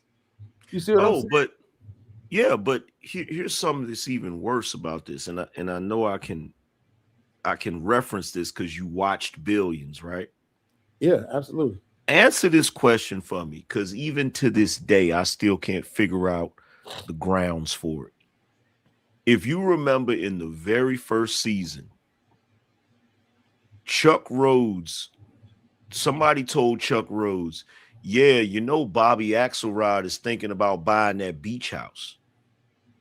And he was like, he's not that stupid. He better not buy that beach house. And I'm sitting here like, why the fuck couldn't he buy the beach house? And it clicked for me like, bro, this is what clicked for me, right? Whenever it comes to making a bunch of money, the way they have written the laws and shit, the way they have constructed the concept of prosecutors and shit, they can always figure out a way to make what you doing illegal. Yep. That's the goofiest shit in the day. Because I'm sitting there thinking to myself, like, why the fuck? Only thing I could think of is that beach house used to belong to one of Chuck Rhodes' father's friends, right? And so I'm like, okay, is it a personal thing? And then you got to think about it. Like, okay, so if you know that Bobby Axelrod is possibly engaging in insider trading, you're basically admitting that you're willing to leave him alone as long as he's not being too flamboyant with his damn money. Yeah, absolutely. So it's like that's not real justice then, because now you're only saying, well, as long as he stay in his place and don't try to be too flamboyant, because if he buy that beach house, I'm gonna prosecute the hell out of him. It's like, nigga, what? See, but my thing, I ain't gonna lie. I'll be honest. That might have been one of the few times that I felt like, all right, Chuck, go ahead. Why? I did. I was like, go ahead. All right, fuck it. You know what I'm saying? Cause I guess maybe I felt the same way. You know what I'm saying? Like, at some point, some of this shit is just too much, bro. Tupac said the same thing. Remember, he said, bro, what it looked like, you got these motherfuckers that got 40-bedroom houses and this motherfucker's on the street without a place to go. You know what I'm saying? You got motherfuckers that don't got no food, motherfuckers starving and shit, and you got motherfuckers discarding enough food, you know what I'm saying, to feed several families every night. You know what I'm saying? No, the like, reason some of that shit be. But no, I vehemently disagree, and I'm gonna tell you why I disagree. Hear me out on this, right? I disagree because Chuck Rhodes came from the very thing that he was acting as if he didn't like. Because, like I said before, that beach house belonged to his father's friend. His father, Chuck Rhodes, comes from affluence, right? Mm-hmm. So for me, Bobby Axelrod, who represents the kid that was poor and figured out how to play the game the way Chuck Rhodes' father was playing the game, and then was able to come up to that level and buy that, to me, it feels like a huge hypocrisy for Chuck Rhodes to go after Bobby Axelrod because that's his background that he comes from. You feel me? Well, it was hypocritical under the fact that he wouldn't do the same thing to his father's peoples, but then he did. Yeah, you see what I'm saying? He didn't want to be, because he didn't want to be a hypocrite. Exactly. So once he did that, it was kind of like, all right, shit. You know what I'm saying? Long as, because I felt like in the beginning it was all about his wife anyway. Yeah, I could be wrong, but that's just how it felt. You know what I'm that's saying? what Like, it was. Okay. It's really about the fact that your wife is here. You know what I'm saying, nigga? You losing your hair and shit. You 5'5". You know what I'm saying? And she working directly for this billionaire ass nigga. You know what I'm saying? He's quite handsome according to everybody else. You know what I'm saying? So I just felt like that probably was the real issue, even though he had the suspicion of, you know, the inside trading and all of that kind of shit. You know what I'm saying? But I thought it was just basically, I just wanted to take you down and get my wife away from you. You know what I'm saying? Like that's so that in itself made it more personal than hypocritical. But I did feel like once I had, you know, saw the connection with his father, I'm like, get the fuck out of nigga. You come from this shit. I'm like, you come from this same shit. But then when he sent his pop's boy to jail, I was like, okay. Oh yeah, that was fucked up. Like that nigga was begging, fam. That nigga he was like, bro, you gonna do this shit to me? Right. But yo, out of that whole show, my favorite character is Dollar Bill, nigga. Dollar Bill was a straight up G, bruh. When they brought him in there and started interrogating him and told him, said, yeah, we know you got 2 minivans because you got 2 families. He said, oh, really? He's like, yeah, we're going to tell your wife. That nigga took out his phone. He ran his finger across it. He said, yeah, I already pre-wrote an email. I just sent it to my wife. I said, damn. I said, that nigga's a straight up G. That's a fact. Yeah, that's crazy. Bro, you making me, I gotta go watch that scene. I hope they got it on YouTube so I can just go straight to it. Cause you ain't lying. That motherfucker was begging, bro. Bro, that nigga was hurt. Big, and he did not want to motherfucking go to jail, boy. And bro, could you imagine though? Like, could you imagine like living like, look, the one thing I gotta give P. Diddy credit for, bro, to go from his lifestyle to being in prison and handle that shit like a G. Bro, that's some cold shit right there. You went from heaven. like, bro, that's why that dude was begging like that. Cause you're gonna go from living in the lap of luxury. I'm talking about whatever you want in life, nigga, you can have it. You feel what I'm saying? Like nigga up in his damn office, you know, crushing up gold bars into gold dust and snorting that shit. Like, you know how niggas this rich gotta do some extra shit. You feel what I'm saying? And look, before anybody in the chat room before anybody in the chat room try to say I'm exaggerating, don't try to come at me with that. There's some place in freaking New York, some restaurant that they make sundaes and they put gold flakes on that motherfucker. Like, I swear to God, straight real gold flakes. I'm like, why the fuck would you want gold on your damn ice cream? See that, but that's why I said I had to give him a lot of credit for that move, even though I was slightly conflicted, you know, because this supposed to be your people's, you know what I'm saying? At a minimum, it's your people's. But I think if I remember correctly, he had a direct relationship with that guy as well too. So the fact that he was willing to go ahead and send him up the river was cold-blooded, bro. I'm like, this nigga different, bro. Cause I think I would have had to eat that hypocrisy.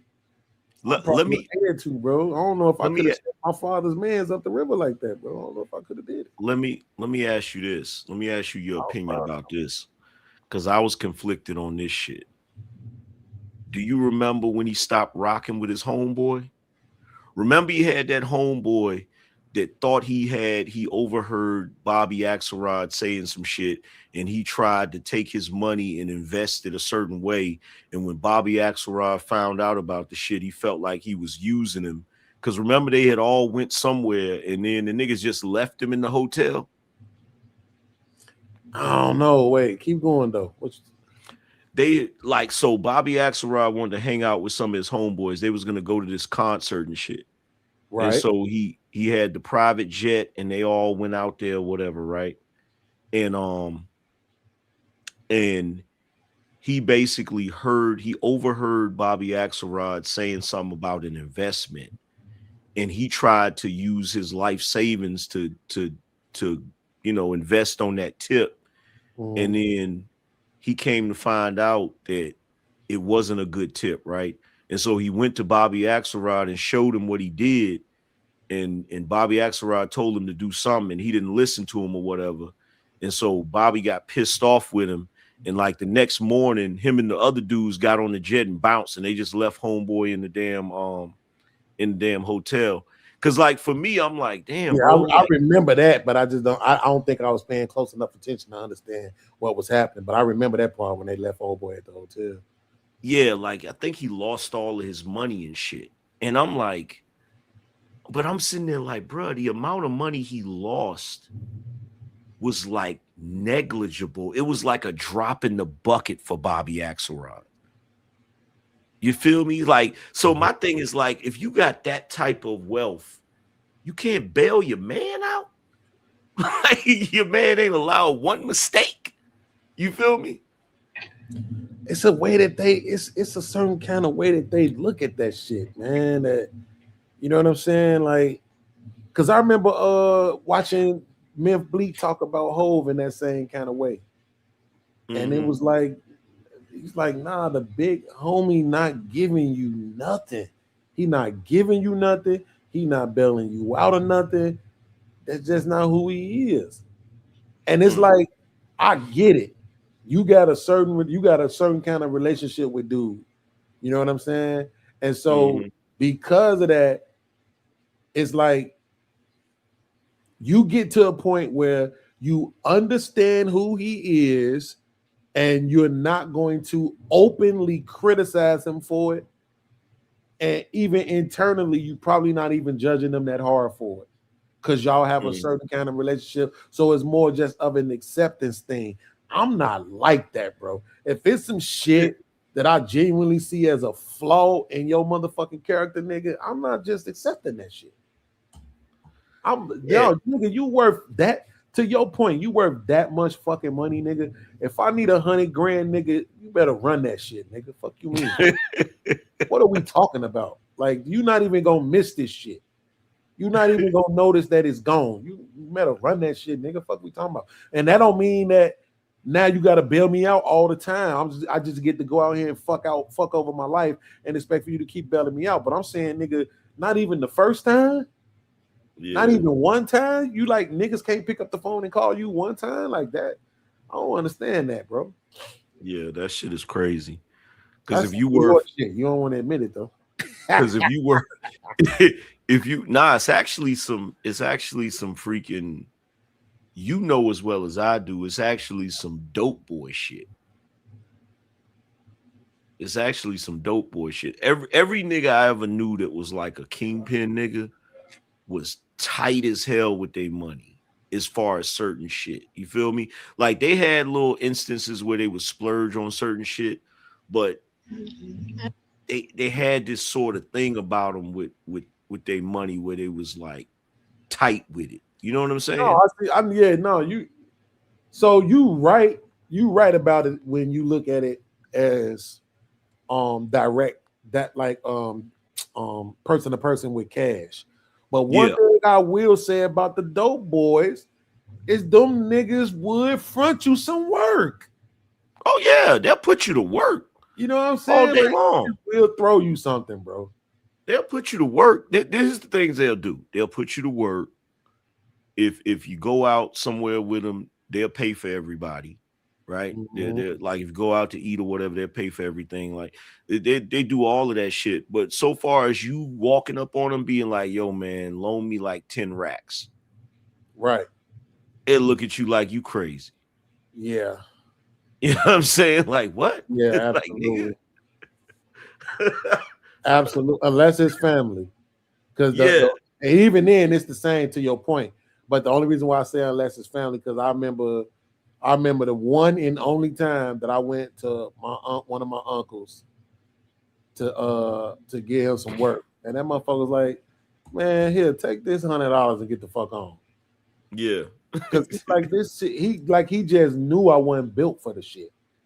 You know what I'm saying? My older brother was built for the shit. You know what I'm saying? Like you could see it in his face and you didn't see it in mine. He knew I wasn't really built for it.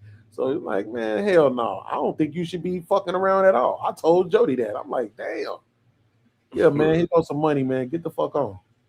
I'm like, damn. I remember I called that nigga about getting me out of jail one time.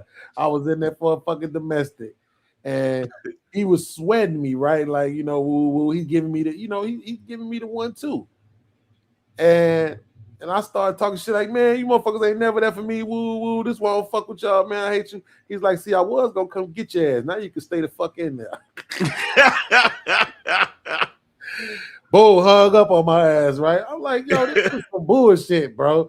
Like, so now I'm feeling stupid because I'm like, damn, was he gonna come get me? I don't know if the motherfucker was really gonna come get me or not. All I know is me talking shit didn't help it.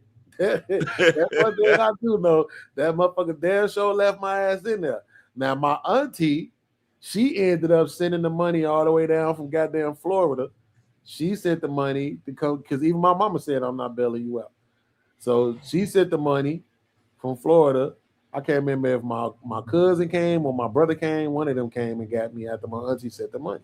It wasn't even, and this is the thing about it. We talking about a couple $100, bro.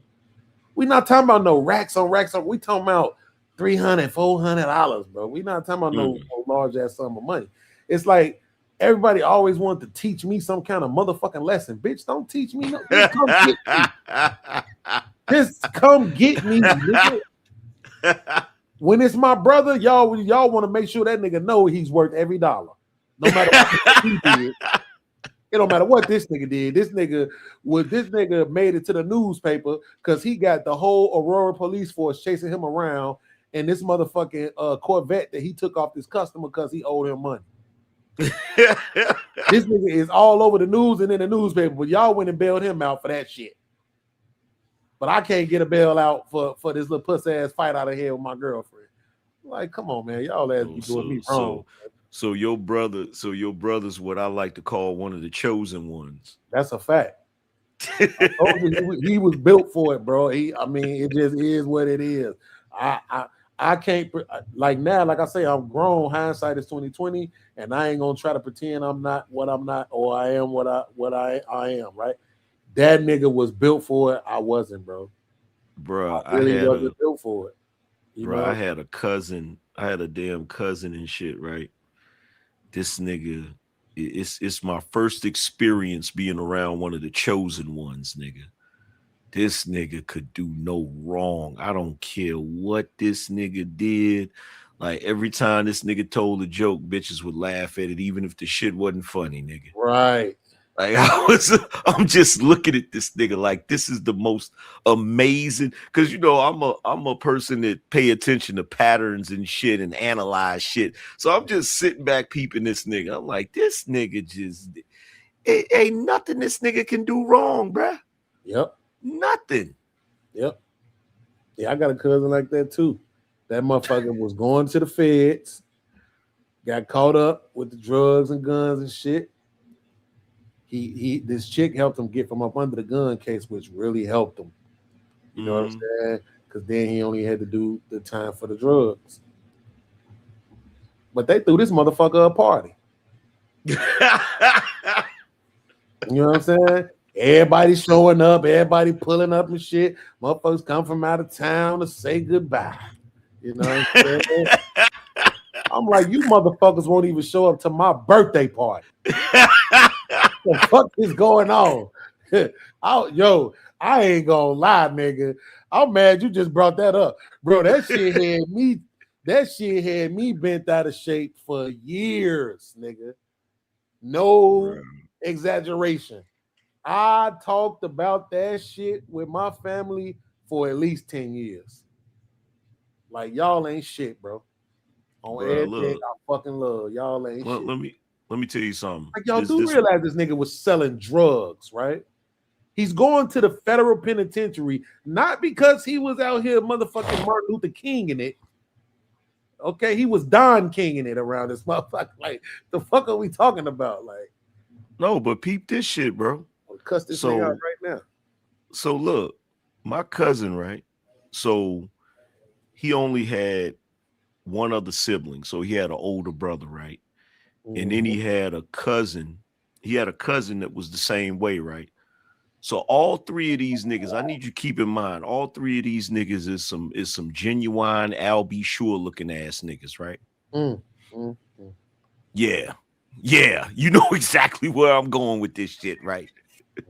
So this back in the 80s, these niggas some old genuine Al B. Sure looking ass, you know, fresh fade all the time with the waves.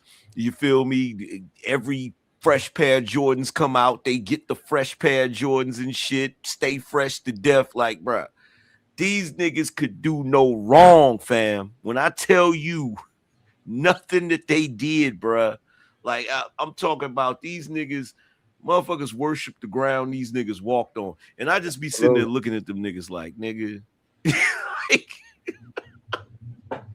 Yo, I love, hey, listen, I don't get it twisted, bro. I love my motherfucking cousin, bro. I love that nigga, bro, like a brother, bro. I really fucking do. But it pisses me the fuck off that this nigga does not realize how privileged he was. Word. Like he really be trying to put himself in the same boat as the rest of us. And I be like, you really don't fucking see it, do you? Like, yeah, somebody like ours, bro. Like that just. Oh yeah, and somebody in the chat, Gray Stokes said Ilkhan Ali looking dudes. Absolutely. One of my cousins look like Ilkhan Ali. They could be brothers. Straight up. Like, yeah, bro. Like that shit is crazy to me. Like, nigga. Okay, so with my cousin, his dad died. I think 90, either 90 or 91. I think 91. Right. So we both was born the same time, and he was born 3 months before me. So we was the same age. So we was 14 when his dad died. So now that's fucked up.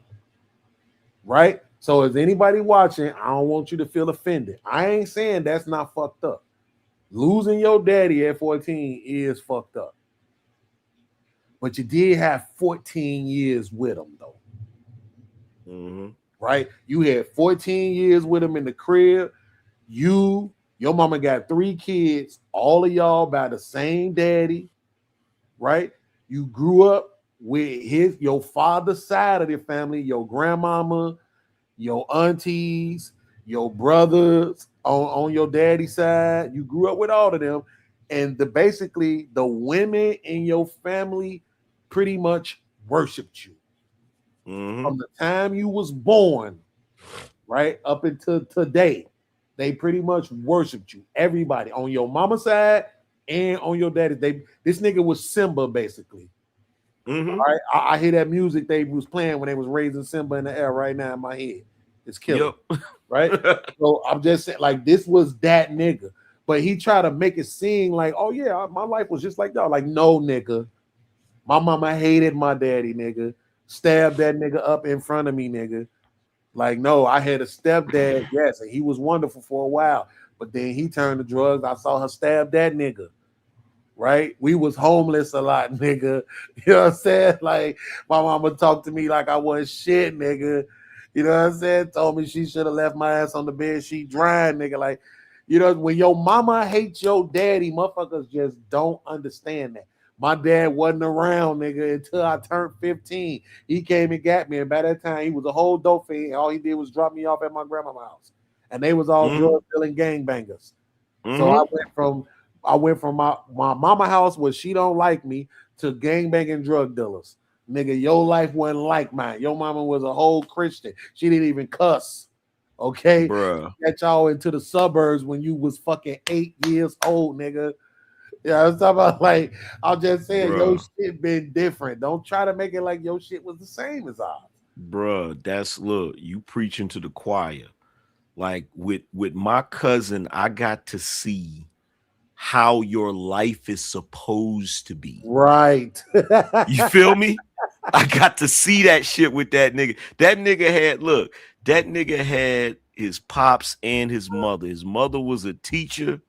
His father had this good paying ass job, and the nigga owned like a dump truck or some shit like that, right? So this nigga lived in a nice ass house, talking about central heat, central air.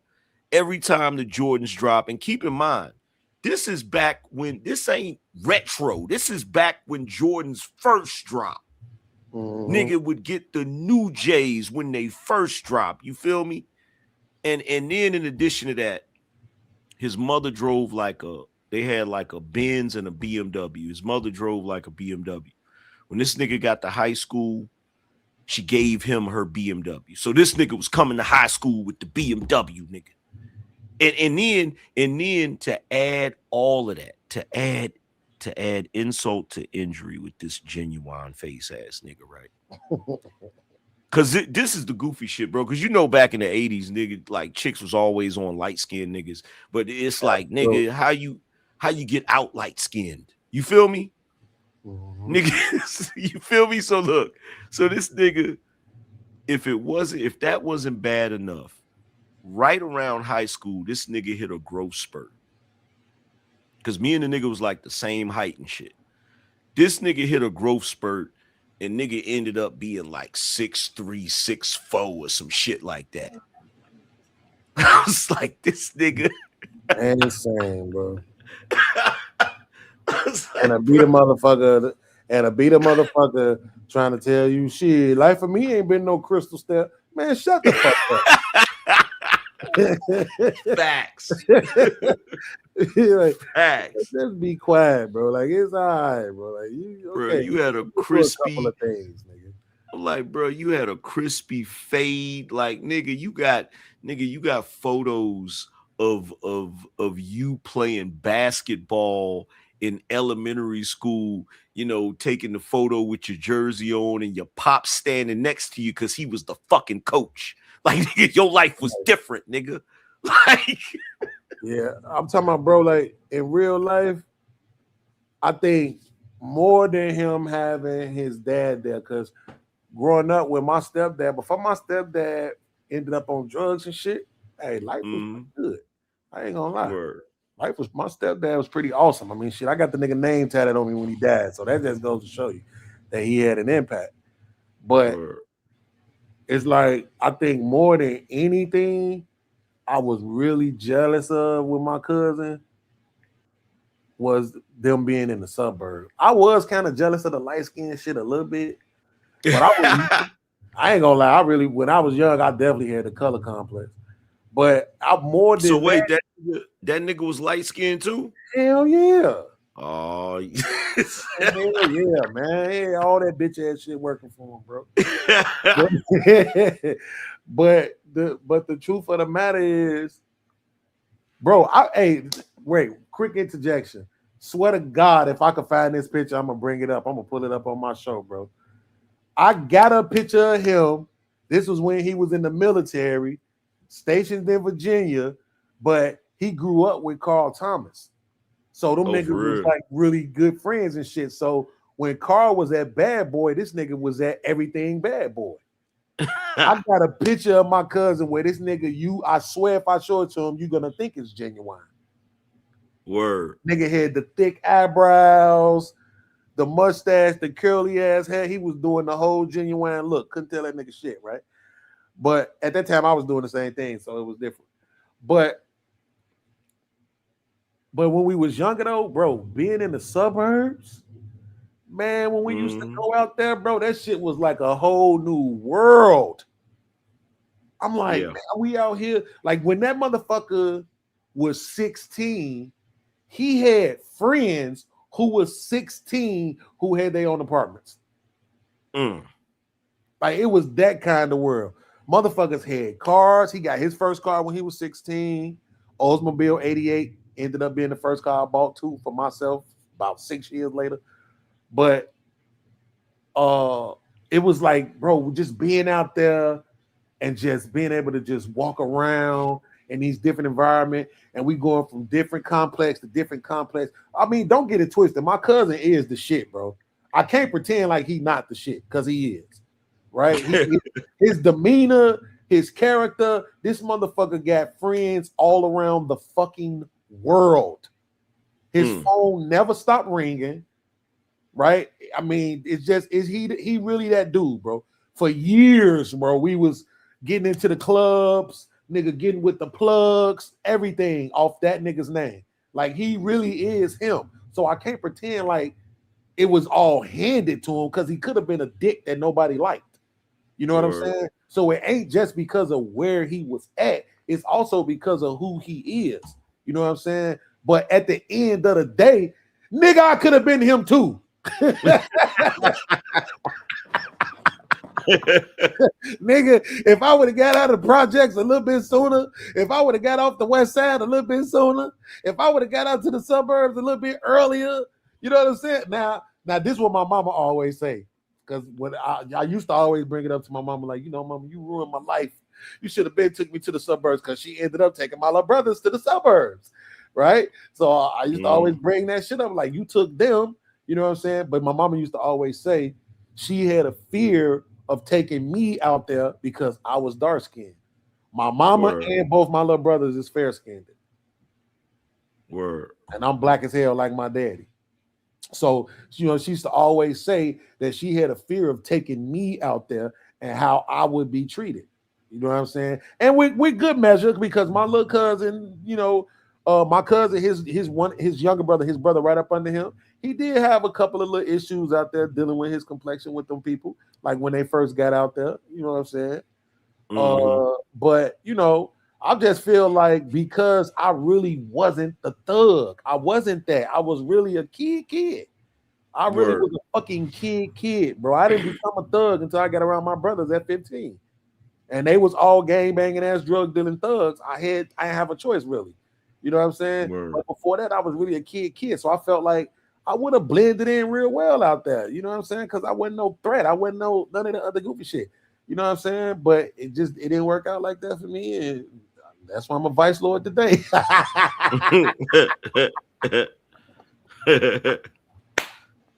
That is funny as hell. I missed my call and I should have been a comedian. That's crazy as hell. I'm a vice lord because my mama didn't take me to the suburbs, which is insane. Because even all my cousins that grew up in the suburbs, them niggas GDs like a motherfucker.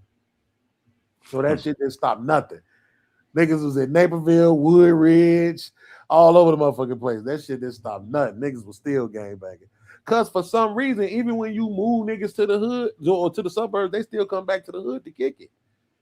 So, Word. you know what I'm saying? They still kind of getting groomed and they still getting kind of the same grooming, but it's the reason why my cousin is so successful to this day. This motherfucker right now, bro, you know, I talk about him all the time. He owned a construction company. This nigga right now, he working with he was working with them for building that presidential library.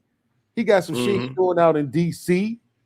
And if they end up moving this stadium, the Bears Stadium, whether they go to Arlington or whether they go to Indiana, he gonna have a part of that contract too. He is tied in, bro. He is in there on the political side. This nigga's whole Instagram is him on business and shit. It's not no him showing off, popping bottles, none of that shit. It's all him in rooms where he's usually the only black motherfucker there. Like that motherfucker know how to move, bro. He could come hang with us and do some ghetto shit, and he can go over there and get the business done.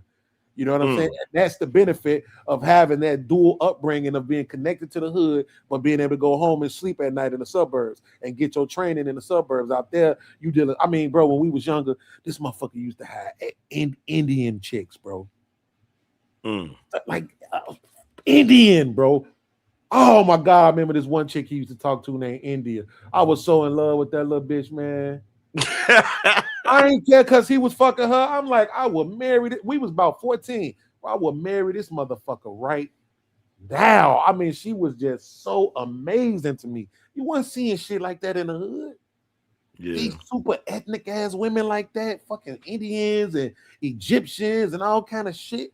Bro, I'm like, this nigga is he got the best life. And then in the suburbs, all the complexes had swimming pools, tennis courts, jacuzzi, steam rooms and shit. You know what I'm saying? Like, it was like living in a fucking in LA or some shit, bro. Let me stop talking about this shit because I'm about to call this nigga and make sure he remember where the fuck he came from. Don't forget about them first 8 years in the projects, nigga. You still from Cabrini Green, motherfucker. Straight up, though. Shout out to Cuzzo, man. I be living vicariously through that nigga because I can't do it. Shout out to all black men in America who can move in all them rooms, man, flawlessly, bro. You know, that's definitely a skill. That's a fact.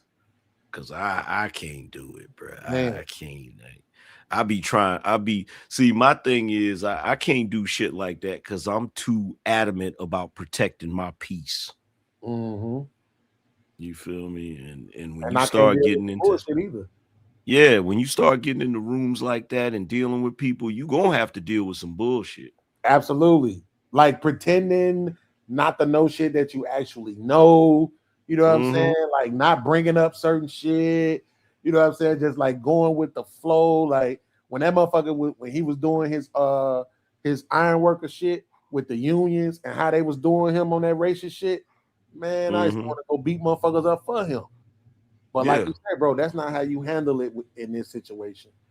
Yeah, you know I can't like if I'm in that, like, and that's another thing. Like, I don't think niggas give 50 Cent enough credit because that nigga be in rooms where he be maintaining his composure. But a nigga like me, I already know at some point somebody gonna make me mad. I'm gonna be like, well, fuck you then, hoe ass nigga. Like, that's a fact. It's gonna be up like nah, that's nigga. A fucking fact, bro. Like, you remember on Chappelle's show where the dude said, "Give me some skin on the black hand side." He like, why you can't just shake my head like a man, Frank? Like, yo, it's gonna be that type of shit. Yo, that is a fucking fact, bro. Like, I know it's good. I'm talking about in those exact words too. Whole ass nigga is coming for me. It's coming. It ain't no way around it. It's coming. bro, I did that shit on jobs. I just can't tolerate the bullshit, bro. I'm sorry, like y'all. And this is my thing. It's not an excuse. It's just the truth. I talk about it. Remember, I was mentioning it earlier, bro. If you motherfuckers would have let me in when I was younger, maybe I would have had the grooming to be able to deal with the shit. But y'all didn't. You motherfuckers waited till I was in my 30s to start giving me jobs to let me in. So now I'm not even conducive to this shit. When I think about it, bro, some of the shit that I've done on jobs, it is, I ain't gonna lie, it's kind of embarrassing. You know what I'm saying? But I understand where I was coming from. Like, I'll give you an example real quick. So I had this job. Angry man, do not fucking judge me, bro.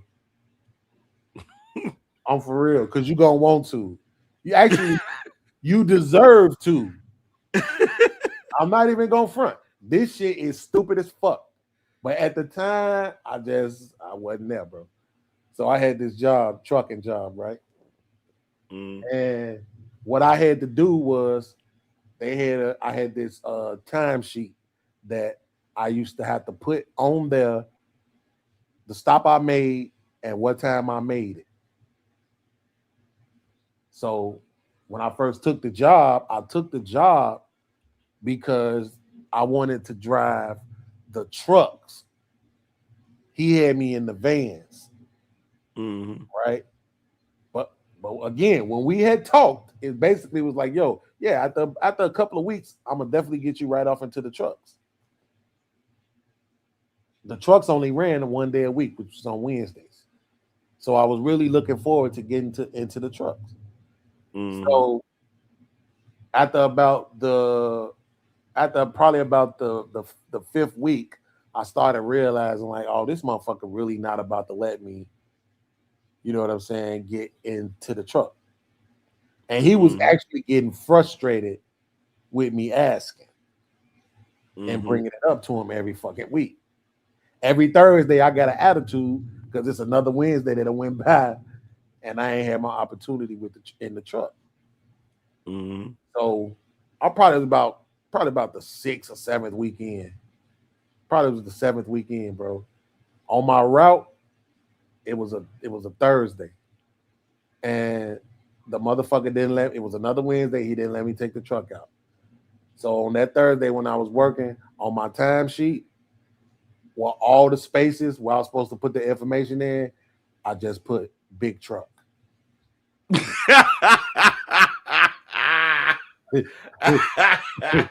Across the whole timesheet, bro. Like, I didn't fuck up the business. I still made my deliveries. You know what I'm saying? I still was doing everything right. But on my timesheet, on every spot, I wrote big truck. Big truck, motherfucker. What time? Big truck. Location, big truck. What time? Big truck. How many pieces? Big truck. I wrote that shit down the whole list. Boom. So I come back. I left the list in the truck. I'm about to go home. Motherfuckers like, where's your time sheet at? So I went and got it. I brung it in and shit. You know what I'm saying? And I handed it to him. And he like, bro, what is this? I'm like, man, I ain't even gonna lie, man. I had an attitude. I was frustrated, bro. You know what I'm saying? Because, bro, there's another motherfucking week, another Wednesday that went by. You keep saying you're gonna let me get the big truck, you know, woo, woo, woo. And so the motherfucker was like, man, I think I'm just gonna have to let you go. And this is what was so crazy about it. The week before, I had told him, man, I think I'm just gonna slide, bro, because you're not doing what you told me you was gonna do. And I'm doing exactly, I'm showing up and I'm doing my work, you know, because he didn't understand. I was just really mentally, I was just trying to get into the trucking industry. And I was trying to get my time on the road in that truck. I needed to be on the road in that truck so that it would count towards my time on the road. That shit would benefit me across the board as it pertains to my license, as it pertains to my insurance and everything, because I had started my own trucking company. I wasn't telling him that, though. Word. So the week before, I had told him, like, man, I think I'm just going to bounce, bro. And he was like, man, can you at least just give me 2 weeks and give me time to find somebody else? I'm like, no, I ain't gonna give you 2 weeks. I'm like, but I ain't gonna leave yet though anyway. So, but I think I'm about to get out of here. So the motherfucker then, when the next week, when that Thursday, when I did that shit, the motherfucker was like, yeah, I think I'm just gonna have to let you go. I was like, well, can I at least work tomorrow so I could just finish out the week? He was like, no. I was like, this bitch ass nigga. Bro, I was like, you asked me for 2 motherfucking weeks. When I told you I was gonna leave, you know what I'm saying? Now you don't want to give me 1 extra day. When I stayed, at least I did stay for another week. You know what I'm saying? But look, I don't know why you did the preamble, nigga. I can't judge you, nigga. This the type of shit I used to do, nigga. I used to be on the job and shit, and it'd be time for the lunch break or whatever, right? And niggas be like, all right, y'all, we gonna see you back here in an hour or 30 minutes, whatever the lunch was. You know, we got a lot of work to do. I'll be like, word, no doubt, man. Never come back, nigga. So, nigga, I surprised niggas that I quit, nigga. Niggas be waiting for me to come back off a fucking break, and I never come back, nigga. Ever. Yeah, that's I don't think I've ever seen that before. You never seen that before? I don't think so. I ain't had that many, but I had enough. I would notice if somebody left. No, I think I did see somebody, but they quit though. They didn't say they'd be back and then come back. I've seen motherfuckers quit though. Nigga, in the middle of the shift. I'll leave on a lunch break, nigga. And know before I go out the door, I ain't coming back. Like I be like, I don't know. Nigga, that's more gangster though than the shit I did. That shit was childish than a motherfucker, nigga. Like when I be looking back, I'm like, nigga, what the fuck was you thinking? Big truck, nigga. Like all across the river, like you just kept right, big truck, nigga. You finished the whole shift and everything. Like it probably would have just been more gangster for me to just not finish the route. You know what I'm saying? Just to come back and just park the truck, drop the keys off, and leave and never come fucking back. You know what I'm saying? But I didn't have anything else lined up. You know what I'm saying? That was the thing. I really didn't have nothing else lined up. Then I ended up going to a fucking warehouse. Damn, I shouldn't have fucked that job up. Because I ended up in the fucking warehouse on what they call that shit? I think it's called the cherry picker, the one that go up in the air. Where you stand, it backs up onto the pallet and you put the harness on you and shit. Yes. Yeah, that's a cherry picker. Bro, that shit was so motherfucking nerve-wracking. Oh my God, that shit was nerve-wracking. I used to like that job. I had a job like that. I used to be on the cherry picker. Then I had one where I was on the turret truck. That's the one where you're sitting down and it goes up. And it got the forks that sit to the side instead of in the front. And so like you go into the rafters and you go up and the forks are to the side. You go into the rafters to pull out the pallets and then you come back down, but you're sitting inside of it. I love that shit, bro. Yeah, now that one I probably would have enjoyed more. Yeah, but that cherry picker with that motherfucking harness and shit, nigga. Like I did that shit for several weeks and then I ended up in a car accident. Nigga, I was so motherfucking happy to be in that car accident, to have an excuse to not have to go back to work. Nigga, car accident, nigga. I ran that damn cherry picker into a pole, nigga. I did that before too. Well, it wasn't a cherry picker, it was a regular forklift. But it wasn't my fault though. It wasn't my fault though. I will say that. It wasn't my fault. Yeah, mine neither. They were supposed to have like what they supposed to do, because you know the cherry picker, it's hard to see through the front of that damn thing, right? So they supposed to have like the big ass thing around the pole so that you'll notice it. Right. And they didn't have the thing around it and shit. And so it's time to get off work. I'm cruising along to go back and drop off the cherry picker. Man, I hit that damn pole. That pole ain't budged. That nigga said, "Dong." That's a fact. That motherfucker did not move, boy. That beam is secure. That's the most secure. Like, ladies, y'all care about security so much, you need to marry one of them poles. Because them motherfuckers ain't budging, boy. That motherfucker didn't go nowhere. I remember one time I ran into a TV too. I was so glad I didn't damage the TV. But they did take the cost of the box out my paycheck, though. Hell yeah, they charged me for that box. They're like, see, motherfucker, you want to get on the forklift so bad, as soon as your ass get on the bitch, you run into something. I'm like, man, this shit wasn't my fault, bro. Like, the way this shit was put right here really actually didn't make no sense for it to be sitting right there. But you got it, though. They just didn't want me on the forklift anyway. But see, for me, the warehouse jobs was always cool because there was ways you could finesse that you couldn't. Like if you had a job in a restaurant or you had a job in a call center, you can't finesse with the warehouse jobs. It's ways you can hide and shit, take breaks and shit. You know what I'm saying? Hell yeah. Hell yeah. Yo, my cousin, this goofy ass nigga. So he worked in this area where they had these boxes and shit. So I'm talking about these humongous boxes because they used to put cloth in them and shit. This nigga would write on the side of the box, "Do not move box," and crawl in that motherfucker and go to sleep. I said, nigga, you gonna keep doing that shit? You gonna mess around and be on the back of a truck somewhere on your way to California, nigga. Bro, that's crazy. Niggas be bold as hell, bro. I ain't never been that damn bold. That nigga, I said, this nigga is tripping. That's bold than a motherfucker, bro.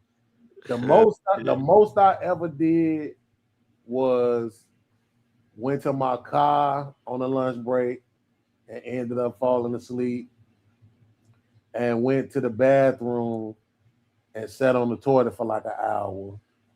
Hey, I did that. But that is crazy, bro. Guess what? So I had this job at this textile plant, right? At first I had a job weighing cloth. That shit was awesome. But then we got laid off because of that NAFTA shit. And then they was hiring niggas back. But this time they had me in the basement where they dye the clothes at, which I freaking hated, right? So I go outside and sit in the car, right? So I'm on break. I'm like, okay, I'm going to take a quick nap and shit, right? Because that's how it starts, right? Absolutely. So I lay the seat back. You doze off, and then you jump up and shit and look at the clock, and it's only been 5 minutes. You're like, okay, cool. You lay back down, you doze off again, you jump up again, it's only been 5 minutes. You're like, shit, man, I gotta relax. I'm tripping. So you fall asleep again. This time you wake up, it's been 45 minutes. You be like, oh shit. Yep. That's exactly how that shit happens. It happened like that even at the crib. I had a job when I was working at Enterprise. That motherfucker was literally across the street from my house. I can't even make that shit up. Seriously. I walk out my front door, I cross the street, walk behind one building in the alley, and the next building is the job. I worked there for 90 days. They clocked me being late for 45 of them. And I was like, yo, it happened like that because you thinking it's going to take me 3 minutes to walk to work. From my bedroom to the back of the damn building, I'm there in 3 minutes. But like you said, you be looking, close your eyes, look again, close your eyes, wake up, next thing you know, you already 10 minutes late. You know what I'm saying? And that's what I'm saying. It wasn't like I wasn't no 30 minutes, hour. It was, you know what I'm saying? Well, no, it was 30 minutes a couple of times. Bruh. But I wasn't never like no hour late, but it was them 2 minutes, 5 minutes, 10 minutes, 30 minutes. That shit was crazy. Fam, I done hype myself up for certain jobs. Like I get a job and I'll be like, all right, you know what? I'm gonna take this shit serious. I'm gonna put my time in. I'm gonna be consistent. I go to the damn store. I buy me a damn coffee maker. I'm like, yo, I'm gonna make sure I buy me a freaking alarm clock. All of that good shit. You go to work, man. No, none of that shit work.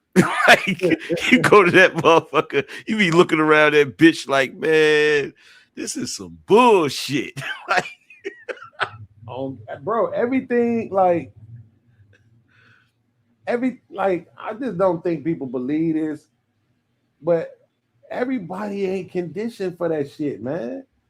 Mentally, I don't think everybody is conditioned for it, bro. And then it's just like, I'm not saying use that as an excuse to go rob motherfuckers or nothing, but I'm saying shit, that probably to me needs to be part of the criteria when you fill in these positions for people. For jobs and shit, where it's like more. How can I say it? Like work from home, part time. What's that other shit? Like when you what is it? 1090 when you file in the taxes and shit. 1099, I think. 1099, the 1099 type shit. You know what I'm saying? All those jobs where it's more like it's not 8 hours a day. You showing up brick and mortar, punch clock, like all them shits where it's a little bit different. You might work 5, next day you might work 8, next day you might work 4. You might work from home. You might be on the road. Like all of that shit. I think people like me and you, we should get first dibs on those kind of jobs because we built for it. We already mentally cut to be in those kind of jobs. Even like right now, when I be looking at moving back home to Chicago, and I was looking to move in this one area because it was 2 different jobs I found. One of them was working on like Tuesdays and Wednesdays, and the other one was working on Fridays and Saturdays. So both of them was just 2 days out the week. One of them was like a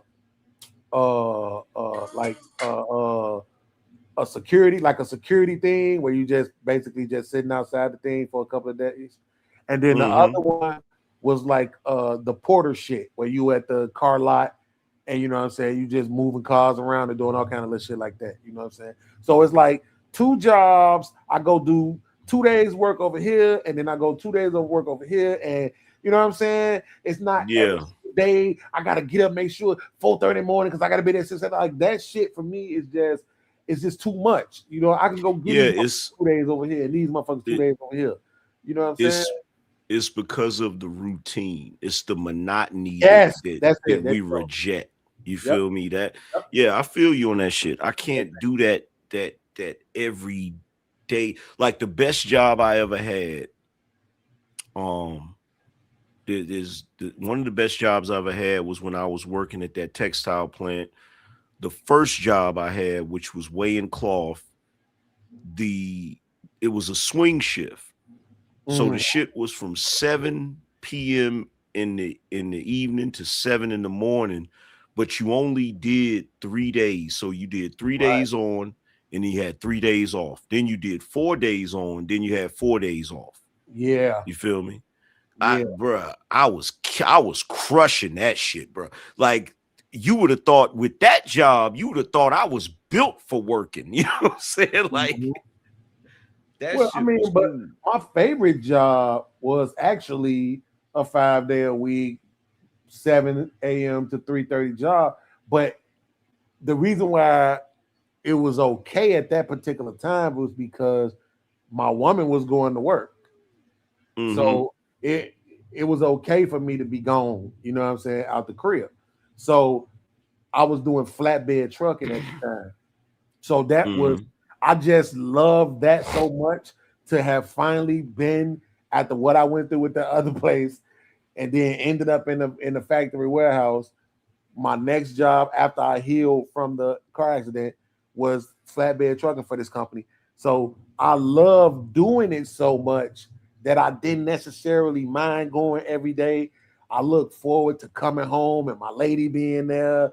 You know what I'm saying? Like it was kind of giving me that lifestyle. At that time, I needed it. At that time, I needed that kind of structure. So that was my favorite job.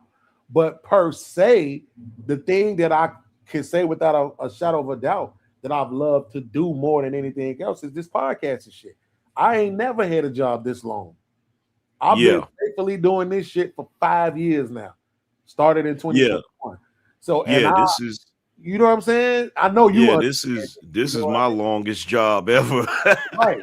You know what I'm Ever. saying? I ain't never had a job this long. So it's like but it's based on the control. Yeah. It's not that a nigga put less effort, because I put more hours a week in this shit than I've ever done anything. Yeah. But it's still the freedom to do it at my own pace. Yeah. You know what I'm saying? Yeah. And to do it at my own time. It's like the only thing that could really make it better, and I know most podcasts, most content creators would probably disagree with what I'm about to say, but the only thing that would make it better if it was guaranteed money. Yeah. I know most podcasts, most content creators probably be like, no, because I don't want it to be a set amount of money. I could dig that. But if it was just guaranteed money, like that's the thing about a job that I kind of miss, is knowing, hey, if I do this amount of time, I'm gonna get these amount of dollars. It's not the same with this shit. You're not guaranteed the same amount of dollars for the same amount of work. That's the only thing. But if it don't even got to be that much, is what I'm saying. If they just said, no matter what, you guarantee $30 an hour, this shit would be perfect. Word. It would be perfect. You know what I'm saying? Because not that you can't make more, but you just guaranteed the 30. Man, I'll never do nothing else, ever. Word. I will be so consistent with this shit. Man, I'll marry this shit. You know what I figured out though? I had one job that was a job that I liked. It was like Monday through Friday, right? So my schedule was I had to be at work by 9 o'clock, right? And I was doing that, and one day I was able to switch my schedule, right? So I was doing 9 to 5, but I didn't like the fact that by the time I got off at 5 in the afternoon, you know, most of the day was gone and shit, right? So I had a chance to switch to 7 to 3, right? And you know what I figured out about me? That little bit of time difference made a difference, bro. Yeah, it does. When it came to me going to being at work by 9, I was good. But being at work by 7, that shit was kicking my ass, bro. That's a fact. Hell yeah. That shit was ruthless. That shit is a fact, bro. Like I said, when I was doing the flatbed trucking, I loved it, bro. Because I felt like a man.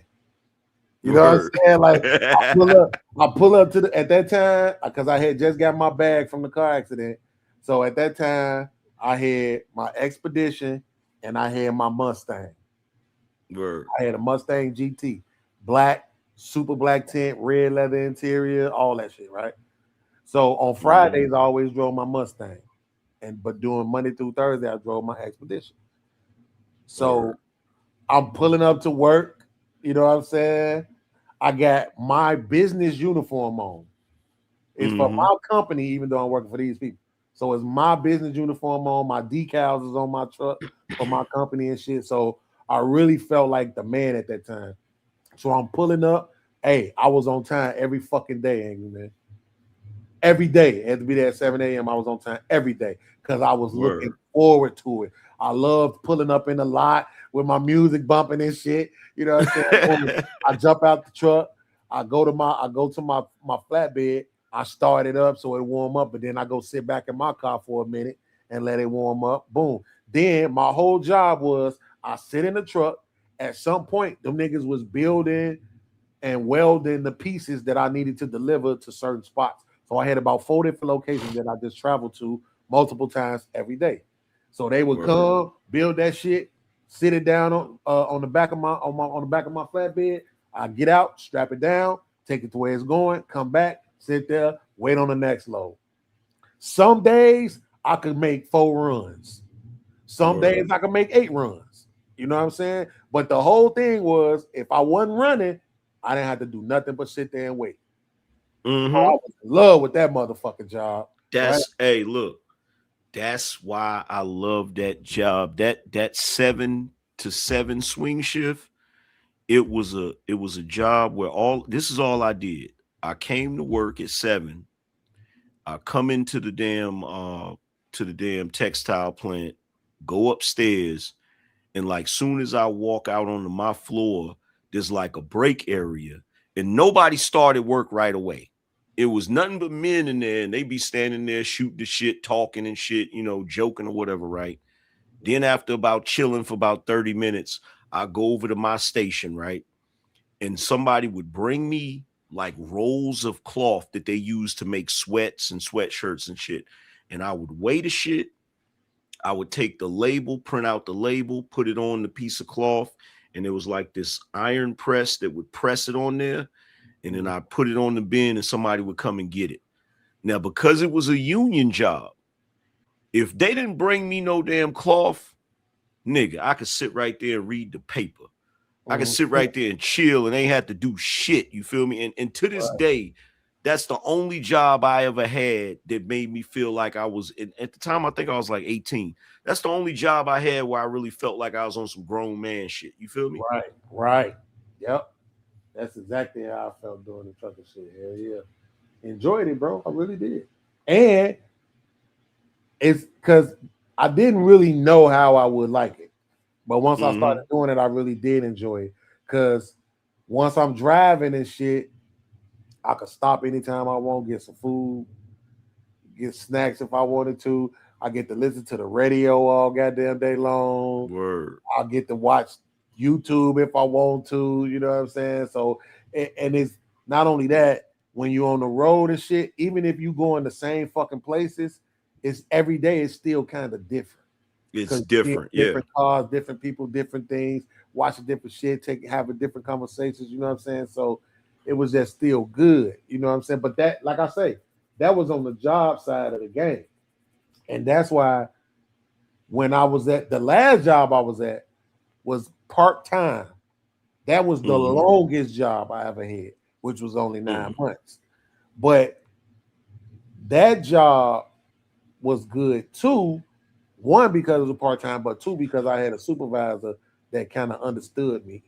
So he just let me do my thing. Word. I think I told you this story before. The motherfucker told me one day, because people was getting on his nerves and shit, wasn't doing what they're supposed to be doing. He told me one day, he was like, one thing I like about you, T, hey, I don't got to worry about where you at. He's like, if I don't see you, I'm not worried about where you at, because I know you somewhere getting something done. And that shit made me feel good, because I'm like, okay, I finally got a supervisor that trusts me, that actually know and believe. Like, when I come here, I'm coming here to work, because not doing shit make the time go slower. You know what I'm saying? And I don't want to make the time go slower for $17 an hour. I'll make the time go slower for 25, 30. You know what I'm saying? Yeah. For 17, no, I want the time to go fast as fuck. I'm trying to get the fuck up out of here. So, but that might have been my favorite supervisor position type shit. But that trucking shit, bro, man, just being outside on the road, period. I had another job I worked driving trucks. I ain't like it because they was boxed. I like flats, but it was still the same thing, bro. Just like being out on the road. I'm driving from Indiana to motherfucking Ohio, you know what I'm saying? Back all down to Bowling. What is it? Bowling Green, Kentucky. I'm all in the south of Kentucky. I'm talking about where they country for real, for real. Where it ain't no niggas at. I'm down there. Boy, you in the right place? Yeah, I'm making a delivery. Okay. Hurry on up and get the fuck out of here. Like, they might as well have been saying that shit the way they was looking. You know what I'm saying? Like, we do got a lot of rope down here, nigga. Like, don't let us use it, right? Type shit. Like, but I realized at that point that I kind of like enjoyed being out there. But I also realized I wouldn't want to do cross country. I'm straight on that shit. Being in traffic all day long and all that shit for days and shit. Now that I don't want to do. I don't. I want to be able to come home every night, or at a minimum, you know what I'm saying, I might stay over, but the time I could drive if I want to, but then I don't have to type shit. You know what I'm saying? Yeah. I could spend a night in Ohio. I could spend a night in Missouri. You know what I'm saying? Spend a night in Illinois. But that just, I'm going from here to California to New York ass shit. No way. I don't, to this day, I don't know how motherfuckers do that shit, bro. Shout out to all the truck drivers. We appreciate y'all, all the long distance haulers, because couldn't be me, nigga. If y'all had to depend on me to do that shit, you would never get none of this shit you asking for. I do not know how to do it. Yeah, that shit crazy. Because you know people don't give a fuck about trucks on the expressway. They be riding around trucks like the motherfuckers ain't 18-ton missiles. That's the only thing about truck driving. I was like, that's why I didn't feel like I'd have been a good fit for me, because not because of my driving, because of them other niggas driving and shit. Oh God. I ain't gonna lie, listen, let me be honest. I was an asshole too. Okay. It took for me, let's just be frank, to get into the industry to appreciate it. Right. The first time when I went to CDL school and I went to get my CDL, and the first time I had to take that big motherfucker on the road, I was concerned about everybody else. That was my initial concern. As soon as I got off the street and onto the highway, I was like, oh my God, look at this stupid motherfucker acting like I'm not in this big ass truck. Look how he driving around. Look how this motherfucker breaking around me. Like all this shit. You know what I'm saying? It's like the first thing you realize instantly. I was like, yeah. And ever since then, I just don't fuck around. I don't play. I'm so courteous with trucks now. I don't get in their way, but go ahead, bro. You got it. You got it. I don't even want to put you in that situation where you got to make a decision. You know what I'm saying? I'm going to make it for you. I'm going to get the fuck out your way, bro. You got it. So shout out to the man. Listen, bro. Shout out to the motherfuckers who was doing the textile shit like you was talking about. All the motherfuckers that work in them jobs that get us the shit that we go online and order every day, bro. Man, shout out to all of them, because it's a lot of that shit I'll never want to do again. So I don't think motherfuckers, we need to put some respect on these people's names, bro. Like they be getting shit done for me every time I orders from Walmart, every time I order from Amazon, all this shit. Well, this shit be right here, bro. Quick. Shit, bro. I'm about to get up out of here and crash, man. I'm sleepy than a motherfucker. That nigga Trey knocked out, ain't he? I hope so. So I can keep talking to the audience. I went to sleep early. I guess got up at 2 a.m. Yeah, I got up at 1 something, but I'm like, shit, I'm gonna go to sleep so I can, because if I don't go to sleep right now, I'm gonna be freaking, by the time the evening time come, I'm gonna be tired as hell. Nah, I'm finna stay my ass woke. If I go back to sleep now, it's gonna be bad dreams and nightmares and shit. I ain't nigga, it's a bad dream, nigga. You just looking in the mirror, nigga. See what I'm saying? See what I'm saying? See what I'm talking about? Niggas be disrespecting me, bro. I'm talking about on lives and shit. Yeah, when I do my blog on Reddit about you. But I don't care, bro. I don't care about bro. One thing y'all know about, bro, I don't care about no nigga blogging or talk about this. Remember that bro, shit? Listen, my nigga, when I was in high school, nigga, I was a class clown. I was scolded on niggas all day long, bro. I could take no cap, no diddy, nigga. Hey, you talking about? And then on top of that, nigga, another reason why I gotta crash out, because I gotta go to a damn soccer game this morning, I think. Shit. Oh, who plays soccer? You know, my oldest, he played competitive. Man, nigga, I got little munchkins. I got grandkids that play soccer, nigga. See, this nigga old nigga, boy. They got grandkids. Yeah, I'm a pop, nigga. Yeah. Hey, man, say, nigga, I waited till 40 to have another kid, nigga. Word. Nigga, yeah, man. I had my first one at 34. I waited. Hell yeah, I had my first at 22. So my kids is all my kids is grown. All of them. Nah, that's what's up. Nigga, you never did hit my line, nigga. Told you hit me up, bro. Shit, I'm gonna get you. I'll be so damn busy. I don't even be thinking about shit. But I'll definitely hit you up.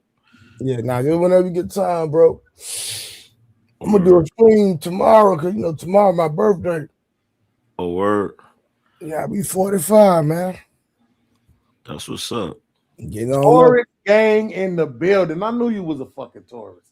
Somehow I knew it, bro. I fucking knew it, bro. Are you a Taurus too? Man, stop it. May 19th, boys. Don't play with me. Boy, you perverted, nigga. Big Malcolm X, nigga. Fuck you talking about? Yeah, so you on that bipolar. You on that bipolar spectrum.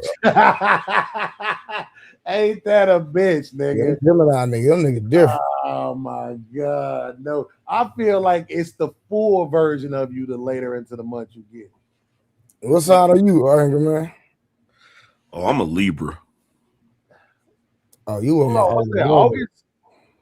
Huh? That's yeah, August. My older Nah. October. Nah, I'm September 27th.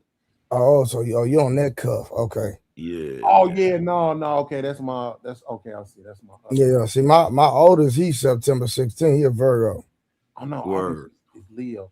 Hey, I ain't gonna lie, man. My ex is a Virgo.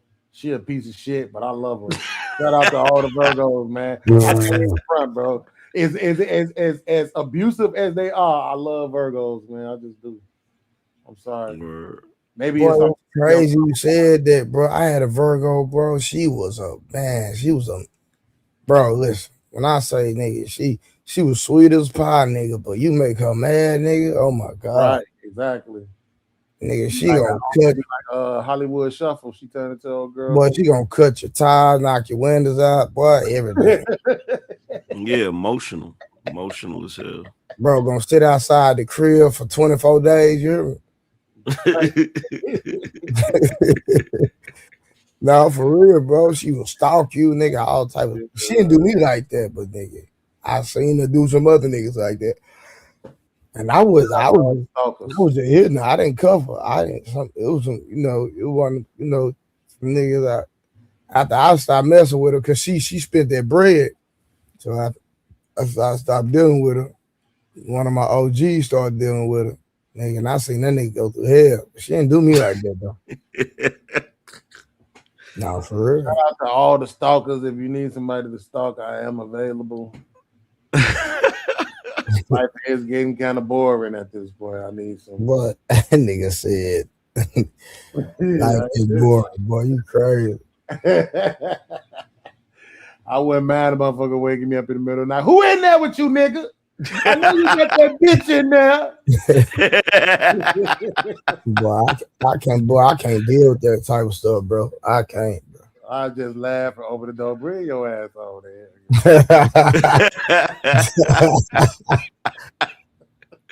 So you're a sucker, Beans. Bro, listen. To some degree, as much as I know it was a lot of bullshit, sometimes that I be feeling like I regret. To some degree, it wasn't boring though. You know what I'm saying? Like that. I appreciate the fact that it wasn't fucking boring, bro. You know what I'm saying? See, I like boring. We could look back and laugh at shit. Like, damn, remember that time? Bro, I ain't lie, bro. I like a boring woman, bro. I ain't gonna lie to you. I like a business woman. I like a routine woman.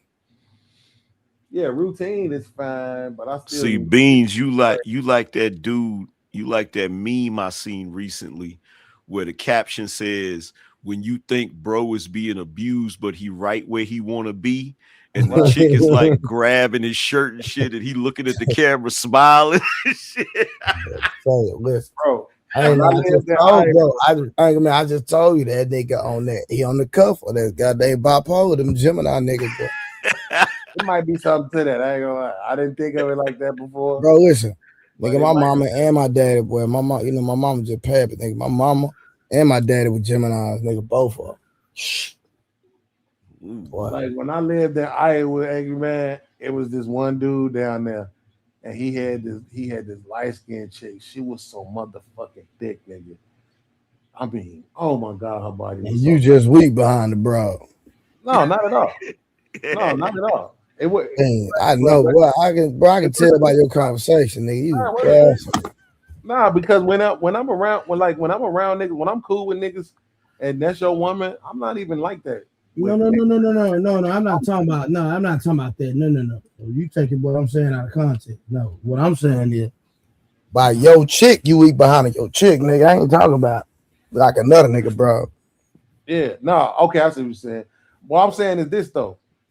The thing that I liked about her was the thing that he couldn't stand about her, which was that she was on his motherfucking heels, nigga. Hey, if that nigga, when that nigga woke up and stepped out the bed, where you going? If that nigga opened the screen door for a breath of fresh air, where you going? See, I don't like that, boy. Don't question me about nothing. Nah, I know why. I know why Beans saying that shit. He's saying that shit because Beans probably the type of nigga he need a chick like that to keep his ass out of trouble. It ain't that. It's Hey, you know what? I can see that for sure. It ain't that, bro. It's that I just never experienced it. You know what I'm saying? Like, and I think I know why. But when we was like, we would go to the gym. Hey, 15 minutes in, babe, what time you coming home? Yo, that nigga would be like, he couldn't stand that shit. So one day we was at their crib and shit, and we kicking it and shit. And I just caught up by herself, and I asked her, I was like, hey, you be on that nigga heels though. Like, I actually kind of think it's cute, but a lot of niggas is like, they don't like that shit though. She was like, well, that nigga cheated on me, right? And so, because they had 2 kids together, she was like, that nigga cheated on me. But that makes sense, like this, right? But when I talked to him, he was like, no, she always been like that, but she just way more aggressive with it now after he got caught cheating. So she always was really on his heels, but now she's just way more aggressive. You know what I'm saying? Type shit. Like, if this nigga, like I said, that nigga opened the screen though, nigga, for a breath of fresh air, she is right there. You know what I'm saying? Like, so I saw it at its worst, and I was like, okay, I can see how that shit could be frustrating. But at the same time, because I never experienced that, like a motherfucker that's just on your heels, like you can't move. You know what I'm saying? Like they whole mindset 24 hours a day is about you in that kind of way. I've experienced motherfuckers loving on you, cooking and shit, fucking you how you want to be fucked, you know, cleaning, washing your clothes, giving you their money, they whole income tax check, here you go. But it's very different when it's a motherfucker like mentally, it's like they can't, you know what I'm saying? Like they can't even function. You know what I'm saying? Unless they know what the fuck is going on with you. Yeah, I can't deal with that. That's too much for me, brother. Yeah, I can't do that shit either. Bro, listen, I got a problem with authority, bro. I don't like to be questioned about nothing, nigga. Don't question me about nothing. I think, nah, I ain't gonna say that. Nah. Question I me. like to be left. Question me, baby. Alone. Yeah, I'm like that. I like to be left alone, bro. I like to be in my space. Let me figure out whatever I got going on. You know what I mean? For real. See, these niggas probably done experienced that on some level before, so they have the experience to know that it ain't good, it ain't something you want, so you know already that you don't like it. I can perceive that after a while I'm gonna get tired of it, but I would like about 3 weeks of that shit. Bipolar. Nah, nigga. I seen my cousin wife used to do that shit to that nigga. She was on that nigga like a probation officer, nigga. I said, ain't no way in hell, nigga. And I walked into the situation not knowing. So one day I come to his crib and I'm like, yo, I'm about to go to the store or whatever and shit. He like, shit, can I ride with you? And I should have known something was up because he was mad excited about it, right? So we leave and go to the store. We come back and shit. This nigga go to open the door and the door won't open. It's like, what the fuck? What? So it is one of them doors, like, you know how you got the back door, they got the window and shit. So all of a sudden he trying to open the door and it's locked. And all of a sudden his wife pulls the freaking curtain back and is just staring at him like a damn demon. I said, what the fuck? She mad as hell because this nigga done went to the store and ain't tell her where he was going. I said, oh, hell no. See, now when you get to that point though, it's you had to have gave a motherfucker some kind of reason. I ain't necessarily saying that you fucked somebody else, but I'm saying you had to have given her a reason to not trust you. And so to some degree, that's kind of on you. You know what I'm saying? Like you built that, you might as well deal with it, I guess. I don't know what to tell you. Hey baby, listen, I'm just saying to my next wife, I know you listening. Listen, I just 3 weeks. That's all I'm saying. For the first 3 weeks, stalk me. Be on my motherfucking heels, okay? Make me feel like you can't even treat me like I'm your drug. Okay? You can't even fucking function, goddamn it, without knowing what's going on with me. I'll give you 3 weeks of that. Then we just gonna go back to normal. And then so that way every year we could do an anniversary like, damn, babe, remember when you used to stalk me? Hell no. You remember when you used to be on my heels, baby? Ain't no way in hell. But shit, I'm gonna holler at y'all, man. All right, my boy. Yeah, it's time for me to get my motherfucking breakfast on, dog. Yeah. You're gonna meet you a weirdo from YouTube, huh? Man, I already did that. It didn't work out. It didn't work out, man. I was about to move to Missouri and everything to be with her.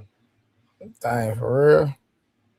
After 3 weeks. I was looking for a reason to leave this motherfucker anyway. You know what I'm saying? And she was so motherfucking pretty. I was like, fuck it. Hey, this goofy in the comments, hoot you talking about? You see what this goofy hoot you talking about? Oh, let me see. What did he say? He said blacks are from Cain, whites are from Esau. Hey, what did he say? He said blacks are from Cain, whites are from Esau. I ain't even finna entertain this goofy. Oh my God. He wants some attention. That's what he wants. Nah, but I get it though, man. I like I say, I understand that it will get exhausting at some point. You know, you want to be able to just move around. To your point, you don't want to have to be questioned on every single thing. You know, because I remember one time when my lady was doing that shit, and I didn't like it. But the reason why I didn't like it because it wasn't coming from a genuine place of I'm so enthralled with you. You know what I'm saying? It was coming from a place of she was feeling guilty because it was niggas all in her DMs. You know what I'm saying? So it's all these niggas in your DMs, so you just assuming that I'm all in bitches' DMs. But I wasn't.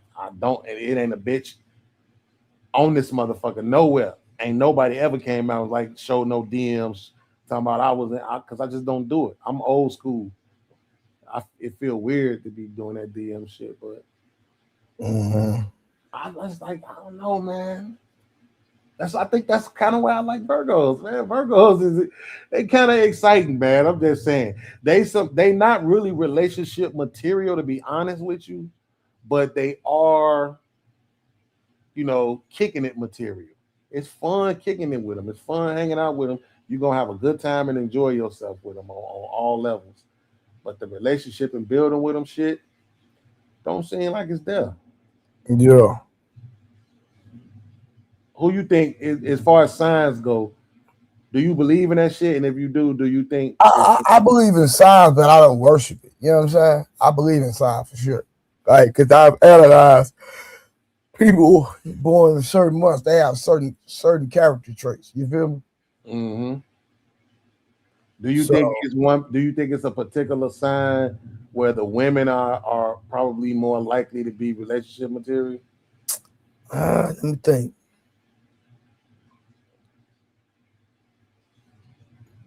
Because I think Sagittarius is retarded. What now? Where that's at? That's what, November, December? At the end of November, beginning of December. That man, yeah, you can't trust them motherfuckers. Now you can trust them for sure. They just retarded. Okay, cool. So they trustworthy, but communicating with them is gonna be difficult. Man, communicating with a Sagittarius is like the worst, bro. The worst, bro. Bro, I'm gonna be honest with you, bro. I don't even know. That's crazy.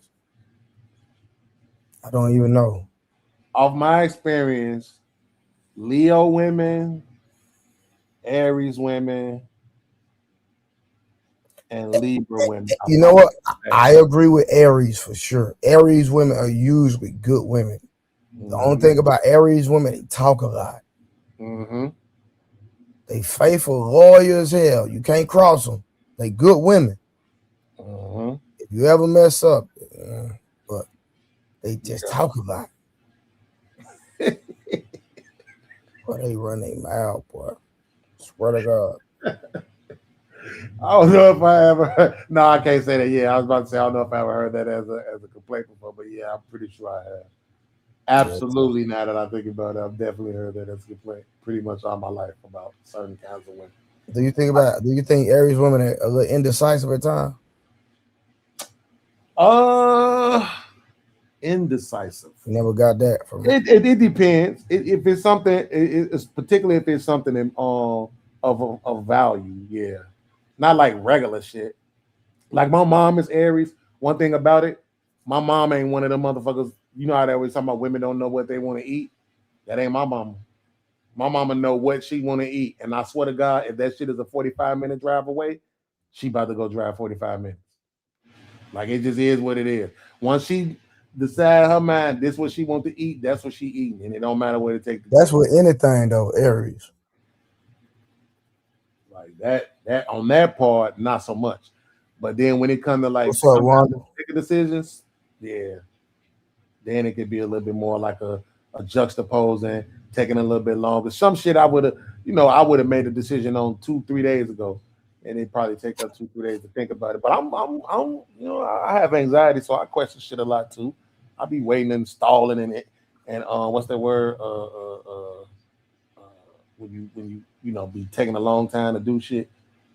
Whatever the fuck that word is. I be like that sometimes too. But I think from what I seen, like my son mama, she a Leo. She after she left me, she was fucking around with this one nigga. She got with this other nigga, and they've been together ever since. Ever since. So, and she a Leo. And then Harris say procrastinate. Procrastinate. Yeah, that's the word I was looking for. Yep. Procrastinate. Yep. I procrastinate a lot. Like I should have been back at the crib by now. I was supposed to move back to Chicago February of last year. And I'm still sitting my stupid ass in Kentucky. Because I can't just pull the trigger on it. Oh, you in Kentucky? Yeah.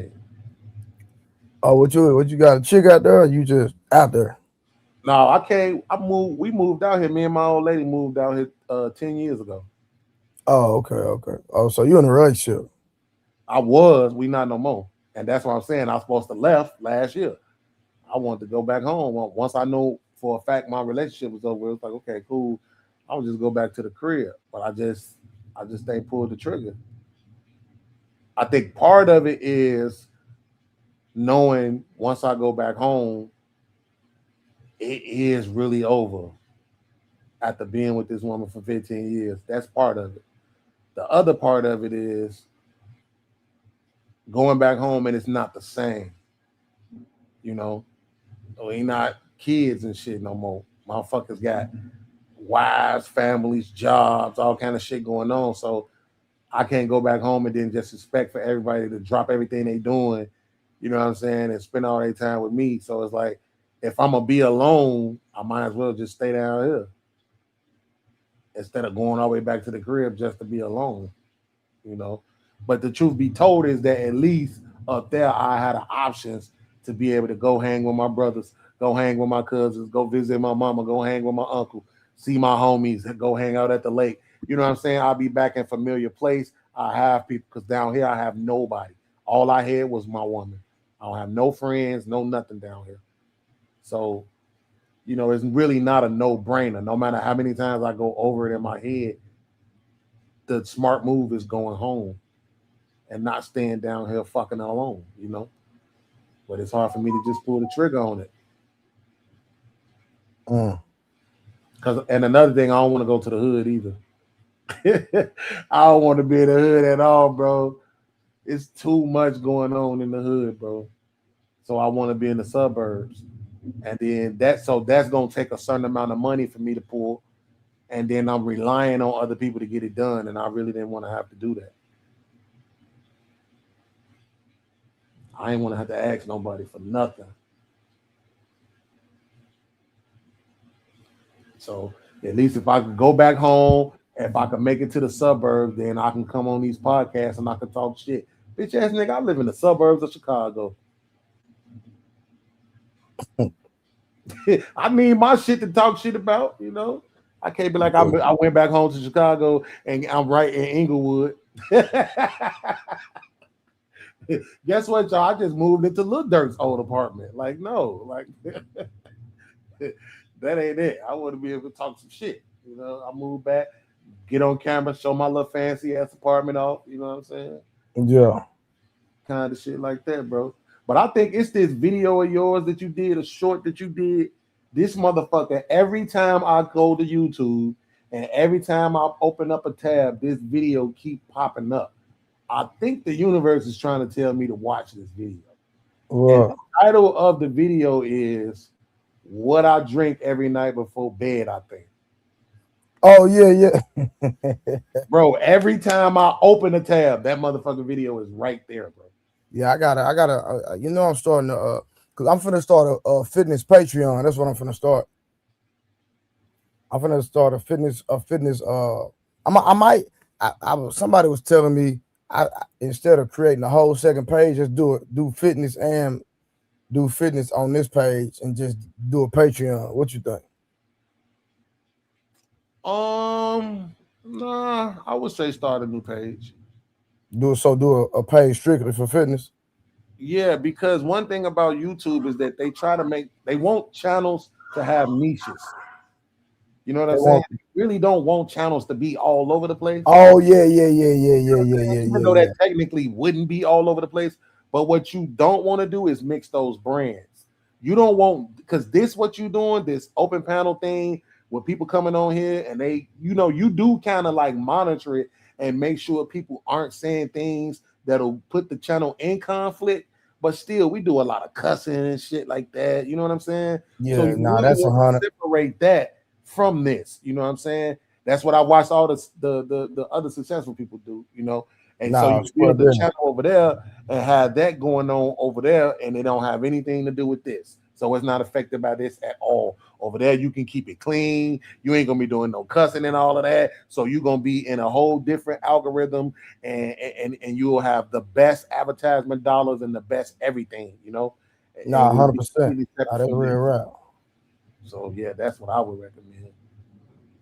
But yeah, I told myself today, I'm just gonna watch the video and see what you said. Because obviously they want me to see this shit. Every time I open up a new tab, it pops up and it says YouTube featured.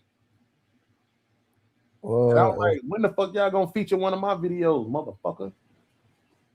I got a video. No, I don't got nothing to talk about why I drank before bed.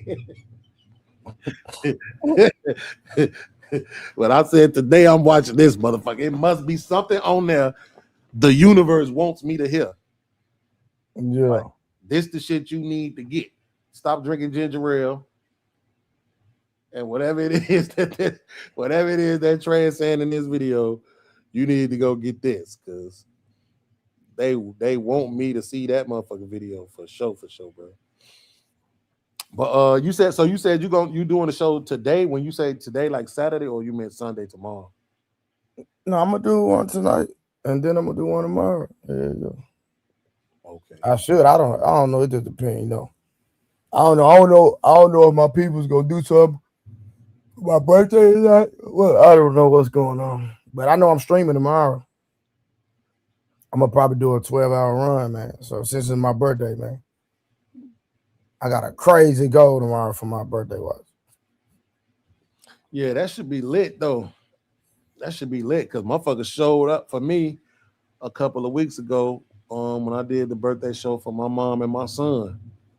And motherfuckers showed up, man. I was really happy. For real. But I don't even hold be on YouTube until I go live, if I'm being honest. So I'll be missing people's streams for the most part. No, I be like that too, though. Most of the time, if I'm not about to hop up on the panel or something, I usually don't be watching shows and shit. Cause honestly, it be the same shit over and over and over again, really. Yeah, boy, no lie. That's why I don't even be on her like that. So sometimes it be like that's why I like what over here with you. The thing that's different is that it's not the same exact people that be on every other channel. It's some of us that's coming over here, but it's still other people. You got other people that you know, and so now it gives us somebody else to have conversations with in different perspectives. So it feels like new conversations versus it being the same 10 motherfuckers every single goddamn time. And then we just end up contradicting ourselves. We said some whole other shit last week. I don't even eat fish. Today, I'm going to get me some red snapper. Like, nigga, you just say you don't eat fish. Like, people don't be paying attention. But yeah, man, I appreciate you, bro. I appreciate what you're doing, man. I'm about to watch this little thirsty ass video. I know you about to try to have me trying to spend some money. I'm already knowing this. Nah. I ain't got nobody spending no money. So when I watch this video, it's gonna be something in here that I ain't got to spend a whole bunch of money on. Oh boy, JSP said they won't let him super chat. I wonder why. I don't know why, brother. I don't know why they won't let you super chat, brother. I don't know why. Sometimes I don't know. Sometimes you have to refresh that shit. Sometimes it be like that, but yeah, you should be good. Let me see, because I think let me go back. Let me see. I'm gonna tell him, bro. Okay, boom. Boom. Let me see. It be like that sometimes. What I do? Put this in there. I'm gonna just do this real quick, and then go 1, 2, 3, 4, 5. Okay. Oh, gee, that's why they got cash up, brother. Yeah, it's up there. I'm looking at it. I just came back to the channel. It's up there. That's what they got cash up for, OG. That type of shit. Shout out to Cash App. Shout out to PayPal. On God, that 3% hit different than this 30% on YouTube. Boy, you hear me? They got cash out for OG. You hit that cash out, brother. Straight up, bro. The 30% used to. I ain't gonna lie. I was happy to be getting the money, but I was just like, God damn, 30%. Oh, 30%, all right. Why y'all doing us like that, bro? 30% is really a lot, bro. It is. Most motherfuckers don't get taxed like that on their real jobs. You know what I'm saying? Like 30%, crazy work, bro. Type shit. And that's what I'm saying. I used to, bro. Here's what's so crazy, Trey. Real talk. So the most I was doing on a consistent basis was about 3 G's a month. Half of that was YouTube and half of it was Cash App, right? But the most I did in a month was closer to a little bit over 4, and that was when I wasn't even monetized. That was all Cash App, PayPal, Streamlabs. Yeah, that gonna be hitting. Like very few people hit my Cash App. Like for the most part, they don't even be hitting my Cash App. I don't even know why. And I know Wanda, my dog Wanda told me, she was like, Trey, you got to promote your Cash App more. Mm-hmm. Yeah. Shout out to Wanda, man. I like Wanda. No, Wanda, she good people. She solid for real, no cap. Mm-hmm. Yeah, like on Facebook, like I was doing like on Facebook, I was doing like $60K a month. I can't, and that still is mind-boggling to me because I didn't even know for a long time that Facebook was even monetizable, bro. Nigga, man, bro, I'm telling you, I'm doing $60K a month, nigga, eating, bro. Eating, nigga. I'm talking about this is like 2020. It's like before COVID, nigga. I was eating, nigga. Eating. I'm talking about. Yeah, I definitely didn't know That That's why I say, like, bro, like 2020, nigga. Like, I made money in the street. You know what I'm saying? So it's like, I know what that type of money look like, feel like, because I've been there. And things happen, transpire, what, fall back, get a regular job for years. And then, you know what I'm saying, I had to, once I got on Facebook and I started eating that way, and then like when niggas be talking about like certain thing when it comes to money, boy, I say, if you ain't never had no real money, you really don't know how to, you know what I'm saying? You really don't understand how it feel, bro. I'm telling you, but it's a whole different lifestyle when you can wake up and spend as much money and do what the hell you want to do. Tell you, whole different lifestyle, boy. People really don't understand that. Yeah, I ain't. I could definitely say I ain't never seen that kind of money. But I never, bro, this is a crazy part. Really bro, I was making that type of money posting up other people's videos. and then they got dang on me. They cracked down on me. You're absolutely. They ended up like when the C hit, they cracked down on a lot of stuff. They started demonetizing me, bro. Mm-hmm. They had bro. They had it was crazy, bro. Well, and that's what I just don't like. I be thinking about it sometimes. I be like, bro, like, how the fuck do I not be knowing this shit? I didn't know anything about motherfuckers monetizing on Facebook in no damn 2020. And it wasn't until my homeboy told me, my homeboy was the one who told me, he was like, bro, you need to get the fuck off of Facebook and you need to go to YouTube, because on Facebook, you on here with all your friends, people you know and shit, and your message ain't built for them. Your message is built for the world. You need to go and talk to the world. And that's what made me come to YouTube. But even when I came to YouTube, I didn't know motherfuckers was getting no money. You know what I'm saying? Like I did not know that. It wasn't until I started going on Anton platform that I was like, oh shit. So you actually make money on this shit? Like, okay, super chats and shit like that came out. I'm like, oh, okay, I did not know that. I didn't know nothing about no brand deals. I didn't know nothing about none of that shit, bro. And then when people started telling me, like, yeah, bro, you could get monetized, this and that, woo. I'm like, damn, for real? I had no clue, bro. Whole time, motherfuckers is doing like you were saying, like they get into the bag already. We be late to the party a lot of times on this shit, bro. A lot of us. Shit be motherfuckers and already got rich off shit. By the time we get to it, it's oversaturated. Yeah. You know what I'm saying? What I should have did was when I was growing my Facebook, I should have grew my YouTube at the same time. That's why I dropped the ball at. I dropped the ball big time, but it is what it is.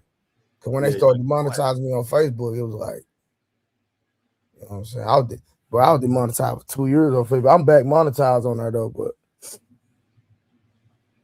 I was demonetized for 2 years on Facebook. But I ain't been eating like I used to. Like I got a partner, his name Jeremy Holloway. You probably heard of him before. Mm-hmm. Yeah, that nigga. He be coming down my Facebook. Yeah, he still eating on Facebook. He eating tough on Facebook still. I just can't even imagine it, bro. That nigga Jeremy eating, boy. But see, Jeremy, boy, that nigga 365 nigga around the clock. That nigga in the algorithm. That nigga every 3 hours he got a video scheduled. Every 3, that nigga don't miss. That's what I gotta get back to on Facebook. Dropping every 3-4 hours. Yeah. That consistency part definitely helps. Yeah, you get that, and then Facebook is more lenient on stuff that you post now. I see that. Yeah, they don't start letting you post all type of stuff. Oh so God, I be seeing motherfuckers posting fight videos with bitches. Yeah. So I'm finna get back to it this month. Like I'm finna sit down and just post. I'm finna do the same thing on Facebook. I'm not just gonna do lives. I'm finna start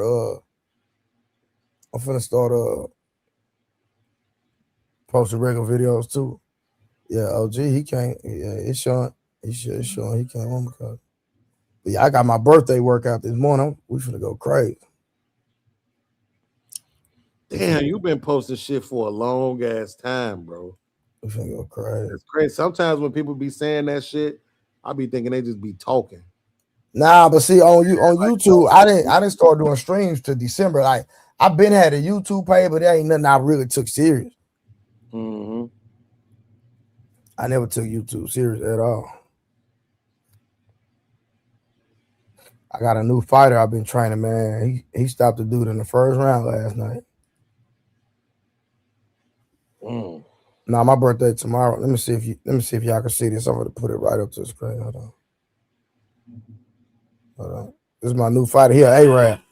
He's not even black. Watch this. Hold on, let me play it again. Hold on. There you go. Hold on.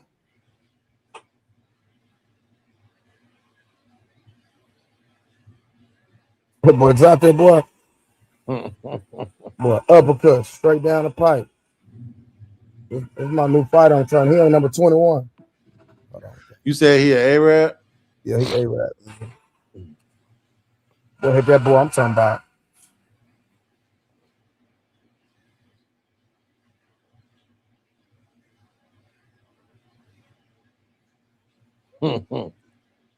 He looked like he was disappointed that the fight was over. Nah, he wanted. He wanted to keep working.